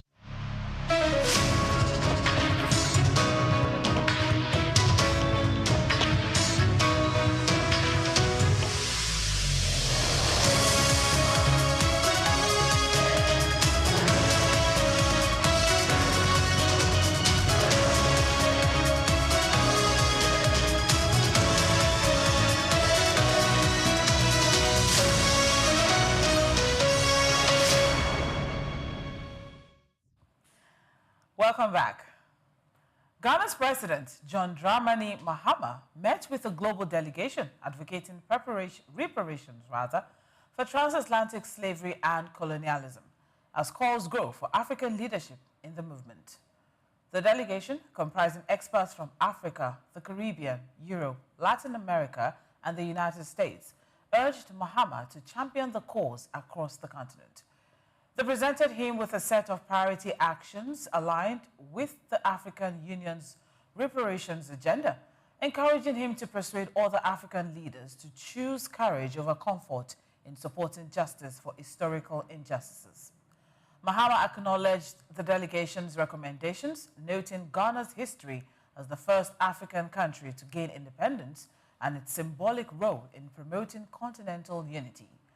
The discussions are part of broader efforts to address lingering economic and social disparities linked to the legacies of slavery and colonial exploitation, highlighting the need for coordinated African leadership in advocating reparations on the international stage. U.S. President Donald Trump has ordered the recall of nearly 30 career diplomats from ambassadorial and other senior positions worldwide, including postings in Nigeria, in a move aimed at reshaping Washington's diplomatic approach under his America First agenda. The decision affects experienced diplomats who have served in a range of strategic locations, raising questions about continuity in U.S. foreign policy. The recalls, first reported by Politico, have prompted concern among some members of Congress who fear disruptions in bilateral relations and the loss of institutional knowledge at key embassies. The American Foreign Service Association, representing U.S. diplomats, also expressed unease over the sudden removal of career staff without clear transition plans. Officials close to the White House say the recalls reflect the desire to align embassy leadership more closely with Trump's priorities, emphasizing economic and security interests. Critics warn the move could weaken diplomatic influence and engagement in key regions. Indonesia has signed a free trade agreement with the Russia-led Eurasian Economic Union, EAEU, aiming to boost bilateral trade and economic ties, the country's trade ministry announced on Monday. The agreement was signed over the weekend in St. Petersburg, Russia, during a high-level gathering attended by Russian President Vladimir Putin and leaders of EAEU member states, Armenia, Belarus, Kazakhstan, Kyrgyzstan, and Russia. Indonesia was represented by Trade Minister Budi Santoso. Officials say the deal is expected to reduce tariffs, ease market access, and encourage investment between Indonesia and the EAEU, which represents a market of over 180 million people. The FTA marks a significant step in Indonesia's push to diversify its trade partners beyond traditional markets. India and New Zealand have finalized a landmark free trade agreement that is expected to double bilateral trade within 5 years. Announced on Monday, the deal aims to deepen economic ties between the two countries by eliminating or reducing tariffs on key goods and services. Under the agreement, 95% of New Zealand's exports to India will see tariff cuts, with more than half becoming duty-free from day one. In exchange, all Indian goods will receive duty-free access to the New Zealand market. In addition to trade liberalization, New Zealand has pledged to invest $20 billion in India over the next 15 years, targeting sectors such as renewable energy, infrastructure, education, and agriculture.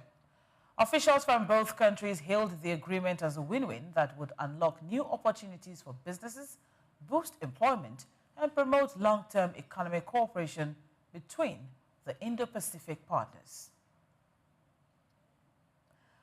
Russia's pipeline gas exports to China rose by an estimated 25% in 2025, according to a source familiar with the data, as Moscow accelerated its energy pivot towards Asia.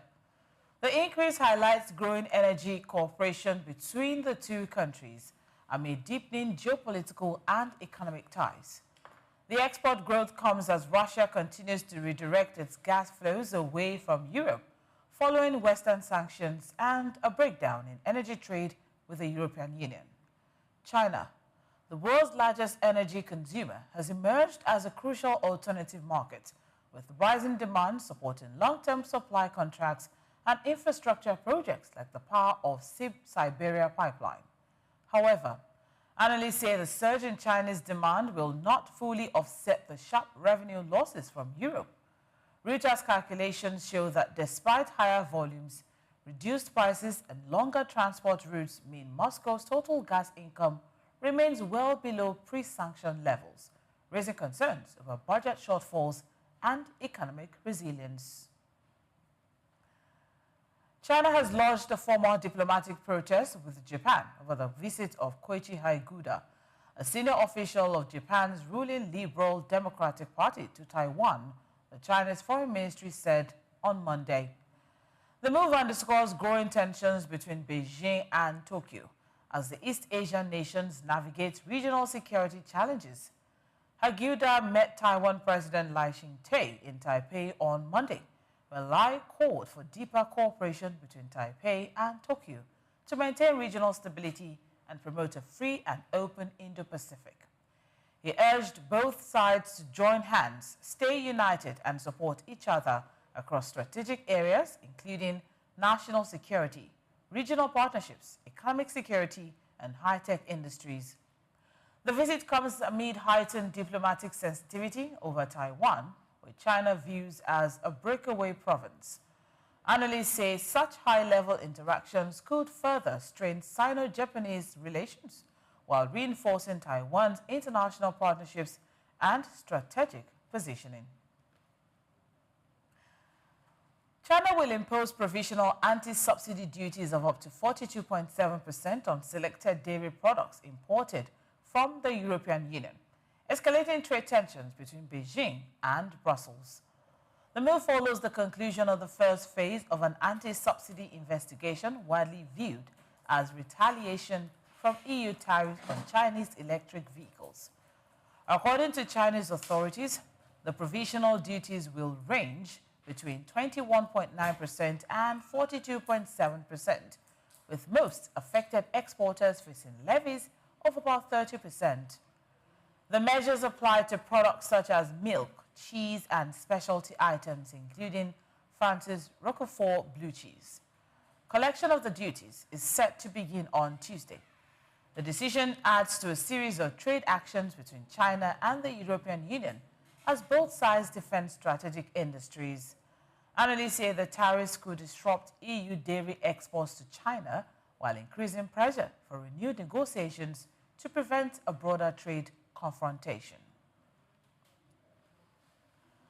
The Bank of Japan could raise interest rate 3 more times, reaching 1.5% by early 2028, former BOJ board member Makoto Sarukai told Reuters.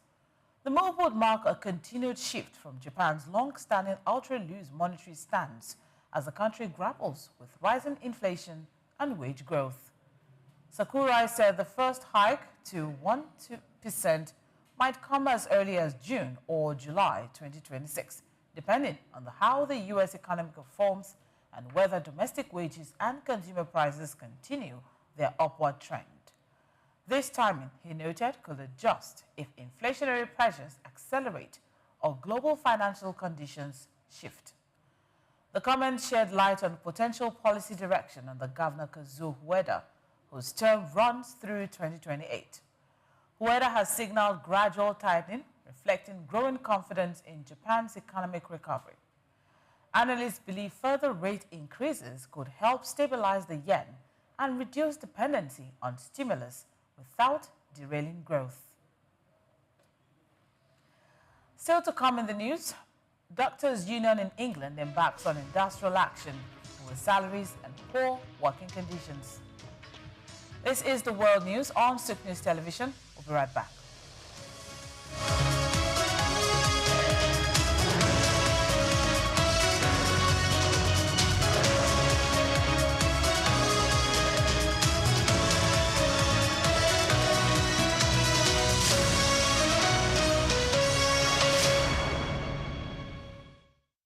Hello Nigeria, hello Africa.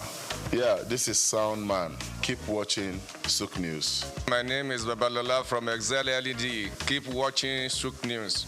My name is Shepherd Michael Adewale Onofuye.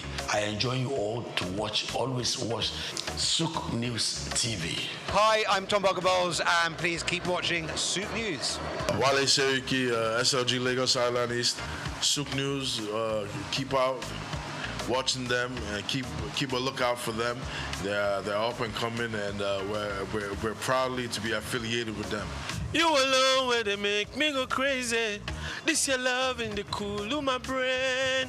You're my medicine, I need you all day. Yo, it's Blackface Nigeria, and you're watching SOUQ News TV. Keep it locked on this dial, don't change it. You know what I say? Blackface Nigeria, love no bad.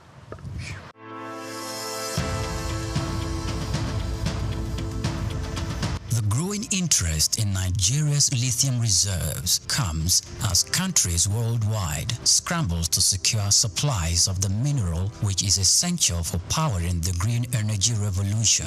In this special report by Bayo Olaoye, the need to harness this resource for growth and development is examined with the evolution of electric vehicles and renewable energy storage systems. Lithium is a key component in the production of batteries for electric vehicles and renewable energy storage systems, and Nigeria is positioning itself to become a major player in the global lithium market. Nigeria's vast lithium reserves, valued over $34 billion, is no doubt attracting world attention, while lithium factories are springing up in different parts of Nigeria already. The attention of the international mining industry is also focused on lithium because it is critical raw material for the production of solar panels and electric vehicles. Analysts predict that global lithium market could grow robustly over the next decade, driven by the rapid adoption of electric vehicles and renewable energy technologies. Data from a global future market insight showed that the lithium mining industry has emerged as a cornerstone of the clean energy transition, driven by the skyrocketing demand for lithium-ion batteries. The surge in lithium demand is driven largely by the electric vehicles market, which accounted for over 70% of the global lithium consumption in 2024, according to an Iranian-based research firm.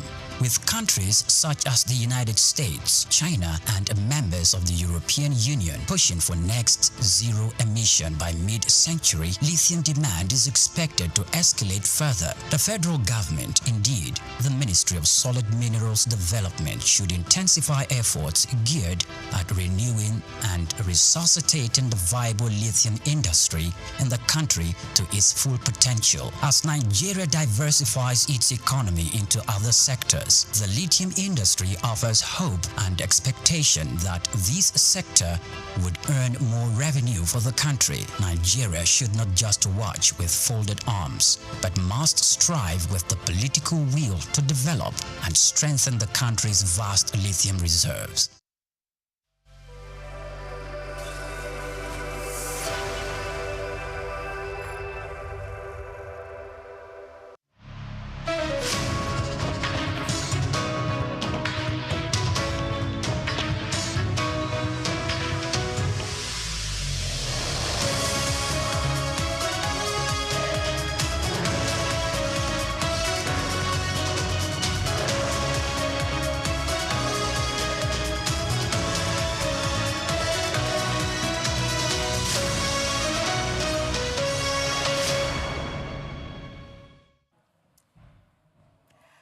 Welcome back.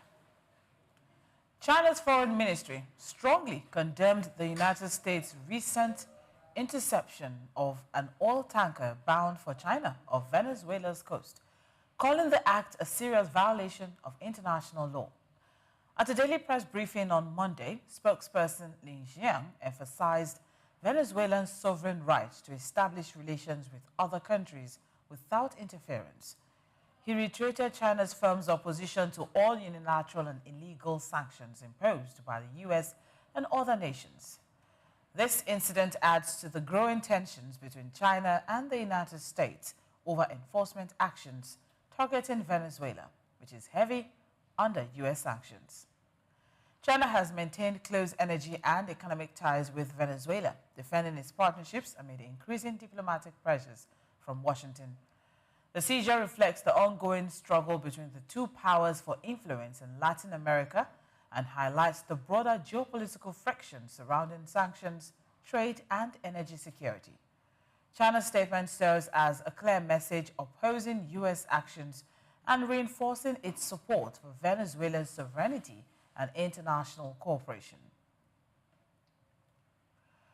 Britain's Health Minister, Wes Streeton, has pledged to do everything possible to prevent further strikes by hospital doctors following their return to work on Monday after a 5-day walkout.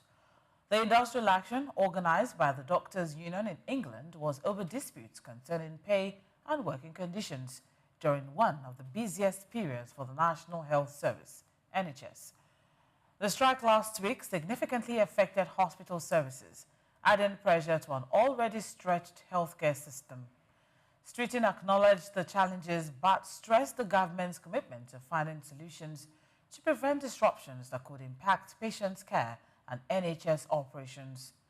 Speaking ahead of talks with union leaders, the minister said he was determined to address doctors' concerns through negotiations. He urged all parties to work collaboratively to ensure the NHS can deliver quality healthcare without further interruptions, emphasizing the importance of stability in the health sector moving forward. British households saved less between July and September 2025, impacted by increased taxes, yet they continue to raise their spending, official data revealed. The decline in savings reflects the financial strain many families are facing, even as consumer activity remains relatively robust. The Office for National Statistics, ONS, reported that the UK's gross domestic product, GDP, grew by just 0.1% during the same period.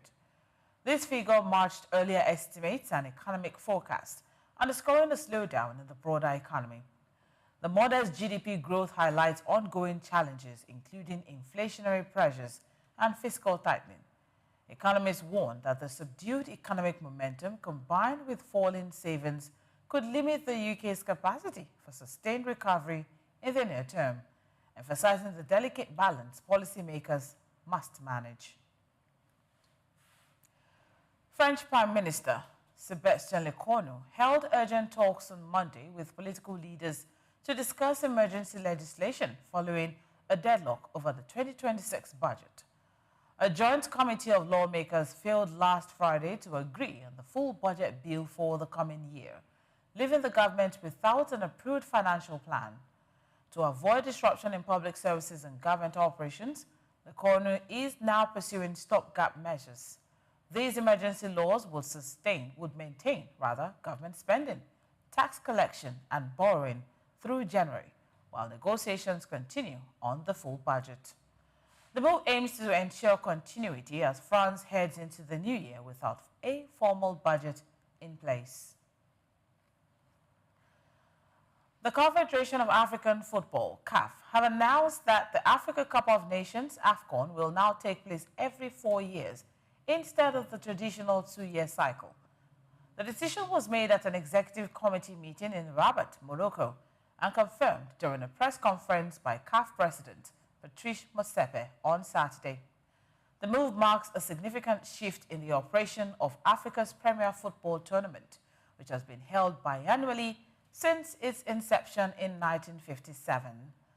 AFCON is a major source of revenue for CAF, generating an estimated 80% of the Confederation's income, and the change is expected to have wide-ranging implications for scheduling, sponsorship, and the African football calendar. CAF said the decision aims to improve the quality of the competition, reduce scheduling congestion for players, and align African football more closely with global tournaments. The Super Eagles completed their 4th training session on Sunday in Fes, Morocco, as they prepare for their Group C match against Tanzania in the 2025 AFCON. Scheduled to play at the Complex Sportif de Fes on Tuesday, Nigeria aims to start their campaign strong. The team arrived in Morocco last Thursday and has since held multiple training sessions to fine-tune their tactics, After 2 sessions on Friday and another on Saturday, Sunday's training focused on sharpening skills and teamwork. The players and coaching staff are determined to build momentum ahead of the crucial group stage opener. And that's a wrap on the news, but before we leave, here's a reminder of today's top stories. Nigeria's external reserves records first decline in over 2 months, halting a steady upward trend that saw it cross $45 billion mark. Auditor General flags 288 billion naira financial irregularities within INEC, highlights systemic weaknesses in its operations. President Donald Trump recalls over 25 career diplomats, including postings from Nigeria, in defense of his America First agenda. Chinese Foreign Ministry condemns United States interception of Venezuelan oil tanker bound for China, calls it a serious violation of international law. Confederation of African Football, CAF, pegs the African Cup of Nations tournament to now take place every 4 years. Thanks for watching the World News on SOUQ News Television. Do well to follow us on all social platforms. I am Omobola Sandra. Good afternoon.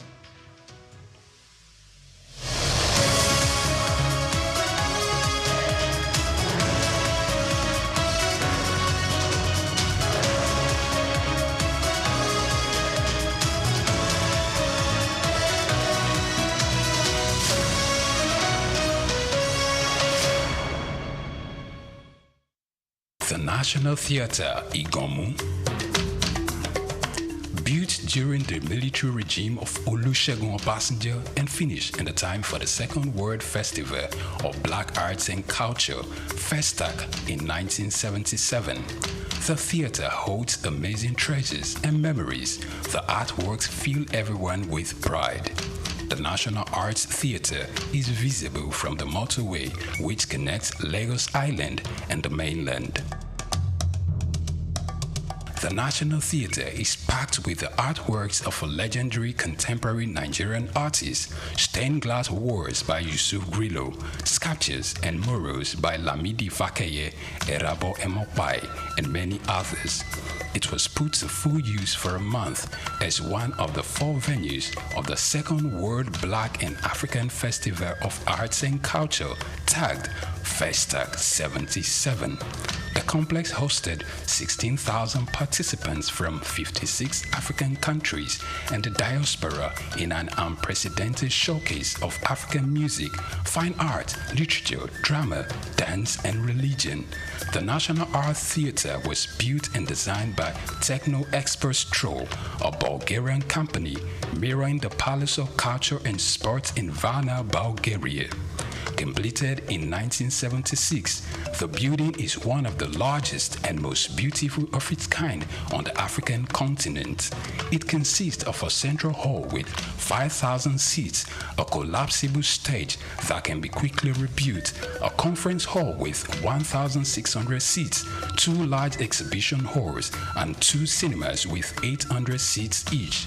The theatre complex has a dressing room for artists, a garage, offices, coffee bars, and a buffet. It has indoor TV and radio systems, as well as booths with facilities for simultaneous translation of languages and hectares of large green lawn around. The majestic structure sits in Igomu like a quiet mountain, mesmerizing visitors and passers-by. The National Theatre, SOUQ Enlightenment.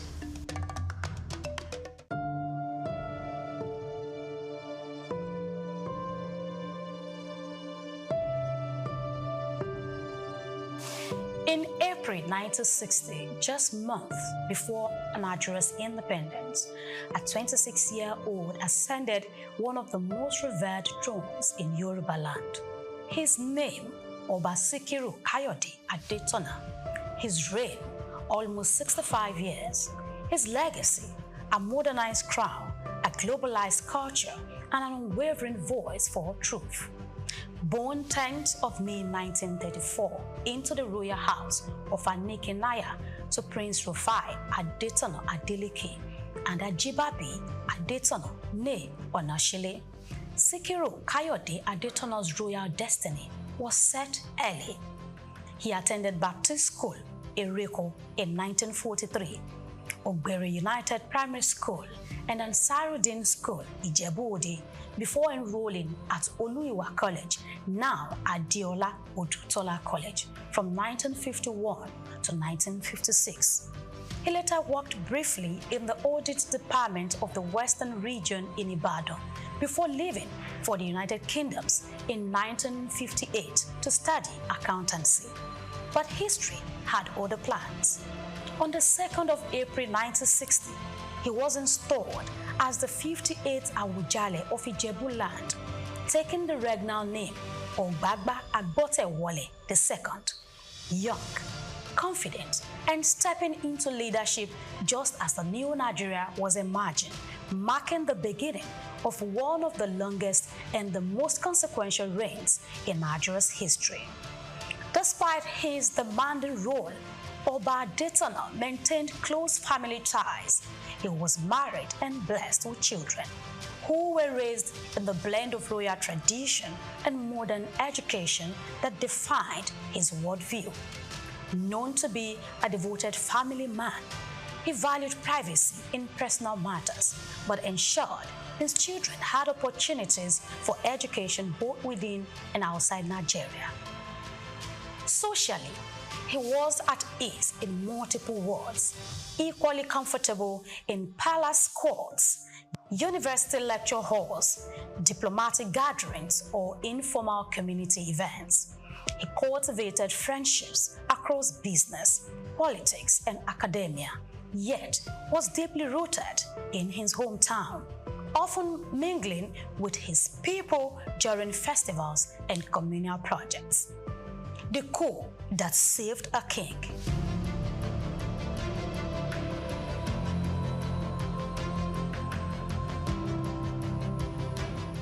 But destiny tested him. In the early 1980s, a government commission of inquiry moved against him. Suspension and deposition loomed. The order was to take effect in early 1984. Then came 31st December 1983. A military coup swept away the civilian administration, and with it, the threat to his throne. The Awujale returned more respected, more resolute. Beyond royal ceremonies, Oba Adetona built a reputation as a monarch unafraid to challenge authority. He spoke plainly on governance, justice, and public accountability. In 2016, he institutionalized those ideas by endowing a 250 million naira professorial chair in governance at Olabisi Onabanjo University, OOU, the first of its kind by a Nigerian traditional ruler. It was a deliberate investment in shaping ethical leadership for generations to come. The Oju Dioba Festival long predicted his reign, but under Adetona, it became an international spectacle, a celebration of Ijebu identity, Yoruba elegance, interfaith harmony, and cultural soft power. It drew politicians, captains of industry, global tourists, and the diaspora to Ijebu-Ode each year, making it both a cultural statement and an economic engine.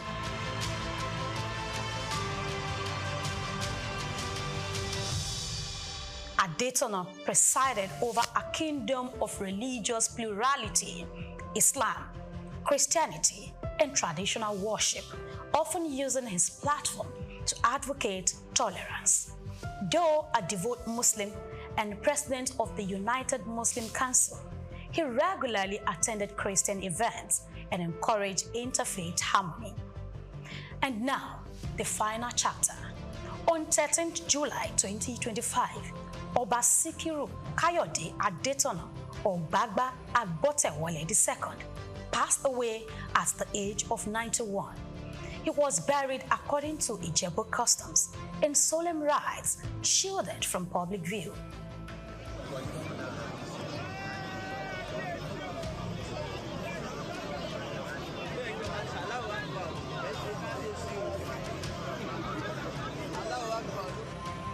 Attention now turns to succession and the weight of following one of Nigeria's longest-serving traditional rulers. Oba Sikiru Kayode Adetona reigned across 3 Nigerias: the colonial twilight, the start of military rule, and the promises and failures of democracy. He proved that a throne could be modern without losing its roots, bold without losing its identity, and proud without closing its doors. His voice will echo in the university lectures he inspired, the festival he globalized, the cultural pride he nurtured, and in the personal values he instilled in his family. As Ijebuland turns the page, one question lingers: whether or not the next Awujale will match relevance with integrity and tradition with transformation, following the path of the past hero. Grace Komolafe, SOUQ Perspective.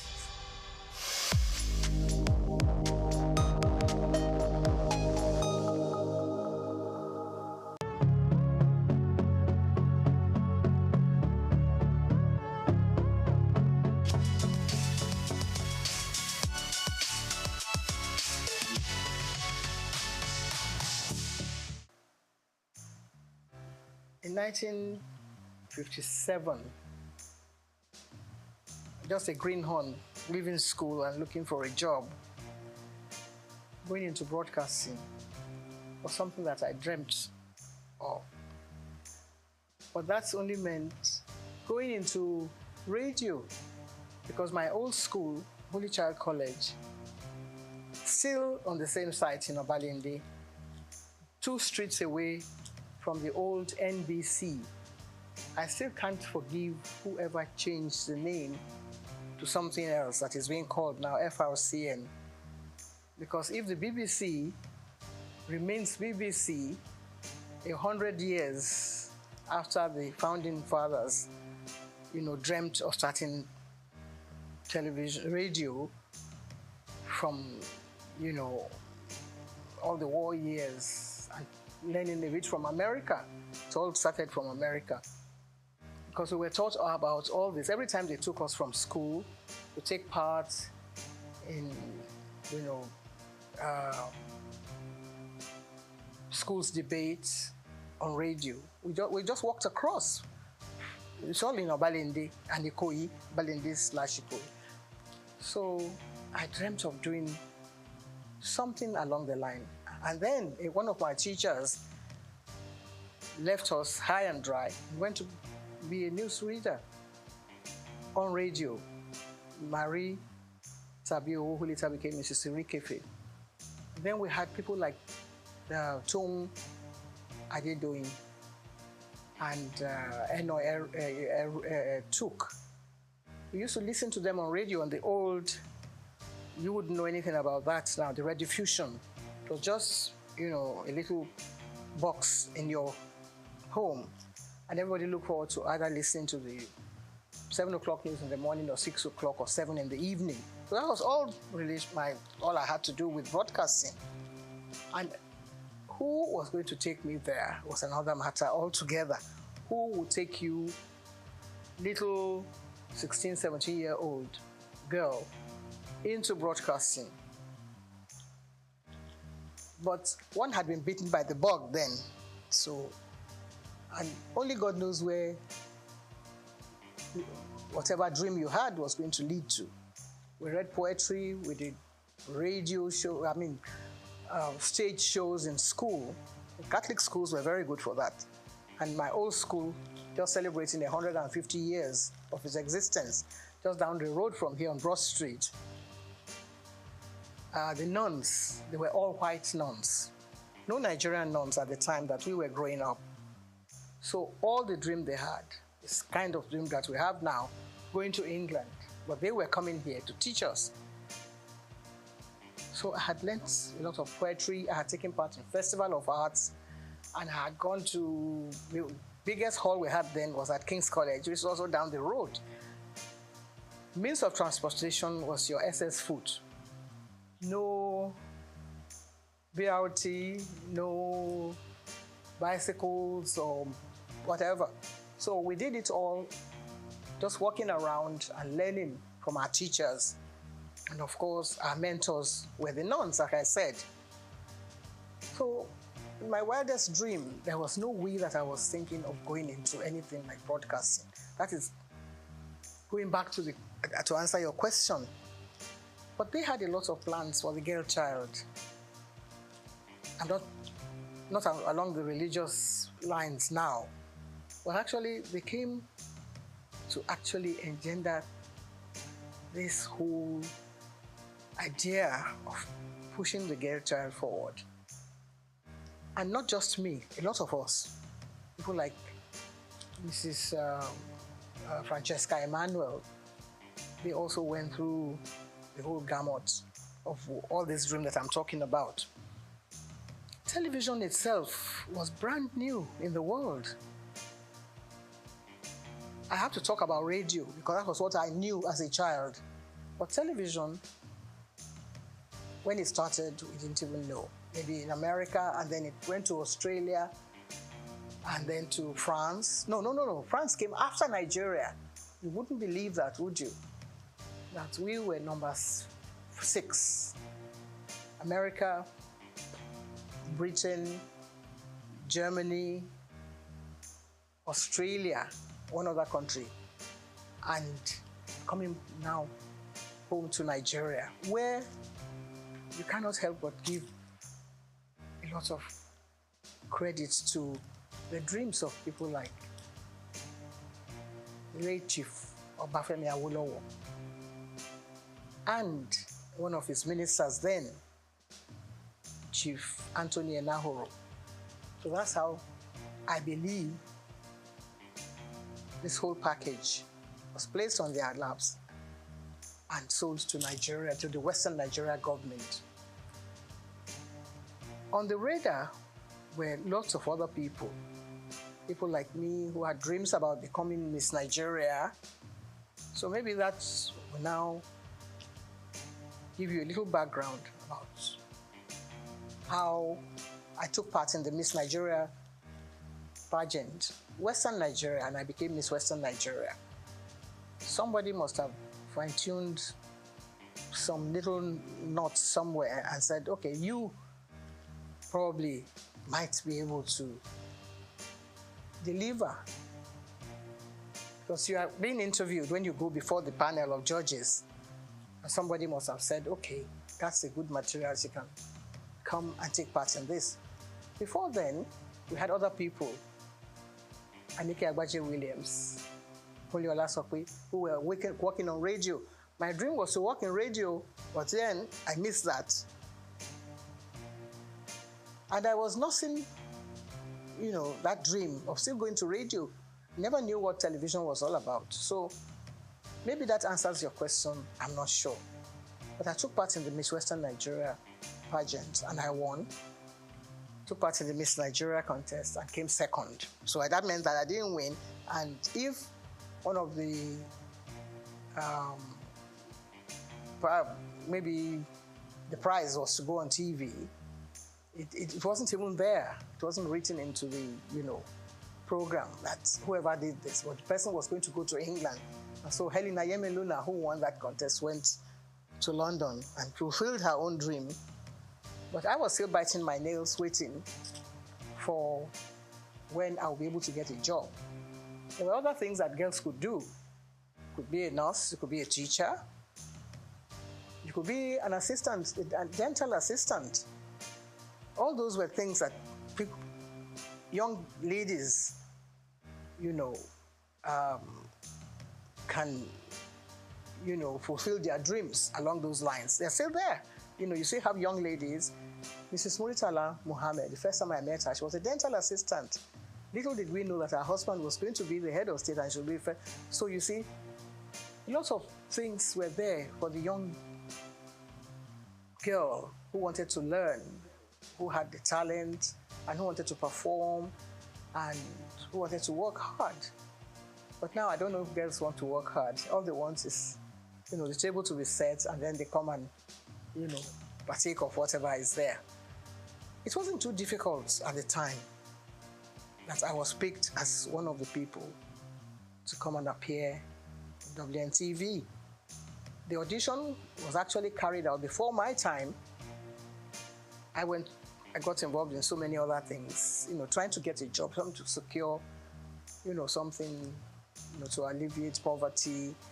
There was not too much poverty in Nigeria at the time because people could still make a living for themselves and, get by in society. But I was lucky that I had an aunt who was a nurse in the hospital in Ibadan, UCH in Ibadan. And she was married to an Englishman, and the man's friend happened to have been the man, Mr. Mathers, who was brought as one of the technical partners to WNTV. So we met at a dinner party, and just as you and I are chatting, I was only 18 plus. I was 17 when I took part in the pageant. So by this time I was growing up, and I thought I was a big girl. So I opened my mouth and I said a few things. And the man looked at me and said, "How come you are not speaking with a Nigerian accent?" And I didn't know what he meant because we were taught at St. Mary's to deliver whatever lines we were given to deliver. The Festival of Arts, I came second after an English boy from Corona School. And I was given a beating for coming second. Not because I didn't perform well, but because I forgot to curtsy. And one of the judges, I think, who was then Mrs. Abayomi, Lady Abayomi, said that I delivered my lines very well. So I was the Lord of Tartary, I would do this and that and the other. And so I came second. And when I got back to the school, the nun, Sister Marieta, said, "You were not paying attention." So whatever you do in life, you have to be consistent, you have to perform well. The way we're trying to do now, the way we're trying to project your voice and whatever it is you have to offer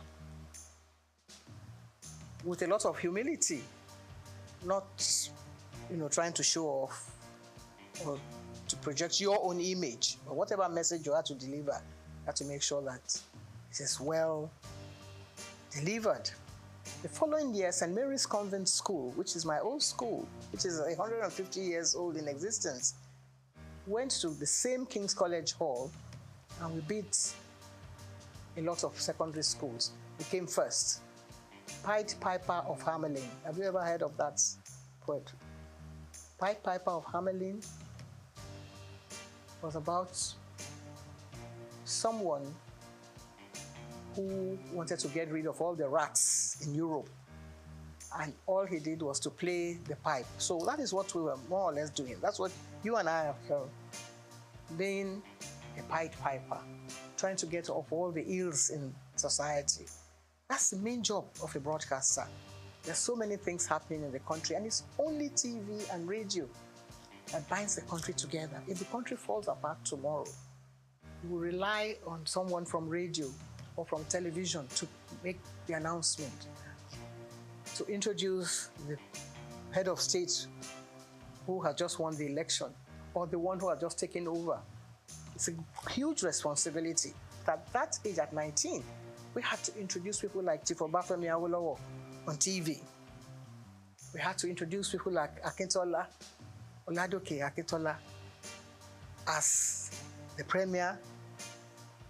And when everything broke down and it all went into smithereens, they brought in Chief Majekodumi as the administrator of the Western region. All this happening before our eyes. There were no other stations in the country except WNTV. And we were there, so we learned quite a lot. In fact, I believe that the whole country revolves around broadcasting. And if you are part of that organization, how would you feel at my age, at 80-something? As young people, perhaps you don't know all this history that I'm telling you about. It's a long, long story. But when you sit down, you have to put it all into perspective. You see that, well, some people are actually meant to be in different positions. Some people are meant to be doctors. Some people are meant to be nurses. But those of us that are in broadcasting, it's a huge responsibility. It's a passion. something.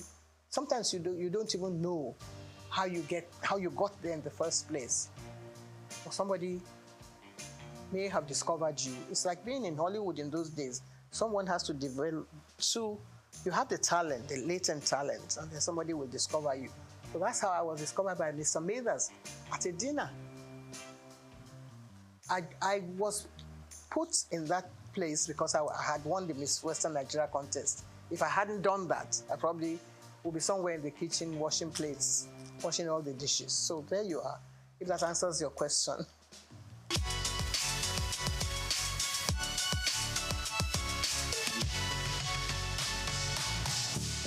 Well, there's no one that actually picks someone and puts you plonk without, I mean, of course, if you don't have any experience on the job, you have no business being there in the first place.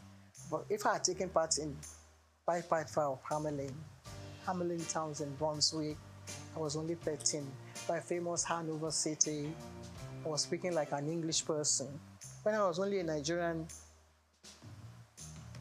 little girl, being nurtured, by my mother, who was a seamstress, how would you ever get there?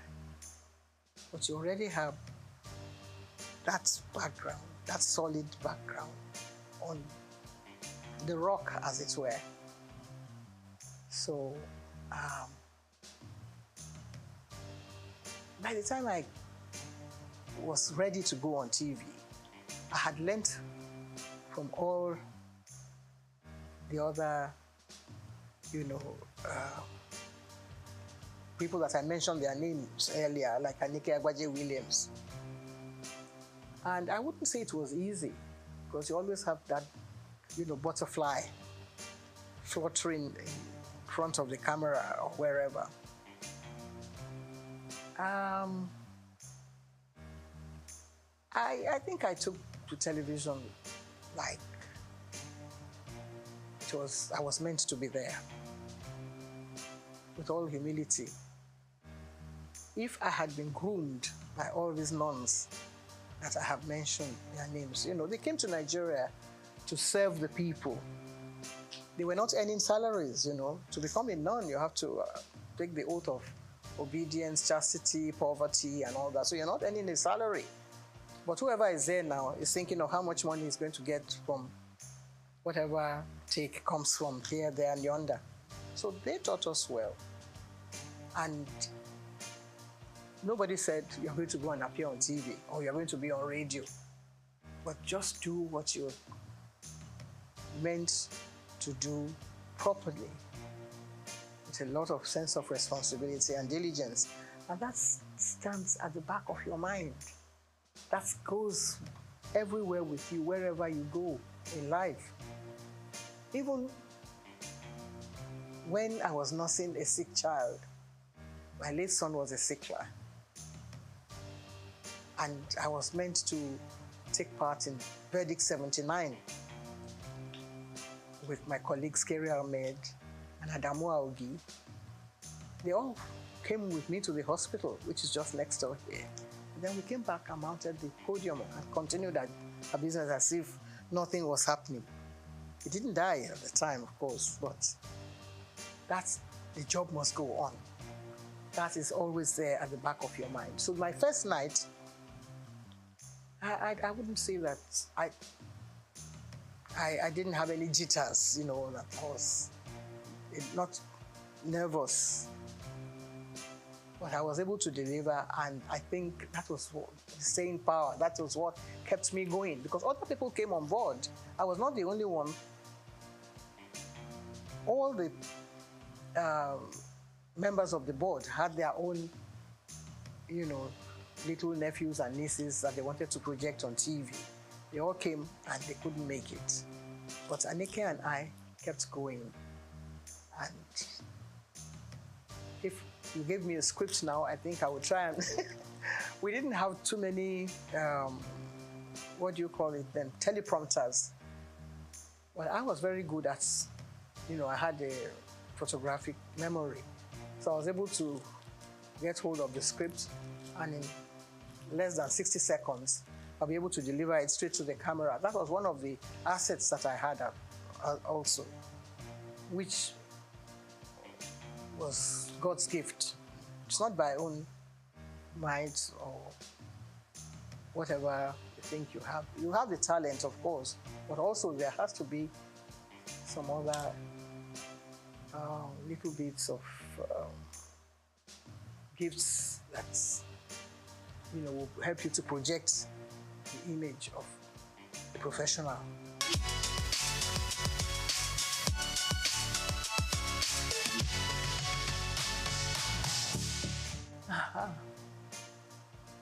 A lot of controversy.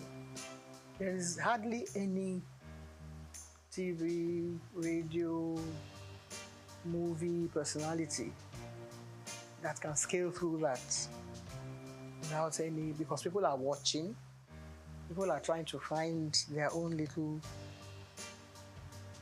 base of criticism here, there, and yonder.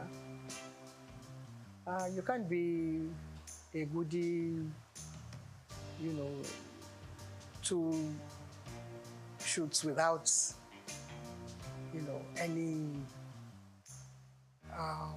how shall I say it, problem here, there, and yonder. So everybody has their own way of looking at people. People say, well, what has she got to do? She went to take part in Miss Western Nigeria the other day. So what's the big deal about her? And then somebody will still add their own salt and pepper here and there. But I was lucky that I was being nurtured by someone like T.O.S. Benson, who was then our Minister for Information. And he felt that, everything should not stop here. There were things happening in America. He made sure that my name was there. I was at the inauguration of President Johnson, Lyndon Johnson. And we commanded a lot of attention there, myself and my colleague who came from Lagos, the station in Lagos. And for the president to notice that there were two black people sitting behind him at his inaugural ball, I think it was very overwhelming for me, because not many black people had invitation to that event. But Charity Adadevo and I were there, and he stood up and shook our hands where we were sitting behind, 3 rows behind the president. Then Kennedy had died, and we were still not seeing, we were still feeling very hot about, the loss of Kennedy. And here was the new president coming up. We were not particularly keen on being welcomed by him. But then, things like that happen to you, and it makes headline news. 2 black people, they didn't even say Nigerians. They thought we were from Ghana, because some journalists came around and said, how is your man Nkrumah? And we said, no, our own Prime Minister is Tafawa Balewa. They never heard of him then. But then they had to go and carry out their own study and find out who Tafawa Balewa was. And of course, the whole country was very proud of us that we went and actually stole the show at the inauguration of President Lyndon Johnson. So many other things happened. When I came to London, the British Information Office, they were trying to look for someone to host their program. That host happened to be around, so they picked me to host their program. But you don't ad-lib on any of those stations. Everything is written out. The questions, even your answer will be written. You can change it around a little bit, but they make sure that you said the right thing at the right time. So that was how we were able to gain attention. German television also invited us because they were interested in Nigeria. See how the German Chancellor came to Nigeria. That was what happened at the time. In 1963, we had just gained, we had just become a republic then, from being an independent station in 1960. By 1963, we then became a republic. And we were chosen to go and appear on German television in Berlin. And they wanted a little bit of culture. So Benson had his own band. So we were chosen to go and represent Nigeria then. Nobody knew who the ambassador was, but they wanted to know who was presenting something on TV. So that's how important television has been. And that, in fact, we were the first television in the whole of Africa. The very first station, WNTV, that was a call signal. WNTV, first in Africa. There's nothing like that now. Nobody wants to know whether you are first or second. But the station that is being run in Nigeria, I think, has the largest number of stations than any other country in Africa. We have about 21 stations, and now it's still, still counting. And yours is coming on board, and so many others. I think next to America, Nigeria should have been the best country for television broadcasting in the whole world. There's not so many countries in the world that has as many stations as Nigeria. We only have to put our heads together. We only have to find joy in whatever we're doing. Sometimes when it's raining, people say, oh, it's raining, and they feel very bad about the rain. But if you look closely, behind that rain, there'll be sunshine, there'll be something else coming on. You see some silver clouds coming during the rain, but Nigerians don't have the patience to wait for that kind of thing. That's what television teaches you. If you're in the studio, you don't know what's happening outside. You just get on with the job. That's what we were taught. We were taught not by Nigerians. Even when we started, we couldn't go on air and ad-lib. There was always someone there, Mr. Blackledge, to write the script. And if you can commit that to memory and deliver it, they're home and dry. It's not everyone that has a gift, not everyone that has a talent. It's God-given. And if you listen as a child at 17, 18, 19, at my own age, I learned from school, and I was able to impart this into the job. So within a few months, we got double promotion, all of us, because we were doing very well. Anika Agbadi was excellent. Lasope was superb. And so many other people reading the news. We were the first female to read the news. Women were not allowed to read the news. Nigeria started it. BBC wouldn't allow a woman to pick up a script and read the news. We were already there. So that's how we were able to gain this global attention that you mentioned.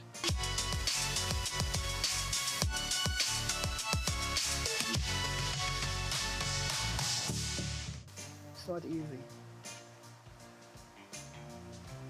It's not easy. Like I said, when we were taught by, not by Nigerians. But somebody came along the line and said, we don't have to speak like English people. You can just carry on and use your own parochial background. If you are a Roboman, you can speak English the way you like. That was his own idea. Because he didn't believe in us doing all this la-di-da and trying to, say things the proper way. But that watered down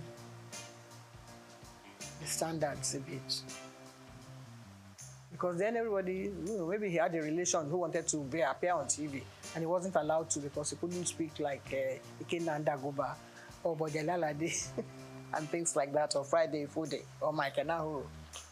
So somebody must have gone to him and said, because he doesn't speak like any of those people who were taught by, foreign teachers, people who had learned, people who knew what a DJ, we had a Bible then, that you had to pronounce your words correctly. So he came and said, now that I'm DG, I'm not going to tolerate all this, your English way of speaking. And some other people, of course, that watered down the standards. That's not our own making. We were still ready to continue the way we were doing, but then they pushed us to the background. But there were others who were able to perform well. Ruth Benamesia, Opia, Sienna Weber, and of course Bimbo Oloyede, who was born in England. If you already employed those people to deliver the goods and to present your programs, you're not going to sack all of them because they speak with English accent. I don't see how that can be an offense. Cannot be, guilty of speaking English well, like the English people. But they then brought out other people. And you had the head of presentation. I became head of the presentation after I came under Buba. And you're trying to prepare your roster, and you wanted to put such people online to read the network news. Then they say, okay, bring somebody who can speak like the Radidididu and do a little bit of a on the side. It's part of our culture. So that is what is happening to TV broadcasting in Nigeria. It's all very interesting. So, this cultural milieu and bringing, a touch of Nigeria. Nigeria is doing well. In that aspect, in the music world, I think we're leading. Some of us who grew up on Handel's Messiah and Mozart, we have to sort of put our hands behind our back now and watch, all the way things have turned around, and Nigerian music is doing well. Afrobeat is reigning everywhere in the world. So really you can't find faults with that. So when they watch a bit of Fela and his children and all his grandchildren doing well, then listen to the channels on TV, you have to take what you get from there as well.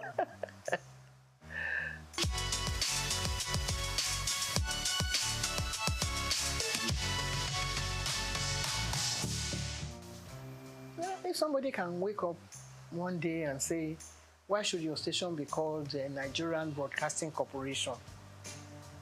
I say it should now be Federal Radio Corporation of Nigeria. Tongue twisting. Takes a long time to come to terms with. If everyone wake up in the morning and say, this is Nigerian Broadcasting Corporation, you have the call signal. Da da da da da da da da da da da. This is the Nigerian Broadcasting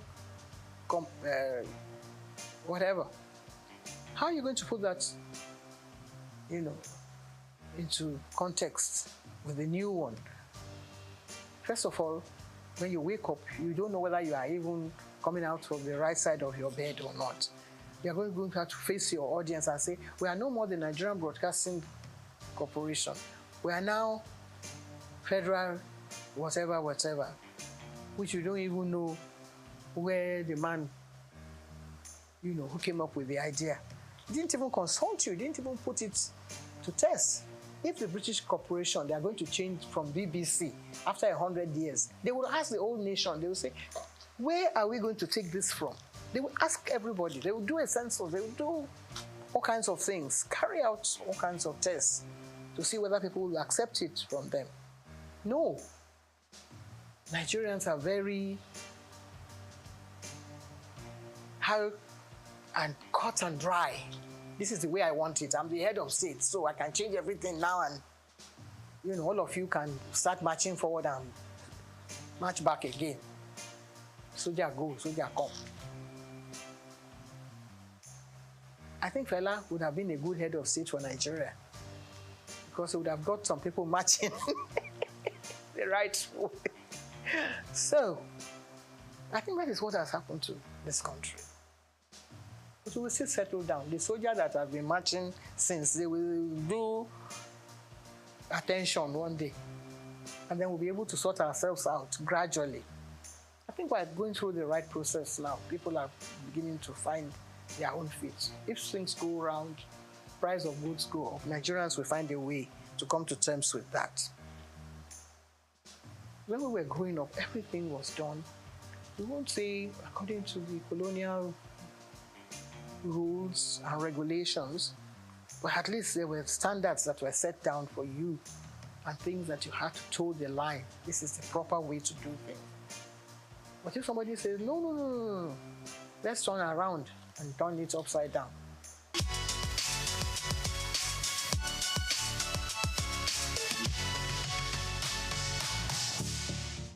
First SOUQ It's the only thing that has moved to the whole world from Nigeria, that shook the whole world, that brought everybody attention to see what Africa has to offer the whole world. It happened here on this soil in Nigeria. I was a member of the ceremonial committee.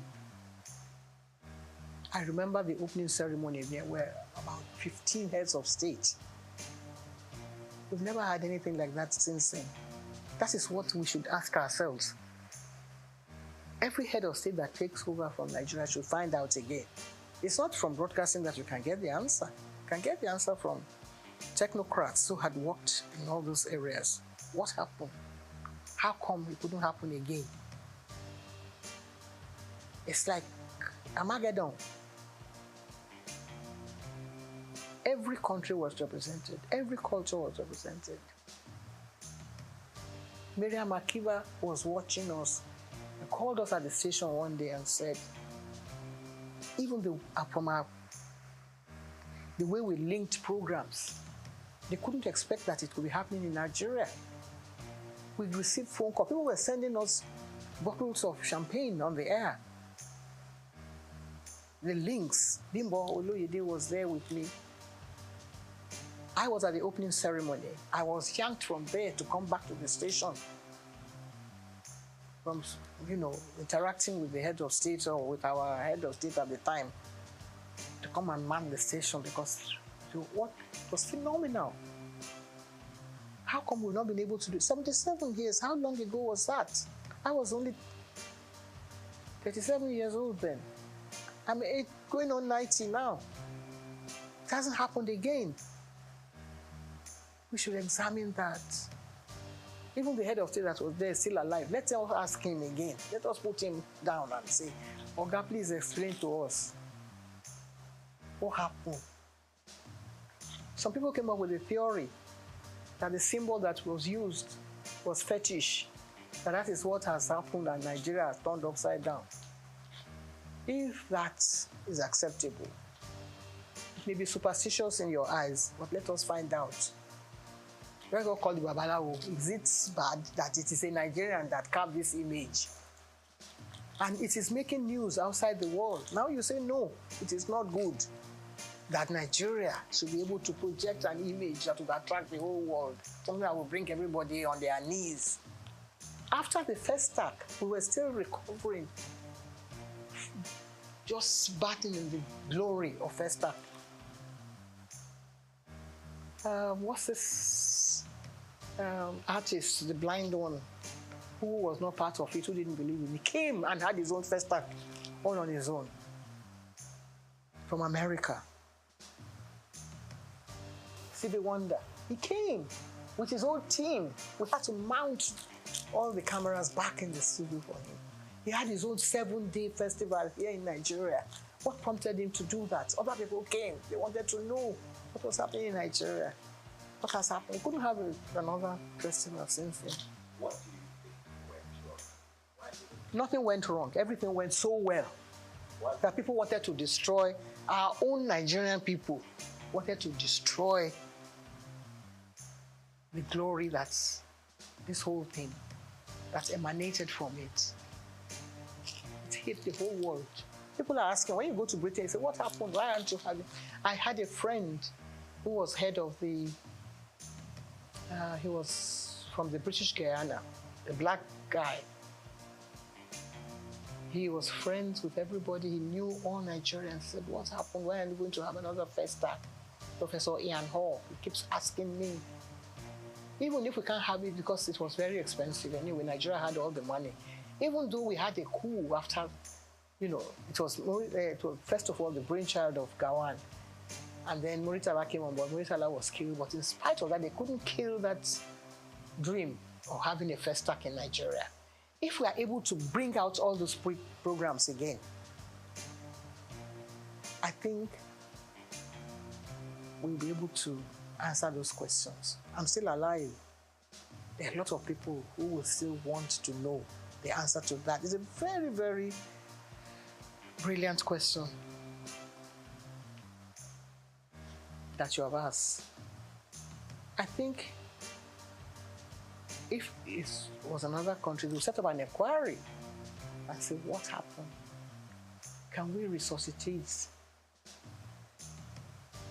this whole dream? Some of the tapes that we had then in the interview, some people put them in one place and set fire to them because they felt maybe somebody in their religious organization said, you are the one projecting all these things, so Nigerians are bringing idols around. Who gave them the idea to make the idol? It's God now. It's from God. Whatever thing you were able to put together. The Bible was put together because God loved the world so much, and He wanted us to learn about, things that had gone out from the time of Adam and Eve. God loved the whole world and created Muhammad and said, put people together and let them say Allah Akbar every day, morning, noon, night. God created so many wonderful things for us, so many images that we can imbibe from, so many things that we can learn from. People want to come and learn about our country. Instead, we say, we want our sculptures back. What are you going to do with them? You don't have a museum where you're going to put them to make them thrive and people come here to Nigeria. It's a good idea for them to come, but if they learn about your country, what your people have done over the past 2,000 years. 2,000 years of Nigeria image was put together by the BBC. Nigeria went and tore it up in shreds. He tore it up. He said, what are you doing with that? What you call bad belly. I don't know if anybody sang a song with that title. If we maybe start from there and say, what do you do with your own bad belly? Some people, National Stadium. There is no theatre in England, in London, that I know that have gone to watch plays and things that have not been in existence for over 500 years. So many studios. We have one big one, the dream of Nigerians. And now we want to go and do banking there. We want to go and do trade. It's supposed to be for culture, for our own culture. Lagos State will be dragging federal government by the neck and say, no, we own the theatre now, and we want somebody to come and do something there. If we can only put all these things behind us, the evil that people have done in the past, people like Julius Caesar, when they were writing all those, when Shakespeare was writing all those things, things like that have happened in the past. We should examine them. Get people like Wale Soyinka to sit down and rewrite the whole history again. If they ask me questions like you're asking me now, I will be there to answer. Because I saw it all unfold before my eyes. The image of Nigeria will come tops. All the stations in Nigeria should get involved and do stories on this question that you've asked me. Very salient question, and I love it so much. That might be able to revive the image of this country and let us know where we are heading, in what direction, and bring us back to really the point of salvation.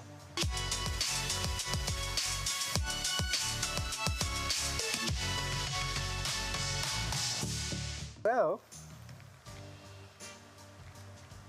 I haven't seen it. I must have mentioned it somewhere, I think on one of the channels.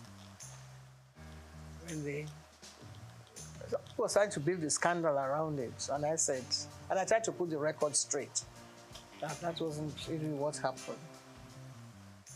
And that, it was from, I think it was from a book that was written by one of the wives that said that I was party to his breakdown of their marriage. And I was trying to put the record straight that wasn't really the true picture. I have due respect. I have to, bow wherever I come in the presence of a president of this nation, past, present, or even present, yes. I hope I'll still be around when we have others, coming on board. But I was taken aback that the head of state, would ask me a question that, because in the past, we were in the studios when the head of state came, and we were given scripts. If there had been, there had been several coups, and it's always the presenter or the station, either the managers that take the brunt of the whole, the issue when things like that happen. You don't know who's coming. You don't know how many jeeps are going to be coming in. You don't know how many, what you call all those heavy equipment that they drive in as they are coming into the studio. You don't know where they are going to shoot the station down. Nobody knows that. It's only the people who have worked during that period that can relay those experiences. Sometimes you're at work in the morning. By the time you come back in the afternoon, the government has changed. And if you haven't got maybe your ID card, you won't be allowed into the station, or somebody can throw you in or into jail. So all this had happened in the past. Nobody has told any of these stories. People like Segun Lushola or Dr. Kolade. Somebody might come and say, so has happened. I was driving my former husband to work in the morning. I dropped him at the station. By the time I reached home, there had been a coup. Murtala had been killed. And they were under siege, the whole station. Just imagine that kind of scenario. Things like that had happened in the past. But Nigerians don't have that sense of history that wants to sit down and say, well, we want to ensure that it doesn't happen again. Of course, we'll pray that it doesn't happen again. And you wake up in the morning and somebody is announcing something else, different from what you have. A colleague of ours had been, pushed into something that he wasn't aware of.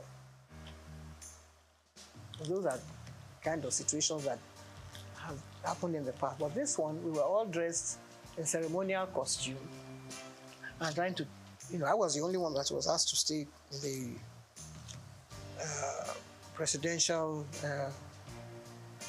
what do you call it, special area that is demarcated for head of states on issues like that. And all of a sudden, the president is following me all about. And I said, this is getting too close for comfort. And I said, what's your name again? I said, my name is Julie Coker.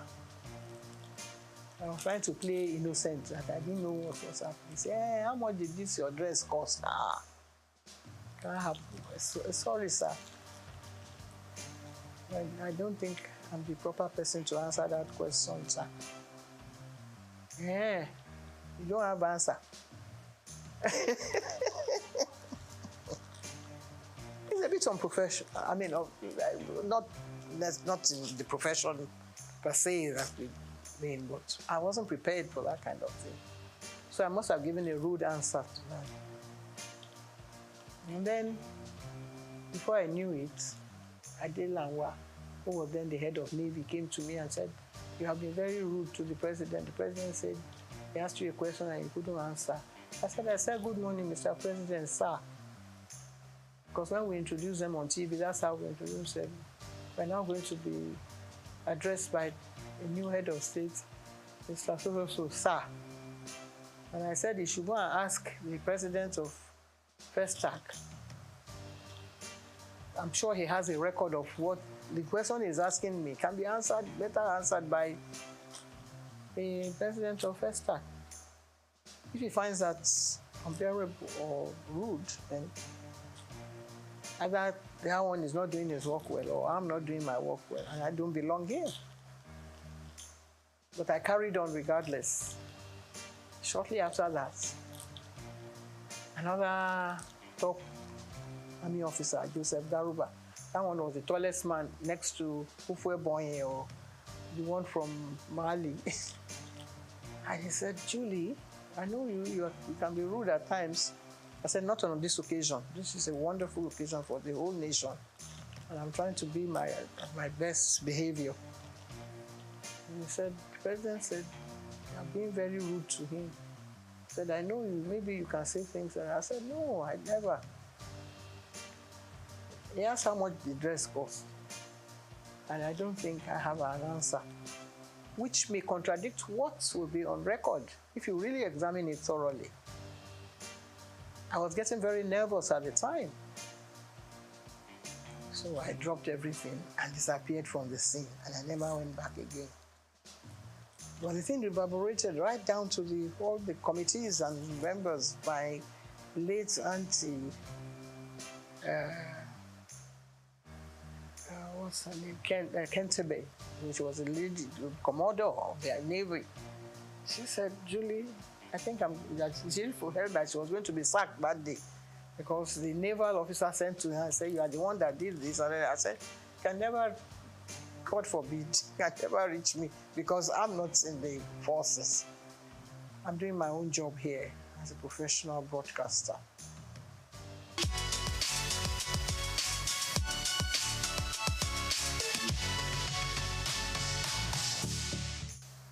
Well, I think it has reached a stage now where whatever you say might be taken against you because there are so many people going to court now and people sent to jail, but things were not as bad as they are now because some of the gory stories we hear and people being, penalized and sent to jail, I think it has reached an astronomical level that it's something that's actually, maybe it was there and people did not want to open the canker worms and let us see what is really happening. In my own case, it was a deliberate attempt on the part of an aunt of mine who felt that there's no child that should continue going to school at a certain age. And they were trying to arrange for me to get married to somebody. And it's a tradition of our people, in Delta, to find out whether the girl is still a virgin. Then they go and look for one old man. It's not this, the one that is happening is child abuse now. I don't know what to call that one.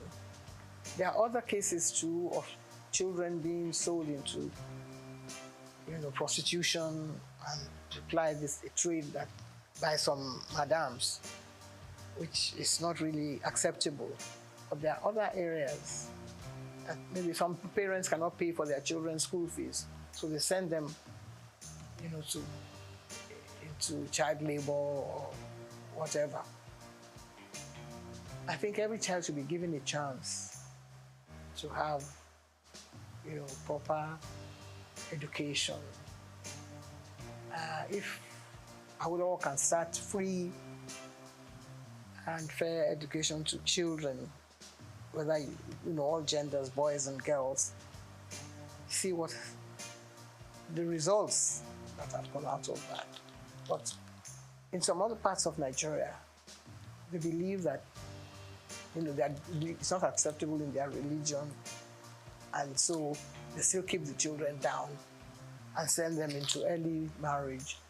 And a lot of people have dealt, people like Dr. Simi Johnson, they were in the front of that vanguard to liberate the children who have been kept, into Porda at age 13. And when they have children, they are not able, either they die, premature deaths from,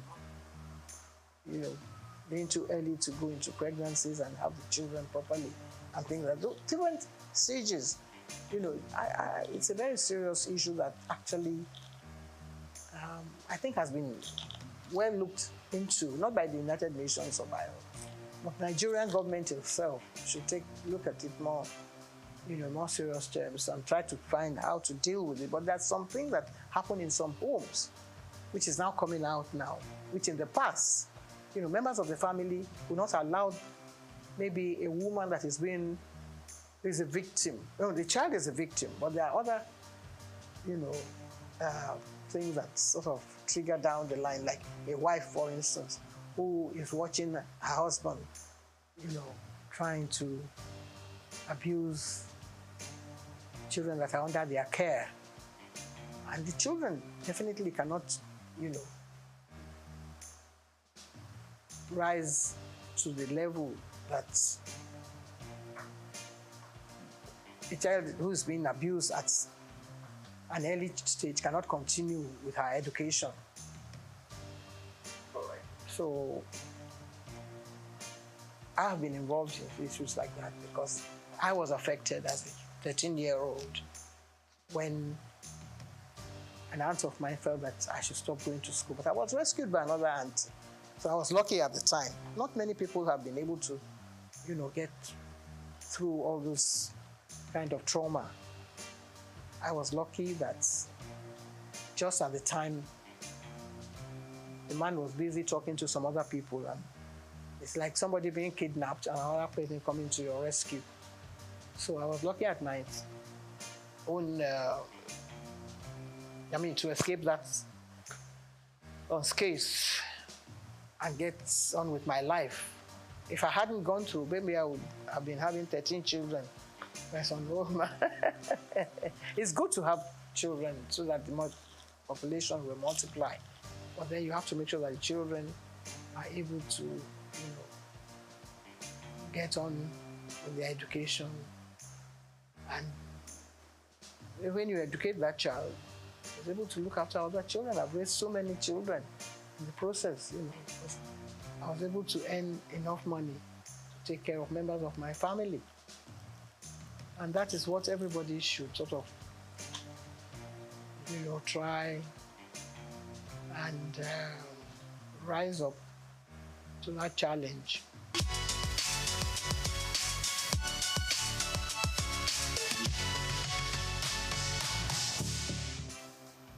Our chief, Folami Koka, was the Babeto of Lagos.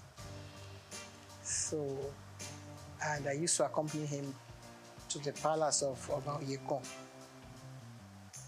And someone then said, well, Yeto, why don't you let... He wanted his wife to be the Yeto, but she rejected it. She said she didn't want to because, she thought they were going to perform some fetish. It wasn't really fetish. My brother now turned to me and said, Julie, do you want the title? I said, no, it's not for me to say, because I wasn't terribly keen. But he said he was going to carry out all the preparations. And I said, well, if you're going to do that, why not? And the late Oba Adeyinka graciously offered me the title. I accepted and went through the ceremony. So I've been a Yeto of Lagos now for getting on 40-something years. We only have one majesty in England. And that is one of the oldest institutions in the world. Some other countries are getting rid of their heads of their traditional rulers. France doesn't have one, for instance. There are some countries in Europe, I think in Finland, that still have, kings and queens and all that. But Nigeria, every little village, every doorstep has one title. This is the palace of the so. It wasn't like that in our own time. You had only one Oba in Lagos. Now you have so many. You have several Obas. This one claiming this and that. Etiosa, whatever. After a while, there's going to be a clash. Maybe not in our own time. So if they're playing traditional roles, somebody will lay claim to some title that belongs to somebody else and another one. There's no end to it. So let them stay the way they are now. If they want to multiply, that has nothing to do with me because we don't have any say in that. It's not, because you can say now that this station is trying to sell this idea to be propagating an idea that should not be. I don't think anyone should play any constitutional role. If each one has its own, in the states, at the state level, they take it, I think it's rotated. After a while, one steps down, another one takes over. At that level, If they want to go and attend the meeting at the House of Assembly, that's up to them. But at the federal level, I think, no. No. I don't approve of it at all. Because then you will have some woman coming on and saying that he's the one that is entitled to the title. It's not. I don't know whether any African country actually accepted that sort of thing. So Nigeria shouldn't start. You know, Nigeria at certain points in any of these things. Once Nigeria starts, other people will start. And before you know it, the whole thing will skyrocket and another war starts. We have enough problem on our hands as it were now.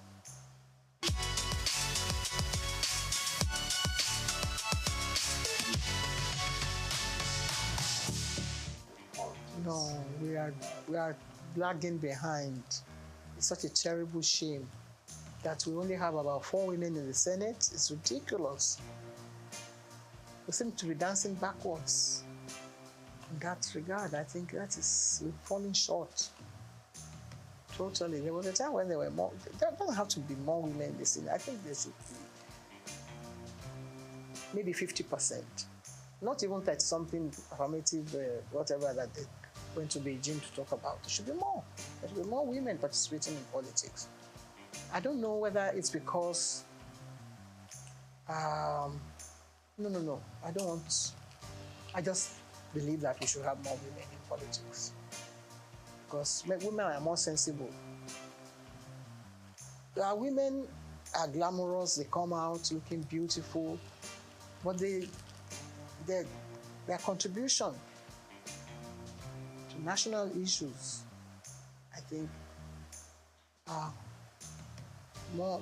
Look at a man who went to beat up somebody in the house, and he says he's a hero. Hero of where? That kind of man should not be allowed to even come and address the press. Maybe the press find it funny, humorous to feature somebody like that. There's no woman that will come on TV and speak like that. If you examine every single one of the men, they all have different issues. Some of them have issues about wives and men and things that they have been doing, or they are corrupt and they have been taking money, dipping their hands into different coffers. No woman would do that. I think women are more, serious-minded, and they address issues the way they should be addressed, and they will take more care of issues that affect the nation, girl-child issues, health issues. The men don't even care about health issues. They don't even want to know what's happening. The men even wear bigger agbadas than when they are going to the house. First of all, they should cut down on the amount of clothing that some of them wear. They spend more time thinking of their image, how they're going to appear. Since television has now gone into the chambers, you find that they spend more time, on things like that. And it's ridiculous. We watch other countries, the way their parliamentary issues are being addressed. We're not learning anything from that. We shouldn't be learning from them. They should be coming to learn from us if we're doing the things we're supposed to be doing properly. But if women are really at the forefront of all this, I'm sure that they will be able to calm all those hot issues that erupt sometimes in the houses.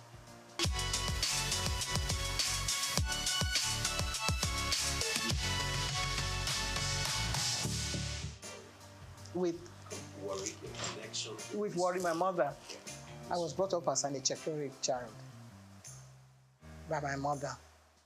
I was taught to sing Echekere songs, to speak Echekere well, to address issues that affects the people of worry. My stepfather, who also had a hand in my upbringing, was an Echekere man. So I think that takes care of all those things.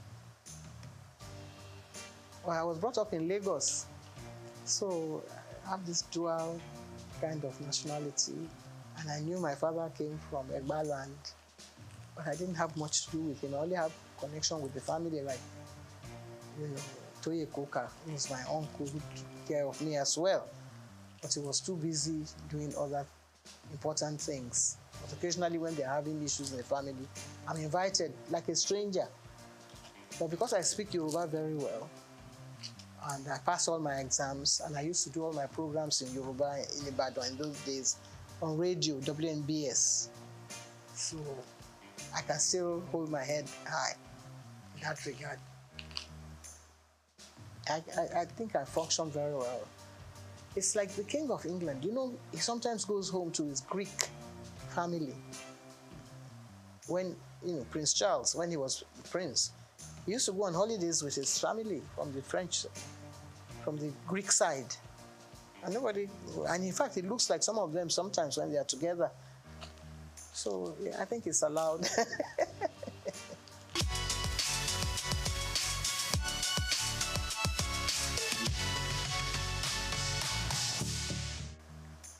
Well, one of the first one, my 40 years in TV, which is actually showcasing all the my life in broadcasting from the early stages, which actually should have answered some of the questions, was a textbook in Kenya for many years, because the minister came to Nigeria, and my DG then, Mohammed Ibrahim, had a whole box full of the books, and he gave them to the minister. And when the minister got there, he requested for more copies of the book. I never got paid for it, but I was delighted that they found the book so interesting. So maybe I'll get someone to serialize the book on TV sometime. We tried to do it some years ago, because I cannot be telling the stories all over again. This is about maybe another 30 years story. Again, we've done another sort of edition. My Life in the Limelight, which is the latest one. So if you have time, if you create space, you might be able to tell the stories and take it stage by stage. That's why I said the book, and also, you know, we get some media attention from sponsors and get things going. The sky will be the limit then.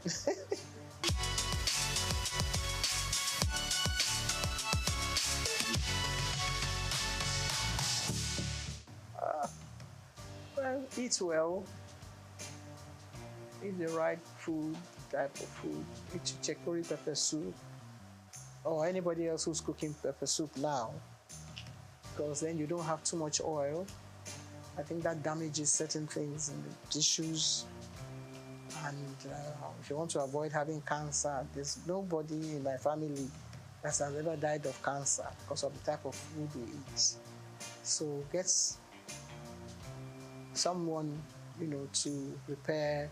You know, there was a time when chicory food was being prepared in the museum, and people used to go there to collect the ingredients and the menu, and people lived well. So like people are eating Chinese food, which is good. It's healthy, and lots of vegetables. I recommend that for people. I'm not saying that very good health, but I still walk about on crutches. I don't know, my knees are not functioning very well. But still, if you say you paid me compliments, I accept it. Thank you very much indeed.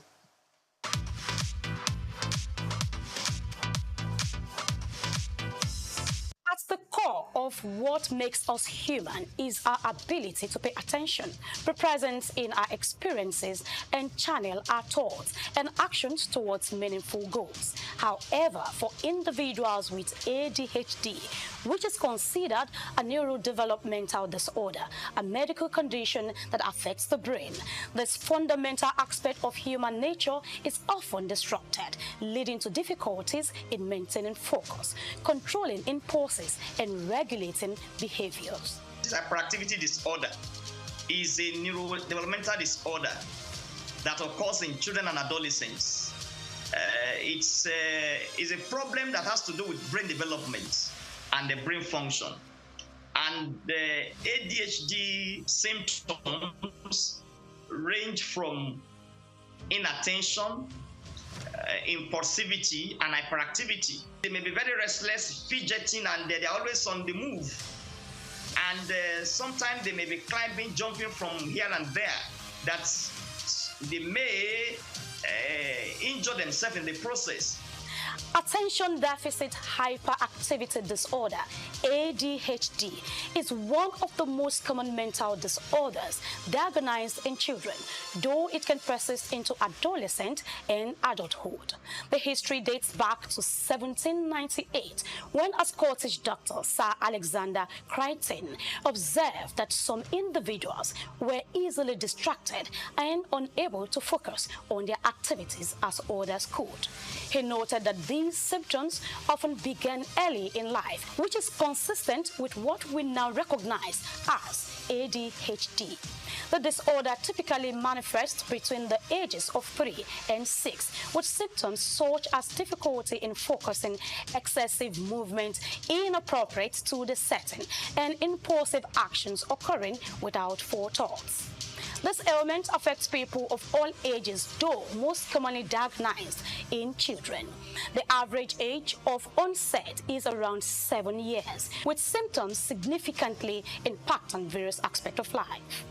Approximately 5 to 10 of children worldwide are affected, with the highest prevalence rates observed in Africa at 8.5% and South America at 11.5%. Variations exist across different countries, with lower rates in Japan and Finland and higher rates in Jamaica and Thailand. In the United States, about 7% of children are diagnosed with this disorder, reflecting an average of prevalence globally. Differentiate between ADHD and other developmental disorders. It starts with comprehensive assessment. And when I talk about assessment, I mean assessment by child psychiatrists, assessment by child psychologists, and other professionals in the mental health team. And of course, there are some basic symptoms that are very clear and obvious. The clinical presentation, when you see a child that is hyperactive, that is impulsive, that is inattentive, that itself can give you a clue that that child may be having ADHD symptoms. And again, you also take further history. You may need to take, if there's a family history of ADHD in the setting, because if there is a family history of ADHD, the child may come out with ADHD in the nearest future. Individuals affected faces challenges that extend into academic performance, work or personal relationships, and social domains. Some of the signs include constant fidgeting, impulsiveness, and difficulty completing, alongside emotional struggles such as mood swings, low self-esteem, and frustration. The diagnosis is made following a comprehensive assessment, and you also do some basic psychological investigations, and of course, by combining the report from the child psychiatrist and the child psychologist, you'll be very comfortable to make a diagnosis. And of course, I must say that there are some childhood disorders that may mimic ADHD, like learning disability, like autism spectrum disorders. But the symptoms of ADHD are so very obvious that when you see a child that is hyperactive and oftentimes restless, oftentimes impulsive and unable to follow instructions, that should give you a high index of suspicion that that child may be struggling with attention deficit hyperactivity disorder. While it's not a physical ailment like a broken bone, it is a real condition that is frequently accompanied by other conditions such as major depressive disorder, anxiety, substance abuse, learning disabilities, conduct disorder, and oppositional defense disorder, which complicates the management and treatment of the disorder. Treatments for ADHD typically involve